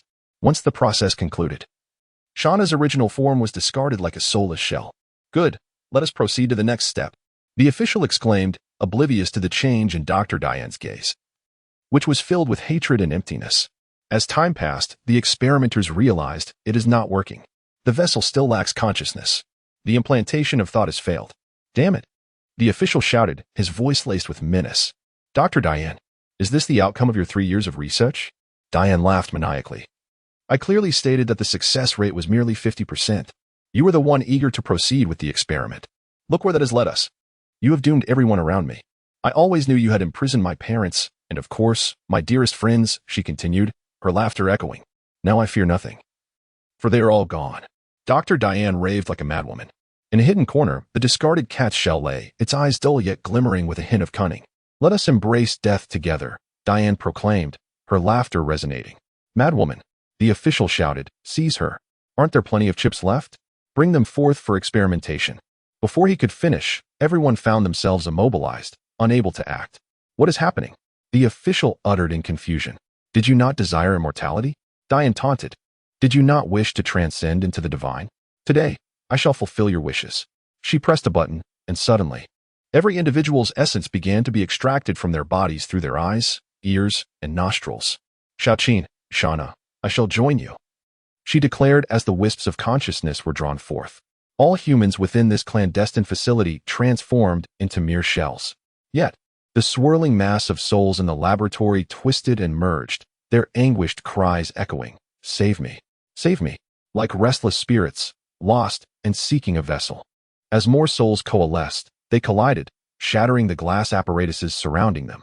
Countless experimental shells emerged, and inevitably, the gathered souls began to enter these forms. The new beings abruptly opened their eyes. The beastmen had officially arrived. The first generation, the initial experimental subjects of their research, comprised lions, tigers, wolves, eagles, and leopards. As their leaders, they embarked on a protracted journey towards an inevitable conclusion. Thus, the tale draws to a close, and the timeline returns to the present. Gu Nian Yan, could it be that you are the experimental subject of the cat and human? Shauna, ha ha Shauna. Indeed, I am the only one who succeeded. Gu Nian Yan, then I find it quite perplexing. Gu Nian Yan, at that moment, the thoughts and souls of everyone were absorbed into the experimental subject. Gu Nian Yan, why have they become new individuals? Gu Nian Yan, unlike you, you remain unchanged. Shauna, the intertwining of distorted souls and thoughts. Shauna, just like a newborn infant. Shauna, naturally, it cannot be like me. Shauna, for my soul, my thoughts, and even my memory, Shauna, are entirely my own. Gu Nian Yan, Gu Nian Yan, I have a general understanding. Gu Nian Yan, however, I still wish to offer you a piece of advice. Gu Nian Yan, the wind is not Xiaoqin. Shauna, indeed. Shauna, I am aware. Shauna, it is because I just failed my experiment. Gu Nian Yan, what have you done? In a state of panic. Shauna, just like the experiments from that time. Shauna, haha. Shauna, I extracted the thoughts from each generation of the Eagle King. Shauna, I aspire to amalgamate a new Xiaoqin, to reconstruct him entirely. Shauna, after my diligent efforts, Shauna, can you guess what happened? Shauna, I actually succeeded. Shauna, therefore, I am in search of a new vessel, Shauna, to embrace my Xiaoqin. Gu Nian Yan, and then, you chose the wind. Angry, Gu Nian Yan, your actions are such. Gu Nian Yan, what distinguishes me from humans of the past? Gu Nian Yan, Shauna, please awaken. Gu Nian Yan, Xiaoqin is already deceased. Gu Nian Yan, those who have perished cannot be revived. Shauna, no. Shauna, he can. Shauna, I have tirelessly researched. Shauna, I aspire to imbue the essence of successful thoughts into the wind. Shana, but why? Shana, why can I not detach the thoughts of the wind? Shana, no. Shana, it is because of you. Shana, he cherishes you. Shana, he does not wish to part from you. Shana, is that so? Shana, what if I were to bring about your demise? Shana, let the wind witness your death. Shana, would that not mean Shana, he could become my vessel? Sinister smile. Eyes vacant.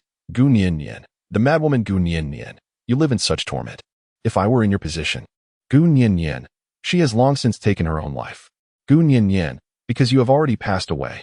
Gu Nian Nian, whether it is Dian, Xiaoqin, or you. Gu Nian Nian, you were already deceased.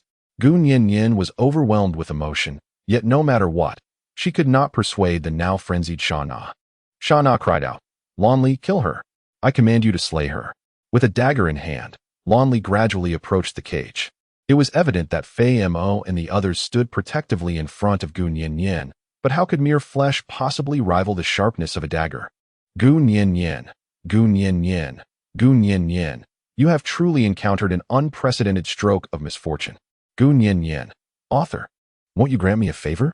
Gu Nian Nian, very well. Gu Nian Nian, there is no hanging. Gu Nian Nian, then I shall rely on myself. Gu Nian Nian, Shana Gu Nian Nian, do you truly believe you can take my life here? Gu Nian Nian, you are far too naive. Gu Nian Nian smiled. Gu Nian Nian, little book, is the charge full? Memory book. Master, the little book is fully charged. Gu Nian Nian, good. Gu Nian Nian, open the prison door. The Book of Memories was originally equipped with 2 mechanical hands capable of transforming into any shape. With a snap, the cell was directly sawn open. Shana, staring, Shana, Diane. Shana, no. Shana, no, you are not Diane. In panic, the Book of Memories, unknown entity, scanning initiated. Shana was scanned in her entirety. Suddenly, the Book of Memories activated another mode, emitting a radiant light, revealing a humanoid silhouette of Dr. Diane. Diane, is that you, Shana? Shana, in shock, Gu Nian Nian, is this a memory? Diane, I have brought you a gift. Diane, over the years, I must apologize. Diane, yet, this is the only way I can atone. Diane, in truth, the fragments of Xiaoqin's thoughts were fabricated during the experiment. Diane, I had replaced his thoughts long ago. Diane, there are only 2 genuine successful fragments. Diane, to reunite you, I implanted Xiaoqin's thought fragments into another experimental subject and subsequently put it into stasis. Diane, the coordinates are. Diane, I am aware that by this time tomorrow, they will inevitably use you for experimentation. Diane, however, rest assured.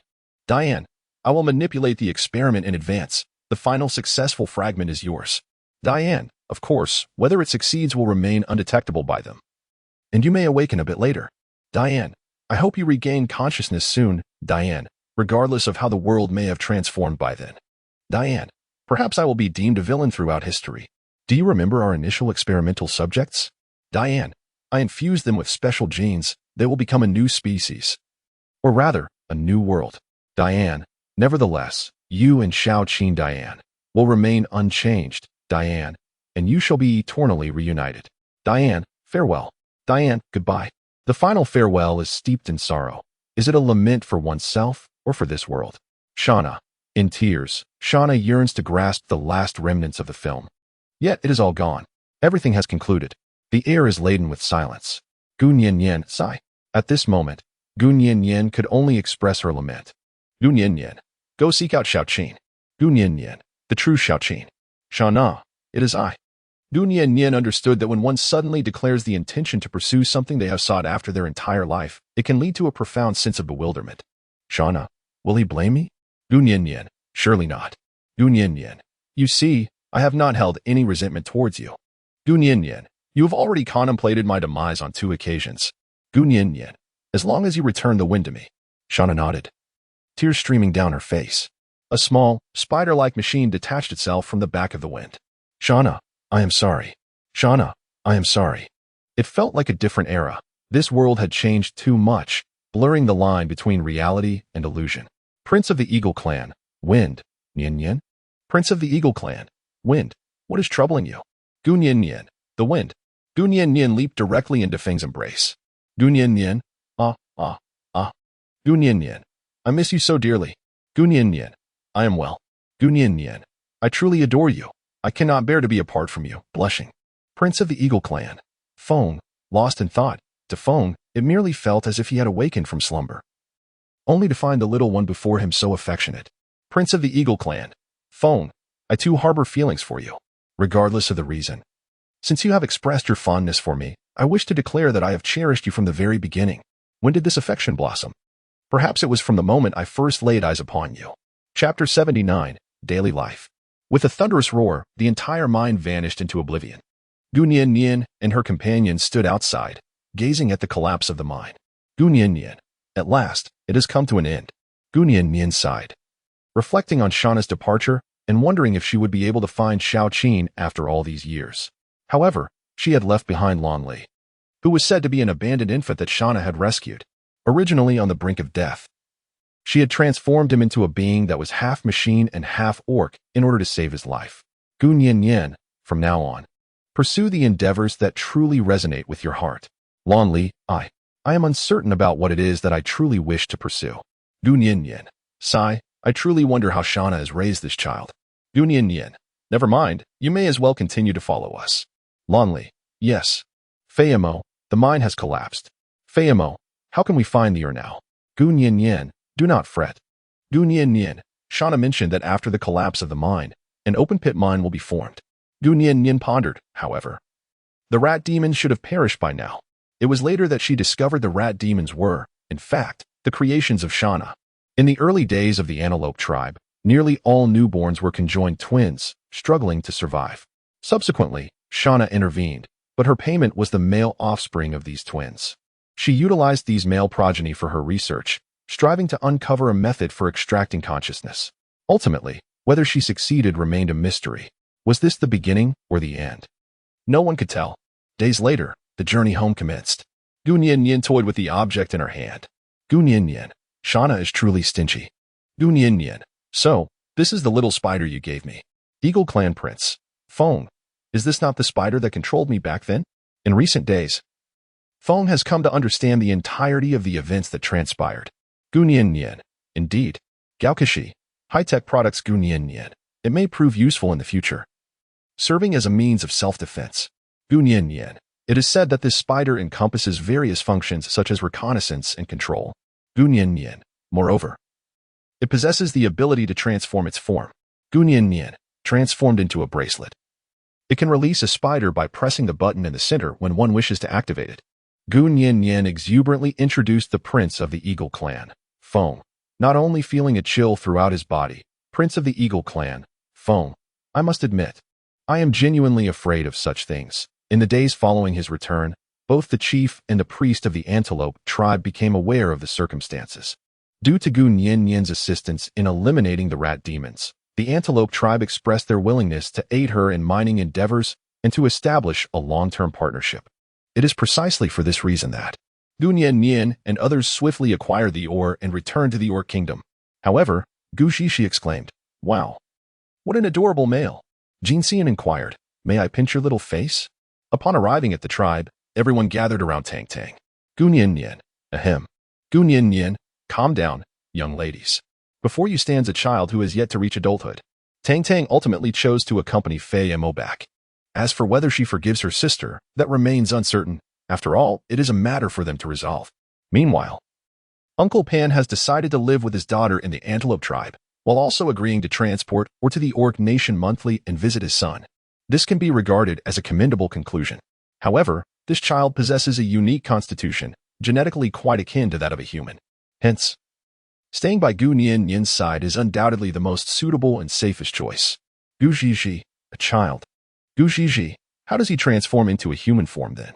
Tang Tang, nervously, Gu Nian, cough, cough. Gu Nian, I assisted him in successfully catalyzing the outcome ahead of schedule. Gu Nian deliberately told a lie. Tang Tang glanced at her, astonished, and then composed herself. Jin Xian exclaimed, "Wow, it can be done this way too." Jin Xian continued, "When I have children in the future, I shall also assist in their early development." Jin Xian added, "It is simply adorable."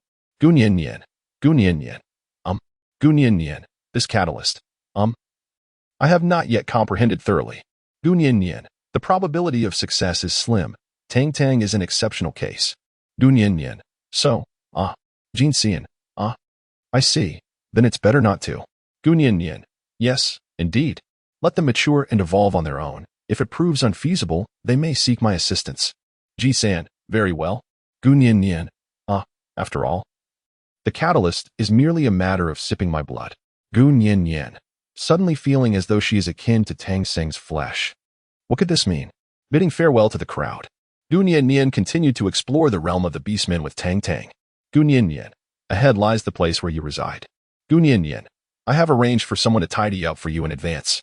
Tang Tang, silence. Suddenly, Gun Yin Yin felt the small hand in her right grasp firmly and unwaveringly. Gun Yin Yin, what is the matter?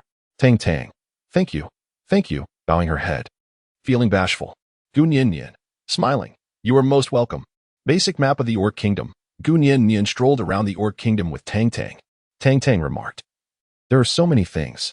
She added, but I am unsure of what they all are. Gun Yin Yin, it's nothing. Gun Yin Yin, tomorrow. I will arrange for your enrollment. Perhaps at this moment, Gun Yin Yin is unaware that the child she has brought back will, one day, become an extraordinary individual. Chapter 80. Antibiotics. Gun Yin Yin. Lonely?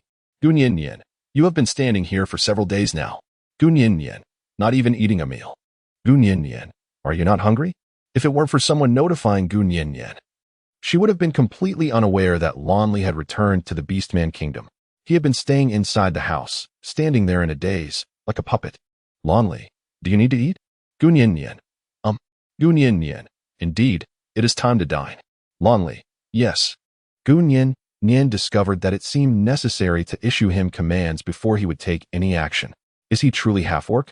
Why does he feel entirely like a machine? Gun Yin Yin. So, Lonely. Gun Yin Yin. Have you decided what you wish to do next? Lonely. I am uncertain.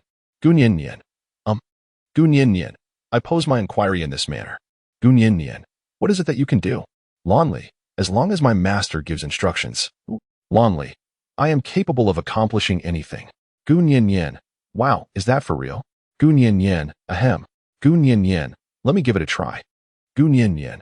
It seems that there is nothing lacking lately. Allow me a moment to ponder what might be missing. Gun Yin Yin. By the way, Gun Yin Yin. Antibiotics. Gun Yin Yin.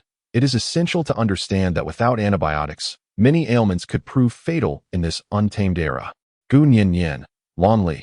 Are you capable of crafting antibiotics? Lonely. Indeed, I am. Lonely. I shall commence the task immediately. As Lonely stepped outside, she tossed an object resembling a capsule into the air.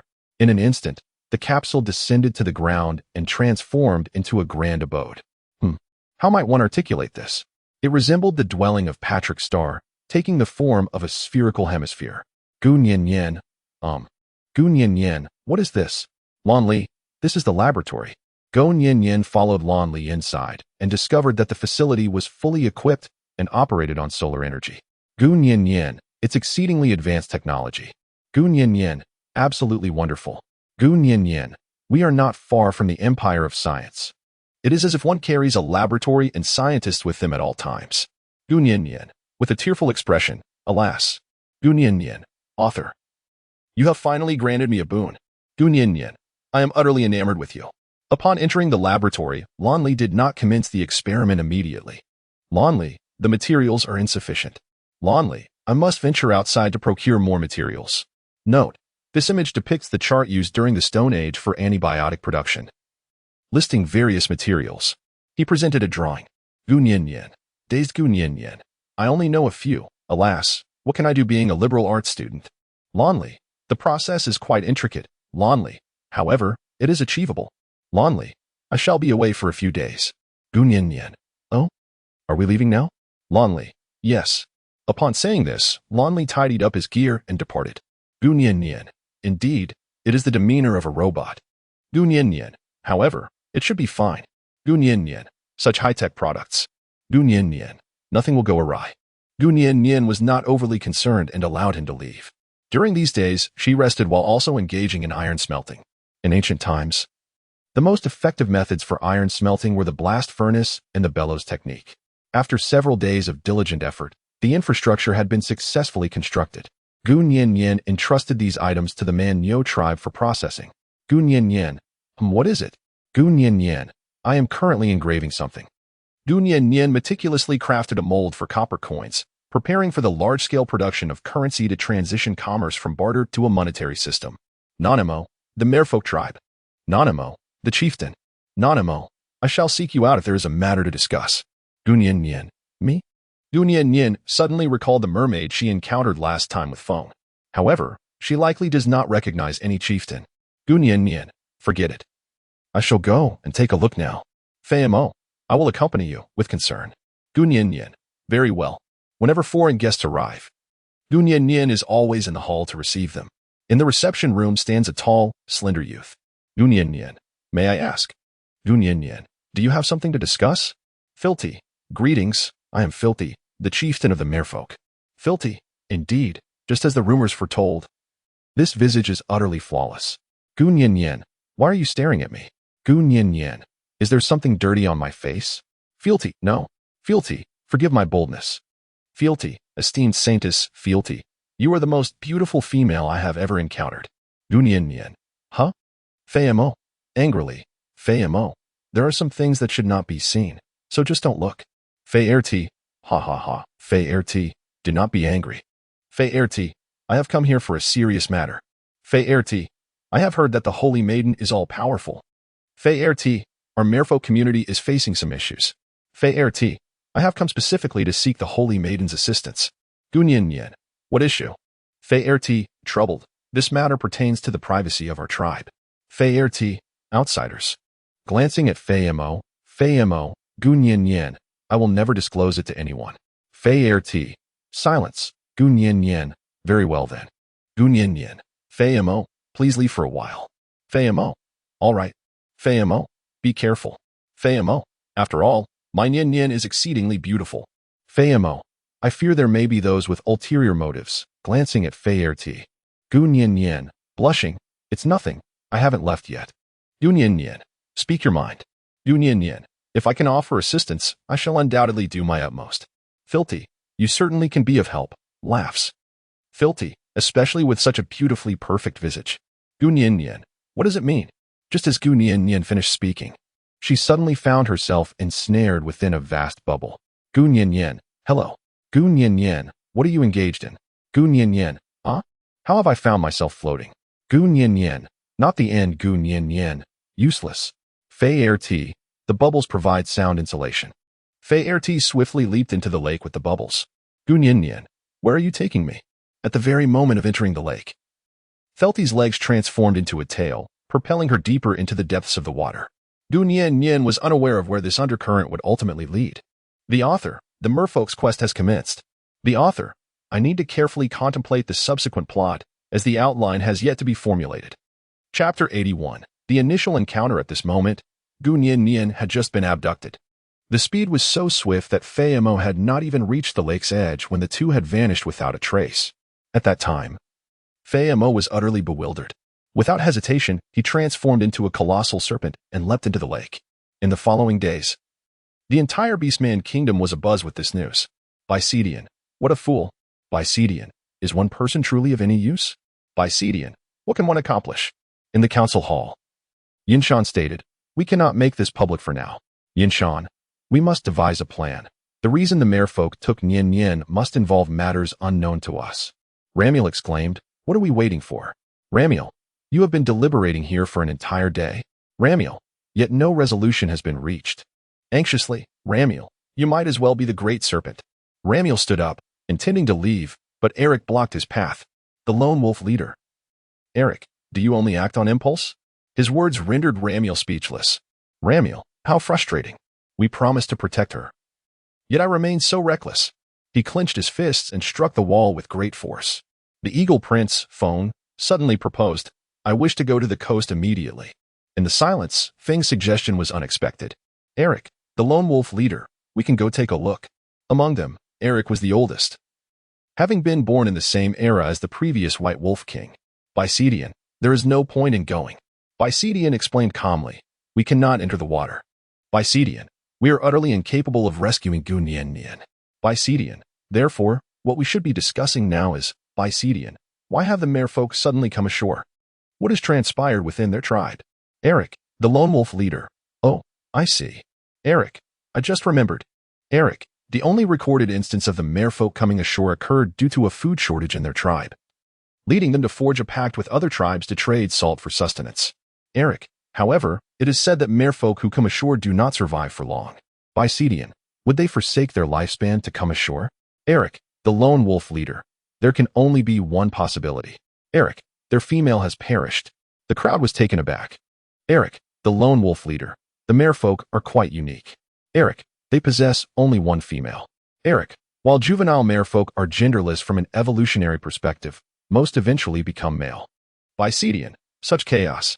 Ramiel, Nyin belongs to us. Ramiel, how could we possibly give her to the merfolk? Ramiel, is that why they resorted to abduction? Yushan, clenching his fist, perhaps we can force them to come ashore. Yushan gazed at the Book of Memories, devising a plan. Meanwhile, in the narrow underground current, Nyin found herself alone and utterly bored, trapped within the confines of a bubble, compelled to follow wherever others led her. She had not eaten for an entire day, leaving her utterly fatigued. However, she held no concern that the merfolk would harbor any ill intentions towards her. Gu Nyin, elder brother Gu Nyin, brother of the mermaid Gu Nyin. Are you not weary? After calling out several times with no response, Fei Erti could hear him speak, for it was indeed his bubble. Yet, he was reluctant to utter a word. It was only due to Sabia's suggestion that he became aware of such a beautiful female in the forest. However, in Fei Erti's eyes, it was merely an astonishment at her beauty, something to be admired from a distance, but never to be desecrated. Gu Nyin, elder brother Gu Nyin, is there anything to eat? Just as she spoke, her stomach betrayed her with a grumble. Felty, we're almost there. The undercurrents surged as Felty hastened forward, bursting out of the narrow, shadowy river. Gu Nyin, have we arrived? Before me lies an expanse of azure. Gu Nyin understood that they had already descended into the depths of the ocean. Gu Nyin, wow, this is truly magnificent. For some reason, she always harbors a sense of reverence towards the ocean. Gu Nyin, when I previously visited the aquarium, Gu Nyin, I often dream of the day when I can transform into a little fish. Gu Nyin, she swims freely in the vast ocean, where a group of sea turtles glides gracefully before her eyes. Gu Nyin, wow, Gu Nyin, how immense. Fei Erti, do you not possess any sense of crisis? Fei Erti, at this moment, I am. Fei Erti had intended to convey that he was in the midst of abducting her. How could she appear so carefree? As if she were merely indulging in a leisurely outing, devoid of any fear? Gu Nyin, how should I put it? Gu Nyin, once one has been kidnapped multiple times, fear dissipates. Gu Nyin, moreover, I sense that you harbor no ill intentions. Fei Erti ceased to acknowledge her and pressed onward. Yet, suddenly, the ocean's currents became peculiar. Fei Erti swiftly took action, quickening his pace.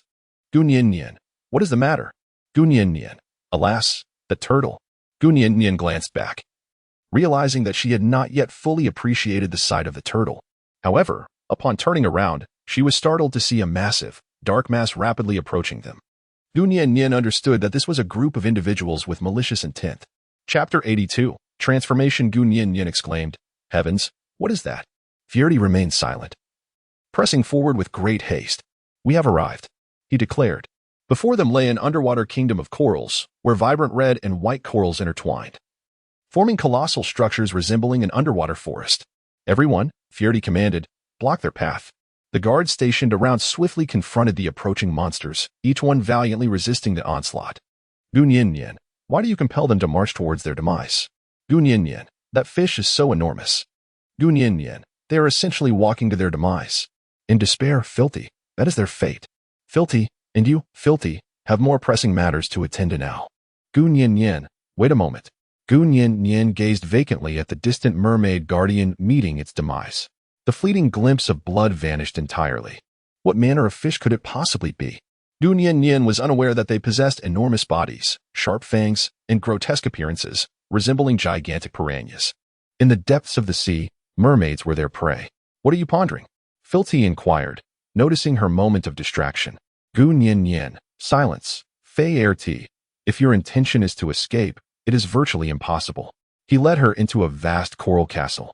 Fei Erti, inside, there is air, and the bubbles have been captured by him. Gun Yin Yin was cast into the coral palace, gasping for breath. Gun Yin Yin, truly remarkable. Gun Yin Yin, how did you manage to bring the air in? Gun Yin Yin touched the critical point between water and air, akin to a bubble, soft and yet impervious to rupture, marvelously isolating her from the external world. This is not a question for you to pose, Filthy remarked as he stepped into the coral palace, suddenly transforming, manifesting a pair of legs. Gun Yin Yin, do all mermaids have the ability to transform into legs? Firth, do they all? Indeed, a pair of legs. Yet every moment is draining my life. He not only mocks himself, but is also uncertain whether Gun Yin Yin is simply foolish or naively innocent. He responds with silence. Firth, do you see this? Gun Yin Yin. Gun Yin Yin. Two small bubbles? Ferdy, these are mermaid eggs. Ferdy, they are the last offspring of our mermaid queen. Ferdy, she has already passed away. Gun Yin Yin. Passed away? Gun Yin Yin, so? Gun Yin Yin, what exactly do you intend to do by bringing me here? Ferdy, you shall be our queen. Ferdy, furthermore, Ferdy, you will also incubate the mermaid eggs. Gun Yin Yin. Ha. Gun Yin Yin, surely, you cannot be jesting. Gun Yin Yin, allow me to incubate. Gun Yin Yin, I am utterly unfamiliar with the nature of your kind, the merfolk. Or rather, I should say, I possess no knowledge of your anatomy. Fei Erti, I shall dispatch someone to assist you. Gun Yin Yin. So what? Gun Yin Yin, I do not wish to. Gun Yin Yin, I have no desire to be the queen of your merfolk. Gun Yin Yin, is it possible that your tribe has no other females? Ferdy, no. Among our merfolk, she has been the sole female for centuries. Ferdy, however, her lifespan has come to an end. Gun Yin Yin, Gun Yin Yin, I have heard that mermaids possess no gender before reaching maturity. Gun Yin Yin, you can allow underage children to evolve into females. Gun Yin Yin could hardly endure the idea of so many individuals in the tribe sharing a single female, especially considering the chaotic nature of their lineage. It is truly unimaginable. Filthy remarked, evolution? Ha. If you could somehow facilitate the evolution of these children into females, I would not mind granting you your freedom. Filthy wore a cunning expression. Gun Yin Yin understood that this method was likely to be quite difficult to implement. Gun Yin Yin, you are fully aware that I am the saintess. Gun Yin Yin, why must you make things difficult for me? Fei Erti, is it not the responsibility of the saintess to resolve the dilemmas of all tribes? Gun Yin Yin, sigh? This fellow is truly difficult to communicate with. Gun Yin Yin felt conflicted. Ferdy, he said with a smile, we certainly will not demand anything of you immediately. How about we invite you to explore the depths of the sea? Moreover, did not the holy maiden mention feeling hungry? Gun Yin Yin, I'm so hungry. It's been such a long time. Gun Yin Yin, humph. Fei Erti, oh, it seems that we shall have to waste this food. Fei Erti, we have prepared it with great care. Gun Yin Yin then realized that there were indeed fruits and roasted meat here. Gun Yin Yin, with a gluttonous gaze, Gun Yin Yin, humph. Gun Yin Yin, do not. Gun Yin Yin, one should seize the opportunity to indulge. Gun Yin Yin, I shall simply indulge in the culinary delights of your merfolk. Ferdy laughs. This hardly qualifies as merfolk cuisine. It is merely ordinary fare. Yet, Gun Yin Yin merely felt that she had no graceful way to retreat, resorting to a flimsy excuse. Unbeknownst to her, Ferdy gazed at her with a profound expression, as if yearning to uncover something. Gun Yin Yin, it feels somewhat warm. Gun Yin Yin, how is it that it is so warm beneath the sea? Gun Yin Yin suddenly found herself unable to eat, feeling an overwhelming discomfort and an insatiable itch enveloping her entire body.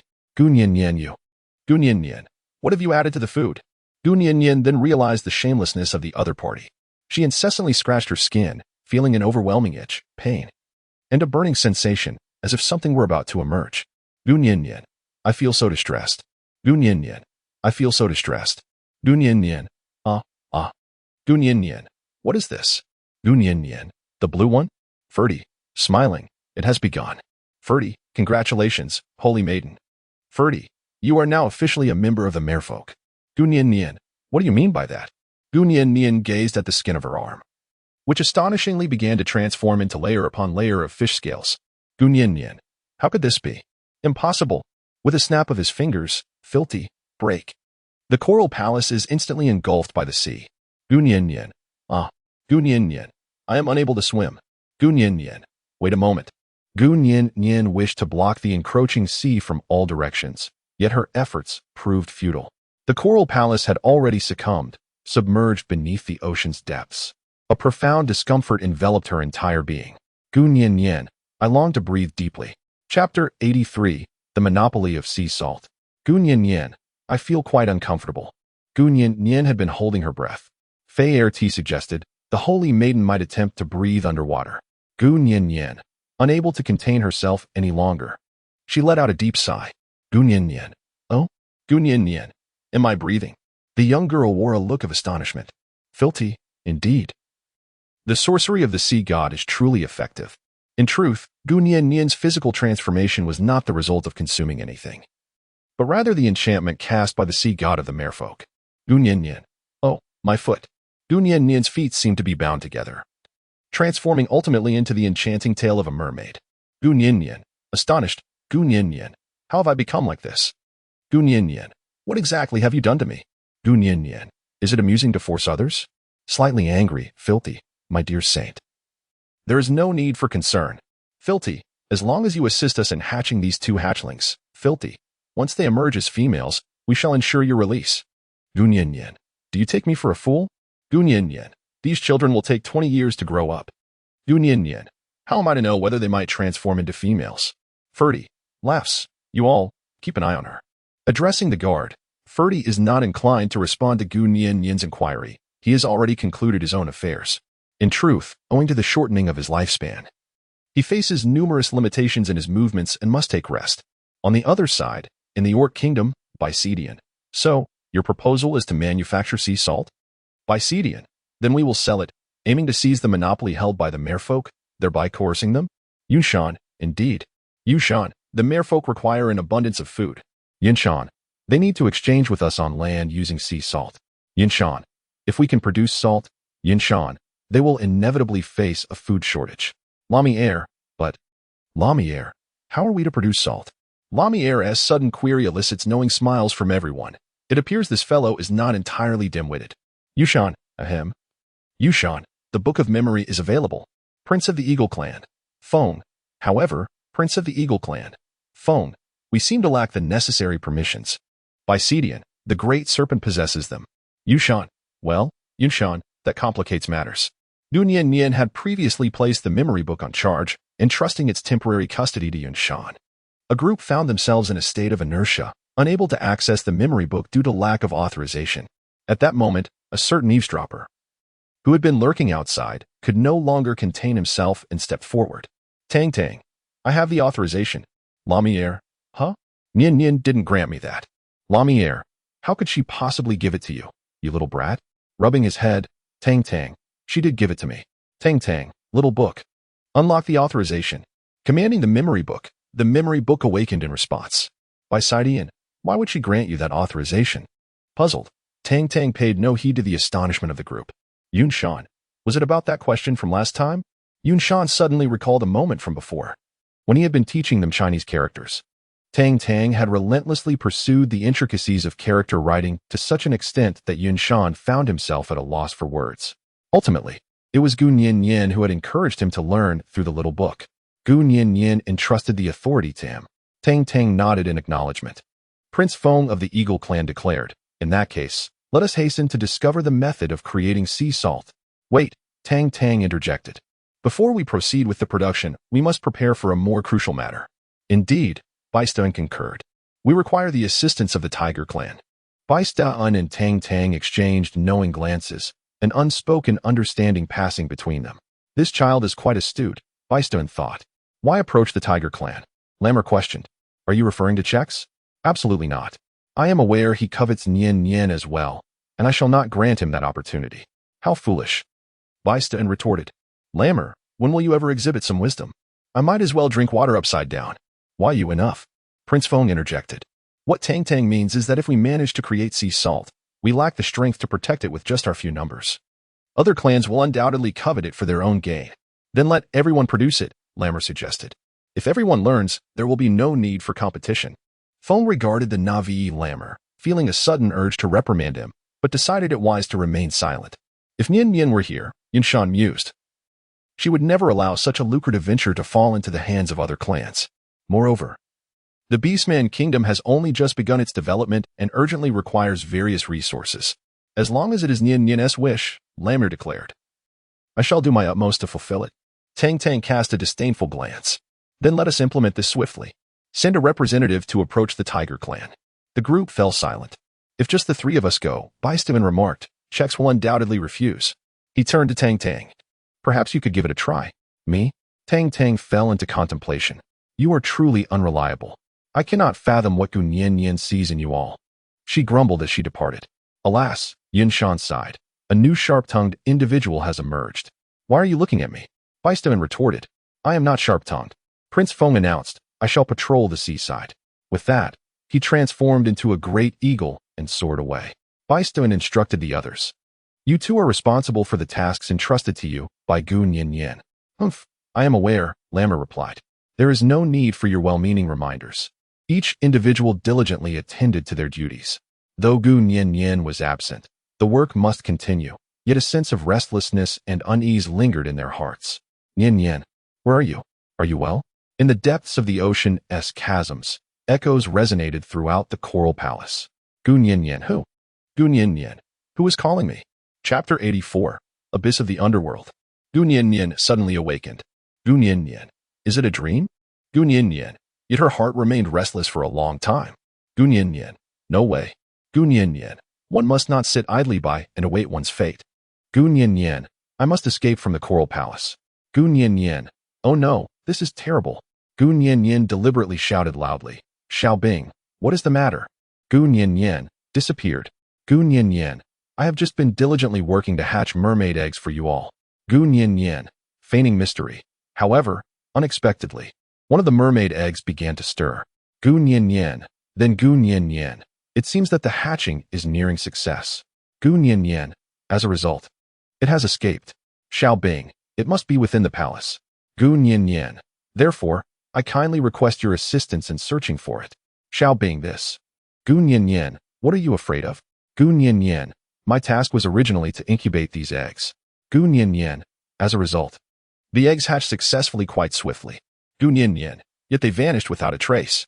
Gu Nian, what if it gets lost? Gu Nian, furthermore, if it were to take shape as a female, upon the mention that the mermaid egg may belong to a female, all the soldiers began to feel a sense of unease. Soldier, do not worry. Soldier, we will undoubtedly retrieve her. Soldier, guards. Soldier, search everywhere. Quickly. The soldiers scattered in a frenzy, diligently searching throughout the Coral Palace. Seizing this opportunity, Gu Nian tiptoed away stealthily. Gu Nian, hooray. Gu Nian, the plan was successful, but just as I escaped the coral thicket and was about to strike a triumphant pose, I turned around and came face to face with a mermaid. Gu Nian, is it you? Sevilla, humph. Sevilla, are the females on land so disobedient? Sevilla, aside from a pleasing exterior, what else do they possess? Gu Nian, ha. Gu Nian, I have yet to look down upon you marine creatures. Gu Nian, since we are acquainted, Gu Nian, no, it should be described as a fleeting acquaintance. Gu Nian, ahem, my own brother. Gu Nian, please let me go. Gu Nian playfully blinked her large Cassilon eyes. Humph, Sebia retorted, impossible. Someone, seize her. Yes, replied the soldier. Gu Nian, brother Gu Nian, you truly lack consideration. Gu Nian, fear Gu Nian, therefore, Gu Nian, among the 36 stratagems. Fleeing is the best strategy. I shall run, and run. Gu Nian slipped away. Gu Nian, this mermaid tail. Gu Nian, how does one use this? Ah, no, wait, it's the left side, the right side, the tail. It's I'll ask you. Gu Nian swam desperately. Sibia, she cried out. Do not venture any further. Suddenly, Sibia shouted, come back quickly. Gu Nian noticed that their facial expressions were rather peculiar. Gu Nian, I shall not return. Gu Nian, treat me as a caretaker. Gu Nian, to raise children for you. Gu Nian, humph, how unrealistic. Saibaya, ahead lies the abyss of shadows. Shouts, Gu Nian came to a halt, noticing that the other mermaids wore expressions of trepidation. Everyone had ceased their pursuit. Gu Nian, so what? Sebiya, if you enter, Sebiya, you will be devoured. Sebiya, come back quickly. Gu Nian, the abyss of the netherworld? Gu Nian, could it be those hideous piranhas? Gu Nian speculated. Yet she found herself in a predicament from which there was no easy escape. Gu Nian Nian, it is what it is. I shall partake in the meal.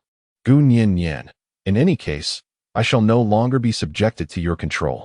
Upon finishing her words, Gu Nian Nian leaped down. Sabia cried out, no? Sabia and her companions rushed forward in a desperate attempt to stop her, but it was too late. A soldier exclaimed, my lord, we cannot remain here any longer. They will come. The soldier urged, trembling with fear, we must return immediately to report to the leader. At this moment, Sabia's perception of Gu Nian Nian shifted. She pondered, are the creatures of the land truly so courageous? Have I been mistaken? Is it truly so terrible to be the queen of the merfolk? Am I forcing her into this? Beneath the depths of the abyss of Yomi. Gu Nian Nian. It is quite dim here. Gu Nian Nian, didn't you mention that piranhas inhabit this place? Gu Nian Nian, why is there not a single one? Gu Nian Nian, gloomy and dreary. It truly is an utterly dreadful place. Gu Nian Nian slowly spiraled down, immersed in her thoughts. Gu Nian Nian, Gu Nian Nian, what is happening? Gu Nian Nian, once again, that sound. Gu Nian Nian, is it inside here? Gu Nian Nian, it seems to be emanating from within here. Is this not a dream, but rather some form of perception? Confounded by her thoughts, she resolved to delve deeper, guided by an inexplicable intuition. The sound appeared to grow ever closer. Gu Nian Nian, may I inquire if there is anyone present? Gu Nian Nian, do you know me? Gu Nian Nian, what a strong scent of blood. Covers nose, passing through the stone cave, I arrive at the luminous underwater cavern. Gu Nian Nian advanced cautiously, only to discover upon entering the cave that within it lay. Gu Nian Nian, no. Gu Nian Nian, how could this be? In shock, author, to know what happens next, please stay tuned for the next episode. Author, good night, everyone. Chapter 85, Encounter with the Ghost Ship. Gu Nian Nian, no. Gu Nian Nian, how could this be? Gu Nian Nian, not the end. Gu Nian Nian could hardly believe her eyes. Before her lay a blue serpent, its body marred by countless wounds, discarded amidst a pile of fish roe. Gu Nian Nian, is it true or false? In terror, however, Gu Nian Nian, what has happened to you? She longed to rush to the side of the great serpent, yearning to examine his wounds, and even more to ascertain whether he still drew breath. Her heart ached. A profound pain coursing through her, yet reason cautioned her against any impulsive actions at this moment. The densely clustered, luminescent eggs, each the size of a basketball, and some nearly ready to hatch, towering at a meter high, were scattered throughout the cavernous depths of the sea. Gu Nian Nian, the hideous piranha. Gu Nian Nian, to think that they are all their eggs. The young girl suppressed the urge to destroy these fish eggs, cautiously approaching the great serpent. Gu Nian Nian, not the end. Gu Nian Nian, you are incapable of doing so. Gu Nian Nian, I shall not perish so easily. Gu Nian Nian, absolutely not. She approached his neck with her index finger, trembling with fear. Gu Nian Nian, Gu Nian Nian, fortunately. Gu Nian Nian, with every breath, her heart was in turmoil. She pondered, if he were truly gone, how would she ever face it? Gu Nian Nian, no. Gu Nian Nian, absolutely not. Gu Nian Nian, not the end. Gu Nian Nian, I will heal you. The young girl dragged the enormous serpent, advancing step by step. The densely packed piranha eggs, some of which were on the verge of hatching, revealed their ominous presence. A closer inspection would unveil that the soon-to-be-born piranhas had already opened their eyes, glaring menacingly at them. Gu Nian Nian, do you intend to leave Fei Mo here as sustenance for the new breed of piranhas? Gu Nian Nian, you must have an overly optimistic view. Gu Nian Nian, how infuriating. Gu Nian Nian, if there comes a day, I shall ensure your complete annihilation. Gu Nian Nian fixed her gaze intently on the eyes of the newly hatched piranhas. A silent standoff ensued. Suddenly, a tremendous noise erupted from somewhere outside. By this time, Gu Nian Nian had already led Fei Mo away from the densely populated area of fish eggs. Gu Nian Nian, have those piranhas returned? Gu Nian Nian, infuriating. Gu Nian Nian pondered, what should I do?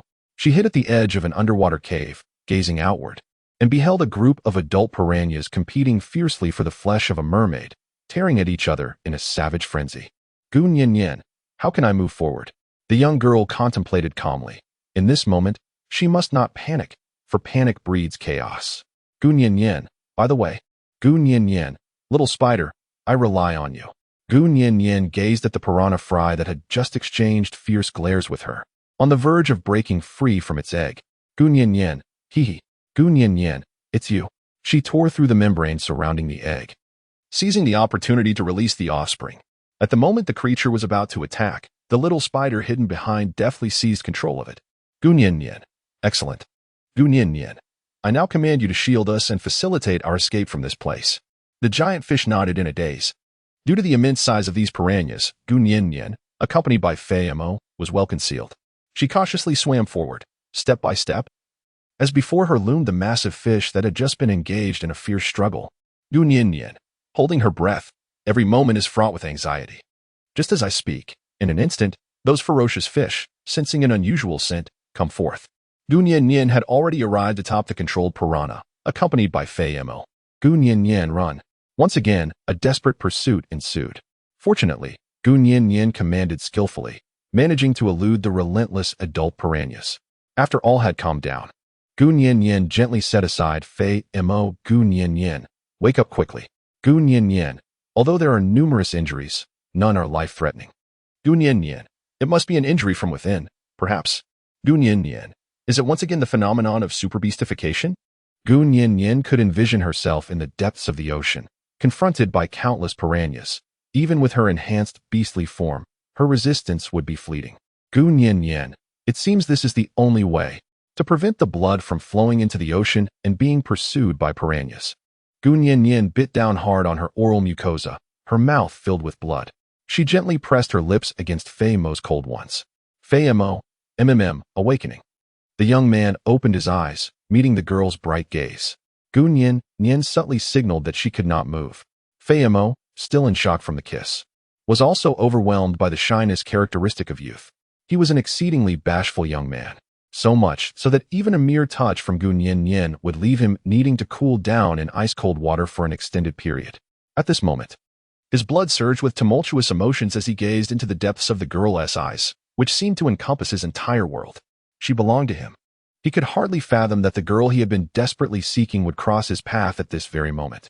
If this place were a paradise, it would be the boy's paradise, a sanctuary shared solely between him and her. Gun Yin Yin. Gun Yin Yin. All set. Gun Yin Yin. My lips, feel a bit sore, awkward. Gun Yin Yin. I apologize. Gun Yin Yin. Your lips have turned crimson. Fei Mo, blushing. Fei Mo, how is it that you are here? Gun Yin Yin. You still dare to speak. Gun Yin Yin. I too wish to inquire how you came to be here. Gun Yin Yin. I can't say any more. It's too unclear and painful. Fei Mo immediately noticed. Fei Mo, did you use your own blood? Gun Yin Yin. Indeed. I bit my lip? Gun Yin Yin. It's nothing. Gun Yin Yin. As long as you are safe, that is all that matters. Do you know that when I first saw you, I nearly had a heart attack? Sobbing, Fei Mo tightly embraced Gun Yin Yin, recounting how he had been tirelessly searching for her all along. Gun Yin Yin. Fool. Gun Yin Yin. What would you do if you were devoured by those piranhas? Gun Yin Yin. I fear that I may never see you again. Never again. Woe is me. Gun Yin Yin wept inconsolably. Fei Mo, it is my fault. I am truly sorry. I promise I will never act so recklessly and impulsively again. Fei Mo, Yin Yin, please do not cry any longer. Gun Yin Yin. Gun Yin Yin, you need not be astonished. Gun Yin Yin, I should be able to return to the past. Gun Yin Yin, although I have now grown a tail just like yours. Gun Yin Yin discerned Fei Mo's confusion, and thus began to elucidate. Fei Mo exclaimed, those merfolk. Curse it. Gun Yin Yin, it's nothing to worry about. Gun Yin Yin, in truth, I do not harbor any hatred towards them. Gun Yin Yin, after all, they are facing difficulties. Gun Yin Yin, by the way, I was contemplating that if we could assist them in hatching female mermaids, perhaps we could finally depart, ensuring the well-being of both parties. Fei Mo, that is impossible. Fei Mo, he is deceiving you. Gun Yin Yin, why? Fei Mo, for a century, the distinction between male and female mermaids has remained an enigma. Fei Mo, it cannot possibly be unraveled so easily. Gun Yin Yin, well, then. Gun Yin Yin gazed intently at the mermaid eggs in her hand. Indeed, as she made her escape, she had inadvertently taken 2 mermaid eggs with her. However, Gun Yin Yin, one must always give it a try. Gun Yin Yin, indeed. Gun Yin Yin, let us devise a way to depart now. Gun Yin Yin, moreover, the mermaid eggs are in our possession. Gun Yin Yin, they dare not act rashly. Fei Mo, all right. The 2 of them rose and boarded the controlled piranha, continuing their journey forward. Fei Mo, the direction to exit is. Gun Yin Yin, hee hee. Gun Yin Yin, ahead.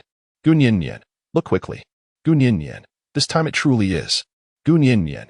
Amidst the towering mountains and winding waters. One may doubt there is a path, yet, in the shadows of willows and the brilliance of blossoms, a new village emerges. Gunyin excitedly pointed at the dilapidated sailboat ahead. Gunyin. There is a vessel near the coast. Gunyin. Therefore, Gunyin. We must be closer to the coast. It is indeed in this direction. Fayamo, wait a moment, astonished.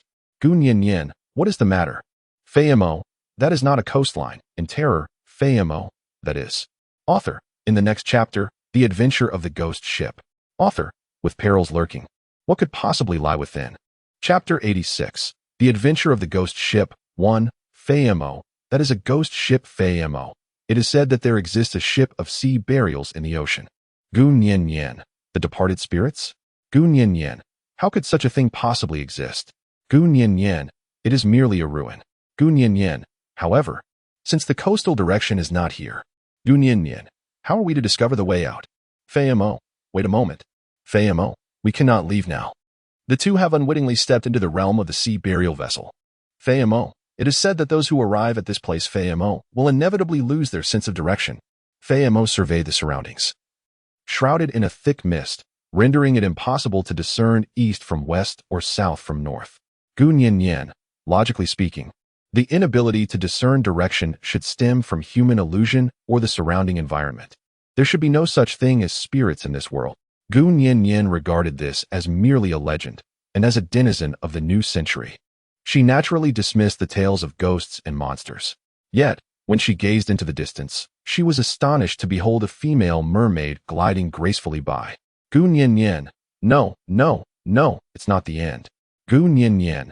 Hurry, take a look at a noble mermaid with a translucent body. Fayamo, I see it. Fayamo, do not be afraid.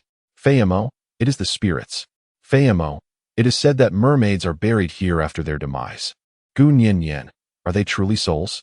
Gunyin. Then Gunyin. Does this not mean that this is their lair? Fayamo nods. Gunyin. What shall we do then? Fayamo, grasping Gunyin's hands tightly. Fayamo, I will lead you out.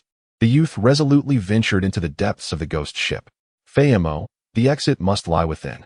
Yet, what secrets are concealed there, Gunyin could never fathom. Meanwhile, on the surface, Rainier lifted Tang Tang and scrutinized her closely. Rainier, by the way, how did you persuade the Tiger King? Rainier, he actually agreed to your proposal? Tang Tang, rolling her eyes, Tang Tang, I won't divulge anything to you. Tang Tang, I sold Gunyin, Tang Tang, but this transaction isn't a loss. Rainier, what are you thinking? Tang Tang, no, it's nothing. Tang Tang, naturally, it would be wonderful to rescue Sister Nyen. Rainier, with a skeptical gaze, Byston, now that we have reached an agreement with the Tiger King, Byston, we should promptly execute the plan. Yunshan, indeed, however. The Book of Memories states that Yunshan, to extract sea salt, we require seawater. Rainier, so, does that mean we must journey to the sea? Byston disregarded Rainier's excitement. Byston, White Wolf, you shall remain here. Byston, we can proceed without you. Rainier, huh? Why? Byston, if you leave, Gunyin beloved fruits and vegetables will be in peril. Rainier, indeed. Nyen adores her vegetables. Rainier, then I shall stay. Byston, so easily deceived. Tang Tang, foolish wolf. Tang Tang, I wish to go. Tang Tang, I want to see how to make sea salt. Yunshan, it's unsafe for children to accompany us. Yunshan, I will also remain, as I must care for the younglings. Tang Tang, I am not a child. Tang Tang, besides, you need me to give commands regarding the Book of Memories, don't you? Byston swiftly picked up Tang Tang. Byston, let us go. Just don't cause any trouble. Byston, after all, you are far wiser than that foolish wolf. Rainier, who are you referring to? Byston quickly transformed into his beast form. Tang Tang, wait, I still need to gather some materials. Her voice echoed as the wind silently shook its head and transformed into a giant eagle, grasping the materials and following behind them. Unbeknownst to them, a pair of eyes was intently watching the Yunshan left behind in the Beastman Kingdom. Author, Good Night Chapter 87, Exploring the Ghost Ship 2, Deep Sea Gunyin. Little spider, you remain here. If you encounter piranhas, prevent them from entering. However, if you come across beings like us, mermaids, you must find a way to inform them of our presence here. With that said, the two entered the vessel of the dead. Gu Nian Nian, how immense. Fei Mo, be careful. Fei Mo, clutching Gu Nian Nian's right hand. All the sunken ships are cloaked in a thick layer of deep-sea microorganisms. A testament to the passage of time within this vast expanse of wreckage. Gu Nian Nian felt a deep sense of nostalgia in her heart. Gu Nian Nian, what exactly transpired during that time? Gu Nian Nian, only then could there be such a large-scale shipwreck. Gu Nian Nian, perhaps, is it the beastmen? Fei Mo, what is the matter? Fei Mo sensed Gu Nian Nian's unease. Gu Nian Nian, Gu Nian Nian, it's nothing. Gu Nian Nian, look quickly. Gu Nian Nian gazed toward the center. Gu Nian Nian, there lies a vast expanse of white, appearing from afar like a pristine, shimmering beach. Gu Nian Nian, let us take a look at the past. It seems that there is nothing in the sunken ship over here. Fei Mo, all right. But when the two approached the central area, they realized. Gu Nian Nian, indeed. Gu Nian Nian, is it a skeleton? Fei Mo, it's the skeleton of a mermaid.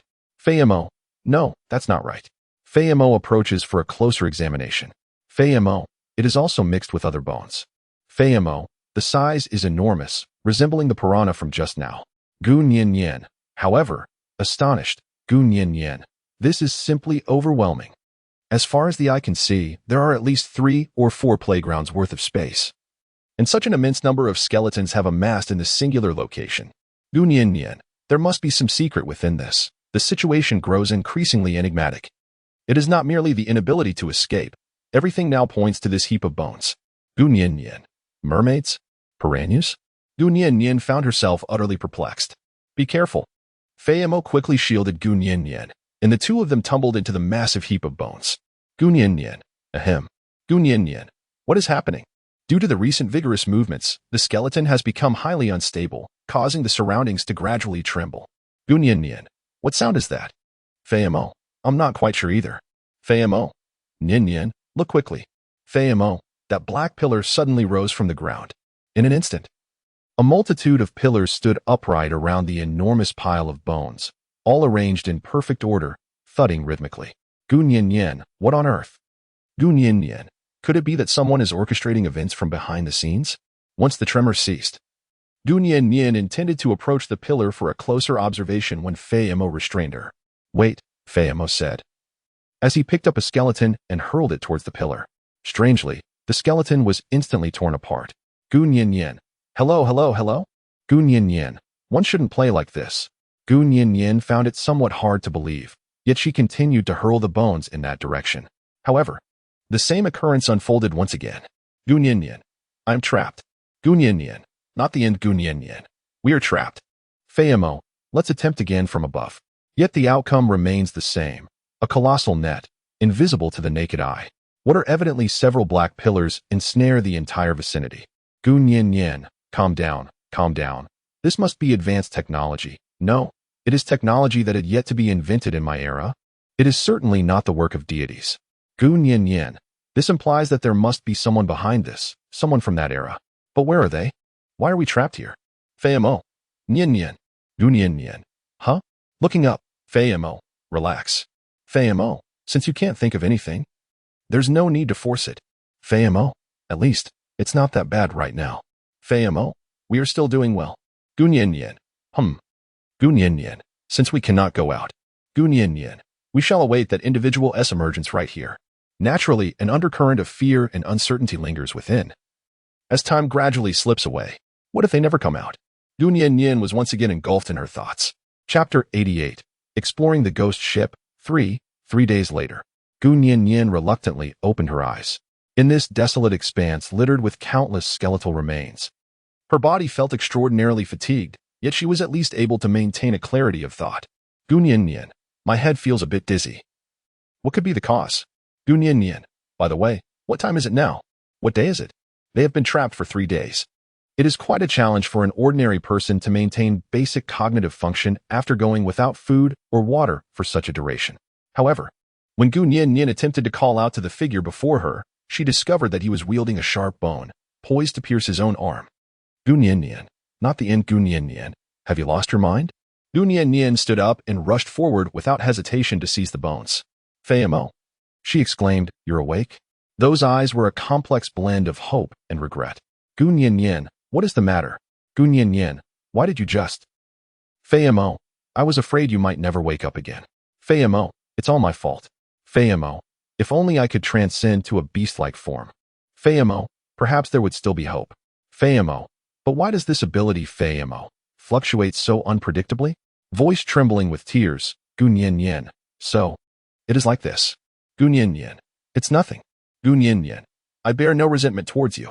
Gun-yin-yin. If I endure for a few more days, perhaps I will be able to venture out. Gun-yin-yin. I believe that someone will find us. Gun-yin-yin. Quickly staunch the bleeding. Gun-yin-yin reached out, attempting to grasp Fei-mo's hand. No, Fei-mo swiftly replied, biting down on his injured arm. Gun-yin-yin. What are you doing? The blood has increased. Gun-yin-yin. Stop. Gun-yin-yin. I commanded you to halt, yet Fei-mo came to a standstill and kissed Gun-yin-yin. Gun-yin-yin. Blood? Is this blood? It turns out that as a human, Gun-yin-yin cannot possibly survive without sustenance. For these past few days, she has been barely clinging to life, sustained solely by the blood that Fei-mo has been providing her. The young girl struggles fiercely, unwilling to drink it. Gun-yin-yin. What is this supposed to be? Gun-yin-yin. What on earth is this? She was enraged after the blood transfusion was completed. Due to her recent struggles, Gun-yin-yin found herself utterly devoid of strength, and Fei-mo effortlessly embraced her. Gun-yin-yin. It's not that you are incapable, she said in a calm tone. Gun-yin-yin. I find myself rather powerless as well. Gun-yin-yin. Yet I can only survive by drinking your blood. The young girl's eyes brimmed with tears. Gun-yin-yin. Why are you so foolish? Fei-mo. Seriously, if you die, I will never live alone. Fei-mo. Therefore, I will not allow you to perish. Gun-yin-yin gently cupped Fei-mo's face in her hands. Gun-yin-yin. In this lifetime, I shall love you until death. The young girl gently pressed her lips against the boy's.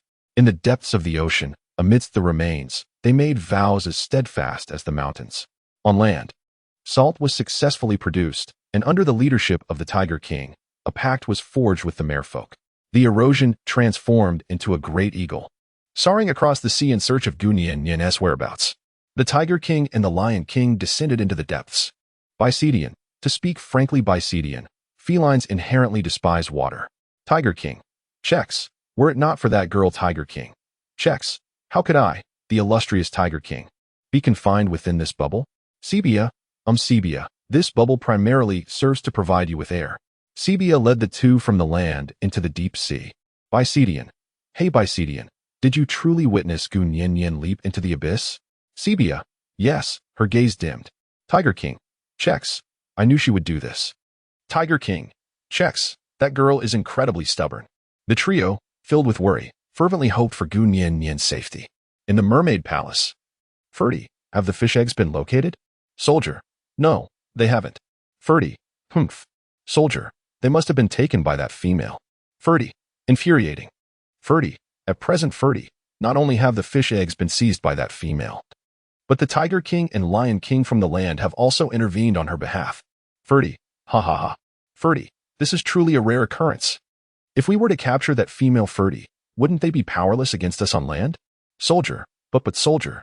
She jumped into the abyss of shadows. Ferdy. Useless. Ferdy. So now, all of this is in vain. Ferdy. How frustrating. Ferdy. Time is running short.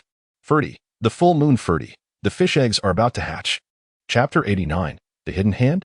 Gun-yin-yin reached out her hand and gazed upward. Gun-yin-yin. The blue stripes. Fei-mo. Yes. Those stripes are akin to those of the spruce. Aside from their differing hues, these stripes symbolize the males accepted by the females. Gun-yin-yin was engrossed in her reading when, all of a sudden, a dazzling light flickered erratically through the gaps between her fingers. Gun-yin-yin. Moonlight? Gun-yin-yin. What is happening? The mermaid egg that was supposed to be kept in the shell I carry with me has unexpectedly floated out on its own. Gun-yin-yin reached out to grasp, but her hand found nothing. Wait, Fei-mo interjected. They're enlarging. As the moonlight advanced, the fish eggs remarkably swelled, ultimately hatching. Gun-yin-yin, Gun-yin-yin. This, in utter astonishment. Gun-yin-yin, little black, little white, one with long hair as dark as ink, and the other with long hair as white as snow, both cascading gracefully, embodying exquisite beauty, akin to a dream or a painting. These two newborn mermaid offspring brim with curiosity about the world around them. They rush toward Gun-yin-yin, sniffing around her. Fei-mo immediately intervenes. Little black, are you female or male? Little White, are you the one who hatched us? Gun Yin Yin. Gun Yin Yin, are you currently female or male? Famo, they do not possess a gender at this moment. Famo, subsequently, they should be able to choose to become either female or male. Gun Yin Yin, is that so? Gun Yin Yin, I truly did not anticipate that hatching would be so effortless. Gun Yin Yin, never mind. Gun Yin Yin, to the newly hatched mermaids, I am the one responsible for your hatching.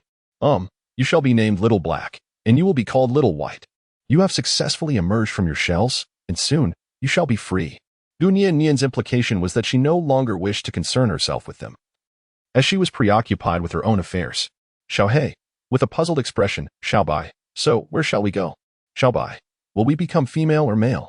Gun Yin Yin, I'm not quite sure about that. I'm not a member of the merfolk. Gun Yin Yin, I was merely invited to nurture your endeavors.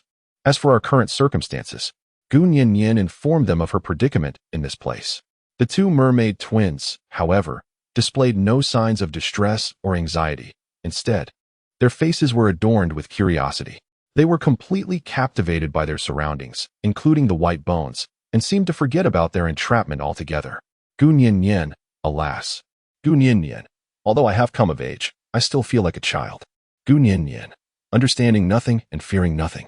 At this moment, the hatching of the mermaid eggs has concluded, and the surrounding black pillars have inexplicably vanished. A diminutive black figure approaches. Ocean Management 006. This is a mistake. Ocean Management 006. An error in capture. It is a tiny white robot. Little White, what is this? It's so small. Little Black and Little White circle around the little robot, which repeatedly utters the phrase about the capture error while pressing a button on its arm. Consequently, the black pillars dissolve into nothingness. Gun Yin Yin. Gun Yin Yin, are you Dr. Diane? Ocean Management 006. I am the sixth robot created by Dr. Diane, primarily responsible for ocean monitoring and equilibrium. Gun Yin Yin. Then Gun Yin Yin, what is this device? Gun Yin Yin pointed at his arm, saying, Ocean Management 006 is designed for the purpose of capturing large piranhas. Gun Yin Yin. Then, we fell into this device 3 days ago. Why have you only just arrived now? Ocean Management 006. 3 days ago? The little robot tilted its head in confusion. Ocean Management 006. I have only just received the directive. Ocean Management 006. Messages regarding mermaids have emerged from the device, which is why I hastened to come here. Gun Yin Yin. Oh, then, do you see me? Am I not a mermaid? Gun Yin Yin casually pointed to her mermaid tail. Ocean Management 006. Scanning. Ocean Management 006. You are a terrestrial being. Ocean Management 006. Your mermaid form is a result of consuming the transformation potion I created. Gun Yin Yin. What? Upon further investigation, it became evident that the robotic entity known as 006, tasked with oceanic management, has been diligently overseeing the equilibrium of the seas. Its primary responsibility lies in safeguarding the merfolk. To assume a more fitting guise for their protection, it has transformed into the mythical deity of the mermaids. As for the reasons behind Gun Yin Yin's metamorphosis into a mermaid and the merfolk leader's emergence of legs, these phenomena are the result of metamorphic potions crafted by 006, predominantly utilizing genetic mutations. This potion harnesses the advantageous aspects of such mutations, akin to a catalyst, to render the legend of the deity more lifelike. Even the spectral mermaid apparitions surrounding the sea burial vessel are mere underwater VR projections conjured by it. For instance, the noble spirit that Gun Yin Yin previously beheld was nothing more than an illusion. Gun Yin Yin, my heavens. Gun Yin Yin, how could you possibly be the mastermind behind it all? Gun Yin Yin, we have been trapped here for more than 3 days. Ocean Management 006, tilting head in contemplation. Ocean Management 006, there are snacks I have stored in the submarine. Ocean Management 006, would you care to indulge? Gun Yin Yin unexpectedly found herself utterly defenseless against the charm of the robot. Subsequently, in order to facilitate a more effective recovery of her body, Gun Yin Yin and her companions followed 006 into the underwater laboratory. Gun Yin Yin, these instruments can actually operate at the ocean's depths. Gun Yin Yin, how astonishing. In order to better comprehend everything here, Gun Yin Yin entrusted the care of the 2 inquisitive mermaids to Fei Mo for the time being, as she closely followed the pace of the 006 robot. Gun Yin Yin, how long have you been working here? Ocean Management 006, approximately since the extinction of humanity until now. Gun Yin Yin, are you aware of the 007 robot that existed on land? Ocean Management 006. The 007 robot contains fragments of Dr. Diane's memories. Ocean Management 006. It is distinct from our model. Gunyin. You all? Gunyin. Does this mean there are other robots as well? Ocean Manager 006. Indeed. I belong to the category of ocean administrators. Gunyin. Oh. The two of them continued onward, entering a laboratory filled with test tubes, which astonishingly housed large carnivorous fish. Gunyin. Wow, haha. Gunyin. Is this what you use for your research? Marine Management 006. Yes, they are a mutated form of ordinary piranhas. Marine Management 006. Over the past few centuries, they have proliferated rapidly due to the absence of natural predators. Gunyin. Since you are already aware of the harm they pose to mermaids. Gunyin. Why not offer assistance? Gunyin was perplexed. Ocean Management 006. I cannot arbitrarily intrude upon their lives. Ocean Management 006. Everything in nature has its own laws. Gunyin.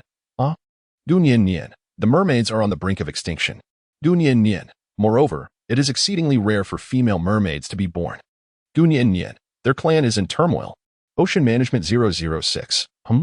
Ocean Management 006. The mermaid females transform according to their own volition. Ocean Management 006. In earlier records. Ocean Management 006. There was no scarcity of females. Gunyin. The little robot Gunyin. Did you perhaps miscalculate the time? Gunyin. Still not fully awake. Gunyin. The current merfolk tribe.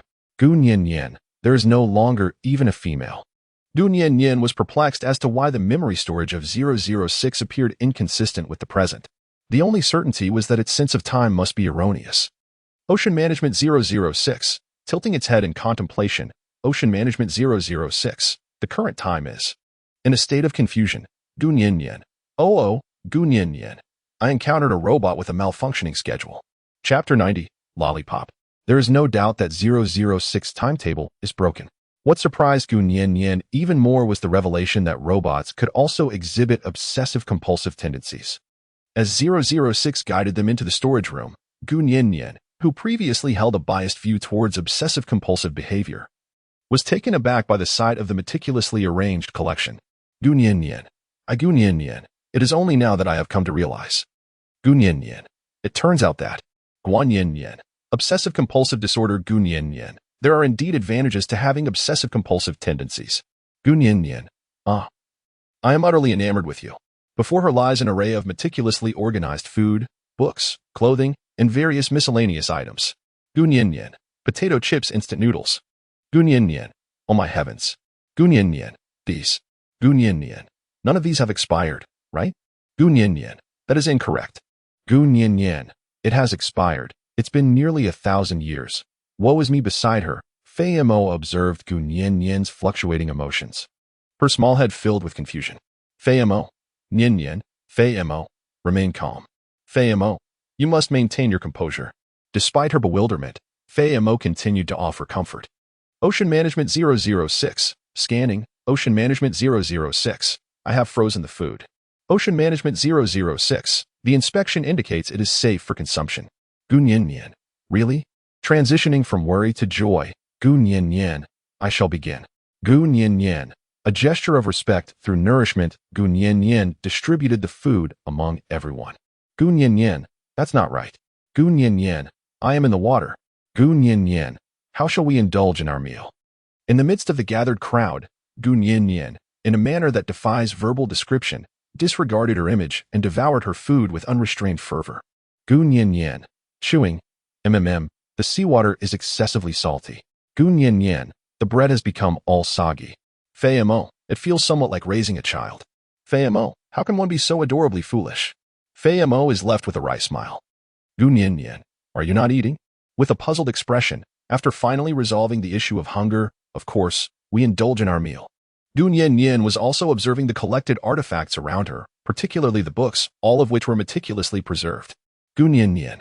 Perhaps in the future, a library could be established. Secretly, she has already formulated plans for the future. The turmoil of time has led to the current predicament of the merfolk. And finding a solution is precisely the matter that requires exploration at present. Gunyin. Gazing, first and foremost. Gunyin. You two are crucial. Xiaohei and Xiaobai, with their cheeks puffed, are happily savoring the lollipops that Gu Nian has given them. Gu Nian, 006. How can we transform them into females? Ocean Management 006. The records indicate that the transition from male to female depends on their intrinsic desires. Gu Nian. Gu Nian inquired of Xiaohei and Xiaobai. Gu Nian, do you wish to become female or male? Xiaobai, what does it mean to be female? Xiaohei, what does it mean to be male? Gu Nian, dazed and confused. Ocean Management 006. Moreover, it is largely related to whom they favor. Gu Nian, how am I to know whom they favor? Gu Nian, this is exceedingly challenging. Gu Nian gazed at the two little creatures as they restlessly swam back and forth. They probably have no understanding of what it means to like something. Little Bai, I know. Gu Nian. Xiao Bai, I adore this strawberry-flavored lollipop. Xiaohei, I am fond of this chocolate-flavored lollipop. Both in unison, we all love lollipops. Gu Nian. Gu Nian, oh, as long as you become female. Gu Nian, we can eat lollipops every day. Xiaohei, huh?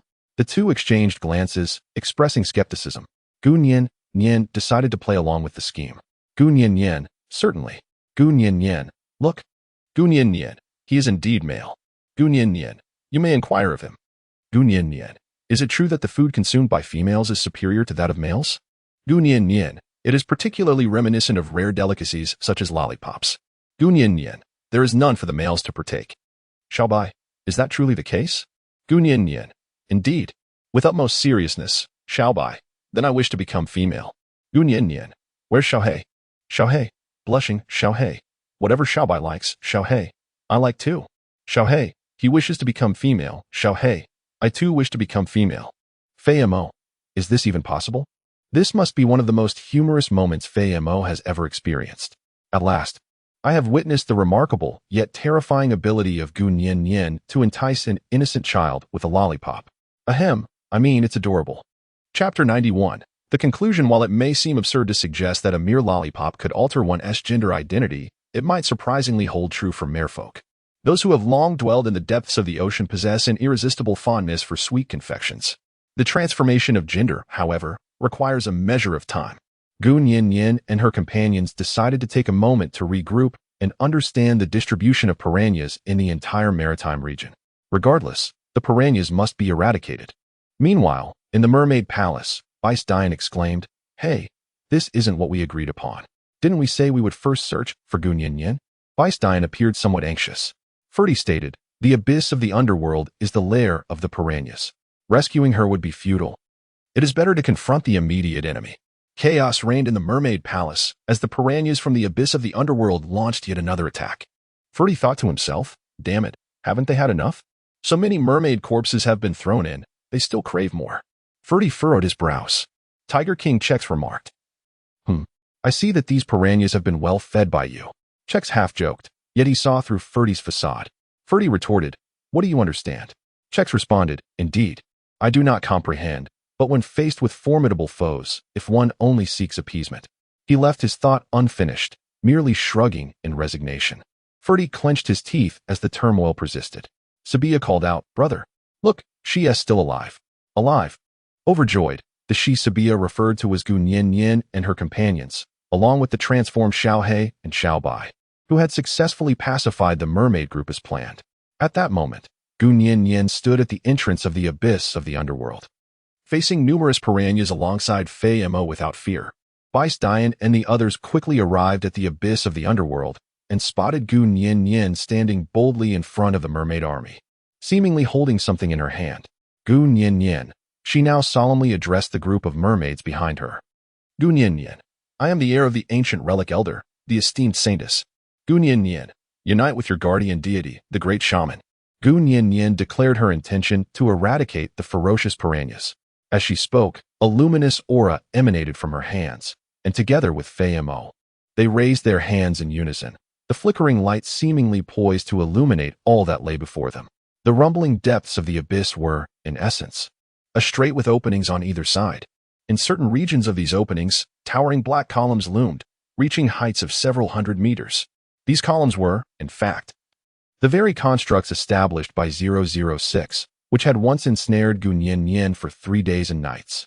It was said that a colossal magnetic net, formed through the application of magnetic nanoparticles, had been employed. Approaching the periphery would result in scorching corrosion. Gu Nian Yan. Now Gu Nian Yan. Most of the piranhas have been subdued. Gu Nian Yan. Next, let us raise our weapons high. Gu Nian Yan. Eliminate the remaining piranhas. The mermaid soldiers fought valiantly and finally subdued the scattered remnants outside. 3 days later, the chaos came to an end. In the mermaid palace, Filthy asked, "Why only trap those piranhas?" Gu Nian Yan. I am aware of your disdain. Gu Nian Yan. However, I have long-term considerations, as I previously displayed great generosity and influence. At this moment, Gu Nian Yan had already become a distinguished guest of the mermaid palace, engaging in conversation as she dined.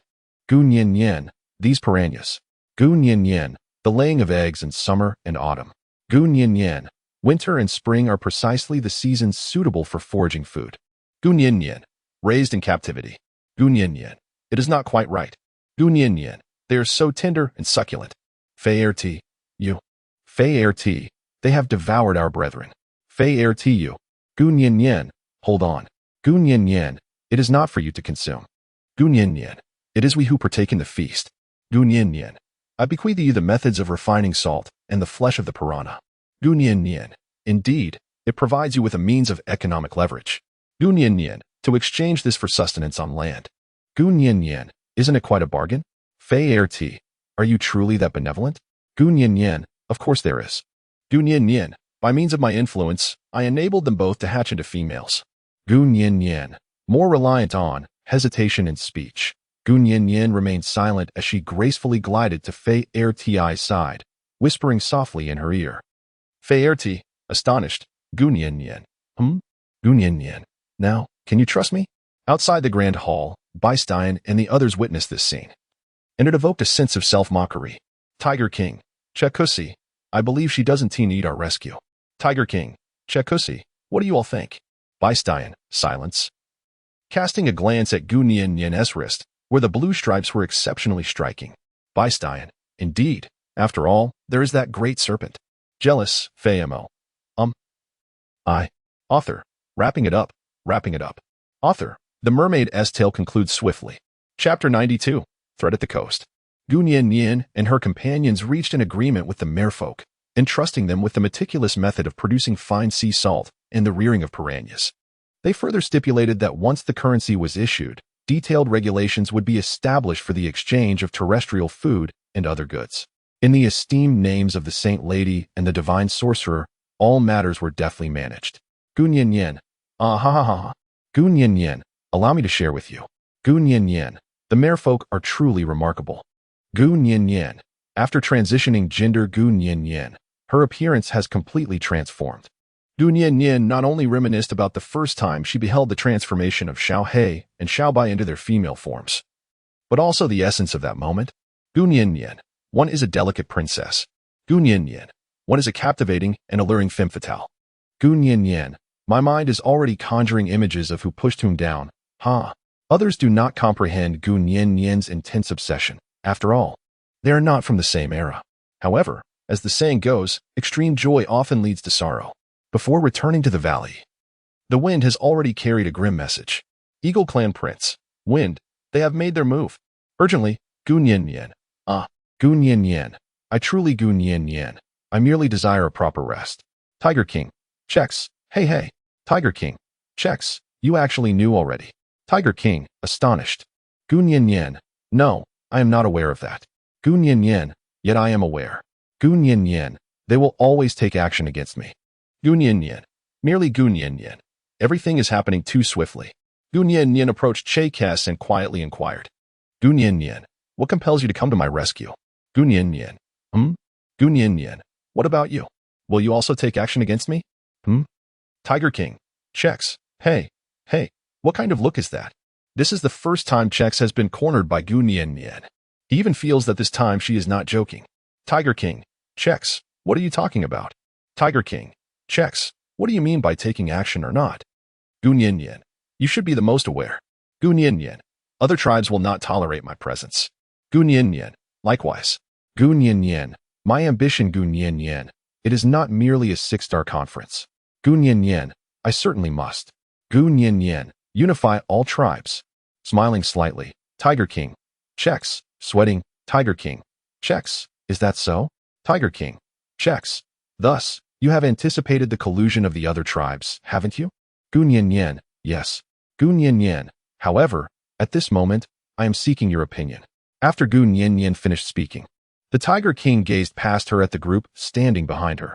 The Eagle Clan Prince Feng, the Serpent God Fei Mo, and the former Lion King's descendant, Bai Cixin. The Tiger King, Chex, remarked, each of them appearing as fearsome as demons. Hey, hey, hey, Chex exclaimed, are you all ganging up on me? With a bitter smile, the atmosphere was undeniably tense, exceedingly so. All right, Chex conceded, I surrender. I am more than willing to partake in your schemes. I am a pure, kind-hearted citizen. In my spare time, I dabble in art and painting. Those other matters hold no interest for me. Gun Yin Yin. Really? Tiger King. Of course. Gun Yin Yin. What comes next? Gun Yin Yin. If I were to undertake something. Gun Yin Yin. Will your Tiger Clan intervene? Tiger King. Chex. No. We shall not intervene. Gun Yin Yin. Gun Yin Yin. This is indeed a promise. Gun Yin Yin. There is still. Gun Yin Yin. Are you truly willing to plunge into the depths of the ocean to save me this time? Gun Yin Yin. I am certain there must be a reason behind it. Gun Yin Yin. As for the reasons behind this, I shall address them once I have concluded my matters here. Gun Yin Yin. I shall seek you out as a token of my gratitude. Gun Yin Yin promptly returned to the valley, aware that the events unfolding there must be of great significance. Otherwise, the wind would not be so urgent. Tiger King. Chex. Huh? Was I just threatened? Sibia, it is evident to any discerning individual. The merfolk have been observing the commotion by the seaside. Tiger King. Chex. Hey. You have suddenly appeared. Tiger King. Chex. Where is your leader? Sibia, my elder brother. Well, it seems that upon the words of the Holy Maiden, he has chosen to relinquish his position as leader. As for where he intends to go, he did not disclose that to me. Tiger King. Chex. Oh. So that means the merfolk are now under your charge? Sibia. Indeed. What of it? Tiger King. Chex. It is nothing. I should be on my way. Tiger King. Chex. As for your merfolk palace.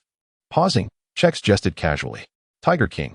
Chex. Perhaps next time, you might adopt a different style. I must admit, I truly cannot appreciate your brother's taste.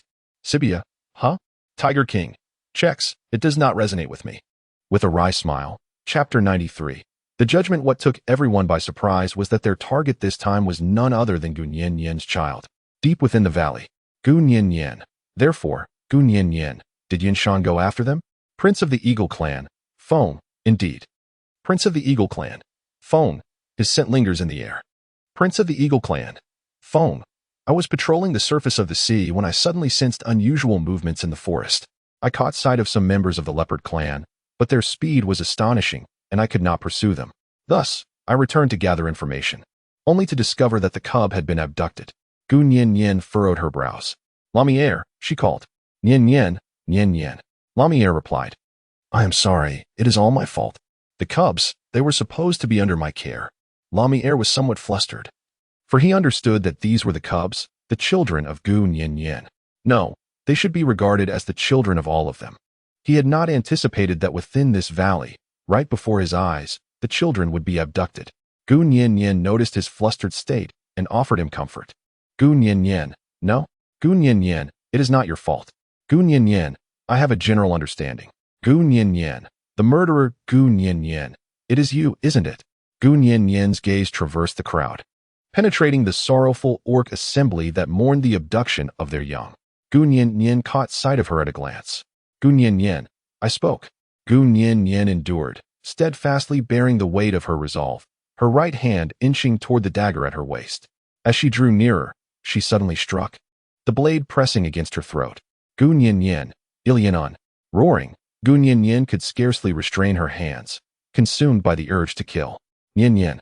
Basidian exclaimed. Just as Gun Yin Yin's murderous intent surged forth, Basidian grasped her hand. Meanwhile, the individual known as Ilian, seated on the ground, was rendered completely dazed by terror. Gun Yin Yin. Breathless, Gun Yin Yin. I apologize. Gun Yin Yin, compared to Saidian. Gun Yin Yin. By Saidian. We shall accompany you. By Saidian gazes at him. All those who pledged their unwavering loyalty to her observe him intently. Lamiere foam, their eyes seemingly conveying a silent message. By Saidian. Should you stand against this world, by Sidian, we are willing to be your most faithful dagger. By Sidian, slaughtering countless foes. In that moment, Gu Nian felt a pang in her nose, unable to contain her facade of composure any longer. She threw herself into the embrace of the crowd, weeping like a child. Once her emotions settled, the trial commenced. Ilian was compelled to confront the assembly, kneeling in the grand hall. Ilian, remain silent. Gu Nian, are you implying that everything I just stated is untrue? Gu Nian, I believe you are a member of the fierce bovine tribe. Gu Nian, previously you caused a commotion in the Orc Kingdom without restraint. Gu Nian, I have no grievances. Eileen, what of it? Eileen, oh, revered saintess. Eileen, I am the most esteemed woman of the Mania tribe. Eileen, whom I wish to punish. Eileen, whom I desire to strike. Eileen, does that require your consent? This is a matter of our Mania tribe. At this moment, Eileen gradually regained her composure, having been under the threat of the dagger. She could never have anticipated that this golden-haired girl across from her would deduce her involvement with merely a glance at the scene of the incident, despite her meticulous efforts to cover her tracks. Gu Nian, humph. Gu Nian, you are absolutely correct. Gu Nian turned to Dick beside her and said, Gu Nian, presumably the leader of the Manu tribe. Gu Nian, you know how to condemn her. Yelanin, you are taking personal revenge. Gu Nian, in the past, Zui Di Ku would handle matters. Gu Nian, what I wish to convey now is Gu Nian. How could you possibly have kidnapped my child? Ilianon, you are speaking nonsense. Ilianon, how could I ever kidnap your little one? Ilianon, everyone witnessed it, didn't they? Ilianon, Yunsong went after them. Ilianon, that was a pack of leopards. Gu Nian exercised restraint, suppressing the overwhelming urge to eliminate the woman before her in that very moment, and then spoke. Gu Nian, there are no traces of battle within the valley. Gu Nian, after Lamire accompanied the little ones in picking fruits, he carried them back to sleep. Gu Nian, is that so? Lamire, indeed. Lamire, absolutely. Lamire, I will tend to the vegetables now. Lamire, I have certainly placed the cubs in the den. Gu Nian, at that time. Gu Nian, the one who stays with the young cubs. Gu Nian, it is a spruce. Gu Nian, Ilianin? Gu Nian deliberately emphasized her tone. Gu Nian, you conspired with the leopard clan, exploiting their influence to divert Spruce's attention. Gu Nian, seizing the opportunity to take away the cubs. Ilian, Ilian, just joking. Ilian, do not presume that because you are the revered saint, Ilian, you can speak frivolously. Gu Nian, Gu Nian, is that so? Gu Nian, there are no signs of struggle. The cub could be easily carried away, which certainly indicates familiarity with the person. Eileen, then they must have many acquaintances. Gu Nian, indeed. Gu Nian, there are plenty more where that came from. Gu Nian, is it possible that everyone has the pollen of starry flowers on them? Irene, what? Irene was flustered. She couldn't comprehend why everyone was gazing at her with such astonishment. Irene, what are you all saying? Don't point at me. Ramiel, you fool. Ramiel could no longer contain himself. Ramiel, look behind you. Irene, what? She turned around, only to discover several bees perched motionlessly on her shoulder. Gu Nian, their most cherished pollen. Gu Nian, Xingling Hua. Gu Nian, do you know about the young ones? Gu Nian, is it indeed the case that you were wearing a pouch filled with stardust? I surmise that you deceived the little ones into accompanying you, and subsequently, somewhere outdoors, you engaged in a dispute with them, resulting in the rupture of the pouch and the pollen cascading onto your back. Eileen, you speak nonsense. Oh yes.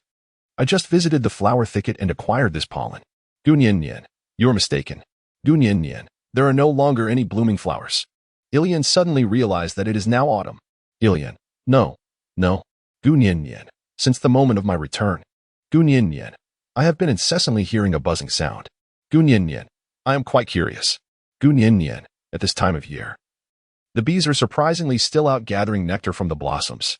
Gu Nian, Ilian and Gu Nian, I am at a loss as to what grievance I hold against you. Gu Nian, reveal the location where the cubs are concealed. Gu Nian, this matter shall be settled once and for all. Everyone gazed at her, their stares intense, filled with ire. Ilian, ha. Ilian, I adore Bicetian so much. Bicetian, Ilian, yet you. Ilian, are you not the revered saintess? Ilian, it is solely by virtue of that status that you have taken my beloved from me. Gu Nian gazed at the frenzied girl across from her, utterly disinclined to comment on her fanciful musings. Ilian, ha ha ha. Ilian, the leopard queen has declared that as long as I assist her. Ilian, once we conquer the so-called Orc kingdom, Ilian, Beistain, you shall become my prize. Ilian, in a fit of madness, lunged towards Beistain, only to be restrained by the soldiers nearby. Beistain, do you presume, Beistain, that my allegiance to her, Beistain, is solely due to her being the revered saint? From his elevated position, Beistain regarded the individual before him with solemnity. Beistain, she is the pearl of the deep sea, even without this title. I would follow her to the ends of the earth. Ilian, no, no. Chapter 94. Little did he know, when there was no turning back. The despondent Ilian ultimately revealed the truth behind the scenes, but it was too late. She had deceived the young cubs into seeking out the spruce, their father. However, upon arrival, the astute cubs recognized that the scent was not that of their father, but rather that of other leopards.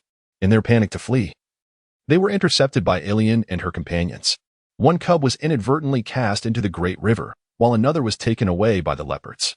News of this reached them. Gu Nian could no longer restrain herself. Gu Nian, I must. Gu Nian, it is imperative to. Gu Nian, seek them out. Gu Nian, the leopard clan? Gu Nian, Ka Jeshi. Gu Nian, tell me the purpose of your queen. Ka Jeshi, perhaps, like that woman. It is for the Lion King. Since Ka Jeshi's leg was broken, he has been recuperating in the valley. Meanwhile, Gu Nian has been crafting a wheelchair for him, hoping he will stand again. From Ka Jeshi, she learned that the queen of the leopard tribe has always desired a flawless doll that belongs solely to her. Ka Jeshi was the previous one, and Beistain is the next. Gu Nian, is that so? Beistain, with a sullen expression, Gu Nian discerned the self-reproach that resided within Beistain's heart. Gu Nian, this is merely a fade. Ultimately, I have been overly optimistic in my thoughts. Gu Nian, it seems that the leopard clan is destined to acquire a new master. I had believed that this motley crew would safeguard their territory, yet they were the ones who dared to infringe upon mine first. Gu Nian, I am unable to do so. Gu Nian, I shall endure once more. Gu Nian refrained from divulging her plans. She remained composed, seemingly possessing a comprehensive understanding of the situation. Gu Nian, everyone, please prepare yourselves. Gu Nian, we are about to embark on our journey. Gu Nian, eradicate them all. Since Fei Mo has yet to return from the depths of the sea, his body requires recuperation. Thus, he did not accompany us on this mission. Gu Nian placed him deep within the cavern to recuperate.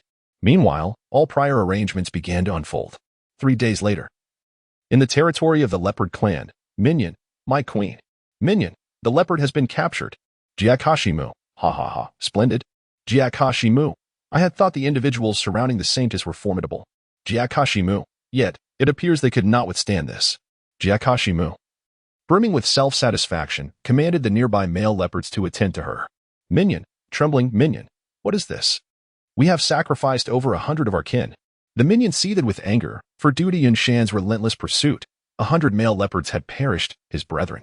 Yet at this moment, their queen deemed it insignificant, showing no regard for her subjects. Jiakashimu, what are you staring at? Minion, no, my queen. It is simply that you are so breathtakingly beautiful, I was lost in reverie. Suppressing fury, Jiakashimu, ha. Jiakashimu, I am the most exquisite woman across the continent. Minion, yes, yes. Bowing his head, Jiakashimu, be gone. Jiakashimu, remember to keep a close watch on that cub. Minion, yes. Yunshan was battered and bruised, the cavern reeking of blood. Simultaneously, his eyes were filled with the sin of carnage. Yunshan, return, my cub. Yunshan, bring it back to me. He howled in madness, instilling dread even in those guarding the entrance. Outside the leopard clan's territory, Minion, halt. The Minion intercepted an outsider. Minion, who are you? Given the tense circumstances, the entire leopard clan was on high alert. Ka Jieshi, inform your queen. Ka Jieshi, her most perfect plaything has returned. Ka Jieshi lifted his gaze to confront the clan members, who were filled with trepidation. Minion, Lord Jieshi. Minion, you. Minion, your leg. The clan members gazed in disbelief at Ka Jieshi's condition. Ka Jieshi, indeed. Ka Jieshi, look. Ka Jieshi, it has returned, whole and unscathed.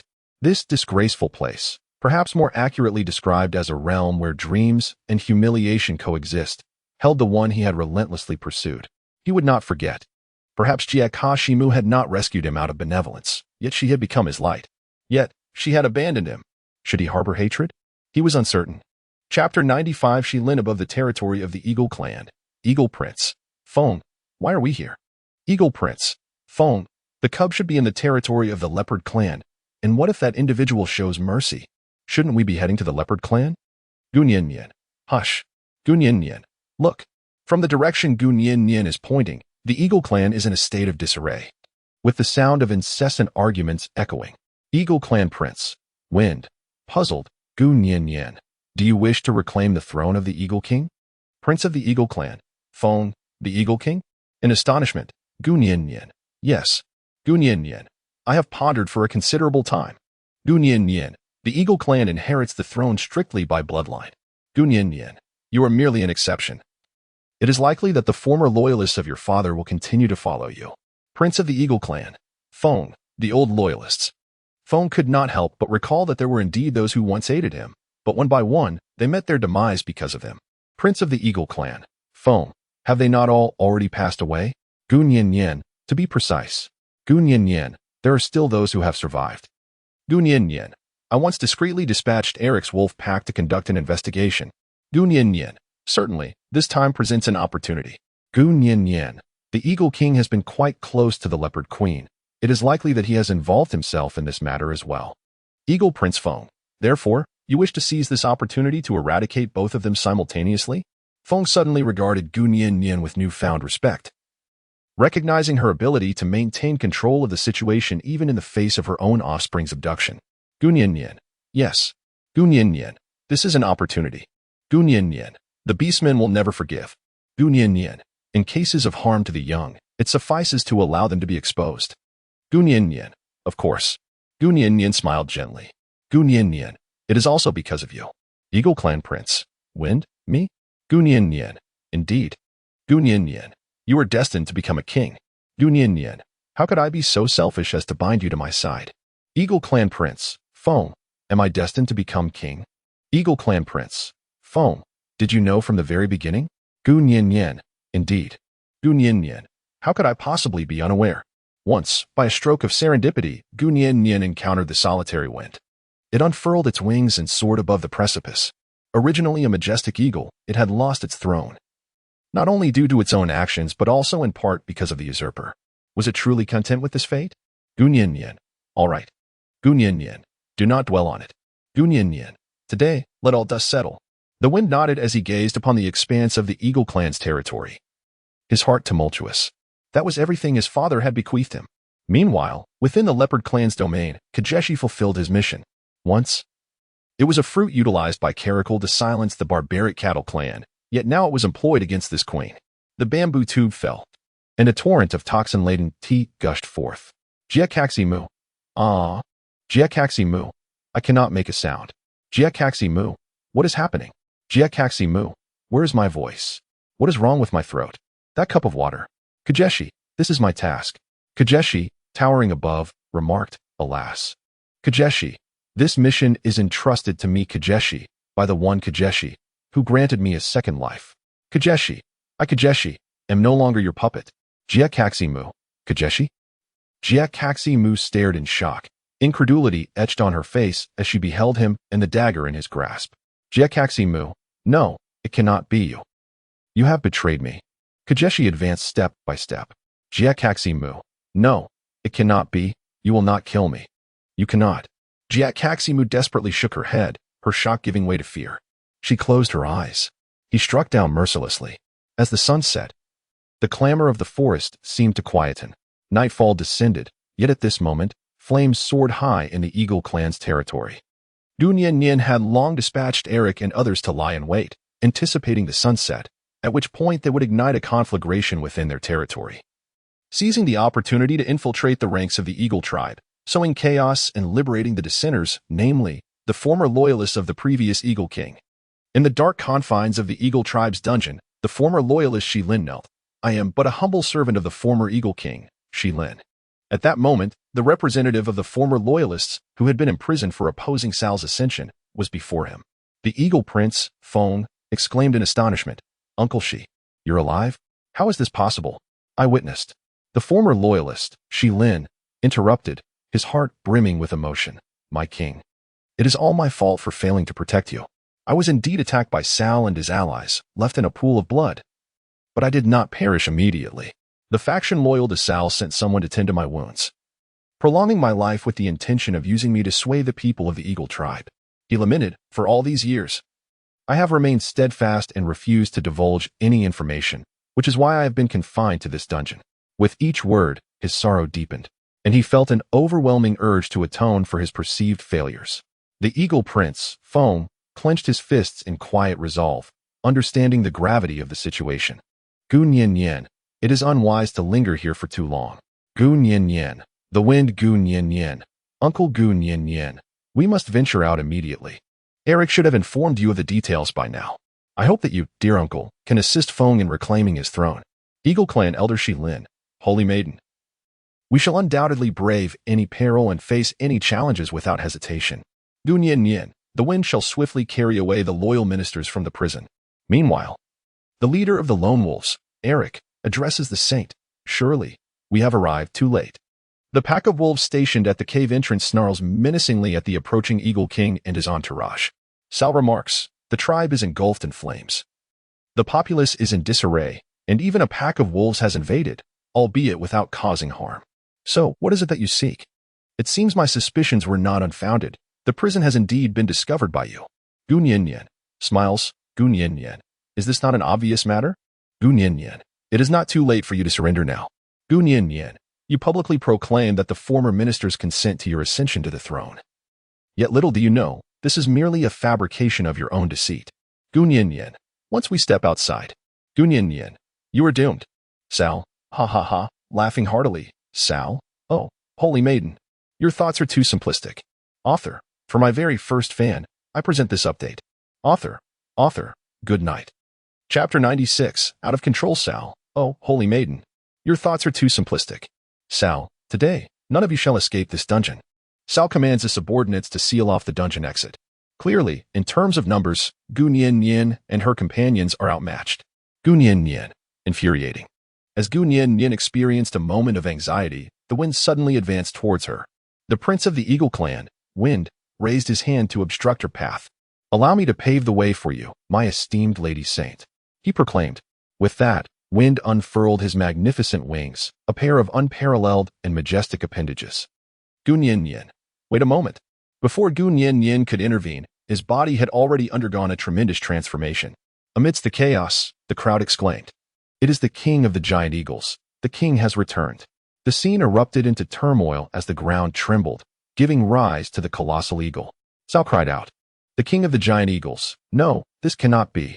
In disbelief, transformed into the king of the giant eagles, Feng unfurled his mighty wings. Casting aside all those around him, Sal was forcefully hurled away by Feng's power, sustaining severe injuries. Although Gu Nian Nian and the others were positioned behind Feng and felt the impact, they were spared the severe damage that befell Sal and his companions. Yet, as the fierce gale swept towards them, Gu Nian Nian struggled valiantly against the tempest, striving to draw closer to Feng's side. Gu Nian Nian, fool! Shouting, Gu Nian Nian, I have exerted myself so painstakingly. Gu Nian Nian, I simply do not wish for you to wield such power. Gu Nian Nian contemplated. This path would deplete one's life force. She had pondered the notion that as long as Feng re-entered the state of super beasts, and with the king of eagles still among the living, the position of Eagle King could only be inherited by Feng, regardless of the support from the former ministers. This was the swiftest yet most perilous approach. It was not merely the fear of his potential loss of control in the super beast state that troubled her, but the dread of him exhausting his own lifespan. However, in this moment, no matter how loudly Gu Nian Nian cried out, Feng could no longer hear her. Gu Nian Nian endeavored to draw nearer, yet remained but a breath away. Suddenly, the wind spiraled out of control, soaring aloft and unfurling its wings to conjure a tempest, causing the dungeon to collapse in an instant. Within the heart of the wind, Prince of the Eagle Clan, Wind, where is this place? Prince of the Eagle Clan, Wind, hello, is anyone there? Before him lay an expanse of darkness, beneath which stagnant waters pooled. Prince of the Eagle Clan, Wind, what am I doing? Prince of the Eagle Clan, Wind, what should I do? Prince of the Eagle Clan, Wind, He strained to recollect himself, only to realize he was utterly oblivious to his own identity. Prince of the Eagle Clan, Wind, is anyone there? Do you know who I am?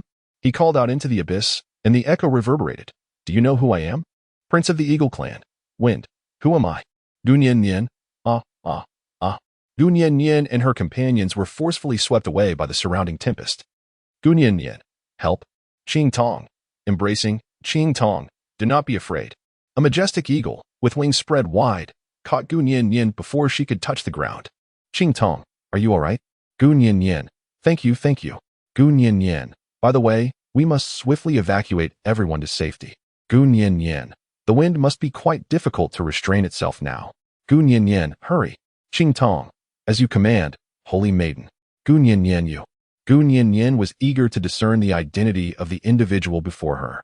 At that moment, the group, led by Eric, the leader of the Lone Wolves, arrived to join her. Eric addressed her with reverence, Lady Saint, and then introduced, this is Qing Tong, the child of Cersei, who is also a loyal subject of the former regime. Gunyan Yin. Well, what about Uncle Shi? Lone Wolf leader, Eric, he should have been shaken loose as well. With the dungeon's collapse, they will likely seek refuge. Lone Wolf leader, Eric, however, we must depart swiftly. The giant eagle is becoming uncontrollable.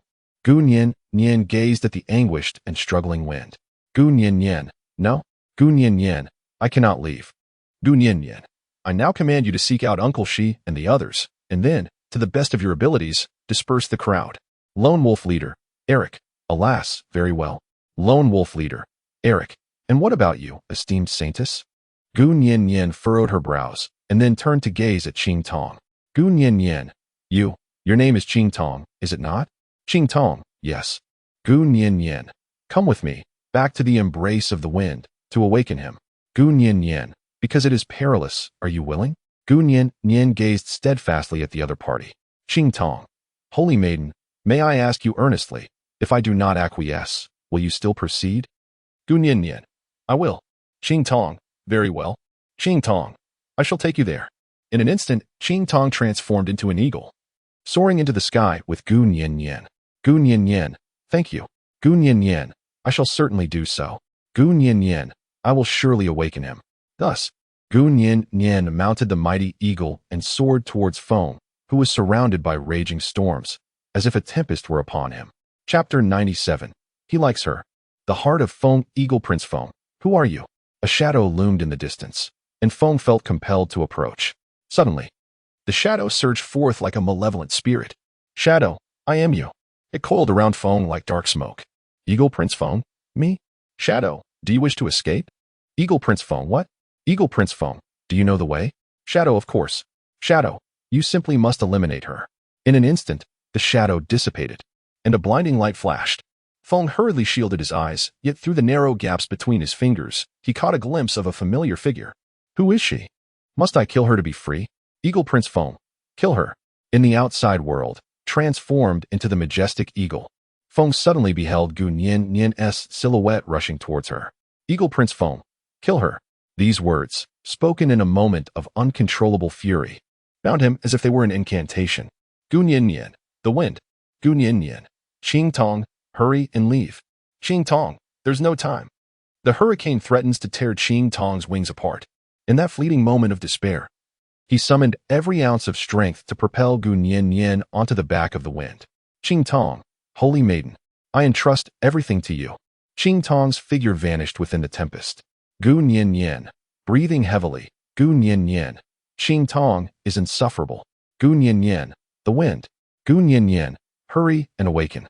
Gunyan Yin was compelled to ascend relentlessly, drawing nearer to the eye of the wind, before the imposing figure of its vast form.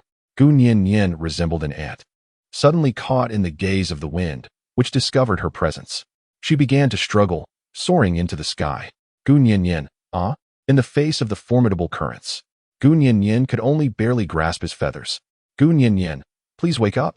Gunyan Yin, the wind. Gunyan Yin, the wind. The wind's inner turmoil.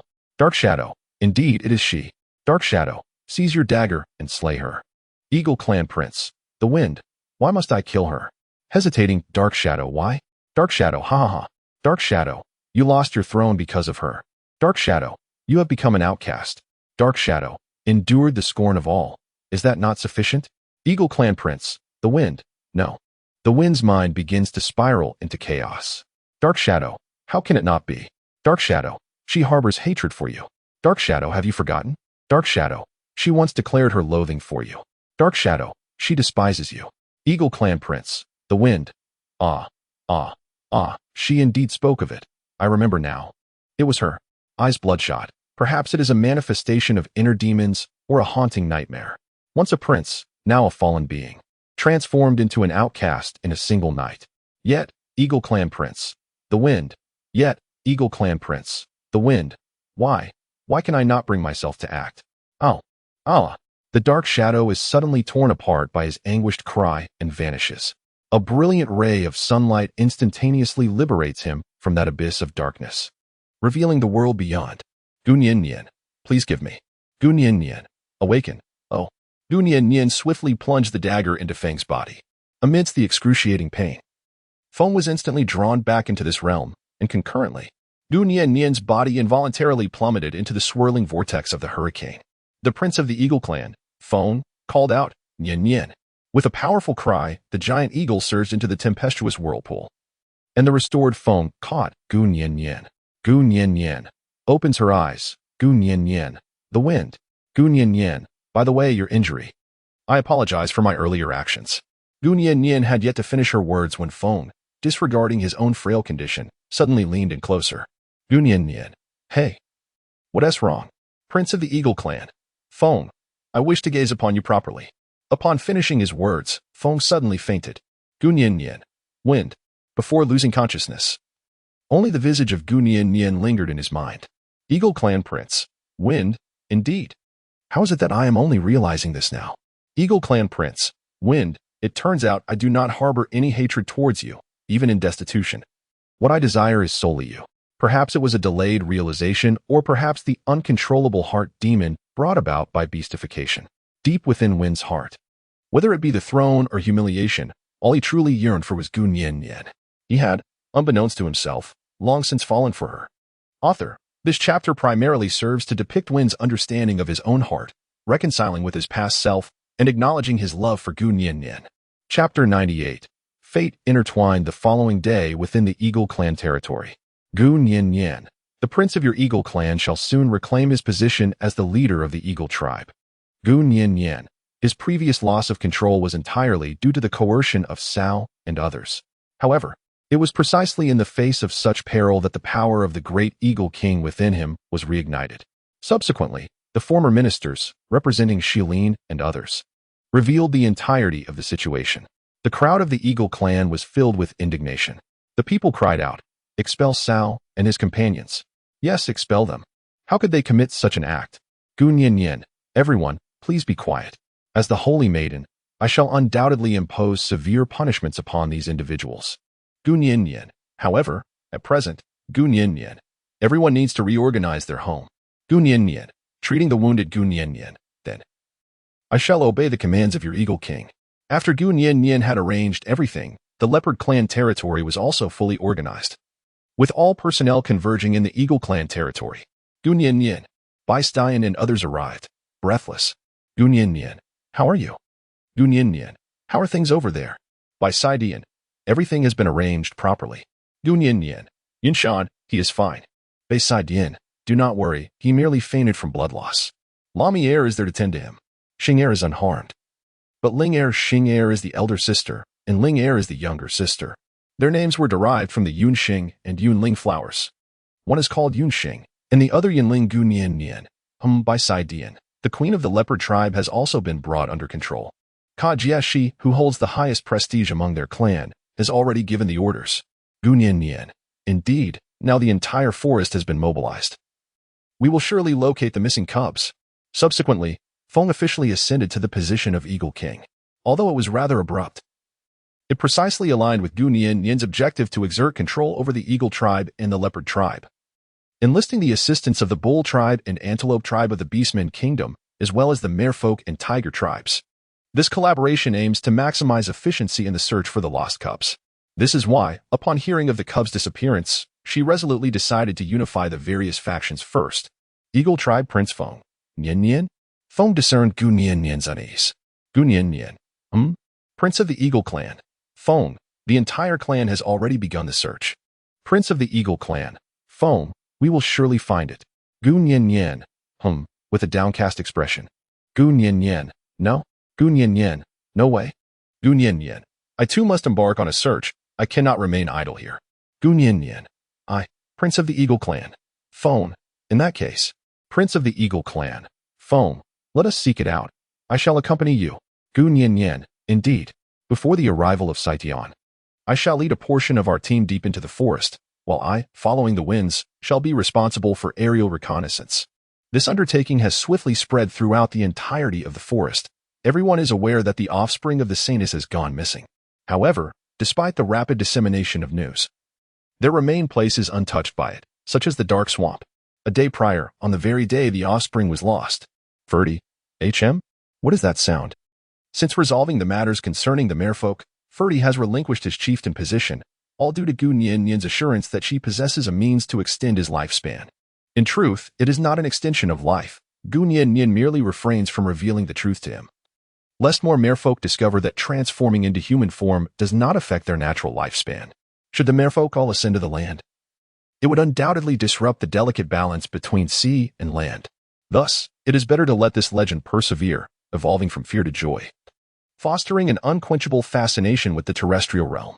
Ferdy intended to distance himself from his kin and embrace life on land. His journey to the Dark Swamp was merely to satisfy his curiosity. Ferdy. Hello. Is anyone there? From a short distance, a faint, intermittent sound emerged. Though it was undeniably youthful, the danger of the Dark Swamp lies in its inhabitants, large crocodiles, which, as fellow denizens of the ocean, could be considered distant relatives. Ferdy finds it easier than other land creatures to venture within. Following the sound, he delves deeper. Ancient crocodile, you'd best not proceed further ahead. The ancient crocodile, lingering at the swamp's edge, offers a well-meaning warning. Ferdy. HM? What lies yonder? Ferdy. I believe I hear weeping. Ancient crocodile. I know not. Ancient crocodile, a peculiar creature. Perhaps driven by curiosity, compelled by intrigue, Ferdy resolves to investigate. He ventures into the whirlpool and discovers a dark, shadowy figure ensnared by withered vines, crying out in distress. It is indeed peculiar, for orcs only take on human form upon reaching adulthood. How could Ferdy possibly know that this being is referred to as an infant? Little did he foresee how this infant's fate would intertwine with his own, but that is a tale for another time. Chapter 99.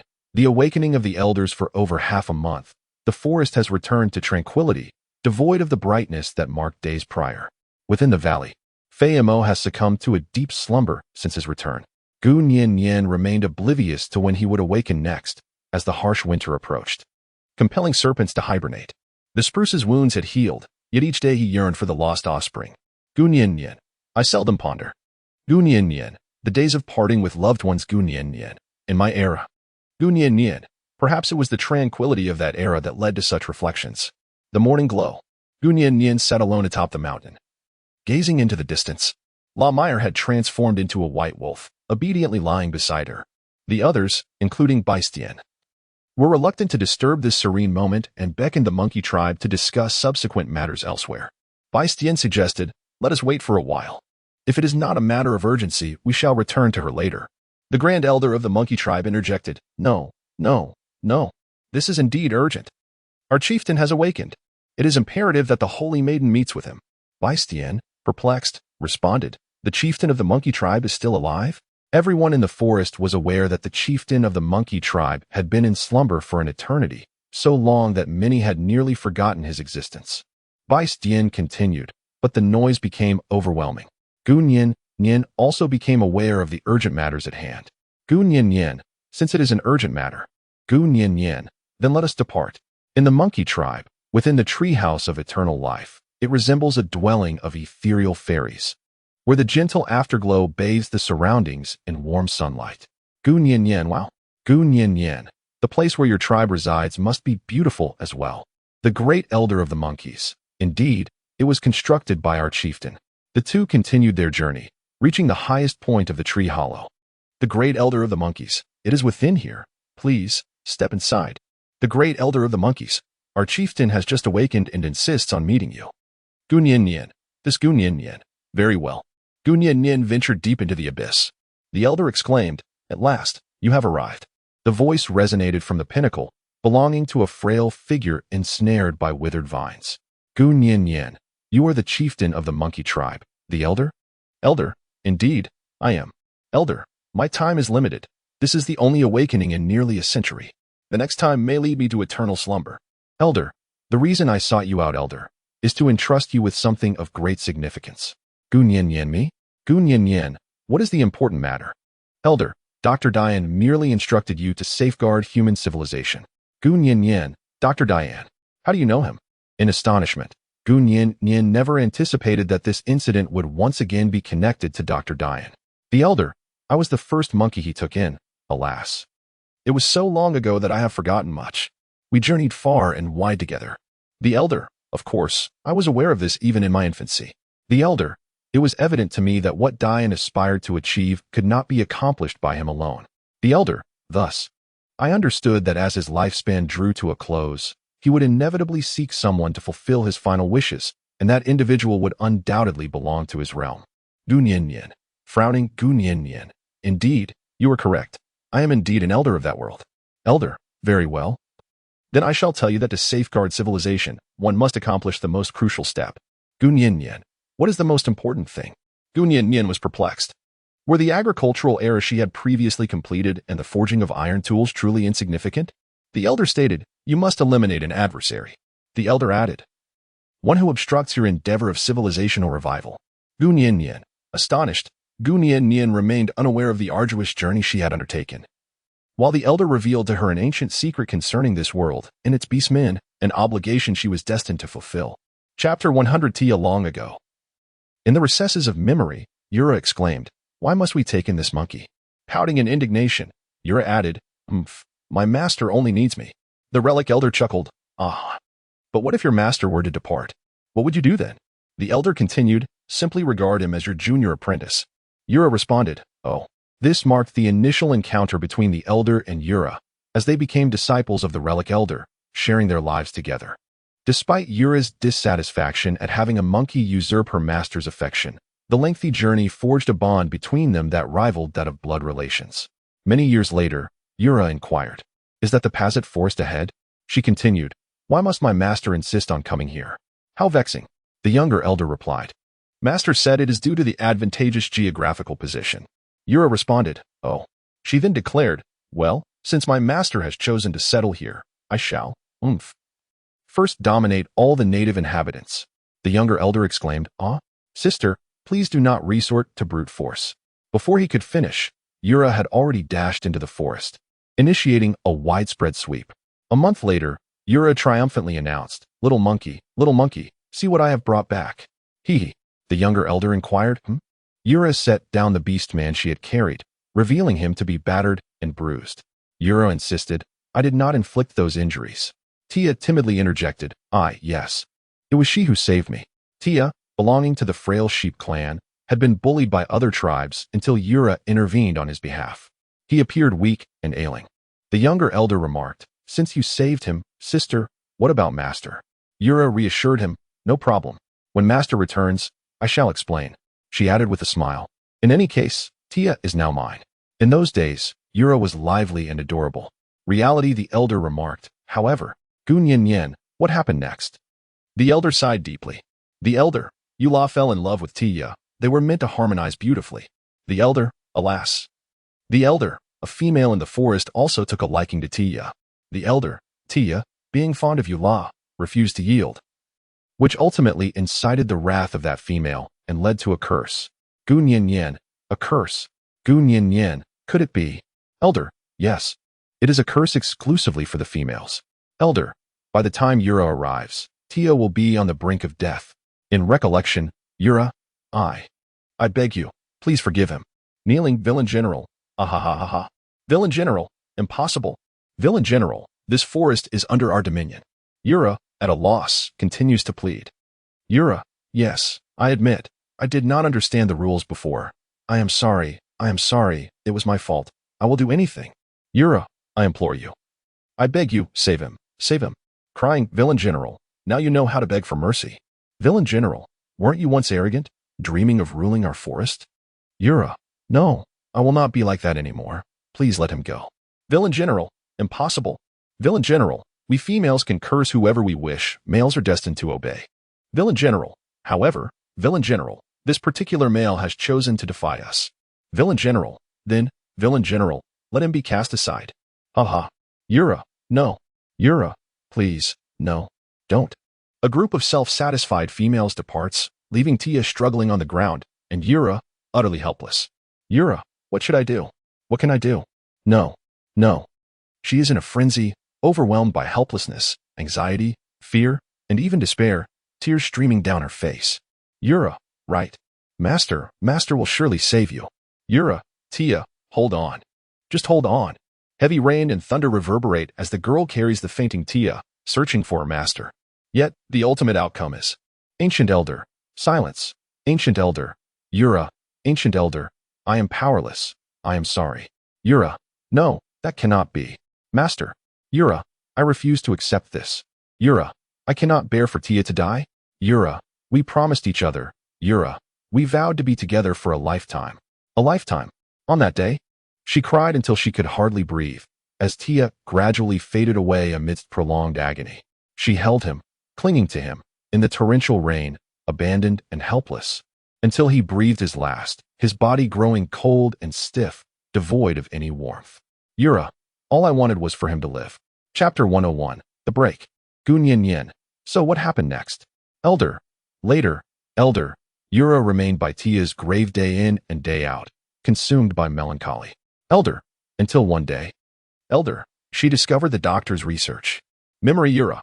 Ha ha ha, cold laughter. Yura. Master. Yura. Did you not say that the curse was utterly untreatable? Yura spoke with a tone of accusation. Ancient sage. Yura. Ancient sage. Please calm down. Ancient sage. Allow me to explain. Yura. Explain? Loudly. Yura. Is this how you expect me to listen to you? Yura hurled all the experimental instruments to the ground. Yura. In these. She pointed at the scattered research notes. Yura. They document everything about the curse. Yura. Haha. Yura. Doctor? Yura. Are we all your creations? What, exactly, are we? Tears streaming down her face. The revelation left her in a state of near despair. Ancient sage. Yura. I am sorry. Yura. Sorry? Yura. Why did you not tell me the method to lift the curse back then? Why? Ancient sage. Yura. That method is not successful. It is merely preliminary research. Ancient sage. Furthermore, ancient sage, the curse cannot be altered at will. Ancient sage, we must seek a more effective solution. I have a responsibility to this world. Yura. Humph, cold laughter. Yura. Is that so? Yura. You prioritize your noble cause, Yura, disregarding our very lives. Yura. If that is the case, Yura, from this moment forth. Yura paused, her heart a tumult of rage. Yura. Henceforth, I, Yura, shall no longer have a master like you. Yura, from this moment on. Yura, I never wish to see you again. She shouted at him, leaving that night, departing from the doctor, who had been her companion for many years. Leaving her family behind. Reality Elder, alas. Elder, I was not present at that moment. Elder, had I been, Elder, I would have surely stopped her. Gunyin Yin. So this is how it is. Gunyin Yin. But why do you say she is my enemy? Elder, because she wishes to break that curse. In fact, during the years Yula was gone, I was still able to gather information about her. Elder, she has begun to become extreme, even terrifying. Elder, she desires to shatter that curse. Gunyin Yin. Hesitant, I too find the existence of this curse rather unreasonable. Originally, this curse was established at the inception of the experiment to assess whether the initial male orc subjects exhibited aggression. Ideally, images of women, men, children, and the elderly should have been selected for testing. However, due to the urgency of the experiment at that time, only images of women were chosen as a reference. As long as the male orcs displayed any intent to attack towards the images or heard the hateful voices of the women depicted, the condition applied was, I hate you. Once triggered, a laser halo would tighten around the orc's neck, nearly suffocating them. This can be simply understood as akin to Pavlov's theory of conditioned reflex, which is grounded in scientific evidence. Further information can be sought online. Gunyin Yin. The original intention of the experiment was, in part, to safeguard the safety of humanity. Gunyin Yin. However, the unscrupulous enterprises over there, in pursuit of profit, have brazenly halted operations despite the unstable and incomplete nature of various tests. Gunyin Yin. Alas. Gunyin Yin learned from Elder Yin about the origin of the curse and could not help but sigh. What began as an inconspicuous experiment evolved into the existence of a gene-like entity within the bodies of male orcs. My hatred served as the triggering condition, while suffocation became the reflexive response from that experiment. How many trials were endured to yield such a form? Elder. Indeed. Elder. Therefore, in unstable conditions, this curse must persist. Elder. Otherwise, females would be unable to safeguard themselves. Elder. Should the curse be lifted, the vengeance would multiply, plunging the entire world into chaos. Elder. It was precisely this consideration that led the doctor to withhold the truth of the curse from us. Gunyin. Thus, there remains a question. What method can be employed to break the curse? Does Eula possess knowledge of this method? Elder. She is aware of it. Elder. She has taken the experimental notes with her. Elder. In order to lift the curse, it is imperative that the orcs conquer it themselves. This is akin to psychological hypnosis. To alter their instinct to attack females, one must suffocate this particular condition. Gunyin.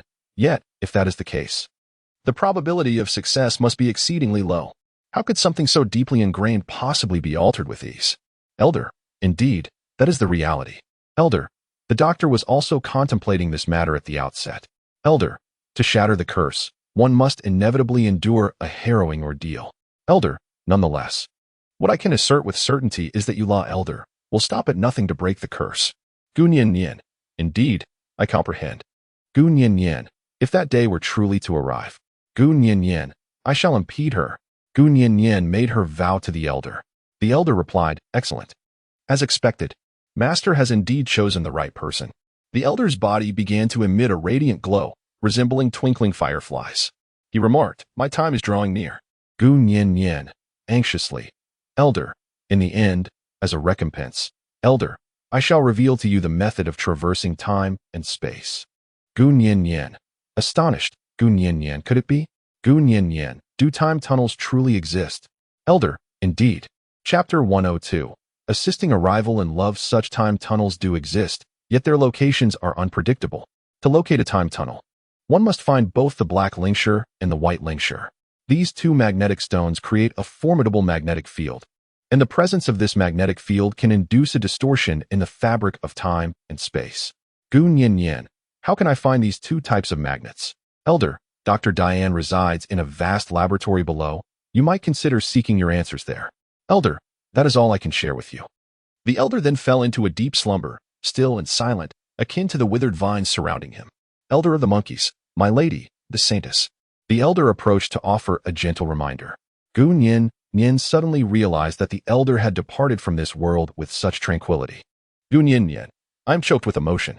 Gunyin, although he has lived for a considerable time, yet. Gunyin, yet he is but a solitary figure. Gunyin, the master has departed, and so has the finest senior sister. Gunyin, the elder must be feeling quite lonely, I suppose.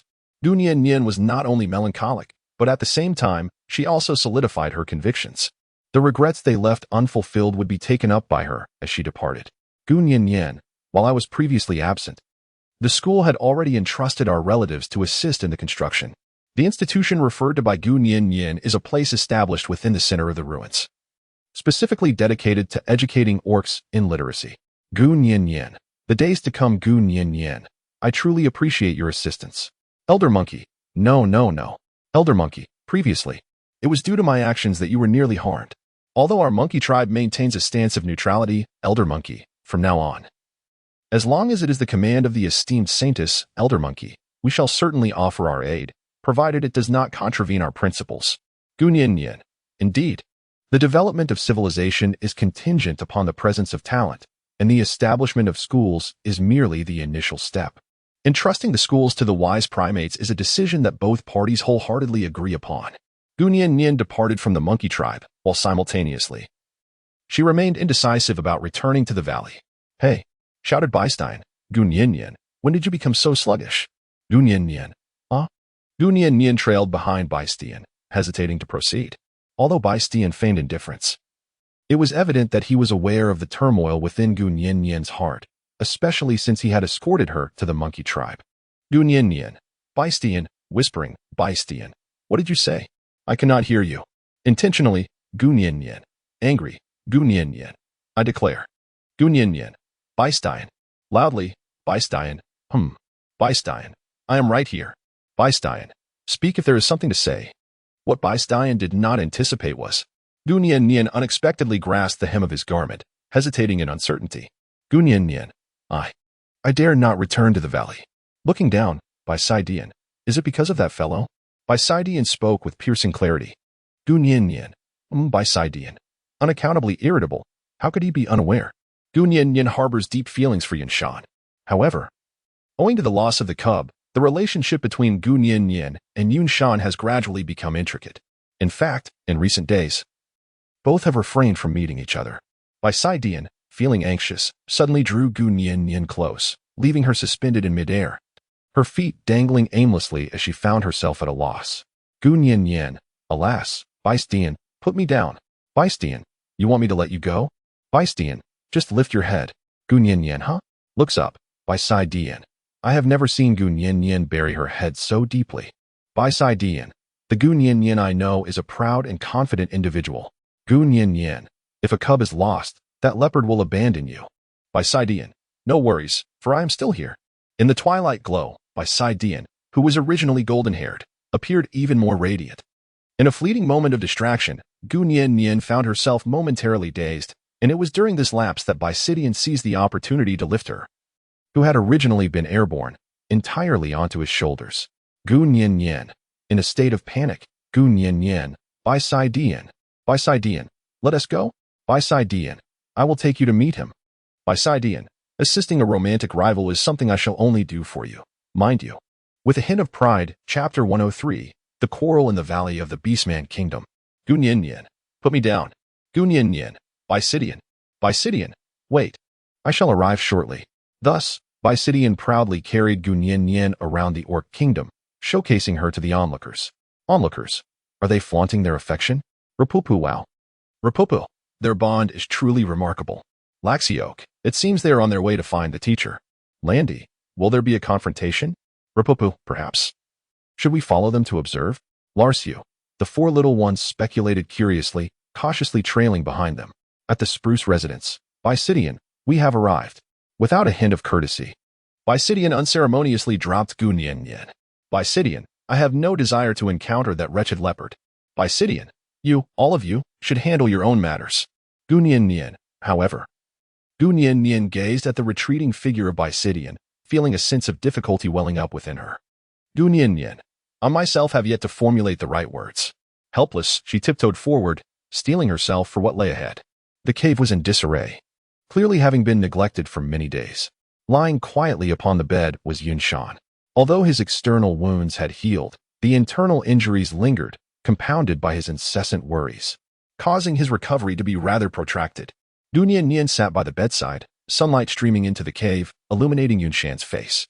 She gazed at him, beginning to reminisce about the conflict from a few days prior. Half a month ago, Yunshan had questioned, why have you ceased the search?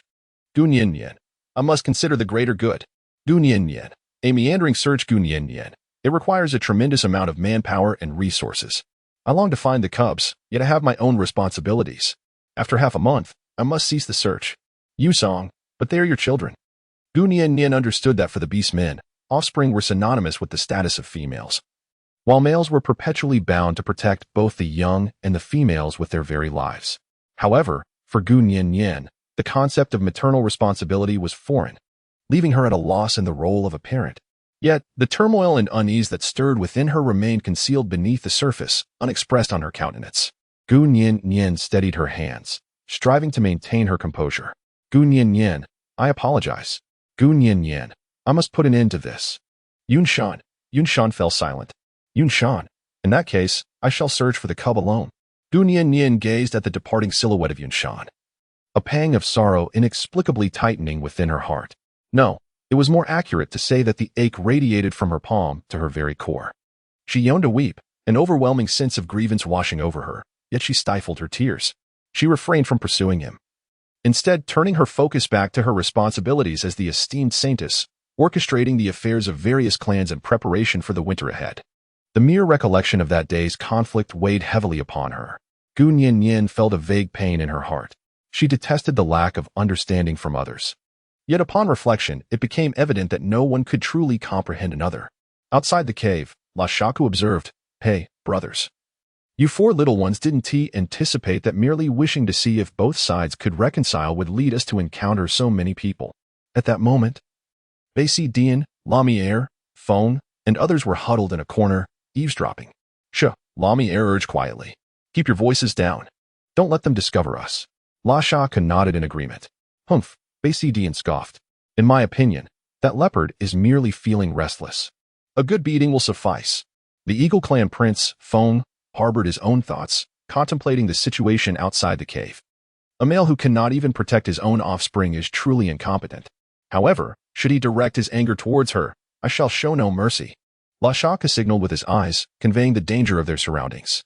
La Poo and La Ndi nodded in acknowledgement, while La Airshio decided to discreetly slip away.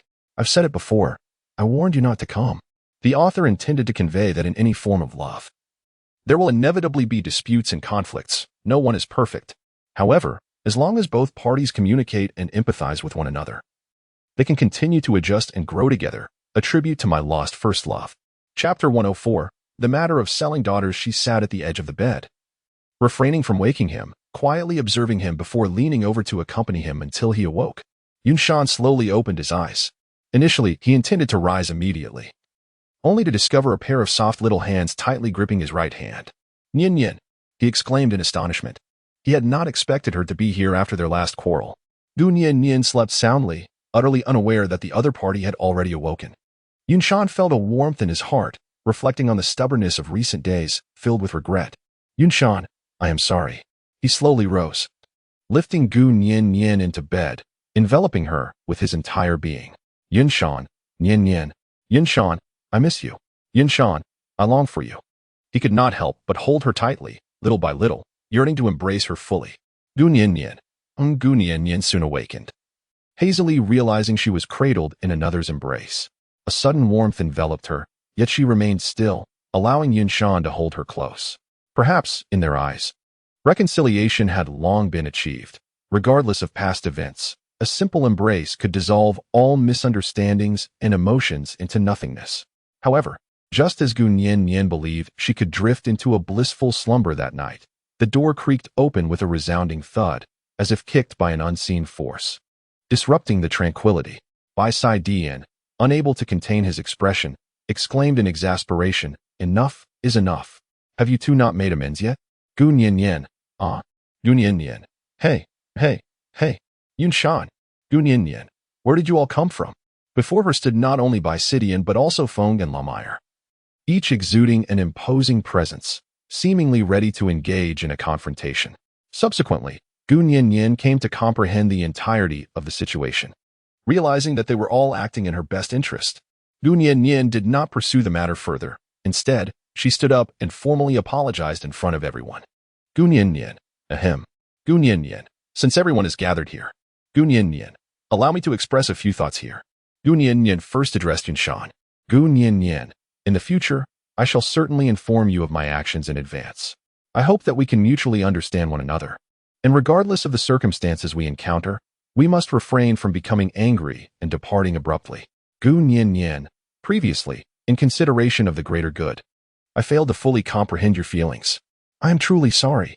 Bows an apology. Yunshan, silly girl. Embraces her. Yunshan, I am the one who should apologize. Yunshan, this mistake was entirely due to my impulsiveness. It is my fault, and I sincerely apologize. Lamiere, woo, displays a face of grievance. Lamiere, I too desire a hug. Gu Nyin, all right, as long as you behave, Meyer. I shall grant you a warm embrace. Gu Nyin, there has been no one like Basie by my side since Fei Mo fell into slumber. You have consistently aided, supported, and protected me. Therefore, this time, I must express my gratitude to you. Basie, humph. With a haughty expression, Gu Nyin, by the way. Gu Nyin, there is still the wind. Gu Nyin, during this period, Feng has been of great assistance to me, and I hope that in the future, Feng will not bear all burdens alone, but will engage more with everyone. Eagle Clan Prince, Feng, you too. Gu Nyin, Prince of the Eagle Clan. Feng, you should rely on us more. Lamiere, yes, indeed. Lamiere, there are many tasks that I can also undertake. Gu Nyin, smiles. Very well, let us work hand in hand from now on. Gu Nyin, let us strive together and rely on one another. That night, The trust and bond between them deepened profoundly. The following day, Tang Tang, sister, dear sister. Tang Tang tiptoed and tugged at Gu Nian's sleeve. Ever since Tang Tang became acquainted with Gu Nian, he had regarded her as his elder sister. Yet, Tang Tang's bashful demeanor was quite endearing. This is the first time Gu Nian has encountered it. Gu Nian, what is the matter? Tang Tang, sister. It seems I have stumbled upon a rather serious issue. Gu Nian, what issue? Tang Tang. It's just that, blushing, Tang Tang. I accidentally caught a glimpse of Sister Xing'er covering face, Gu Nian. At this moment, everyone sat in a circle, gazing in disbelief at the mass of meat before them. Gu Nian. This Gu Nian, is this not? Gu Nian, a baby? Gu Nian could never have anticipated that just a few days ago, the small leopard-like Yun Xing had now transformed into a chubby infant. Gu Nian, this is abnormal. Gu Nian, quite abnormal. Gu Nian, was it not said that the young ones can only transform into human form after 20 years? Eagle Prince Feng. Indeed, that is the case. Feng cast a wary glance at Tang Tang. Eagle Prince Feng. Are you certain she transformed on her own? Tang Tang. Yes. Tang Tang. Yesterday. I took her out to play as usual. Tang Tang. Then she babbled and gestured like a joyful infant. Gu Nian, the memory archive has been successfully scanned, and everything appears to be in order. Gu Nian, perhaps. Gu Nian, this must be due to my actions. At this moment, Gu Nian finally comprehended that it was precisely due to the chosen genes that her beastly nature was subdued and her humanity restored. Thus, the child she bore could freely transform into human form, unbound by any constraints. Gu Nian is reluctant to reveal the truth about the orcs for the time being. Gu Nian, it's all right. Everyone need not worry. Gu Nian, Tang Tang, Gu Nian, you must have been like this in your childhood as well. Although unique, it posed no harm to your health. Therefore, may I entrust Xing'er to your care? Tang Tang, is that truly the case? Gu Nian, of course. Look how much she adores you. Tang Tang gazed at the infant, a wave of joy washing over her. Indeed, she was fond of this little one. Though chubby and plump, she radiated warmth and softness. She bore a striking resemblance to him, sharing the same features and experiences. Tang Tang, all right. Tang Tang, I shall undoubtedly vow to protect her with my life. Yet, unbeknownst to Gu Nian, this seemingly simple entrustment would lead Tang Tang to honor it for a lifetime, all for the one she cherished most, Xing'er. But that is a tale for another time. Mini-scene. Author, Gu Nian, have you ever contemplated the possibility of one day selling your own daughter? Gu Nian, ha Gu Nian, no? I Haven T sold my daughter. Feigning ignorance. Author, have you ever considered that one day Tang Tang might call you mother-in-law? Gu Nian, This is something I have long contemplated. With a blissful expression, author, Han Chapter 105 Farewell to the Beastman Realm. Gu Nian, are you truly resolute in your decision to depart? Ka Jieshi, indeed. Ka Jieshi. Therefore, Ka Jieshi. Before I leave, Ka Jieshi, I wish to return this to you. In his hand, Ka Jieshi held the prosthetic limb that Gu Nian had previously bestowed upon him. Gu Nian, ahaha. No need to repay. Gu Nian, truly. It is not necessary. Gu Nian, who knows how that laboratory contains so many advanced prosthetics? These prosthetics are high-tech products that can be effortlessly modified according to the amputee's body parts, seamlessly adapting to the user's physique. Gu Nian was also extracted from Lan Li's laboratory. Ka Jieshi said, very well. In that case, I shall accept your kindness. Should there come a time when I am in need, I will certainly offer my assistance. Ka Jieshi was not one to hesitate. Thus, he graciously accepted Gu Nian's goodwill. It was evident that he had already deemed her a person worthy of his acquaintance. Gu Nian, good. Gu Nian gazed with some confusion at the figure of Jia Ka Shimu standing outside the cave. Gu Nian, secretly leaning closer to Ka Jieshi, Gu Nian. Hello, what are your plans for this delusional queen in the future? It turns out that prior to this moment, Ka Jieshi had not mustered the resolve. He loved her, yet he could not bear to witness her descent into ruin. Thus, he merely etched a scar across her self-proclaimed flawless visage, erasing all past grievances, while simultaneously hoping to make Jikaxi Mu truly comprehend that in this world, there exists no such thing as a perfect puppet. Ka Jieshi, it's all right. Ka Jieshi, I will return to our hometown with her. Gu Nian, hometown? Oh, your family isn't from here? Ka Jieshi, no. Ka Jieshi, we only arrived in this forest many years ago. In fact, pause, Kajieshi, Shaoshi wasn't like this before. Gunyin. Wow. Gunyin, Kajeshi, the largest tribe of the leopard clan, Kajeshi, resides year-round near the desolate grasslands of the desert hills. Kishimu, belonging to the royal family, is, however, the smallest among them. The offspring of the leopard clan are numerous and raised under strict discipline. As she possesses the weakest strength, it follows that. Gunyin gradually comprehended that this is a tale of a rebellious girl yearning to assert her individuality. Having endured suppression from her siblings and the stringent expectations of her parents since childhood, she ultimately escaped with Jie Kaximu. Kajeshi remarked with a bitter smile. At that time, I was merely one among those who wished to follow her departure. Little did Kajeshi anticipate that Jie Kaximu would become increasingly radicalized after establishing her own independence. Gunyin, what will you do after you return? Gunyin, will she forgive you?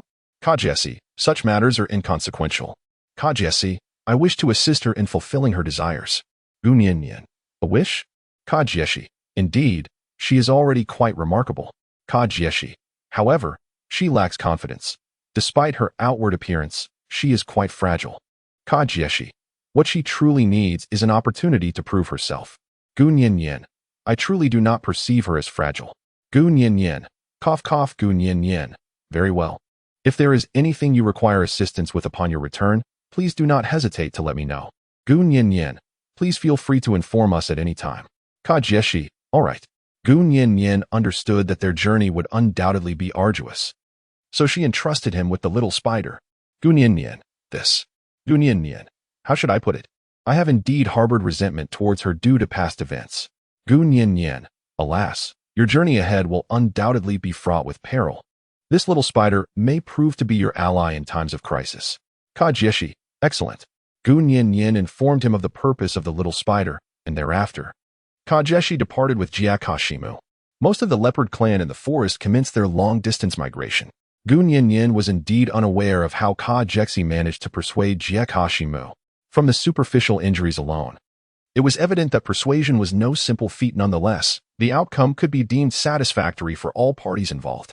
On their way back, Jiakashimu inquired, "What did you say to that woman? How could it take so long?" Kajeshi responded, "Oh, nothing much," with a chuckle. Jiakashimu scoffed, "Humph. I wasn't concerned about you. Why are you grinning like a fool?" Feeling guilty, as Jiakashimu recalled that day's events, she remembered the blood trickling down from the right side of her face. Kajeshi pleaded, "Forgive me." In truth, he had not administered much poison and had already given her the antidote beforehand. Thus, when the knife cut her, Jiakashimu realized she was still able to speak. Upon seeing Kajeshi kneeling, begging for his life, she found herself momentarily unable to harbor any hatred. "You did this on purpose," she shouted, kicking Kajeshi aside. "Someone, beat him to a pulp. I am furious. My face. Quickly, fetch the apothecary. Hurry." After the bandaging was completed, a soldier reported, "Your Majesty, is he dead?" Jiakashimu interrupted. "No," the soldier replied. "He says he has something to tell you. Bring him in." Kajeshi, battered and bruised, struggled to support himself on his knees. "What do you have to say? Speak quickly, and then hurry to die." Kajeshi exclaimed, "Look, whether or not this scar remains, you shall always be the most beautiful. What exactly do you want to convey?" Jiakashimu asked impatiently. "You are not inferior to your siblings. You never were. So please, stop this. I wish for my Jiakashimu to return," he cried out. Jiakashimu was taken aback. "How do you know this?" Memories of her childhood flooded back to her. Indeed, she had always been insecure, compensating with a flawless exterior and the flattery of others to fill the void in her pride. "I demand to know. How do you know?" she shouted in anger. Kajeshi replied, "I have always known, for I have been by your side as your guardian, both then and now."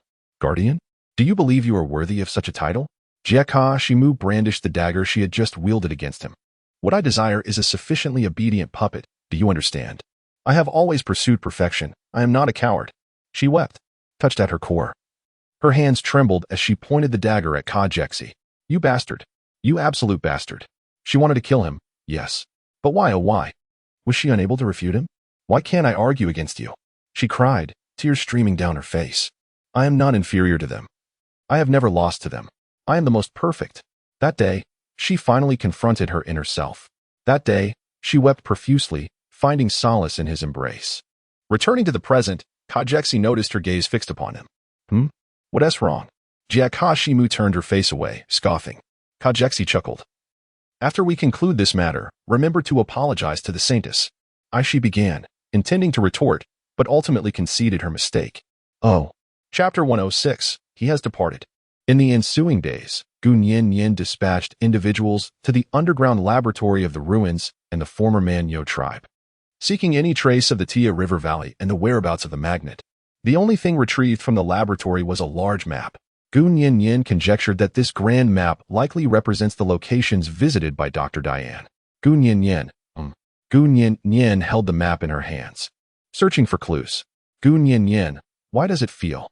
Gunyin, this map is rendered in such an abstract manner. Gunyin, I can't comprehend this. Is the doctor expecting us to decode it? The map is filled with chaotic lines, making it utterly impossible to discern the roads from the mountains and rivers. She attempted to flip the map over and even held it up to the sunlight. Yet her mind remained blank. Tang, sister. Tang, perhaps we should have Xiaoshu scan it? It was only after Tang's suggestion that she remembered the memory book had been neglected for quite some time. Memory book, initiating scan. Memory book, comparison complete. Memory book, generating map. Gunyin, astonished, the memory compendium, utilizing virtual projection, can astonishingly recreate the landscapes of various regions in their entirety. Gunyin, truly. Why didn't the doctor simply convey this to me at that time? Gunyin, never mind. Gunyin, little book. Locate the Taya Valley and the position of the magnet. Memory book, certainly. After the little book search, it was determined that the Taya Valley lies to the west, quite a distance away, and to reach it, one must traverse a sandy hill. However, the exact location of the magnet remains elusive. It is said to be unstable. The magnet discovered by Dr. Diane was found in the legendary domain of the serpent deity. The legend of the serpent deity speaks of a time in early spring when a great flood ravaged the land. To save the forest, the deity used its own body to guard the dam, thus quelling that calamity. Gunyin, the Min Dam? Gunyin, let's set this aside for the moment. Gunyin, once the harsh winter weather has passed, we shall venture forth to explore. Gunyin gazed outside the cave, where heavy snowflakes danced in the air. Had they not returned in time, they would likely have been stranded outside. Based on previous years, Yunshan remarked, the snowfall is expected to last at least 7 days. Gunyin, alas. Gunyin, Yunshan, you must take good care of the entire leopard clan. Yunshan, understood. As the queen of the leopard clan departed, she left behind the elderly, the frail, and the females of the tribe, although she professed that they were no longer needed. Her true intention was to protect them from the family conflict. Thus, Gunyin brought these individuals back to the valley for Yunshan to oversee, for they were of the same kin. Meanwhile, Feng returned to the old camp to manage affairs, but it seemed he would not return anytime soon.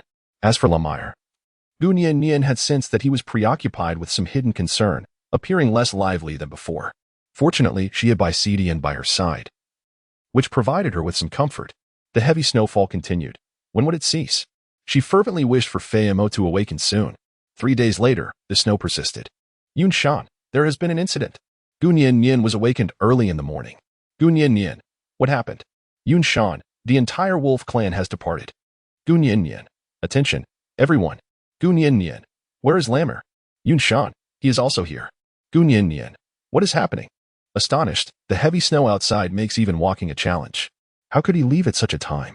Even more difficult to believe is that Lamire is actually departing.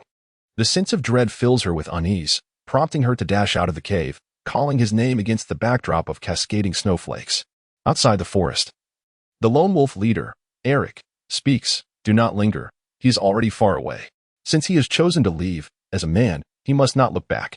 Lamire replies, I understand, tightening her coat to conceal the sorrow in her eyes. Amidst the swirling snow, he leads his army onward. Chapter 107. The Southern Snow Wolves. Gunyin stood in the snowy expanse, gazing into the distance where a vast blanket of white snow lay, devoid of any trace of him. Once she regained her composure, she turned back. Yin, called Yin Shuai. Gunyin, it depends on the circumstances. Gunyin, we have come a long way. Yunshan, indeed. Baixidian observed her despondent demeanor, a twinge of melancholy gnawing at his heart. He detested her concern for others. Baixidian, after all, the main force is with him. Nothing will happen. Baixidian, let us not worry about that young man.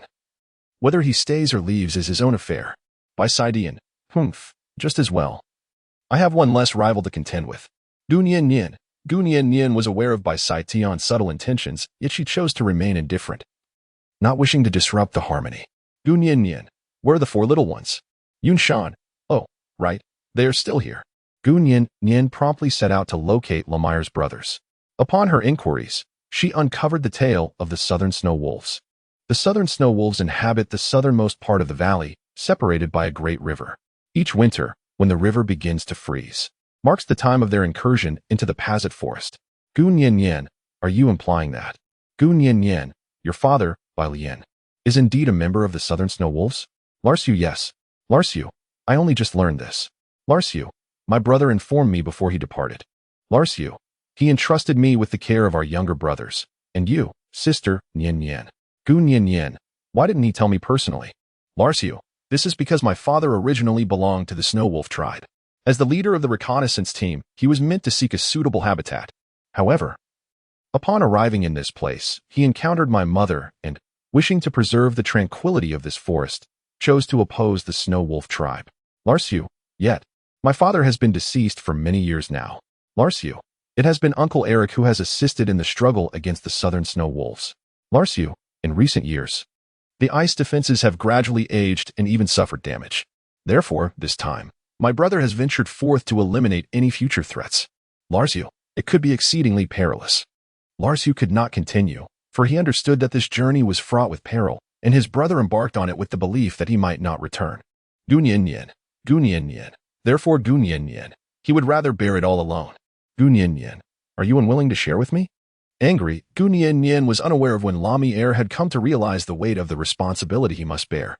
Reflecting on the initial disturbances caused by the lone wolf tribe in the valley, she discovered that the root of the issue was indeed tied to this very matter. She had never anticipated that this valley served as the second line of defense against the southern snow wolves. Was it to safeguard this line, to protect himself, that Lamire ventured to the ice river front? How did he arrive at such a resolute decision?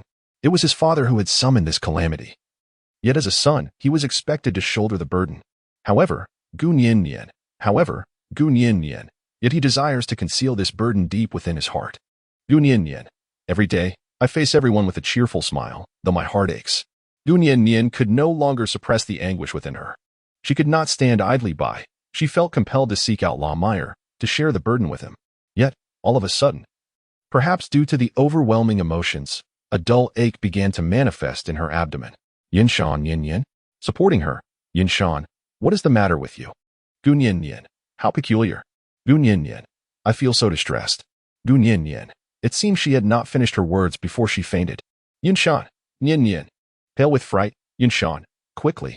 Yinshan, hurry to find the apothecary. Before her, Gunyan Yin succumbed to darkness, seemingly dreaming of Lamire's figure amidst the falling snow. Gradually, the snowflakes transformed, blossoming into crimson flakes. No, it was not snow, it was blood. As the delicate crystals melted into a pool of red.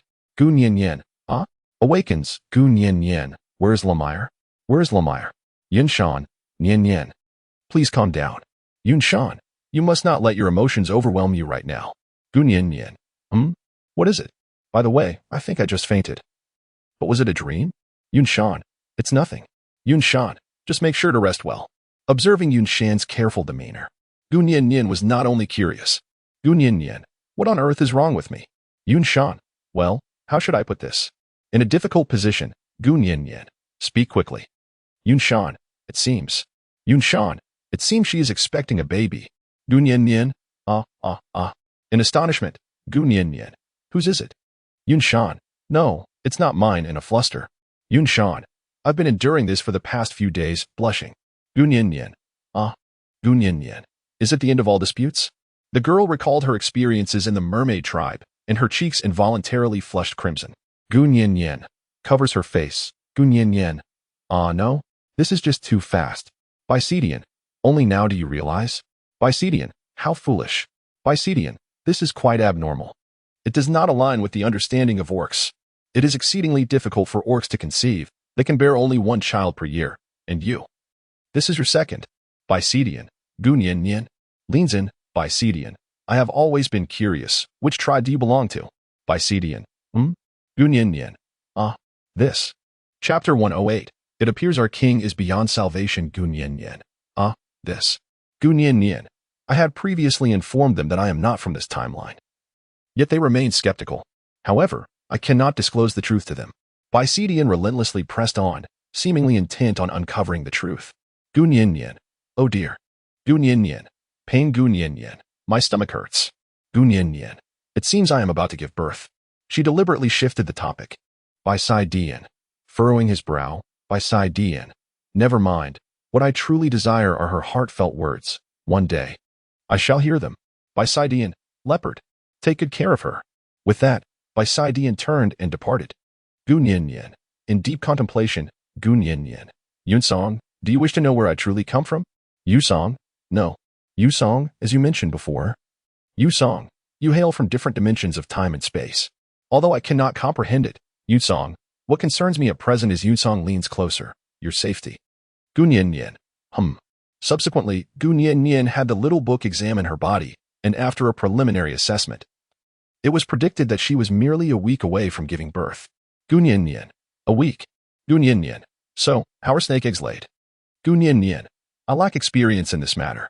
Memory book. My dear master, you may draw inspiration from a hen laying eggs. Gun Yin Yin. Gun Yin Yin. Relying on you is less dependable than relying on myself. Gun Yin Yin. Never mind. Gun Yin Yin resolved to set aside her concerns for the moment, believing that when the boat reaches the bridge, it will naturally straighten itself out. Her true anxiety lay in the uncertainty of when the blizzard would cease and how she might assist Lemire. Meanwhile, in the Tiger tribe, Tiger King Chex inquired, "How is she faring?" Elda responded, "She has lost one of her young." However, Elda continued, "It appears that she has reconciled with the queen of the leopard tribe. Consequently, the leopard tribe and the eagle tribe now fall under her dominion." Elda added, "The monkey tribe remains neutral, but recently, the monkey king awakened and discussed certain matters with her." Tiger King Chex observed calmly. "Oh, by the way," Elda interjected. "It seems she is expecting another offspring from the great serpent." Chex reacted with astonishment. "So soon?" His expression then shifted to disappointment. Elda remarked, "You weren't surprised at her unification of so many tribes, yet you are now concerned about her personal affairs?" Chex replied, "You don't understand." Elda, perplexed, asked, "Are you truly going to stand idly by? If this continues, the entire Pazit forest will belong to her." Yet, it seemed Chex was not listening. He suddenly inquired about an unrelated topic. "Is the glacier frozen?" Elda responded, "The one to the south? After this snowfall, it should freeze." Chex smiled. "She will owe me yet another favor." A smile unconsciously crept across Chex's lips as he reminisced about the events concerning the merfolk. "Gun Yin Yin, I have heard it from Tang Tang." "Gun Yin Yin, it was they who requested your assistance." "Gun Yin Yin, moreover, at that time, I was sold." "Gun Yin Yin, however, a gentleman's word is as unyielding as a chariot drawn by 4 horses." "Gun Yin Yin, the gratitude I owe you for rescuing me from the depths of the sea, I shall repay in due time." Tiger King. Chex, is that truly the case? "Gun Yin Yin, of course." "Gun Yin Yin, I have come today." "Gun Yin Yin, it is merely a repayment of kindness." Who could possibly fathom the fury that engulfed Gun Yin Yin upon learning of Chex's demands? Moreover, that rascal Tang Tang had the audacity to sell himself out. "Gun Yin Yin, please, do not gaze at me." Tiger King. Chex, how am I to proceed? Deliberately. "Gun Yin Yin, you Gun Yin Yin, close your eyes." Tiger King. Chex so. Chex closes his eyes. Gun Yin Yin, with an audacious spirit, leaned in closely, rising on her toes to bring her lips near for a gentle kiss. Alas, just as she was about to make contact, the Tiger King unexpectedly opened his eyes, and their gazes locked in an intense exchange. "Gun Yin Yin, you. Tiger King. Chex, watching the play. To kiss or not to kiss?" Chex's expression mirrored the inquiry posed to Gun Yin Yin. "Gun Yin Yin, how infuriating." The two were mere inches apart. And even Shay Kasi had taken Gun Yin Yin's height into consideration, deliberately bowing his head slightly. "Gun Yin Yin, I initially believed you came to rescue me, thinking you had a kind heart." "Gun Yin Yin, how infuriating." A certain young girl felt a deep reluctance within her heart, yet as she gazed at Chex's provocations, she found it utterly impossible to swallow her indignation. Resolutely, she decided to rise on her tiptoes once more, seizing the opportunity during Chex's moment of distraction to launch her assault, her delicate lips barely brushing against him. "Gun Yin Yin, all right." Gun Yin Yin, I have settled my debts. But it is evident that Chex has yet to comprehend the situation. Tiger King. Chex chuckles softly. Tiger King. Chex, very well. Tiger King. Chex, I the king. Give my promise. Gun Yin Yin. Then, that has nothing to do with me. Gun Yin Yin. I have been exceedingly busy lately. Gun Yin Yin. I shall take my leave. Gun Yin Yin yearned to escape from this place without delay, even contemplating a hasty flight. However, she was halted by Chakasi, who drew closer.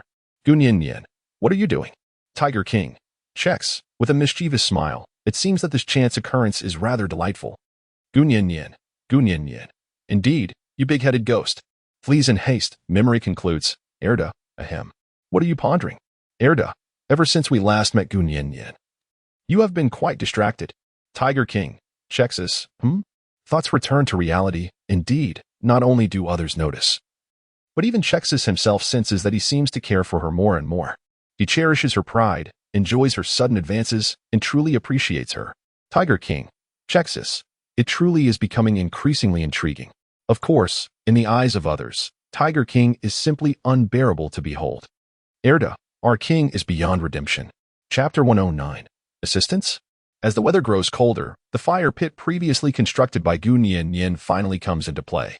However, due to the multitude of beasts, Gun Yin Yin has enlarged the fire pit, consequently transforming many of the caves. Gun Yin Yin. Ahem. Gun Yin Yin. What brings you here at this hour? At this moment, they were gathered around the fiery hearth, intending to enjoy a hot pot together, when an unexpected guest arrived. Tiger King. Chikusu. Well, I'm here to assist you. Tiger King. Chikusu, however. Gun Yin Yin. But what? Tiger King. Chekizi. Your cave is quite warm, isn't it? Suddenly becoming familiar. Gun Yin Yin. Of course, this is my creation. The Tiger King glanced around. Tiger King. Chex. What are those two tall figures outside? Gun Yin Yin. The smoke exhaust duct. Tiger King. What about this one in the middle? Gun Yin Yin. This is my iron cast hot pot. Moreover, it is. Gun Yin Yin. I have crafted a simplified version of the dual flavor hot pot, with one side infused with chili and the other with tomato. Proudly, Gun Yin Yin. Although the flavor leaves much to be desired. Tiger King. Chexi, how curious. The broth is boiling, yet I see no flames. Inquisitive soul. Gun Yin Yin. Ahem. Gun Yin Yin. Of course, it is beneath. Gun Yin Yin. Beneath the pot lies a furnace. The traditional heated Kong is relatively small, typically featuring a cooking area on the left for adding fuel and a smoke vent on the right. However, Gun Yin Yin has transformed the central area into a furnace for fueling, while constructing smoke ducts on both sides, thus freeing up space within. Tiger King. Chex. Truly remarkable. Gun Yin Yin. I am quite familiar with this. It is the only one that was not created relying on the memory of a comprehensive tome.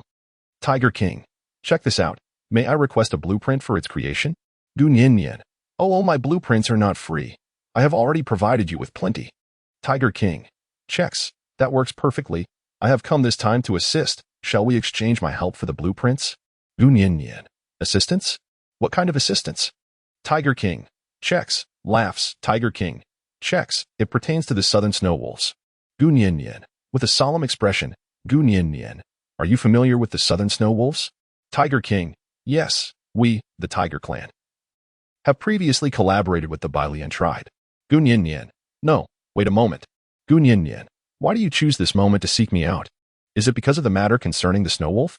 Chex would certainly refrain from disclosing that he had someone monitoring Gun Yin Yin. He is well aware that with Lammer's departure to the battlefield, Gun Yin Yin would undoubtedly find herself isolated and defenseless. Tiger King. Chex. This moment? What moment do you refer to? Gun Yin Yin. Precisely. Gun Yin Yin. When he left, Gun Yin Yin found it difficult to respond to Baistian during the relentless blizzards. Baistian inquired, how do you know that after the snowstorm, the snow wolves will launch an attack? Gun Yin Yin. Is he rescuing me from a predicament? Tiger King. Chex. I mentioned it before. Tiger King. Chex. We have previously allied with the White Wolf King. Tiger King.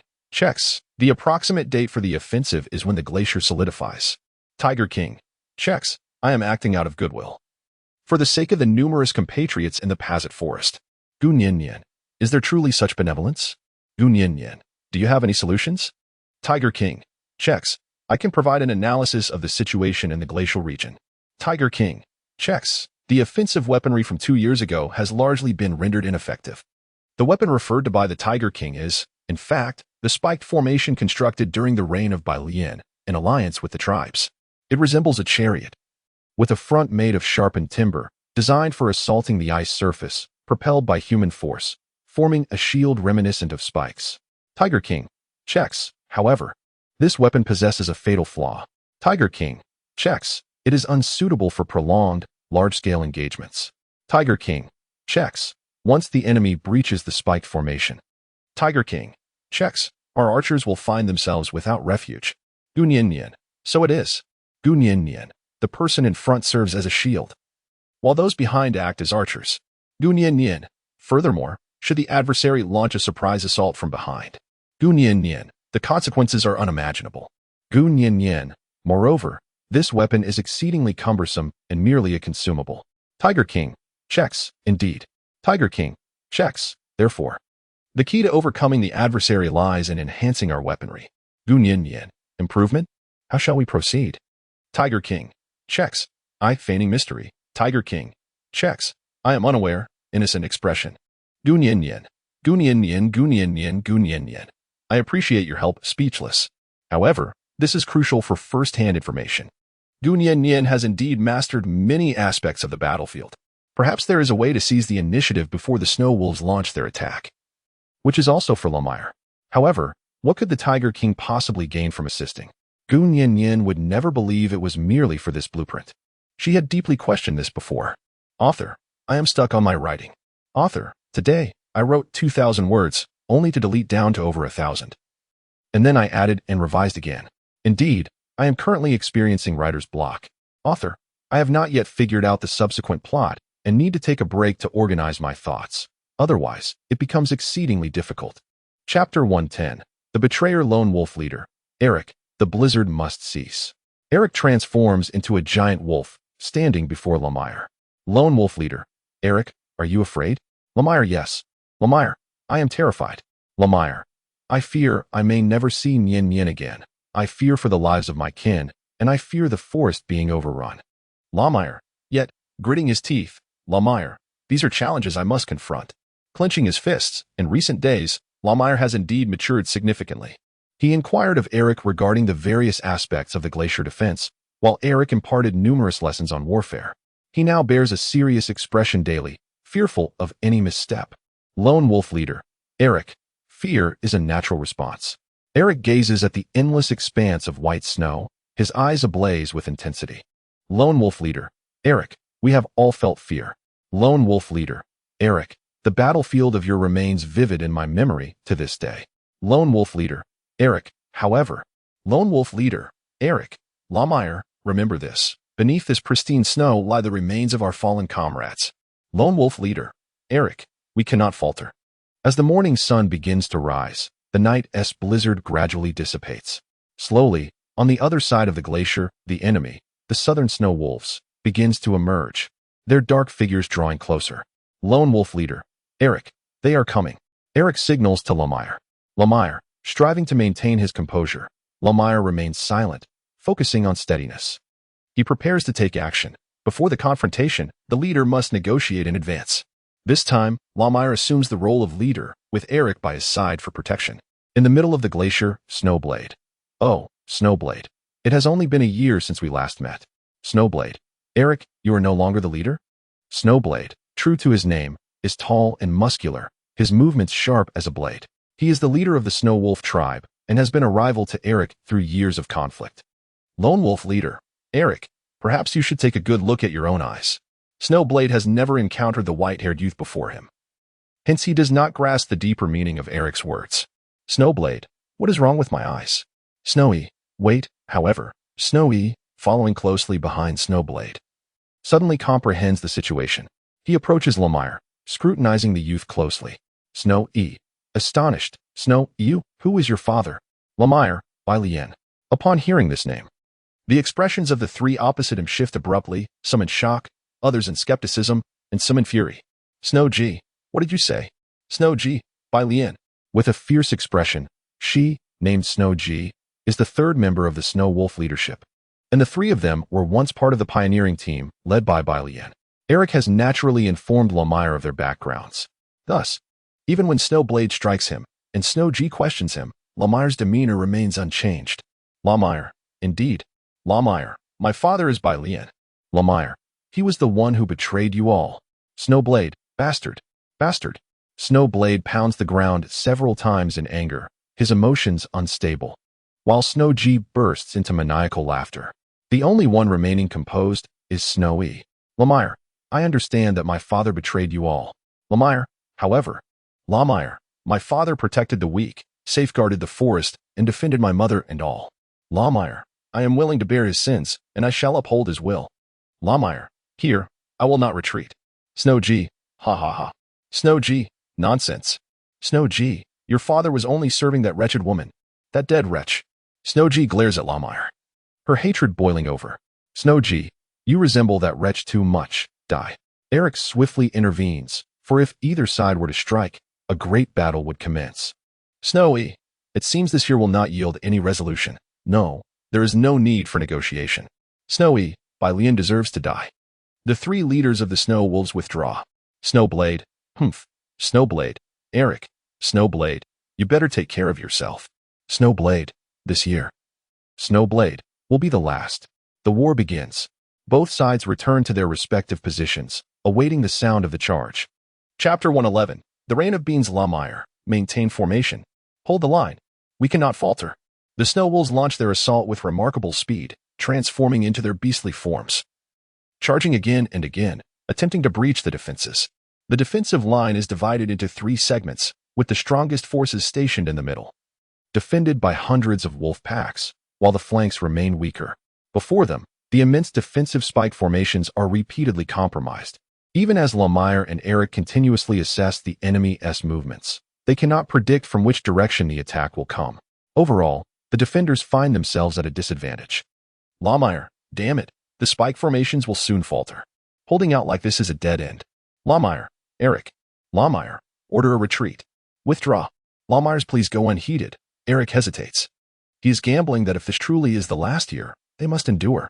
Lone Wolf Leader, Eric. Wait a moment. Lone Wolf Leader, Eric. The Snow Wolves will not continue to sacrifice their forces. Lamire, can't you see? Lamire, they have already sacrificed so many. The sacrifices Lamire refers to are those Snow Wolf vanguards who have repeatedly charged towards the spike formations to clear a path. Lamire, thus, Lamire, the attacks will not cease. We must retreat. Lone Wolf Leader, Eric. Silent. Lamire, Eric. Lamire, I am the leader now. Furious, Rammer fixed a steely gaze upon Eric, compelling him to make a decision. The Lone Wolf Leader spoke. You must understand that if we retreat now, we shall lose this perfect defensive position at the glacier. Furrowing his brow, Rammer exclaimed, Are you still contemplating this? And struck Eric with a punch, forcing his gaze to the front. Look for yourself, he urged. Examine the battlefield. Eric beheld the grim sight. Their defenses were on the verge of collapse, the Snow Wolf vanguard falling one after another, their bodies lying beneath those of their own pack. It was then that Eric regained his clarity. Transforming into a great wolf, he dashed towards the mountaintop, howling as a signal for retreat. Once they withdrew, the spike formations would inevitably be abandoned, and the glacier would be breached. Indeed, the Snow Wolf forces would slice through the forest with relentless ferocity. They had to retreat. Back to the valley of Gunyen, and Ramir, too, aware of the gravity of the situation, found himself grappling with the difficult choice of retreating. Did I err? Yen? I am sorry. I cannot protect you as I ought to, Rammer pondered, his heart a tumult of emotions. Having made up his mind, he transformed into his beastly form and charged into the fray, covering the retreat of his troops. On the pristine white snow, the ground was drenched in blood, blooming like a fiery red flower, beautiful yet merciless. Gunyen, Lamire. Lamire seemed to have heard something. Yen. He looked up, and there was Gunyen. Lamire, Yen. Gunyen, Lamire. Continue to retreat. Waving hand, Gunyen gestured for Rammer to retreat. Inspired by this encouragement, Rammer suddenly brimmed with confidence and led the entire team in a strategic withdrawal. Gunyen, Wine Gunyen, our battle has commenced. Prince of the Eagle Clan. Fong. Indeed. Behind Fong, a flock of eagles began to materialize, soaring gracefully in the sky under his command. Schwerin, puzzled, What is that? Shui, it must be the reinforcements from the forest. Shuiji, regardless of what kind of reinforcements they are, we must charge ahead without hesitation. Shui, stopping Shuiji. No. Based on previous years, aside from the Tiger Clan, no other races have come to our aid. Just as the Snow Wolves were left in confusion, the vanguard they dispatched suddenly fell into disarray. Shui, what is happening? As the military strategist for the Snow Wolves, Shui quickly recognized the shift in circumstances. What he initially believed to be a favorable pursuit by the Snow Wolf forces was now met with each warrior stumbling and halting their advance. Gu Nian, continue to scatter. The sky is Gu Nian's primary battleground. After considering the advice from the Tiger Clan, Gu Nian recognized the necessity for support on this mission. However, how to prepare comprehensively required profound contemplation. Ultimately, she conceived a simple yet perfect idea, a frozen river. Covered in beans, how would one maneuver upon it? Shui, and that female is? Yet Gu Nian was aware that her adversaries boasted a formidable strategist. The Snow Wolves were astute and would likely respond swiftly. Shui, that's it. They are scattering this. Shui, a proactive individual, promptly handed the items to Shui, while Shuiren led the entire team in a charge. Their coordination was impeccable. Shui, I see now. Shui, beans. Shui, but do you truly believe this will thwart our Snow Wolf Brigade? Shui, such naivety. In a fit of anger, Shui crushed the beans and then raised his gaze meaningfully towards Gu Nian. Shui, in the next move, let us see how you respond. Chapter 112. The arrow leaves the bow prints of the Eagle clan. Feng, Nian. They have retreated. Feng circled in the air with Gu Nian. At that moment, both sides of the frozen river had indeed withdrawn. Gu Nian. Surely, it must have already been discovered. Gu Nian. Keep a close watch on their movements. Gu Nian. The second division, the operation is about to commence. Gu Nian raised her right hand high as a signal, indicating to the Eagle clan behind her to prepare for the second phase. At that moment, Huang, Chex remarked, it seems the second wave will soon approach. He concluded that it was time for his subordinates to take action. Chex, standing nearby, exuded a sense of pride akin to that of a young man boasting about his prowess in front of a crush. However, Yinshan and Baistian were not so easily provoked by his bravado. Yinshan declared, subordinates will come in due time. For now, we must prepare to support Nian. Huang, Chex raised an eyebrow. Rest assured, I am more aware than any of you. He continued with a smirk, after all. This plan was devised together with Nian. Huang remained self-satisfied, as indeed, these strategies were founded on the intelligence provided by him, placing him a step ahead in this regard. Baistian interjected, how annoying. Transforming into a lion, he shook his mane and proceeded to the front lines, followed closely by Yushan, leaving Huang alone in the camp. Huang, Chex remarked, why do I feel as though no one welcomes me? Erda rolled her eyes, while Tang coughed, advising, I suggest you do not get too cocky. Who Nian favors is still uncertain. Holding a tome of memories, Tang scrutinized the map. Huang, Chex retorted, you little brat. I'll have you know that she owes me a personal favor this time. His thoughts drifted back to the previous encounter, recalling the kiss from Gu Nian, rendering him momentarily dazed. Tang sighed. Alas, this fellow is beyond redemption. Erda reassured, fear not. He will soon get used to it. He will always be like this. An understanding passed between Tang and Erda through their exchanged glances. Meanwhile, the Snow Wolf tribe was reformulating their strategy, initiating their second wave of attack. Tang exclaimed, they are on the move. As expected, it is a long-range assault. Observing the map, she noted that the enemy troops were positioned further away than before, indicating a strategy focused on distant engagement. Gu Nian. She called into the communicator. They have begun. Using the communicator to relay information, she analyzed the battlefield. Though the Snow Wolves might perceive Gu Nian as their battlefield commander, in truth, the true strategist was Tang. On the battlefield, Shuiren commanded, everyone, heed my orders. Arm yourselves. Charge. Shuiren served as the spirit of the team, rallying the Snow Wolf troops to rise again amidst a downpour of arrows, albeit these were merely wooden projectiles. Shuiji expressed her concerns, if they are attacking from afar. Shui, we can only assume human form. Is that wise? Her apprehensions were valid. Using weapons necessitated a transformation into human form, as the beast form proved to be significantly more vulnerable. Shui replied, I understand, but currently, our beast form cannot advance due to its size, which hinders movement in the snow. Thus, the best course of action is long-range engagement. Shui Yi's mind was also troubled. He kept his gaze fixed on Gu Nian in the sky, eager to see her next move. We must create a distraction above, he signaled to Shui Ji. Upon her agreement, she transformed into her beast form and let out a thunderous roar that echoed mightily. Gu Nian, how detestable. Gu Nian, my ears ache terribly. Gu Nian, is that the woman? The aerial formation began to descend into chaos. Gu Nian, whined Gu Nian. Hold on, it will soon get better. Gu Nian drew forth the bow and arrows from her back. They were a pair of crimson iron arrows, forged in the crucible of intense flames. The wind endeavored to keep her body steady. Gu Nian, go. The arrow soared from the bowstring, piercing directly into Shui Ji's body. Shui Ji collapsed to the ground, yet still retained her beastly form. She attempted to rise again, but upon lifting her head, she discovered that her fur began to ignite. Simultaneously, a deluge of crimson fire arrows rained down upon her. Chapter 113. His Highness the Wolf King Shui Ji, quickly retreat. Shui Ji barely escaped from the inferno, but before her lay a legion of tiger warriors emerging from the shadows of the Eagle clan, armed with bows and arrows. Indeed, this was Gu Nian's second stratagem. While Shui Ji created chaos among the aerial forces, unbeknownst to her, the Eagle clan had already replaced their ranks with a fresh contingent of warriors, all poised to strike at Gu Nian's command. The iron-tipped arrows were crafted through the intense heat of flames, ensuring that upon hitting their mark, they would ignite. Shui, how can such a thing exist? Shui, in shock, Shui stood frozen in place as Shui Ren led the troops in retreat. Shui Ren, fall back quickly. Shui Ren, Shui, brother. In self-reproach, Shui rarely found himself in such a state of disarray. Shui Ren understood that he had been deeply affected. Without further ado, he hoisted him away from the battlefield. Shui Ren, we must retreat. If the previous advance of the snow wolves was a suicidal endeavor to seize the icy riverfront at all costs, the onslaught of fire arrows they now faced compelled an immediate withdrawal from all snow wolves. This clearly illustrates the magnitude of the devastation they endured.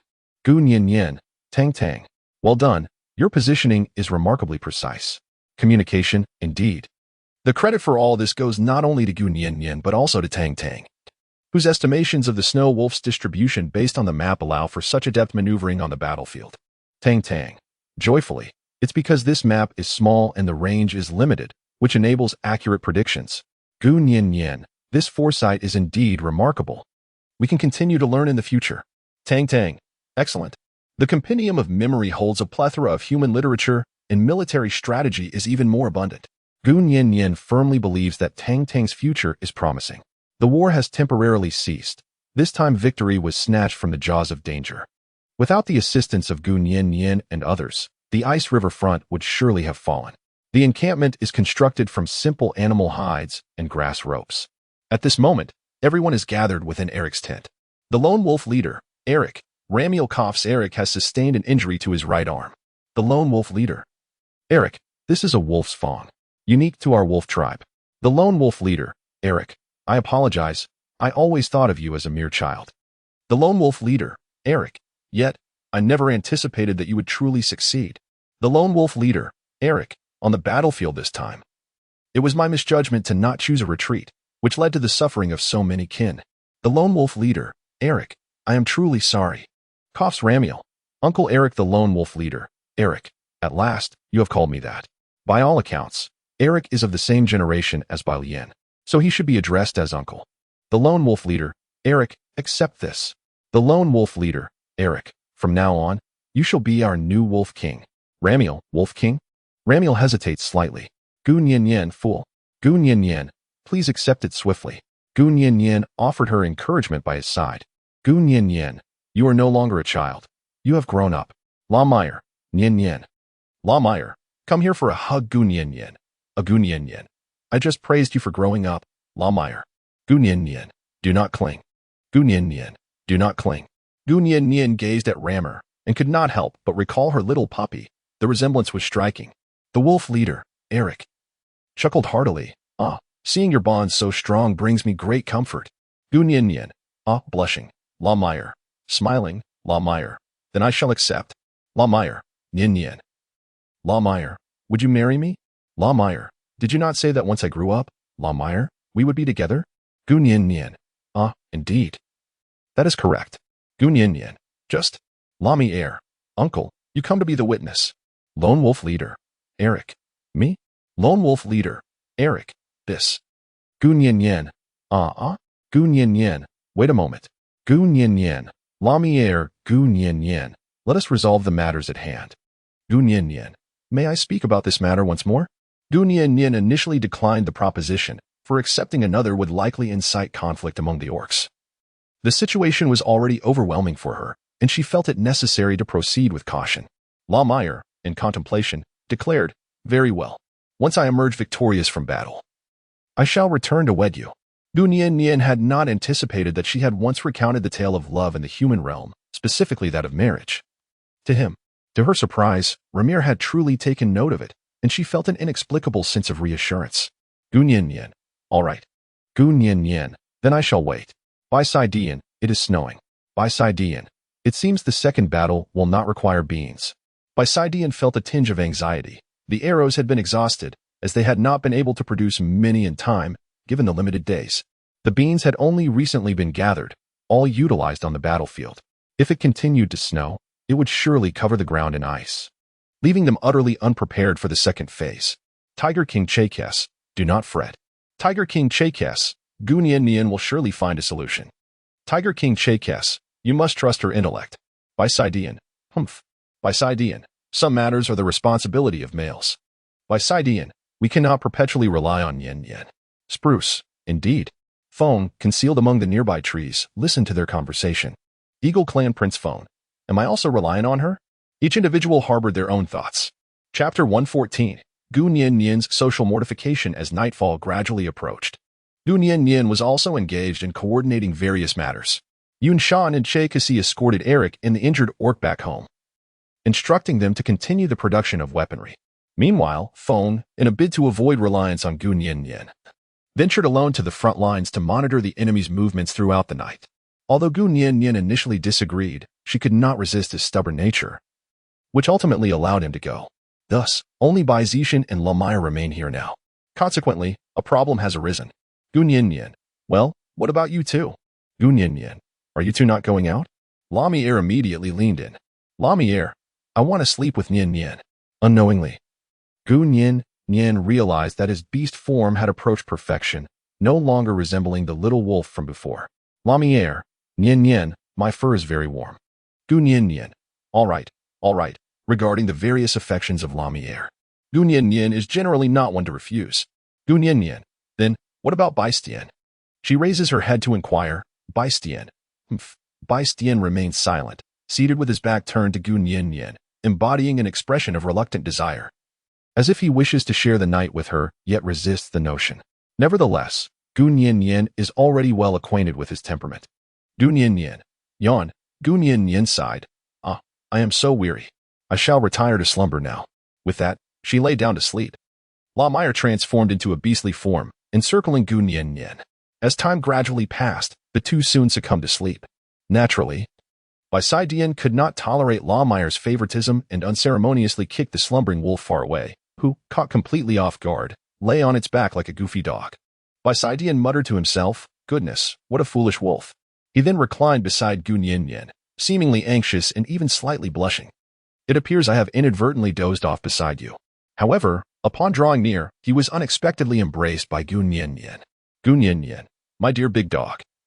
My beloved large canine companion. Gun Yin Yin murmured in her sleep, and then she draped her legs over Baisation's lap. Of course, in her dream, she believed she was cuddling her beloved pillow dog. Baisation had not anticipated this. Gun Yin Yin has an undeniable affinity for sleeping while embracing others. Upon reflection, it seems that the first time he encountered her, she was suffering from a fever, and he held her throughout the night in that very position. Although he awoke the next morning with some discomfort in his arm, there was no doubt that he felt closer to her. Baistien softly whispered in Gun Yin Yin's ear, "Good night, my beloved." This was undeniably his most cherished moment. Yet, it was evident that this night was destined to be anything but tranquil. Gun Yin Yin was abruptly awakened by a sharp pain in her abdomen. Gun Yin Yin, compared to Sidian Gun Yin Yin, compared to Sidian Gun Yin Yin, whom she was oblivious to the intimate gestures exchanged between herself and him. At that moment, a sharp pain gripped her abdomen, leading her to believe she was on the verge of an upset stomach. Meanwhile, Bisidian stood at the entrance of the tent, obstructing her path. Gu Nian Nian. Compared to Sidian Gu Nian Nian, my stomach hurts. Bisidian. As Bisidian just awakened, he noticed her anxious expression. Gu Nian Nian. My abdomen aches. Gu Nian Nian. I need to use the restroom. Oh, it's just that my stomach. I have a bout of diarrhea. Gu Nian Nian awkwardly expressed her feelings, feeling somewhat uncomfortable in the presence of the opposite sex. Bisidian responded, all right, I will carry you. Gu Nian Nian. Ah? Gu Nian Nian. Wait, no, I'll go by myself. Bisidian. It is unsafe outside. Bisidian. One cannot predict when the snow wolves might launch a sudden attack. Bisidian. I will hold you. Everything will be fine. Gu Nian Nian. Ah? Bisidian embraced Gu Nian Nian tightly outside the tent. Gu Nian Nian. Gu Nian Nian. I feel so distressed. Gu Nian Nian. Compared to Sidian, I seem to. Gu Nian Nian's face flushed crimson. At this moment, she truly wished to bury herself deep into the ground. Gu Nian Nian. I apologize. I can no longer contain my emotions. I feel utterly distressed, covering my face. This has already become a scene of social demise. Gu Nian Nian. Do not gaze upon me. Gu Nian Nian. Gu Nian Nian. Woo Gu Nian Nian. This cursed life. Gu Nian Nian. I can't go on living anymore. Bisidian. Laughs, you foolish one. Bisidian. Quickly look. Gu Nian Nian. Do not. Gu Nian Nian. I shall not gaze upon it. Hides face. Gu Nian Nian. I've soiled my pants. Oh no, I can no longer bear to live with this embarrassment. Gu Nian Nian. Bisidian, fool. Bisidian gently flicked Gu Nian Nian's forehead. Bisidian, it is not about wetting your pants. Bisidian, it concerns a child. Bisidian, a snake egg. It is hatched. Gu Nian Nian. What? Gu Nian Nian finally ceased her weeping just as Siduan set her down, and in his hand, he fortuitously caught the serpent's eggs for in total, each remarkably diminutive. Gu Nian Nian. How small? Gu Nian Nian. This Gu Nian Nian. Is this truly my child? Bisidian. Indeed. Chapter 115. Confrontation. The following day, upon the hatching of the serpent egg, Gu Nian Nian resolved to keep the matter a secret. She did not wish for other beastmen to be aware of her unique constitution and entrusted the care of the hatchling to Tang Tang. Gu Nian Nian. The wind. He ventured out overnight to scout the enemy's situation. It was only in the early hours of the morning that the wind returned, his entire being cloaked in snow. Gu Nian Nian. How have things turned out? Gu Nian Nian. Is everything all right? Prince of the Eagle Clan. Phone. Smiling. Everything is fine. Prince of the Eagle Clan. Phone. All is well. Feng gently brushed Gu Nian Nian's hair with his cool right hand. Gu Nian Nian, what is the matter? Eagle Clan Prince. The wind. It is snow. Eagle Clan Prince. The wind. Quickly, go inside. Gu Nian Nian, blushing. Well, according to the information provided by Feng, the enemy has not made any significant moves for the time being. By Sidian, they must be waiting for the snow to cease. Gu Nian Nian. So what shall we do next? Gu Nian Nian. The current circumstances are quite unfavorable for us. Thus we must take the initiative to act. Gu Nian Nian. As long as we capture their leader.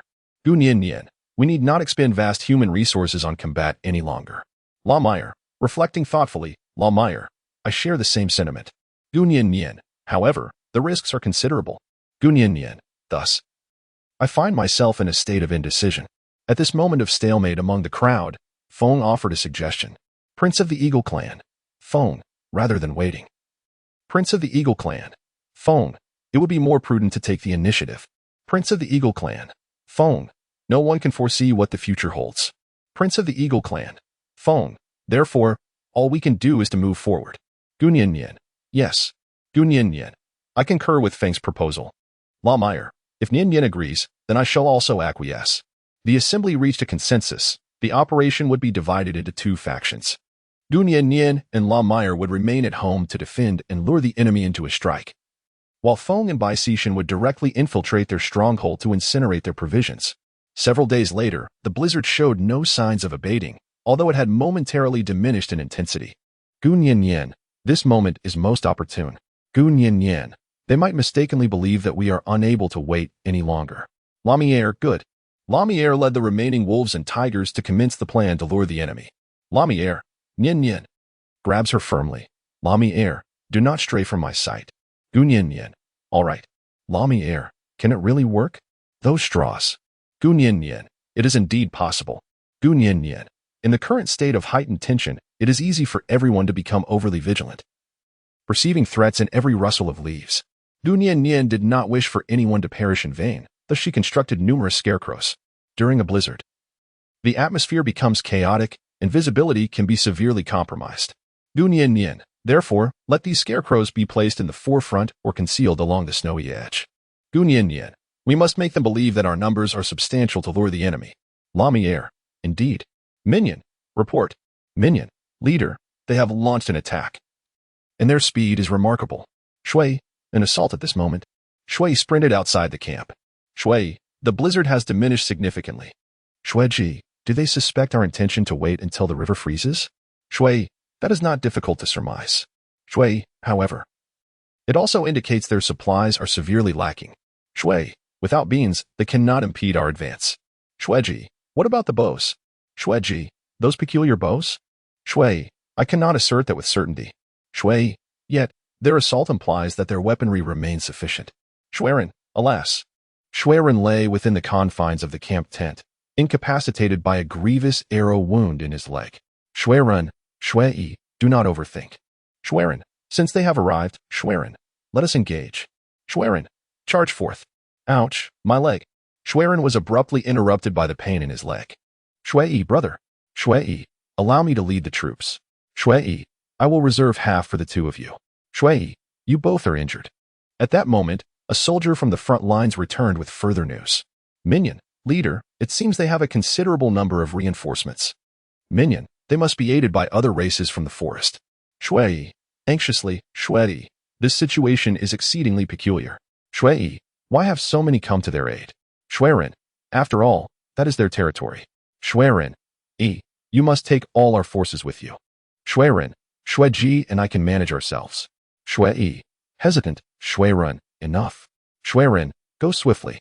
For the first time, Shui found himself in a quandary, unable to gauge the enemy's numbers or foresee what might transpire next. Shui. Very well. Resolute. Chapter 116. A father's repayment at the front lines. The trap was successfully set. Gu Nian Nian. In our region, Gu Nian Nian, there exists a pair of shoes that allows one to glide freely upon the icy surface. Gu Nian Nian. Ding ding. Due to the constraints of time, Gu Nian Nian managed to complete only 2 pairs of ice skates. The blades beneath the skates are made of smooth iron. Though they may not compare to modern craftsmanship, they are sufficient to meet basic needs. Lamier. Hey, struggling to maintain balance. Gu Nian Nian. Grasping my hand. Gu Nian Nian. You'll master it in no time. Just pay attention to the balance. Lamier. This is quite extraordinary. Lamier. Nian Nian. Lamier quickly grasped the technique. Lamier. I have learned it. Gu Nian Nian. Very well, we shall wait until they launch their attack before employing this strategy. Shui. In deep thought, Shui, there aren't many people. Could they be lying in ambush around us? Gu Nian Nian. Ahem. Gu Nian Nian. The Snow Wolf Brigade across the way. Gu Nian Nian. We wish to engage in a conversation with you, deliberately stalling for time. Shui, there is nothing of substance to discuss, glancing at Rammer. Shui, a traitor. With disdain, Gu Nian Nian. The more you care. Gu Nian Nian. This signifies that the one you truly care about is that individual. Namely Bai Lian. Gu Nian Nian. However, every individual possesses the freedom to choose their own path in life. Gu Nian Nian. You are merely fixated on the past. Shuiji. How dare you speak such nonsense? Coughs. Shuiji, clearly injured, manages to maintain her composure despite her agitation. Shuiji, he acted solely for that female. Shuiji, and thus, he betrayed us. Gu Nian Nian. This is merely an excuse you have conjured for yourself. Shui, there is no point in further discussion. La Meyer, clenching fists, La Meyer. In that case, La Meyer, I previously stated that I would bear the burdens of my father. La Meyer, today. La Meyer, I have come to repay that debt. La Meyer stands at the forefront, unarmed. La Meyer, you may attack. I shall not retaliate. Gu Nian Nian. Ramir Gu Nian Nian initially intended to intervene, yet upon observing Ramiel's unwavering silhouette, she acquiesced. Ramiel transformed into a white wolf, his muscles taut and poised for action. Shuiji proclaimed, very well. Let us see if you can endure. With that, Shuiji seized the whip bound to her waist, launching a relentless series of attacks. Time and again, white marks of blood emerged upon Ramiel's form, yet he steadfastly gritted his teeth and persevered. Gu Nian Nian. He has truly grown up. Gu Yin stood behind him, and even though the whip did not strike her, her heart ached profoundly. Shueji exclaimed, "How infuriating! How infuriating!" She continued, "Why, Ba Yin? Why have you abandoned us?" Tears streamed down her face as she sobbed uncontrollably. Shui interjected, "Enough." Embracing Shueji, Shui felt the weight of the sorrow, and even Gu Yin could sense the palpable grief. Lamier collapsed, transforming back into human form. And Gu Yin swiftly supported her. "I can continue," Lamier insisted. Shui clenched her fists, asserting, "Enough. You owe us nothing." It seemed as if Shui suddenly realized or found solace, unable to bear the sight of Shueji in such despair. Gu Yin, if one remains perpetually tethered to those who have departed. Gu Yin, it is destined to be a journey of solitude and suffering. Gu Yin sought to admonish Shui. "Do not presume that you understand everything." Shui continued, "Our journey is not merely for the sake of trial. To the entire team, for the sake of the Snow Wolf Kingdom, sacrifice your flesh and blood." Just as the enemy launched their assault, a tremendous noise erupted from behind. A soldier reported, "Report. The granary is ablaze." Shui exclaimed, "What? Is it you? How infuriating. Gu Yin, you must withdraw your troops immediately." Gu Yin, it is essential to understand that those seated at the back have already been subdued. Shui, ha ha ha. Shui, I see now. Shui, in that case, it appears that there are hardly any teams present here, is there? Shui, this implies that you are currently isolated and without assistance. Gu Yin, but likewise, you are as well. Gu Yin, are you truly willing to disregard the safety of our elder brother? Shui, we. The Snow Wolf Kingdom lives solely for the sake of our nation. Shui, everyone, heed my command. Shui, attack. Gu Yin suddenly realized that she had miscalculated. She had assumed that the other party would surrender for the sake of their rear guard and their leader. However, to her astonishment, it became evident that, besides their brothers and compatriots, their nation held paramount importance in their hearts. Gu Yin, all units, retreat. It will take some time for the team led by Baistian to return. Gu Yin was unable to concern herself with much else. Nor could she afford to wait for them any longer. She lifted Lami air and retreated directly. Were it not for the ice skates that enabled her swift movement, she might have already fallen into the hands of her pursuers. However, amidst the chaos of her retreat, she was utterly disoriented, scarcely aware of her own whereabouts.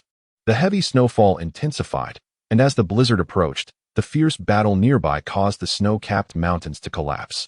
Gu Yin dragged Lamire backward incessantly, but her limited visibility coupled with the avalanche soon led to an enveloping silence. It was the profound stillness that followed the avalanche. Gu Yin, cough, cough. Gu Yin, lamel, searching. The optimal time for rescue after an avalanche is 15 minutes. This is what Gu Yin learned while watching a Conan movie. Gu Yin, it should be nearby. Gu Yin, where are you? Lamire. Shouting, the expanse of white appears to isolate Gu Yin even further. Without a clock, she is unaware of the passage of time. This is a realm of white terror. Gu Yin, where are you? Where are you? Crying bitterly. Gu Yin, did you hear that? Gu Yin, respond to me if you can hear me. Just a single moment. Even if it is but a fleeting instance. In her time of helplessness, she suddenly noticed not far away, a crimson hue staining the white snow, reminiscent of red ink. Gu Yin, red? Gu Yin, blood? Gu Yin, it is Lammer. In astonishment, she exerted all her strength to run. And then with both hands began to dig. At last, she beheld the battered Lammer. Gu Yin, breathe, yes, breathe. Anxiously, this is Gu Yin's first attempt at performing first aid, yet neither chest compressions nor artificial respiration yield any results. Gu Yin, no, it shall not be. Gu Yin, by the way, there is blood. My blood. The young girl fiercely bit her tongue and then pressed her lips against the boy lying in the snow. His white hair seemed to meld seamlessly with the snowy ground. Flakes of snow danced around them as tears streamed uncontrollably down her cheeks. Blood flowed from her mouth. All she yearned for was for him to awaken. She simply wished to hear him call her Yin in his sweet, innocent voice once more. Gu Yin, wake up. Quickly, tears streamed down Gu Yin's face until she realized that a pair of gentle hands was covering the back of her head.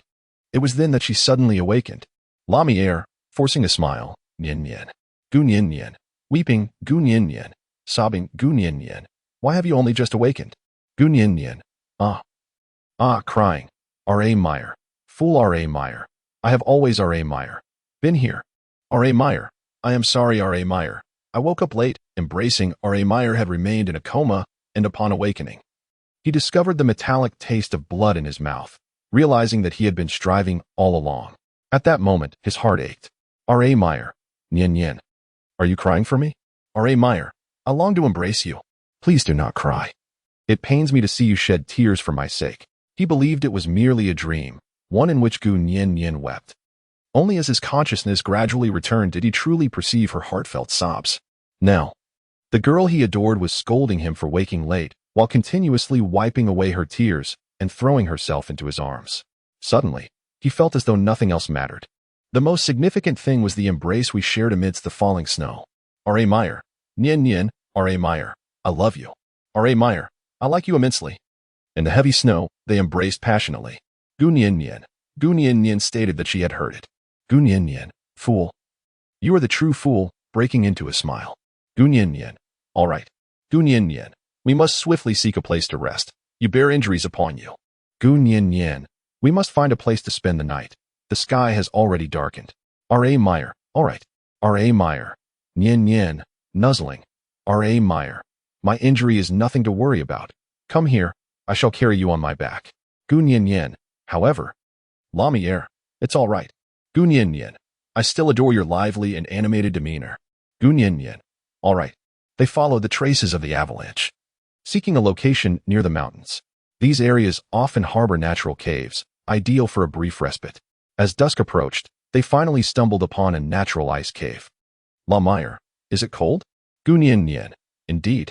Gu Nien Nien, however, there is simply no way to ignite a flame here. Gu Nien Nien suggested. Let us seal the entrance with snow. La Meyer replied affirmatively.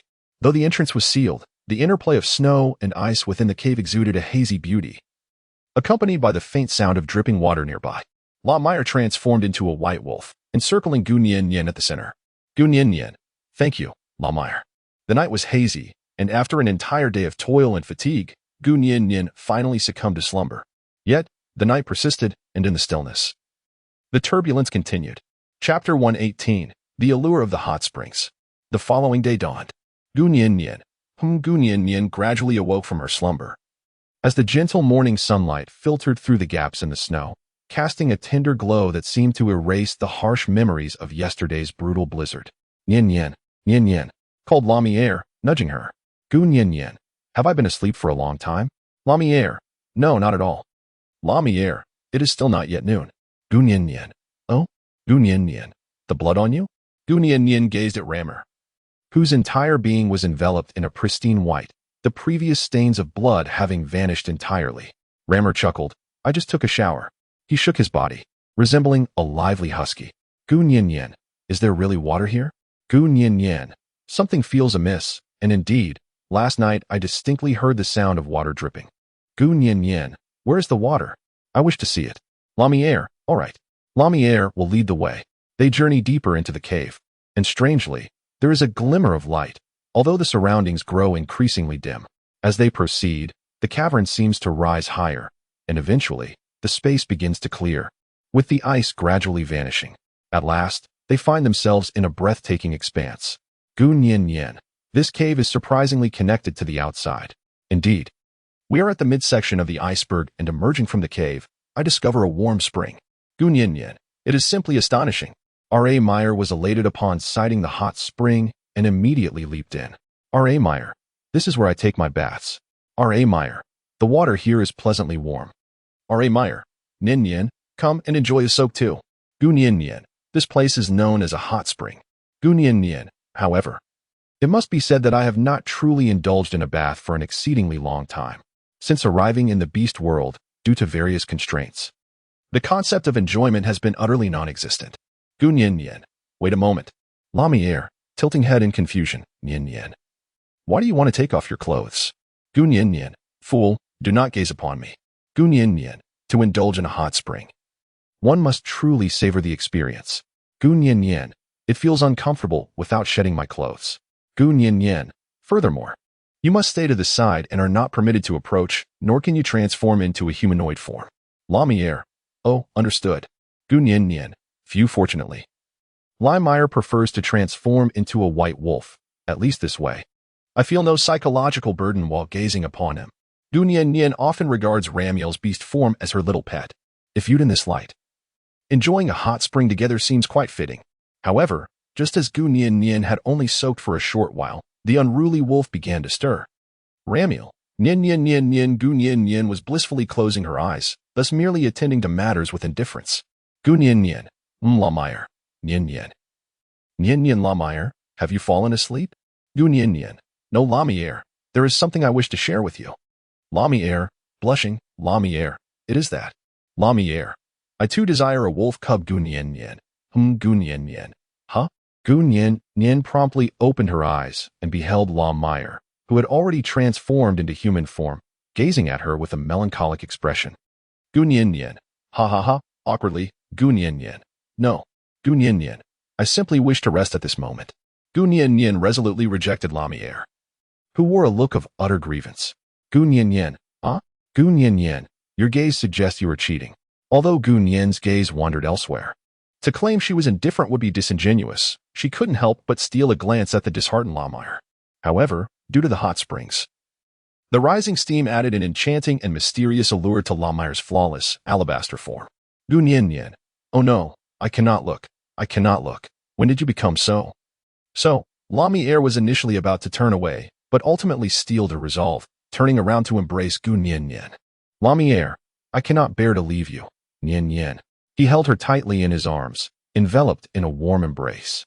Gu Nian couldn't help but blush, perhaps due to the influence of the hot spring, which invariably stirred one's emotions. Lamire, I do not wish to part from you, she said, her voice tinged with a sense of grievance. Gu Nian, I did not permit you to depart from me. Lamire, will we be together for eternity? Gu Nian, it will happen.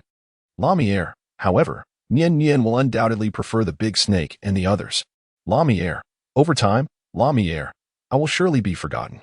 Gu Nian realized that this fellow claimed to be consumed by jealousy due to others, and yet he lacked any sense of security. However, this is the law of the beastly realm. If a female bears no mark of you upon her wrist, it is highly likely that you will be forgotten. Gu Nian, fool. Gu Nian, I shall never, ever forget you. Gu Nian gently kissed Lamire's forehead, though she had to rise on her tiptoes due to the difference in their heights. Lamire, in a fit of excitement, enveloped her entirely in his embrace. Their two fervent hearts intertwined, accompanied by gentle breaths, as they succumbed to a tender entanglement. Chapter 119, Disguised Femininity? The sun shines brightly. Gu Nian and her companions converged with the team, and the outcome was as one might predict. Due to the avalanche, the Snow Wolf Brigade suffered near total annihilation, and the three leaders were taken captive within the camp. Gu Nian, I would like to inquire why you insist on occupying this forest. Shui, there is nothing worth discussing. Gu Nian, being stubborn is not wise. Gu Nian pointed to the snow blade beside him. Gu Nian, if the injuries he sustained are not addressed promptly. Gu Nian, that leg is beyond repair. At this moment, Shuiren has already lost consciousness. According to Feng's account, although he was alone at the time, he fought valiantly to defend, which only exacerbated his injuries. Gu Nian, there is also Shui. She too has been injured. Shui, silence. Shui, you shall never comprehend the realm in which we reside. Shui, the conditions are exceedingly harsh.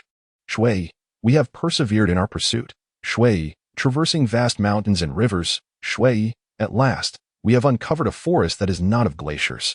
Gu Nian, how far have you traveled? Shui, I do not know. Shui, generations upon generations have been seeking a suitable environment for survival. Shui, this year's harsh winter has been particularly severe. Shui, our community is running low on food. Gu Nian, is this the reason you must invade our forest? Gu Nian, what are your thoughts? Gu Nian, why do you not seek our assistance? Gu Nian, winter is inherently a season of mutual support. We can provide sustenance for your clan. Shui, that is implausible. Shui, you cannot supply such an abundance of food. Lamire, besides us, there is also the North Sea. Lamire, they possess a vast quantity of enormous fish. We have already forged an agreement with them. Lamire, I believe you could also do so. Lamire, provided you abandon your offensive. Shui, in contemplation. Shui, perhaps what you say holds some truth. Shui, however, the Snow Wolf Kingdom will undoubtedly refuse. Shui, our king is prideful. Shui, the sole command he has issued to us is to attack and seize. Gu Nian and her companions were unaware of the current political situation within the Snow Wolf Kingdom. In order to thoroughly address this potential threat, Gu Nian resolved to undertake the journey herself. However, prior to this endeavor, there were numerous matters that required her attention. Thus, the group deliberated. And Bei Sidian inquired, "Shall I return?" Gu Nian. "Indeed. Gu Nian. These injured individuals require an escort." Bei Sidian. "Do not tell me you intend to journey to the Snow Wolf Kingdom." Gu Nian. "Ah, you are so clever, Bei Sidian." Gu Nian. "I've been discovered, flattering." Bei Sidian. "Humph. Bei Sidian, why not let the White Wolf accompany you?" La Meyer. "No. I must go to the Snow Wolf Kingdom." La Meyer. "I must do this for my father." Bei Sidian. "What about the eagle? Prince of the Eagle Tribe?" Phone. "I shall journey to the Northern Sea to negotiate matters concerning food." Prince of the Eagle Tribe. Phone.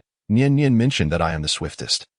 As long as the food issue is resolved, the situation in the Snow Wolf Kingdom will be under control. Gu Nian. MHM.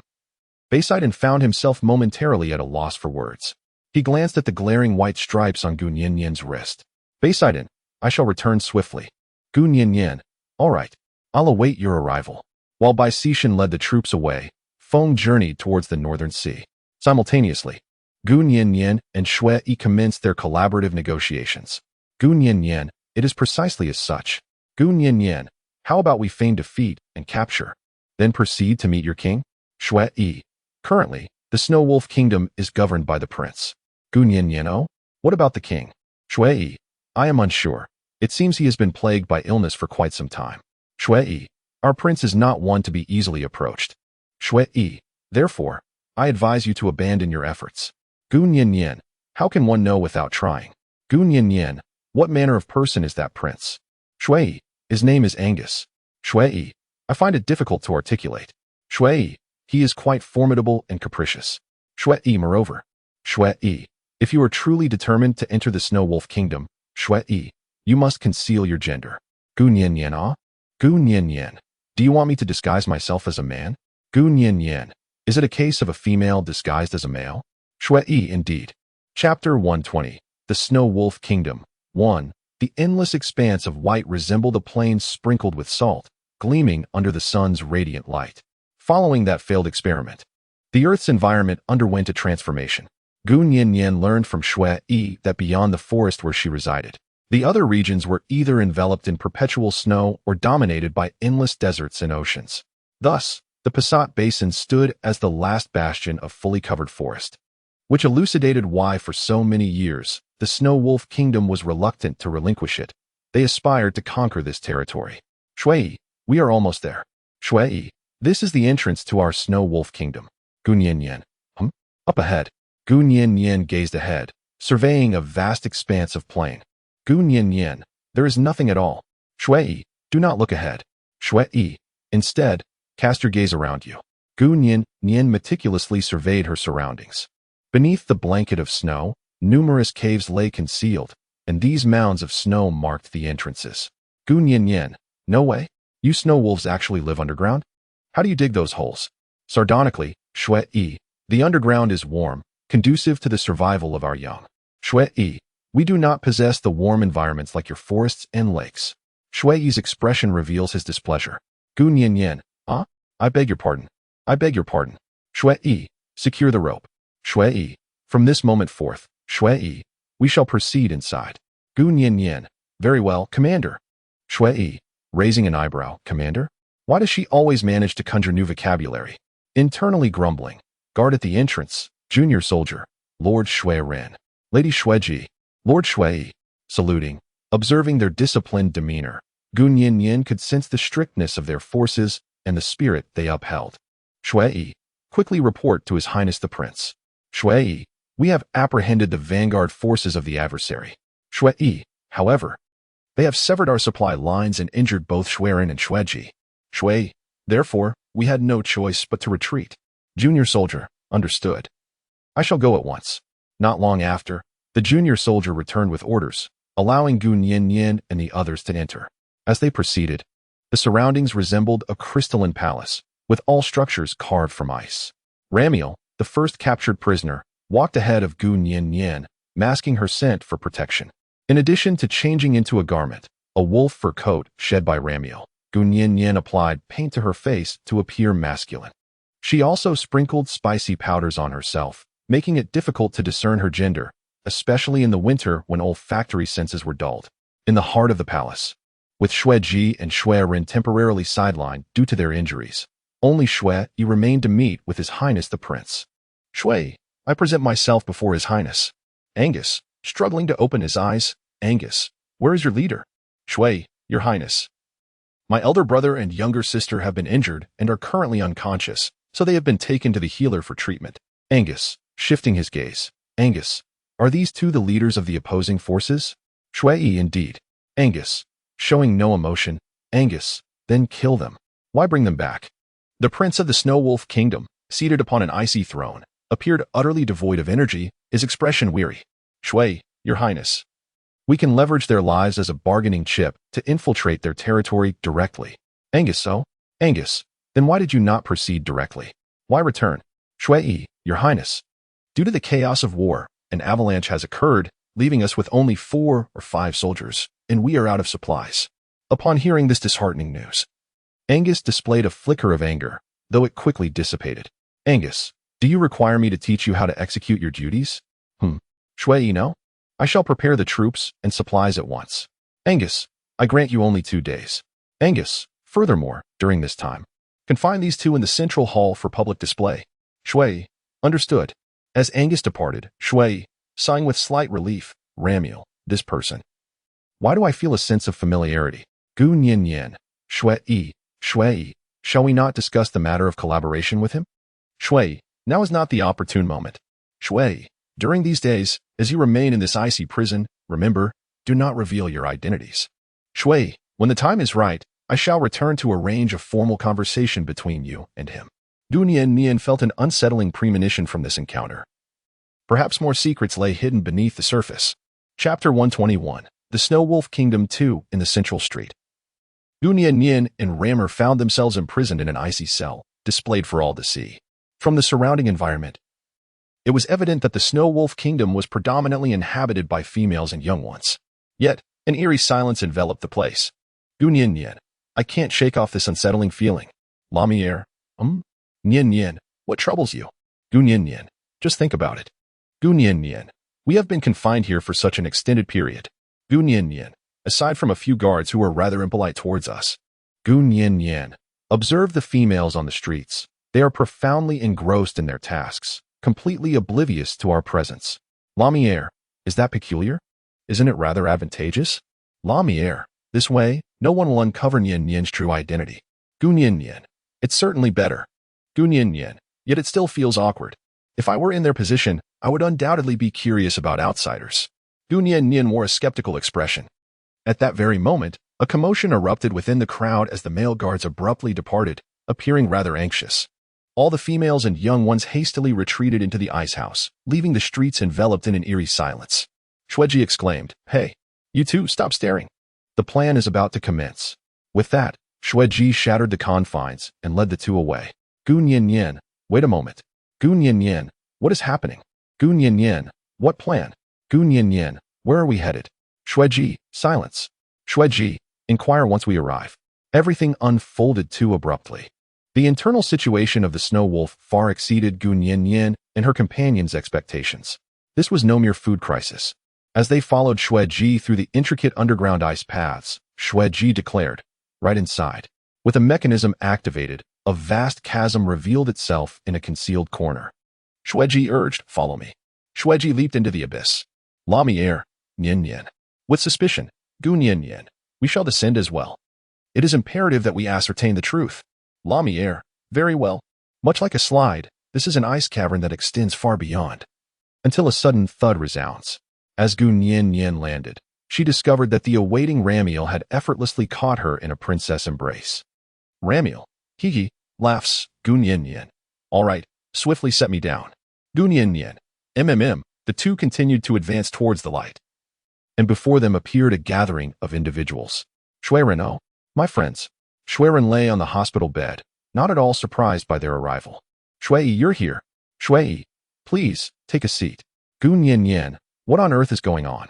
Xue Yi, I know you must be quite astonished at this moment. Shui, nevertheless, I am truly grateful to you all, Shui, for cooperating with us to bring this grand performance to fruition. Gunyan. Shui, Lawmire. Your performance on the battlefield has been remarkable, and your command displays great initiative. You have truly matured and taken on significant responsibilities. Shui, as for you, esteemed Sainus, you are an unexpected presence among us. Shui, yet it is precisely because of you that our plans have come to fruition. Gunyan. Puzzled. What plan? Shui, the offensive plan. Shui, as I mentioned before, why resort to aggression when collaboration is possible? We are equally perplexed. Shui, we once adhered completely to the king's commands. Shui, however, by Lian departed, guiding us towards a righteous path. Shui, we ventured deep into your forests, transitioning from confusion and resentment to a profound understanding of Bai Lian's noble intentions. Shui, subsequently, I and my elder brother infiltrated the inner sanctum of the kingdom. Shui, we uncovered even more terrifying secrets. They are conducting experiments using both male and female snow wolves. This seems to be an extensive tale. Shui recounted their experiences to Gunyan. Just as Gunyan had previously suspected, the number of females in this realm is indeed dwindling. Yet, what Gunyan could not fathom is that the culprits are none other than the Taya, previously mentioned by the elders. The enemy lies before us. Chapter 122, The Snow Wolf Kingdom, 3, The Lost Path. Gunyan comprehended that the tragedy of Taya and Eula was a consequence of the laws governing this world. The curse would eventually require rectification, yet that moment was not upon them. The established order of the world needed to be disrupted, albeit at the expense of certain individuals. From Shui's words, it became apparent that there existed a mysterious organization conducting experiments on the females of the Snow Wolf Kingdom, with the intent of breaking the curse. Gunyan, so you have designated this plan? Shui, indeed. Shui, in the midst of battle, we shall have the controlled orcs charge forward. Shui, simultaneously. Upon suffering defeat, we will regroup our forces and subsequently flee this place. Gunyan, however, there are still so many females. Will you not care for them? Shui, the previous plan indeed could not protect them. Shui, however, the situation is different now. Shui, with your involvement, we might dare to take a bold step and obliterate all the locations where the experiments are being conducted. Gunyan surveyed her surroundings. Noting that there were fewer than 20 unrestrained orcs alongside some frail and elderly females, Shui reassured her, stating, there is no need for concern. We need not confront them head-on. This war has already inflicted significant losses upon their combat capabilities, and the experimental site has long been excavated. It turns out that for years, they have been digging various tunnels with the intent of escaping, all the while feigning loyalty to His Highness the Prince. As former loyalists to the old king, they maintained the faith of the populace and, therefore, did not participate in the experiments. Although, as they claimed, all conditions have been met, entering recklessly would still pose a threat to one's life. Gunyan hesitated. Lawmire said, I will participate, but Nian need not. Lawmire continued, I shall uphold my father's will and take part in this endeavor. Schwerin laughed heartily, exclaiming, well done. Indeed. You are truly a child forged by 100 trials. Gunyan perceived Rammer's unwavering determination. Gunyan, I shall also participate, and concurrently, I will establish contact with the forest tribe. Gunyan, let them come as soon as possible. Lami Air, however. Gunyan, do not worry, for I shall protect you now. Gunyan, let's go, Lami Air. Lami Air, all right. Evening. Everyone is poised and ready for departure. Gunyan, is your leg all right? Schwerin, ha, it's just a minor injury. Schwerin's ability to move normally astonishes Gunyan. It seems he was deliberately feigning his incapacity to engage in battle on the battlefield. This indirectly reveals the formidable synergy among the three of them. Furthermore, her previous victory in battle was merely a tie. Gunyan silently admired the figures before her, feeling a profound respect for the valiant Snow Wolf warriors. They continued their advance through the passage, which was intricate yet eventually opened up to reveal an expansive laboratory. The space they occupied was merely a freezing prison, housing experimental subjects, while within this icy cell lay internal informants. Supporting character, Lord Shui. In surprise, Shui, what is the current situation? Supporting character, recently, the guards have nearly vanished. It seems the experiments have encountered issues, and everyone has been dispatched to the main area of the laboratory. Shui, excellent. The group concealed the passage before exiting the confinement. Supporting character, my lord, it appears they have imprisoned the current experimental subjects in a large ice cell at the forefront. Supporting character, if we can find a way to unlock the door, we can rescue them. The informant provided Shui and the others with essential information, guiding them along the designated route. Along the way, they encountered scattered guards, who were swiftly dealt with. Shui, now we shall proceed with a divided strategy. At the fork in the path, Shui took on the role of commander for this operation. Shuiji and 3 others were tasked with rescuing all nearby captives and waiting at the exit. Meanwhile, Shuiren led a portion of the group toward the large ice cell to liberate the current experimental subjects, while Shui and Gu Nianyan continued their search for the living quarters of the experimental personnel. After a brief interlude, Gu Nianyan and her companions, having taken the left path, found themselves inexplicably returned to their original position. Gu Nianyan, have we returned once more? Gu Nianyan, glancing across, why have I not seen Brother Shuiren and the others on the right path? Shui, it seems that only our team has lost its way. Shui, there must have been some mechanism triggered along the route. Shui, curse be it. We no longer have the luxury of time to linger here. Anxiously, Gu Nianyan, it's all right. I shall venture once more with Lamiel to explore the path. You all remain here and see if we can find a way to circle back. Shui, no, what if we cannot return? Gu Nianyan, we shall leave a mark. Upon our return, it will signify that there is a mechanism on the left. We will proceed from the right to rendezvous with the main force. Gu Nianyan, the absence of our return signifies that we have successfully traversed the mechanism. At that point, you may follow our path. Shui, indeed, that is a feasible approach. Shui, it will save us a considerable amount of time. Gu Nianyan, all right, I estimate that our traversal along the left lane will take about 1 cycle of the ice strip, so you all wait for this duration. Shui understood. The timekeeping in the Snow Wolf Kingdom is primarily based on their custom-made ice strips. When all the ice melts, it takes approximately 15 minutes, making a round trip precisely half an hour. The two set off. Lamier, Nian, is this how it's marked? Lamier periodically etched a checkmark on the wall. Gu Nian, indeed. Gu Nian, however, this might waste some time. Lamier, it's all right. Lamier, let us proceed this way. Having said that, Lamier transformed into a white wolf, allowing Gu Nian to mount his back. Lamier, Nian, you carve while I swiftly advance. Gu Nian, all right. Here, every second counts. Simultaneously, they remain vigilant, surveying their surroundings. Suddenly, however, Gu Nian perceives a commotion behind her. She whips around, only to discover that the wall is shifting. Gu Nian, it is a mechanism. Gu Nian, is it possible? Gu Nian lowered her head and noticed that the road beneath Ramir had become indented under the pressure of his weight. Gu Nian, so this is the trap. Gu Nian, Lamier, move towards the edge. There are traps in the central path. Lamier, understood. Landing now. Gu Nian leaned closer to the moving wall, which, perhaps due to the long-standing neglect of the mechanism, surprisingly did not align with the surrounding walls at all this time.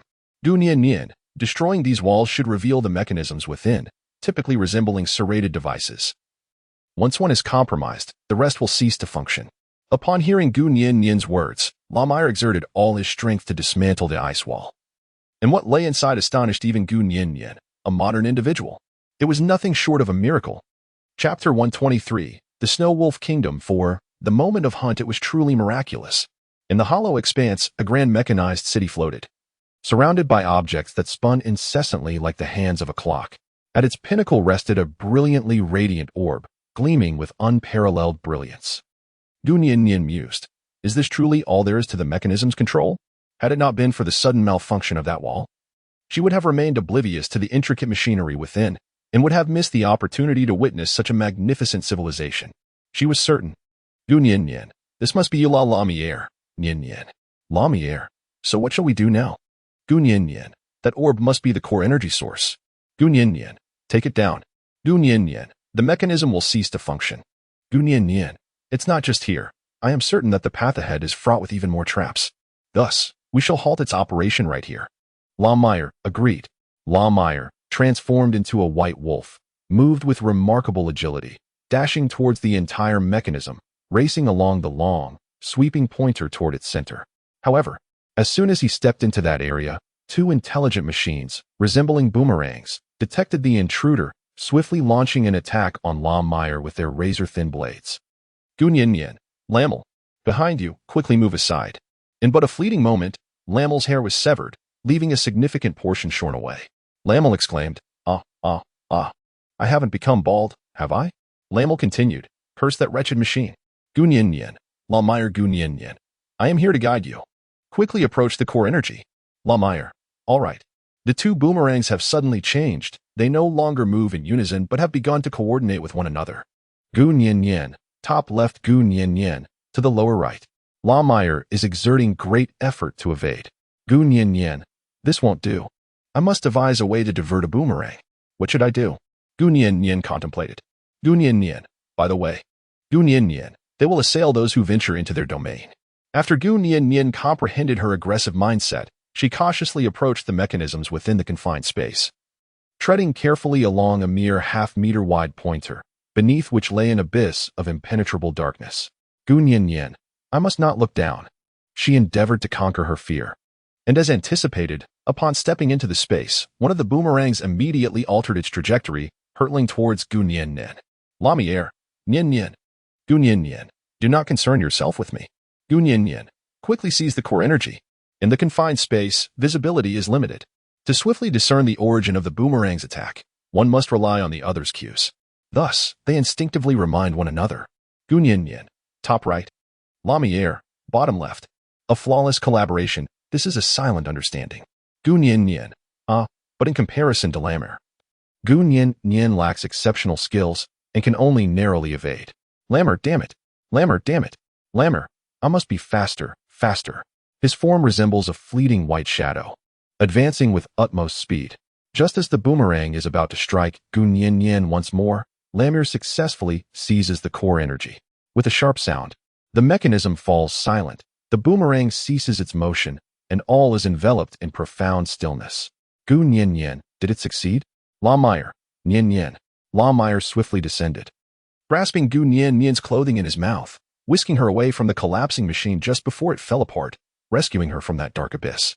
Gunyin Yin was still in a state of shock, as she suffered from acrophobia, particularly in the presence of such unfathomable depths. Even when the wind swept her away, she dared not soar too high. Are you all right? Asked Lawmire. Gunyin Yin. I feel a bit nauseous. I am so feeble. Gunyin Yin felt weak, her legs trembling. It's all right. Lamier reassured her, embracing her gently. From now on, we shall act together. If you feel afraid, just hold me tightly. Is that all right? Gunyin Yin. All right. Meanwhile, Shui Yi and the others have set off following the traces left by Gunyin Yin, while Shui Ren and his group have finally emerged from the underground trap after the mechanisms were destroyed. The two teams begin to advance, but behind them, the entire team of Shui Ji has been captured, with the exception of Shui Ji herself. Angus. I never expected this group to dare to come. Beautiful Shui Ji. Thanks to your signal, little mice, I shall commence my hunt. Chapter 124, The Snow Wolf Kingdom 5, approaching a dead end as the groups converge. The day of the shattered cage arrives. What should have been a prison for experimental subjects now houses rampaging beasts. However, unlike the super-evolution that Gunyin Yin learned about, these creatures are not particularly large, yet they have completely lost their human consciousness. The team of Shui Ren, who arrived earlier, has suffered near total annihilation. Gunyin Yin, shall we retreat? The central laboratory is right before us. Shui Ren, hesitant. Shui Ren, damn it. What kind of experiment is this? How could such a situation arise? Supporting character. My lords, he is my partner. I implore you to save him. Save him. A battered woman in the crowd pleads desperately. It is said that this male has been transformed because of her. Supporting character. They used me as a subject for their experiments. He would rather become a beast than harm me. I beg you, save him. Shui Ren, how infuriating. Shui Ren, we shall not retreat. The woman's sobs seemed to ignite the fierce resolve of all the beast men, ready to face death. Yet Gunyin Yin observed the situation unfolding unfavorably. Lamier, Nyin Yin. Lamier appeared to be attempting to awaken the power hidden within their blood. Gunyin Yin had privately researched that to master the phenomenon of superbeastification, one requires not only a resilient will but also a heart devoted to protecting one's beloved. Ultimately, the crux of the matter lies in control. Failing to harness the power within will inevitably lead to a violent eruption. Gunyin Yin, you may proceed. Gunyin Yin, having spoken her piece, handed a glass vial containing her blood to Ramiel. In her quest to master this formidable power, She had previously guided them through rigorous training. For her blood was the catalyst for awakening the super beast transformation. As Ramiel accepted the vial, it shattered, spilling crimson liquid across the ground. A colossal white wolf emerged, confronting the frenzied beast before it. The blood-induced super beast transformation was not a complete manifestation, rendering its form only partially realized. Yet, in comparison to the rampaging beast man, it possessed a slight edge in both strength and speed. With a few ferocious bites, it managed to subdue the rampaging beast man. The surrounding walls bore the marks of destruction as everyone surged toward the laboratory ahead, only to find it utterly empty. Gu Nian, is there truly no one here? Gu Nian, could it have been leaked? Shui, no, that is not the case. Shui, from the moment until now. Shui, it has hardly been a long time. Shui, if there was a leak, it would have occurred from the very beginning. A tremendous noise erupted from behind. Angus, absolutely correct. Angus, everything you have done is utterly in vain. Angus, because she is here. Emerging behind Angus was Shueji. Shuiren, Shueji, what are you doing? Shueji, I have stated before, Shueji, I shall not forgive Bai Lian. Shueji, therefore, I will annihilate everything he holds dear. That terrifying vengeance and hatred could not be halted from the outset. Shuiren, do you wish for the entire Shui wolf clan to accompany you to the grave? Angrily, Shueji remained silent, not responding. Angus, haha. Angus, your statement is misguided. Angus, our clan reveres the goddess. Angus, the experiments I have conducted are by the decree of the Divine Lady. Angus, we must see this through to the end. Gu Nian, the Divine Lady you speak of? Gu Nian, yet, from the Tia Basin? After these past few days of understanding, coupled with my previous encounters with the barbarian bull tribe, it seems that all who worship Yura remain oblivious to her true name. She has always been referred to as the Lady of the Tia Goddess or the Lady Witch. Her allure exploits human ambition, continuously initiating experiments. Angus, with a grave expression, Angus, how did you come to know this? Gu Nian, I am acquainted with that esteemed individual. Gu Nian, yet, she is not a divine maiden. Gu Nian, moreover, her experiment will only lead to the annihilation of your kind. I am uncertain of the promises she has made to you. Gu Nian, but please, be more aware. Gu Nian, observe the well-being of her subjects. Gu Nian, I have been utterly tormented into a beast. Angus, hush. Angus suddenly fell silent. Angus, did you hear that? Angus, the Divine Lady claims you are lying.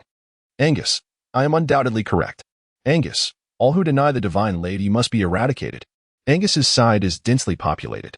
While Gu Nian and her companions find themselves encircled in the central laboratory, accompanied by a group of beast men who have suffered from experimentation. It is evident that the weak and the ill are present. This is a hopeless game. Chapter 125, The Snow Wolf Kingdom 6, Brutal Experiments Undoubtedly. The group has been captured, yet Angus does not harbor immediate intentions of executing them.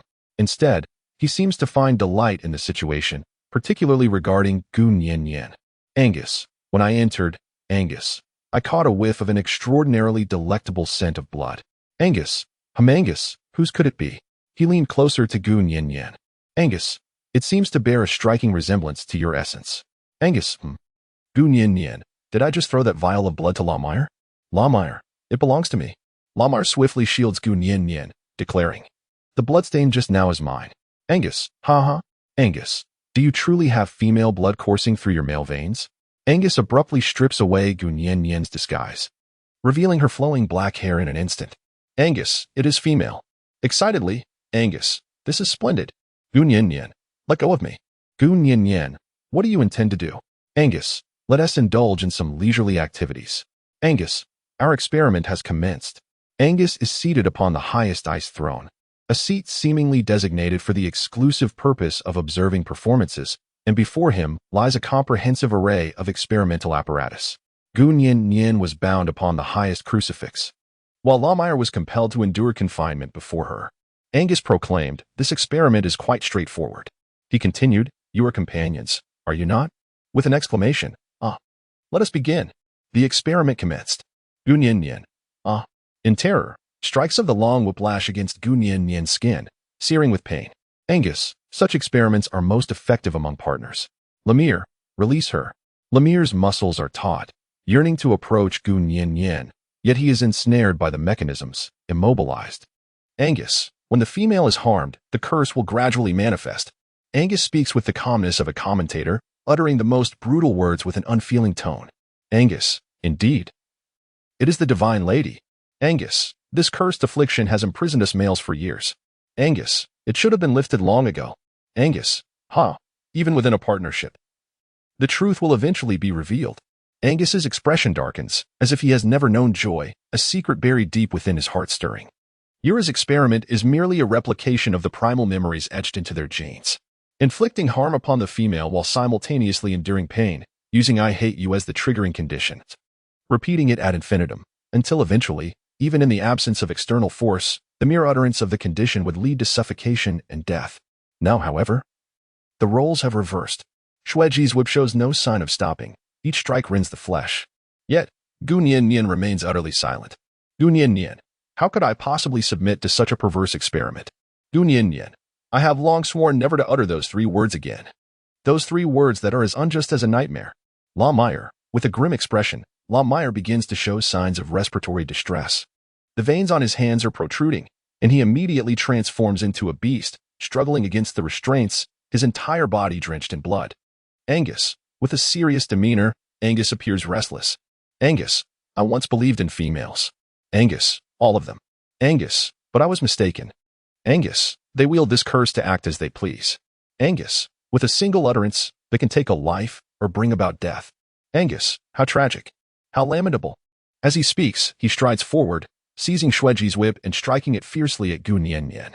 Yet, being male, the backlash of his actions also inflicts pain upon him, though not as severely due to the absence of a partner bond. Angus, infuriating. Speak. Angus, tell that person. Angus, utter those 3 words.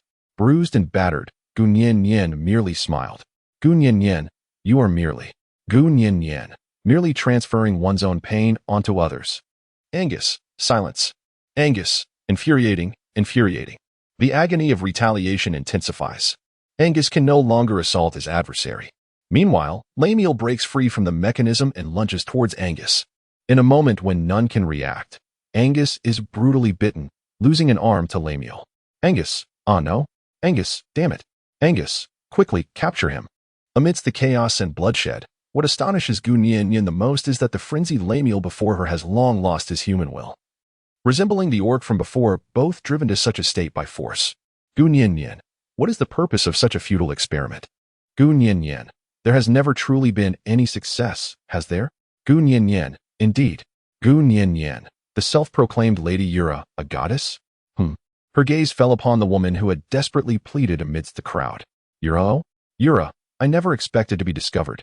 Smirking, Chapter 126, The Snow Wolf Kingdom, 7. I wish to converse with you. Yura, I am quite curious about how you uncovered my presence. Calm and unhurried. Yura approached Gu Nian. Yura, I am eager to know.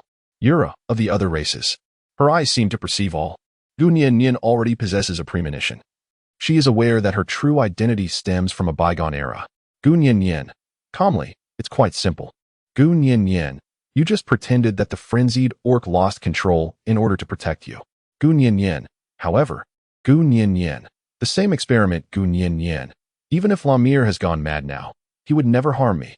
Gu Nian endeavored to straighten her posture. As Lamir approached, she leaned against him, even though he had already lost control. The crimson eyes of the white wolf and its enormous fangs glared menacingly at those around them, as if awaiting a command from Gu Nian. Gu Nian, yet you, that frenzied beast man, have relentlessly assailed you. Gu Nian, why? Gu Nian, if my conjecture is not mistaken. Gu Nian, previously, the mechanism we encountered led you to certain revelations, while at that moment, you were inflicting torment upon the female subject, even to the extent of torturing her to death, solely to witness the effects of your experiment firsthand. Gu Nian, I realized it the moment I was bound to the cross. Gu Nian, the sin of fresh blood. Gu Nian, it is precisely what was just left behind. Yula, ha. Yula, indeed, clever. Yula, a person from a distant time and space. Yula helped Angus to his feet, taking her time before taking any action. Yula, what do you think of my experiment? Gu Nian, me? Gu Nian was utterly perplexed as to why this person was questioning her. Yula remarked, yes, I am eager to hear your thoughts. Is it not so? In your era, The implication of Yula's words was abundantly clear. She was indeed aware of Gu Nianyan's true identity. Gu Nianyan, it seems I can only buy some time for now. Gu Nianyan, this experiment has yielded no results whatsoever. Gu Nianyan, surely. You are aware of this. Yula, smiling. Yula, indeed, this experiment is far from perfect, as it relies solely on temporary suggestions. Yula, however, do you know? Yula, I dedicated several years to conducting another experiment. Yula, I initiated psychological suggestions on male orcs right after their birth, instilling in them an incessant intent to attack females. Yula, guess what? All my subjects were filled with animosity towards females, yet they exhibited no physical repercussions. In Gu Nianyan's eyes, Yula appeared irredeemable, and her mention of the experiment evoked memories of her experiences with the barbarian bull tribe. Gu Nianyan, Carl, is it you from this experiment? Yula, so you have already met. Gu Nianyan, yet you have also faced defeat. Gu Nianyan, capable of harboring aggressive intentions towards the feminine yet still unable to escape those three words. Gu Nianyan, they have perished, paying the price for their actions. Yula, smiling, indeed. Yula, I have failed in both my experiments, utterly failing to achieve the desired results. Yula, yet, Doctor. Mingming's notes assert otherwise. Yula, continuous psychological suggestion, over and over, but why does it not yield success? Angry. Yula, however, today I encountered you. No. I should say I have long been aware of your existence. Yula, thus, I have always wished to utilize you for an experiment. Yula, nevertheless, today is not an opportune moment. Time is too limited, and I have not provided your partner with sufficient psychological suggestion. Gu Nianyan has just realized that nothing is merely coincidental. Yula declared, I have decided to enhance the experiment today. She attempted to approach Gu Nianyan, but was deterred by the fierce demeanor of La Meyer, causing her to retreat. Ah, Yula exclaimed, this little dog is truly a nuisance. Shueji, restrain him. I wish to speak with this individual personally. Shueji hesitated, confronted by a former comrade, and suddenly felt a pang of guilt. But I can never forgive Bai Lian. The hatred within her surged once more. She aimed to use her whip to distance the frenzied La Meyer, yet unexpectedly, La Meyer's wolf-like fangs shattered the whip. Refusing to budge an inch from Gu Nianyan, even with blood streaming from his mouth. Gu Nianyan, Ramiel, the wolf and the girl, before the crucifix of execution. Drenched in blood, with no one daring to approach. Time stands still as both sides are locked in a standoff. Yula laughs. Yula, I Yula, despise Yula, you. Yula curses at the frenzied Ramiel. Yula, alas, what a waste of a loyal hound. Gu Nianyan, hee. Gu Nianyan, is that so? Gu Nianyan, perhaps not at all. Yula what? Chapter 127, The Snow Wolf Kingdom. 8. Epilogue. This marks the second instance of Ramir's beast transformation. None, not even Yula, anticipated that the curse would have no effect. Transformed into a colossal white wolf, Rammer caused the very ground beneath to tremble. In this moment, Rammer had regained consciousness, swiftly annihilating nearly all of the adversaries. Amidst the chaos, Yula had no choice but to retreat. Yula, Gu Nianyan. The time-space tunnel is about to open. How will you choose then? She left her final words. Gu Nianyan, a time-space tunnel. Gu Nianyan, do you know the way to open it? Yura, ha ha ha. We shall meet again. The ground shattered, collapsing, everything turned to nothingness. Because the ramifications were vast, the entire Snow Wolf Kingdom was nearly buried, beyond the snowy expanse. Gu Nianyan, Lamier. Lamier, Nian. I have managed to control myself. Lamier, am I not being very obedient? Gu Nianyan, yes, sobbing. Gu Nianyan, Lamier is the most obedient. The most obedient. However, he did not hear her voice. He only beheld her safety and tranquility. His vision blurred, and everything around him faded into a stark whiteness. He could only see Gu Nianyan anxiously embracing him, shouting something. He noticed the wounds adorning her body and wished to lift a finger to wipe them away. Yet he found himself utterly unable to move. Lamier, Nian, I am so weary. Almost simultaneously, one succumbed to unconsciousness due to the beastification, while the other drifted into slumber, overwhelmed by emotions and injuries. In the blink of an eye, more than half a month had passed. Gu Nianyan. Awakening. Gu Nianyan. Lamir, where are you? Bai Se Dian, raising an eyebrow. You should at least care for yourself. Bai Se Dian, looking haggard, let out a long sigh and suddenly broke into a smile. He embraced Gu Nianyan, his tone gentle. Bai Se Dian, welcome back. Gu Nianyan. Bai Se Dian. By Sidian, ahem, he is fine. Lamir is recovering faster than you. By Sidian tilted his body slightly, allowing her to glimpse behind. It was at that moment she realized that everyone was gathered there. Lamir, Yin Yin, Yin Yin, Boohoo. Embracing, Yin Shan, Yin Yin. Jin Xian, Boohoo, Yin Yin. Gu Zhi, sister-in-law, Boohoo. Che Kameya, it's wonderful that you have finally awakened. Tiger King, Che Kasi, oh ho. Striking a cool pose, Tang Tang, sister Yin Yin. Elder Monkey, Holy Lady, Sai Bai Ya, nodding in acknowledgement. Everyone was eagerly anticipating her awakening, and as her gaze swept across the room, she was filled with profound emotion. Gun Yin Yin. Feng stood at the periphery, as quietly as ever. Upon hearing Gun Yin Yin call his name, a look of utter astonishment spread across his face. Gun Yin Yin, and everyone else. Gun Yin Yin, I am truly sorry. I have caused you all great concern. Sobbing, this is unprecedented. The most unrestrained moment of Gun Yin Yin's tears marked the time when she completely shed her facade. She finally found her most cherished friends and her beloved. In the ensuing days, all governmental affairs were managed by Sidian. Following the internal collapse of the Snow Wolf Nation, Shui took charge, rescuing the imprisoned king. Although the king was barely clinging to life upon their arrival, Angus had departed alongside Yura. With many defectors to Yura leaving, the nation was left severely weakened. Consequently, the old king, after meeting with Ramiel, decided to entrust the future of the Snow Wolf Kingdom to him. For he and Bai Lian had once been the closest of brothers. Initially, he had sought to prevent Bai Lian's departure, but one day, Bai Lian privately met with him, carrying the newly born Ramiel. They had long since shed their youthful belligerence, engaging in heartfelt conversation and finally laying aside their grievances. Yet that same year, Yura deceived the Snow Wolf Nation, gaining his trust only to imprison him, subsequently seizing control of the national government and expanding her dominion. Meanwhile, her influence led her child, Angus, to deify her. Decades later, as the old king approached death, he glimpsed the azure sky above the snowy landscape and the son of an old friend. In that moment, he sincerely hoped that Ramiel would lead their people towards prosperity. Subsequently, under Ramiel's guidance, Shui led the tribe in revitalizing their homeland. While he forged a pact with the merfolk, promising increased food aid during their times of hardship. Over the years, the Snow Wolf had adapted to their frigid environment. So Ramiel did not insist on their departure. Regarding the fate of Shui, although she was a sinner, her crimes did not warrant death. When she had lashed Gun Yin Yin, she had employed her skills without inflicting fatal harm, merely causing superficial injuries. Therefore, Ramiel decided to allow Gun Yin Yin to determine her fate. Gun Yin Yin, so this is how it is. Gun Yin Yin, Gun Yin Yin. I have suddenly realized that everyone seems to be more capable than I am. Gun Yin Yin, have I also retired early? Hee. Gun Yin Yin marveled at Lamir's growth and acknowledged everyone's efforts. Lamir said, you should have rested long ago. He continued, Yin Yin. Did you not mention that there is a tradition of honeymooning in your place? Shall we go together? Sishan retorted, foolish dog.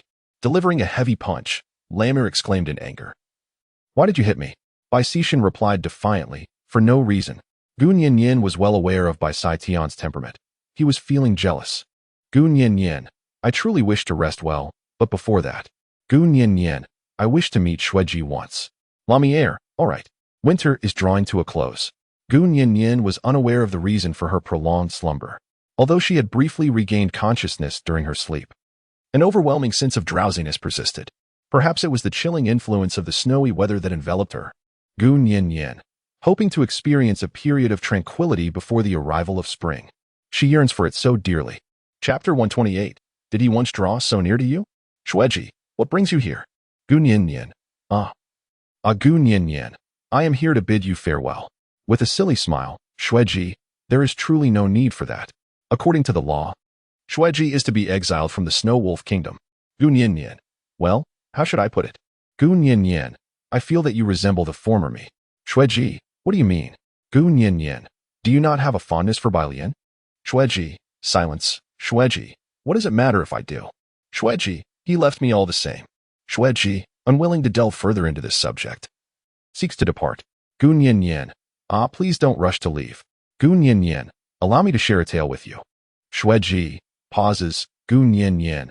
I once held a profound affection for a particular gentleman, a true embodiment of masculinity. Gun Yin Yin. Yet we had hoped to be together in this moment. Gu Nian Yin. She even contemplated the future home, pondering the names of her little ones, and so forth. Gu Nian Yin. But can you guess what happened in the end? Gu Nian Yin, the one who once vowed to grant me a lifetime of holding hands with him, has ultimately departed. Shueji. In deep thought, Gu Nian Yin. At that time, I was just like you, endlessly imagining his return, even seeking shards of glass in my memories to consume. Gu Nian Yin. In the 4 years since our separation, I have constantly thought of him. Shueji. And then? Shueji is touched. Gu Nian Yin. Reality is not a fairy tale. Gu Nian Yin. From this moment on, there shall be no more encounters. Gu Nian Yin. All my memories remain suspended in the past 4 years. Gu Nian Yin. Just like you. Gu Nian Yin. Your memories of Bai Lian are merely reminiscences. Gu Nian Yin. Moreover, you are far better than I. Should you lose what you have attained one day, the anguish would be unbearable. Gu Nian Yin. And you, having never received it, need not ponder the what-ifs. What if I had acted differently at that moment? Would that person have loved me? Gu Nian Yin. In this world, there are no what-ifs, Shueji. Yet, I loathe him. Gu Nian Yin. That is because you love deeply. Gu Nian Yin. Humanity tends to yearn for that which eludes them, often conjuring ideal circumstances in their longing. Gu Nian Yin. However, I hope you can set aside your illusions when you reminisce. Gu Nian Yin. Perhaps he has never truly cared about you, or rather, Gu Nian Yin. From the very beginning, you were merely ordinary friends. Gu Nian Yin. Tossing and turning is merely a figment of one's own imagination. Shueji. Friends, are we? Shueji. Shueji. I clearly adore him so much. Shueji. I would willingly do anything for him. Shueji. Anything at all. Gu Nian Yin. Yet he has long since departed. Gu Nian Yin. We are merely moved by our own sentiments. Gu Nian Yin. Snow Princess Gu Nian Yin. Take a good look at the people around you. Gu Nian Yin. Perhaps in some unnoticed corner. Gu Nian Yin. There are also those who secretly observe you, gazing upon you. Gu Nian Yin smiled gently, for she was aware that the taciturn individual was discreetly observing his beloved from behind the trees. What about the people around? Snowji inquired. Gu Nian Yin. Smiles. Gu Nian Yin. Indeed. The story has no conclusion. Rather, it is only just beginning. Gu Nian Yin did not express her thoughts explicitly. She neither focused on staying nor leaving. However, the news that later emerged indicated that Xu Elong was living peacefully and happily in the homeland, within the realm of beast men. Bai Dian questioned, "Where have you wandered off to this time?" His towering figure obstructed Gu Nian Yin's path. Gu Nian Yin. Not at all. Gu Nian Yin. I ventured to the Snow Wolf Kingdom with the wind to visit an old friend. Ahaha. Bai Dian. Who is that male? Sunder a face. Gu Nian Yin. Which one? Bai Dian. Ahem, that one. Gu Nian Yin. Which one? Eagle Clan Prince. Wind. The one who left you. With a single utterance, Feng revealed the truth. He too was deeply concerned, yet concealed his own emotions. Gu Nian Yin. Ah? Gu Nian Yin. You two were eavesdropping. Pouting. Bai Dian. Eavesdropping on what? I certainly did not run around playing dumb. Gu Nian Yin. Gu Nian Yin, who had just been fuming with anger, suddenly shifted her expression. Gu Nian Yin. Gu Nian Yin. After all, this is hardly a secret. Gu Nian Yin. I indeed had an overwhelming affection for a male, one that even ascended to the realm of love. Upon hearing her response, Bai Zidian furrowed his brow, a sense of unease washing over him, accompanied by a hint of anger. Gu Nian Yin. Ah, Bai Xishan, what has happened to you? Gu Nian Yin. Why are you suddenly leaning in so close? Gu Nian Yin was taken aback as his profound gaze fixed intently upon her, while she continually averted her eyes, feeling increasingly uneasy. Gu Nian Yin. Why is my heart racing so fast? A faint blush even graces her cheeks. Bai Dian. Gu Nian Yin. Gu Nian Yin. Bai Dian suddenly became serious. Bai Dian. Has he ever been so close to you? As the words fell, his lips brushed against hers, and the entire world fell silent. Chapter 129. The Festival. As he withdrew, a certain girl remained enraptured by her burgeoning feelings. Bai Dian. Smiling, Bai Dian gazed at her in a daze, and with a sudden motion, his right hand reached out to touzle her hair playfully. Gu Nian Yin. Ah? Gu Nian Yin. Please, stop it. Gu Nian Yin. I am already quite short as it is. Gu Nian Yin. If you touch me again, I won't grow any taller. Bai Dian. Just the right amount. With another motion, Bai Dian lifted the girl with a bird's nest atop her head onto his back. Bai Dian. It's best if I carry you. Perhaps at some moment, or perhaps long ago. Gu Nian Yin must have already been enchanted. She is fond of this moment, where he displays both a haughty demeanor yet exudes a gentle charm. Gun Yin Yin, then I must give it some thought. By Sidian. Gun Yin Yin. I wonder how long I should have you bear this burden. By Sidian. Blushing. By Sidian. For a lifetime. Softly. Gun Yin Yin. I have heard it. By Sidian. Blushing. They have long understood each other without words. Of course, all of this falls under the watchful gaze of the wind hidden among the trees. Perhaps there will always be a moment when he dares not take that step, paralyzed by fear. He glanced at the mark on his neck, silently folding his wings and concealing himself within the forest. The following day, Gun Yin Nian finally found some time to rest these days. With the presence of Yin Shan, she did not need to exert much effort in caring for the young ones. The snake eggs were nestled in a warm cave, slumbering alongside Fei Mo. However, the tranquility of such peaceful days often gives rise to wandering thoughts. Gun Yin Nian would forever remember the words left behind by Yula. The time tunnel is about to open. Gun Yin Nian. Black Ling shirt? Gun Yin Nian. By Ling Stone? She furrowed her brow in distress. There were two reasons for her concern. Firstly, the Minute Dam. The original site of the magnetic stone discovery was too distant. A journey there would necessitate provisions and equipment. Secondly, early spring was an ominous season, rapidly approaching. Gun Yin Nian had previously instructed Lan Li to gather materials for medicinal preparations to guard against the diseases that often plague this time of year. In this era, once infectious diseases ran rampant, fragile races faced annihilation. The doctor's notes chronicled several instances of epidemics, during which he had prepared various remedies. However, Gun Yin Nian was not versed in the sciences and was utterly ignorant in this regard. She would still need Lan Li's assistance. Lan Li had not returned for quite some time, having been in search of materials. Just as she was deep in thought, yet another troubling matter arose. Gun Yin Yin, will you allow me to participate? Prince of the Eagle Clan. Feng. Indeed. Prince of the Eagle Clan. Feng. They mentioned a meeting regarding the forest plans for the upcoming year. Gun Yin Yin. I have heard that this region holds an important festival every winter, reminiscent of the traditional New Year celebrations. However, the most significant aspect of the festival is the reports presented by each tribe regarding their overall situation, followed by the elders' formulation of plans for the coming year. Yet, Gun Yin Nian had long since declined participation, believing herself incapable of overseeing the entire forest, instead opting to establish a modest tribe of her own. If the future plans for the entire forest region rested upon her shoulders, she feared her long locks would be at risk. Gun Yin Yin, bald head Gun Yin Yin, the balding prince of the Eagle tribe. Feng. They say the rules have changed this time. The prince of the Eagle tribe. Feng. It was discussed by the entire Six-Star Conference. The prince of the Eagle tribe. Feng. Furthermore, considering your unfamiliarity with the various tribes, Gun Yin Yin, the prince of the Eagle tribe. Feng. Will compile relevant information about the tribes into a document beforehand. The prince of the Eagle tribe. Feng. The monkey clan is responsible for this matter. Gun Yin Yin. Wow. Gun Yin Yin. This consideration is truly meticulous. Gun Yin Yin pondered for a moment and recalled Che Kusi, with his utterly shameless expression. Though infuriating, it was also somewhat endearing. Eagle Clan Prince. Feng. Yin Yin.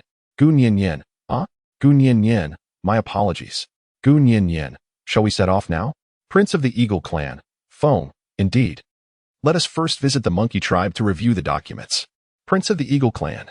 Feng. The festival will be held in 3 days. Gun Yin Yin. Very well. The wind carried Gun Yin Yin away towards the monkey tribe, yet their conversation was overheard by the 3 little ones. Lapupu? A festival? Lapupu. Lapupu. It is indeed a festival. With delight. Landy. Andy is also aware. Landy. There will be performances. Lapupu. Exactly. Lapupu. And an abundance of delectable treats. Larsiu. There will also be duels.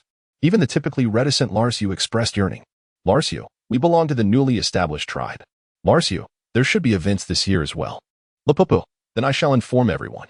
Scurries away. Landy. Andy will join too. Cheerfully, it seems that the once somber forest may soon welcome a more vibrant and lively tomorrow. Yet beneath the tranquil surface, shadows loom. Prior to the festival, an unsettling force began to stir within the woods. Chapter 130. The nearsighted boy monkey tribe. The wind brought Gun Yin Yin as promised to the monkey tribe. Elder of the monkeys, Lady Saint. Gun Yin Yin. Greetings, Elder. The great elder leads the way as they arrive at the grandest treehouse. Ever since Gun Yin Yin's method of papermaking was implemented, wooden boards for record keeping have transitioned to paper, meticulously bound with thread, resulting in an immense workload. Upon entering the archive room, a young boy with yellow hair is dazedly organizing documents. Wumu. Who are you? Staring, Monkey Elder. Wumu. Monkey Elder. This is the Holy Maiden. Wumu. Approaching Gunyin. Ha ha ha. Gunyin. My name is Gunyin. The boy gazes intently, making a diligent effort to observe. Wumu. Oh. I know you. Wumu. However, this is our first meeting. Wumu. Greetings. Wumu.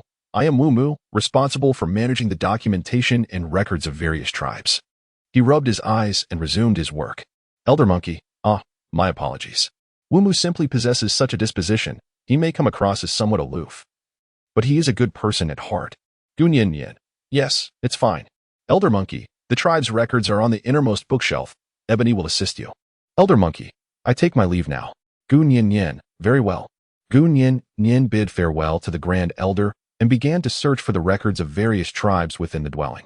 No, Yuwood interjected. It is this bookshelf. He continued. It is the fourth shelf, specifically the 13th book from the left. Yuwood's documentation was remarkably orderly and comprehensive. Gunyin. It seems he is truly well suited for this role. Even Gunyin couldn't help but admire his diligence. Wumu. Here, this is for you. Gunyin. Thank you very much. After Wumu departed, I began the task of organizing the documents once again. Gunyin began her solitary study of the book, which, though not voluminous, contained records solely from this year. Nevertheless, it was evident from the contents that the Tiger clan continued to hold a dominant position.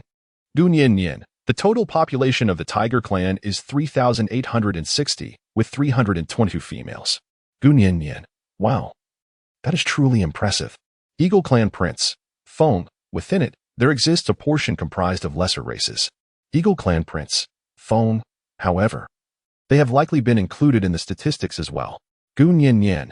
Indeed, I encountered the Fox clan last time.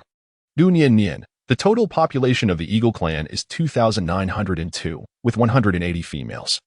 Gunyin. The Wind Gunyin. Your clan ranks second. Eagle clan prince. Phone. Indeed. Gunyin. The total population of the Monkey clan is 1,999, with females. Well, the number of females is rather scarce, only 98. Gunyin. What is going on? Wumu. It is due to the high mortality rate among our female infant monkeys, Wumu suddenly replied. Wumu. I have been examining the records of the infants born in recent years. Wumu. Just last year, over half of the infants succumbed to a particular disease. Gunyin suddenly became attentive. Gunyin. What kind of illness is it? Wumu. It is quite complex. The records indicate that the typical symptoms include a pervasive chill throughout the body, which is often accompanied by sudden high fever and sweating. Wumu. The most common infections occur in the young, and the highest mortality rate is observed among female juveniles. Gunyin. It seems that this ailment requires further investigation. Gunyin. So, when does the illness manifest most frequently? Wumu. Generally in the spring. Wumu. Thus, we elders are quite troubled by this matter. Wumu. Our king has been seeking herbs in distant lands for the past few years. Wumu. We hope to discover a remedy. Gunyin. So it is. Gunyin. No wonder I have never encountered your king. Gunyin. However, logically speaking, why didn't we consult the relic elder last year? Wumu. The specifics remain unclear. Wumu. Wang sought him out before departing. Gunyin. Oh. Gunyin resolutely decided that when the illness struck, she would certainly seek assistance from the little book for treatment. Prince Feng of the Eagle clan exclaimed, Nyin. These are from the Leopard clan, as well as our own, the Lion clan, and others. Foam handed the final page to Gunyin. Gunyin. Gunyin. Such a multitude. Gunyin. How scarce it is. The majority of the Leopard clan has been taken away, leaving only the elderly, the weak, and the infirm. Thus, the situation mirrors that of the Orc Kingdom, where numbers are similarly diminished. Even more alarming is that the Lion clan is still just a solitary individual compared to the formidable Saidi and Gunyin. By the way, Gunyin, Ebony Gunyin, the hometown of Jiakaximu also has a leopard tribe. Are we not going to tally them? Wumu, the situation over there is quite unique. Wumu, they are not on good terms with us. Gunyin. Oh. Gunyin. It turns out to be an adversarial relationship. Wumu, indeed, and they have placed their tribe under the jurisdiction of the Desert Hill region. Wumu, from time to time, they also harass the border areas. Gunyin. It seems that we must enhance our military capabilities. Gu Nian had already conceived numerous proposals in her mind. As dusk fell, she continued to delve into various legends surrounding the forest, as well as past calamities. She meticulously gathered information about the hostile and amicable relations among the tribes on the periphery of the forest. The Snow Wolf Kingdom to the south had achieved a reconciliation, and the Oceanic Merfolk to the east had engaged in collaboration. Presently, the primary adversaries remained to the west and north. Gu Nian, on this foundation, resolved to dispatch individuals to chart the forest map. She enumerated the tasks at hand to prepare for her address at the forest assembly. Prince Feng of the Eagle clan remarked, "It is already quite late." Gu Nian, "Well, let us return." Wumu, bump. Wumu, I apologize. Wumu, it is too dark. With a large bump on his head, Wumu chuckled foolishly. Yet, Gu Nian felt a deeper sense of sorrow. The entire forest was devoid of nighttime illumination, and it was evident that Wumu suffered from nearsightedness. In this case, many within the forest bore physical imperfections, and Gu Nian had even greater responsibilities to undertake. Gu Nian, Ebony. Gu Nian suddenly spoke with utmost seriousness. Gu Nian, please grant me some time. Gu Nian, I shall undoubtedly enhance the conditions here. Wumu, huh? In confusion, Gu Nian's resolve is not merely a fleeting impulse. She possesses an urgent desire and a profound sense of responsibility towards the entire forest. Chapter 131. The Sudden Incident. The festival commences as scheduled. It is daytime, and the outdoors are bustling with activity as everyone prepares the materials for the celebration. However, within the conference room at the heart of the ruins, an eerie silence prevails. Given the shift in circumstances, the Leopard clan and the Eagle clan are, in principle, now aligned with Gu Nian and her companions. Coupled with the neutrality of the Monkey tribe, the current six-star conference evidently marks a confrontation between Gu Nian and the Tiger clan. Gu Nian, has Chex not arrived yet? The spacious conference room awaits only his presence. Erda, I apologize. I was occupied with tribal matters this morning, hence my delayed arrival. Gu Nian, matters of the tribe? Gu Nian, indeed, managing so many people keeps him quite occupied, though he always appears leisurely on the surface. Tiger King, check easy. Hey, Tiger King, check easy. Are you speaking of me? Gu Nian, how fortuitous that the one we speak of has arrived just as we mention them. Gu Nian, of course. Gu Nian, we are just missing you. Tiger King, Chex, all right. Tiger King, Chex, I shall be brief. Tiger King, Chex, this year, I trust everyone has observed the circumstances of each tribe. Tiger King, Chex, thus. The pressing issue facing our Tiger clan is, Tiger King, Chex, our territory is woefully insufficient. Tiger King, Chex, alas. Sighs deeply, Tiger King, Chex, it is essential to acknowledge that such a small expanse of land cannot accommodate our increasing number of clansmen. Tiger King, Chex, after all, our population continues to grow. Gu Nian, the issue of territory cannot be altered lightly. Tiger King, Chicas, indeed. Tiger King, Chicas, I am well aware of that. Tiger King, Chicas, I merely wish to propose. Elder Monkey, then I shall speak on behalf of our king. Elder Monkey, allow me to briefly address the concerns of the Monkey tribe. Elder Monkey, firstly, there is a scarcity of females, and secondly, there are health issues.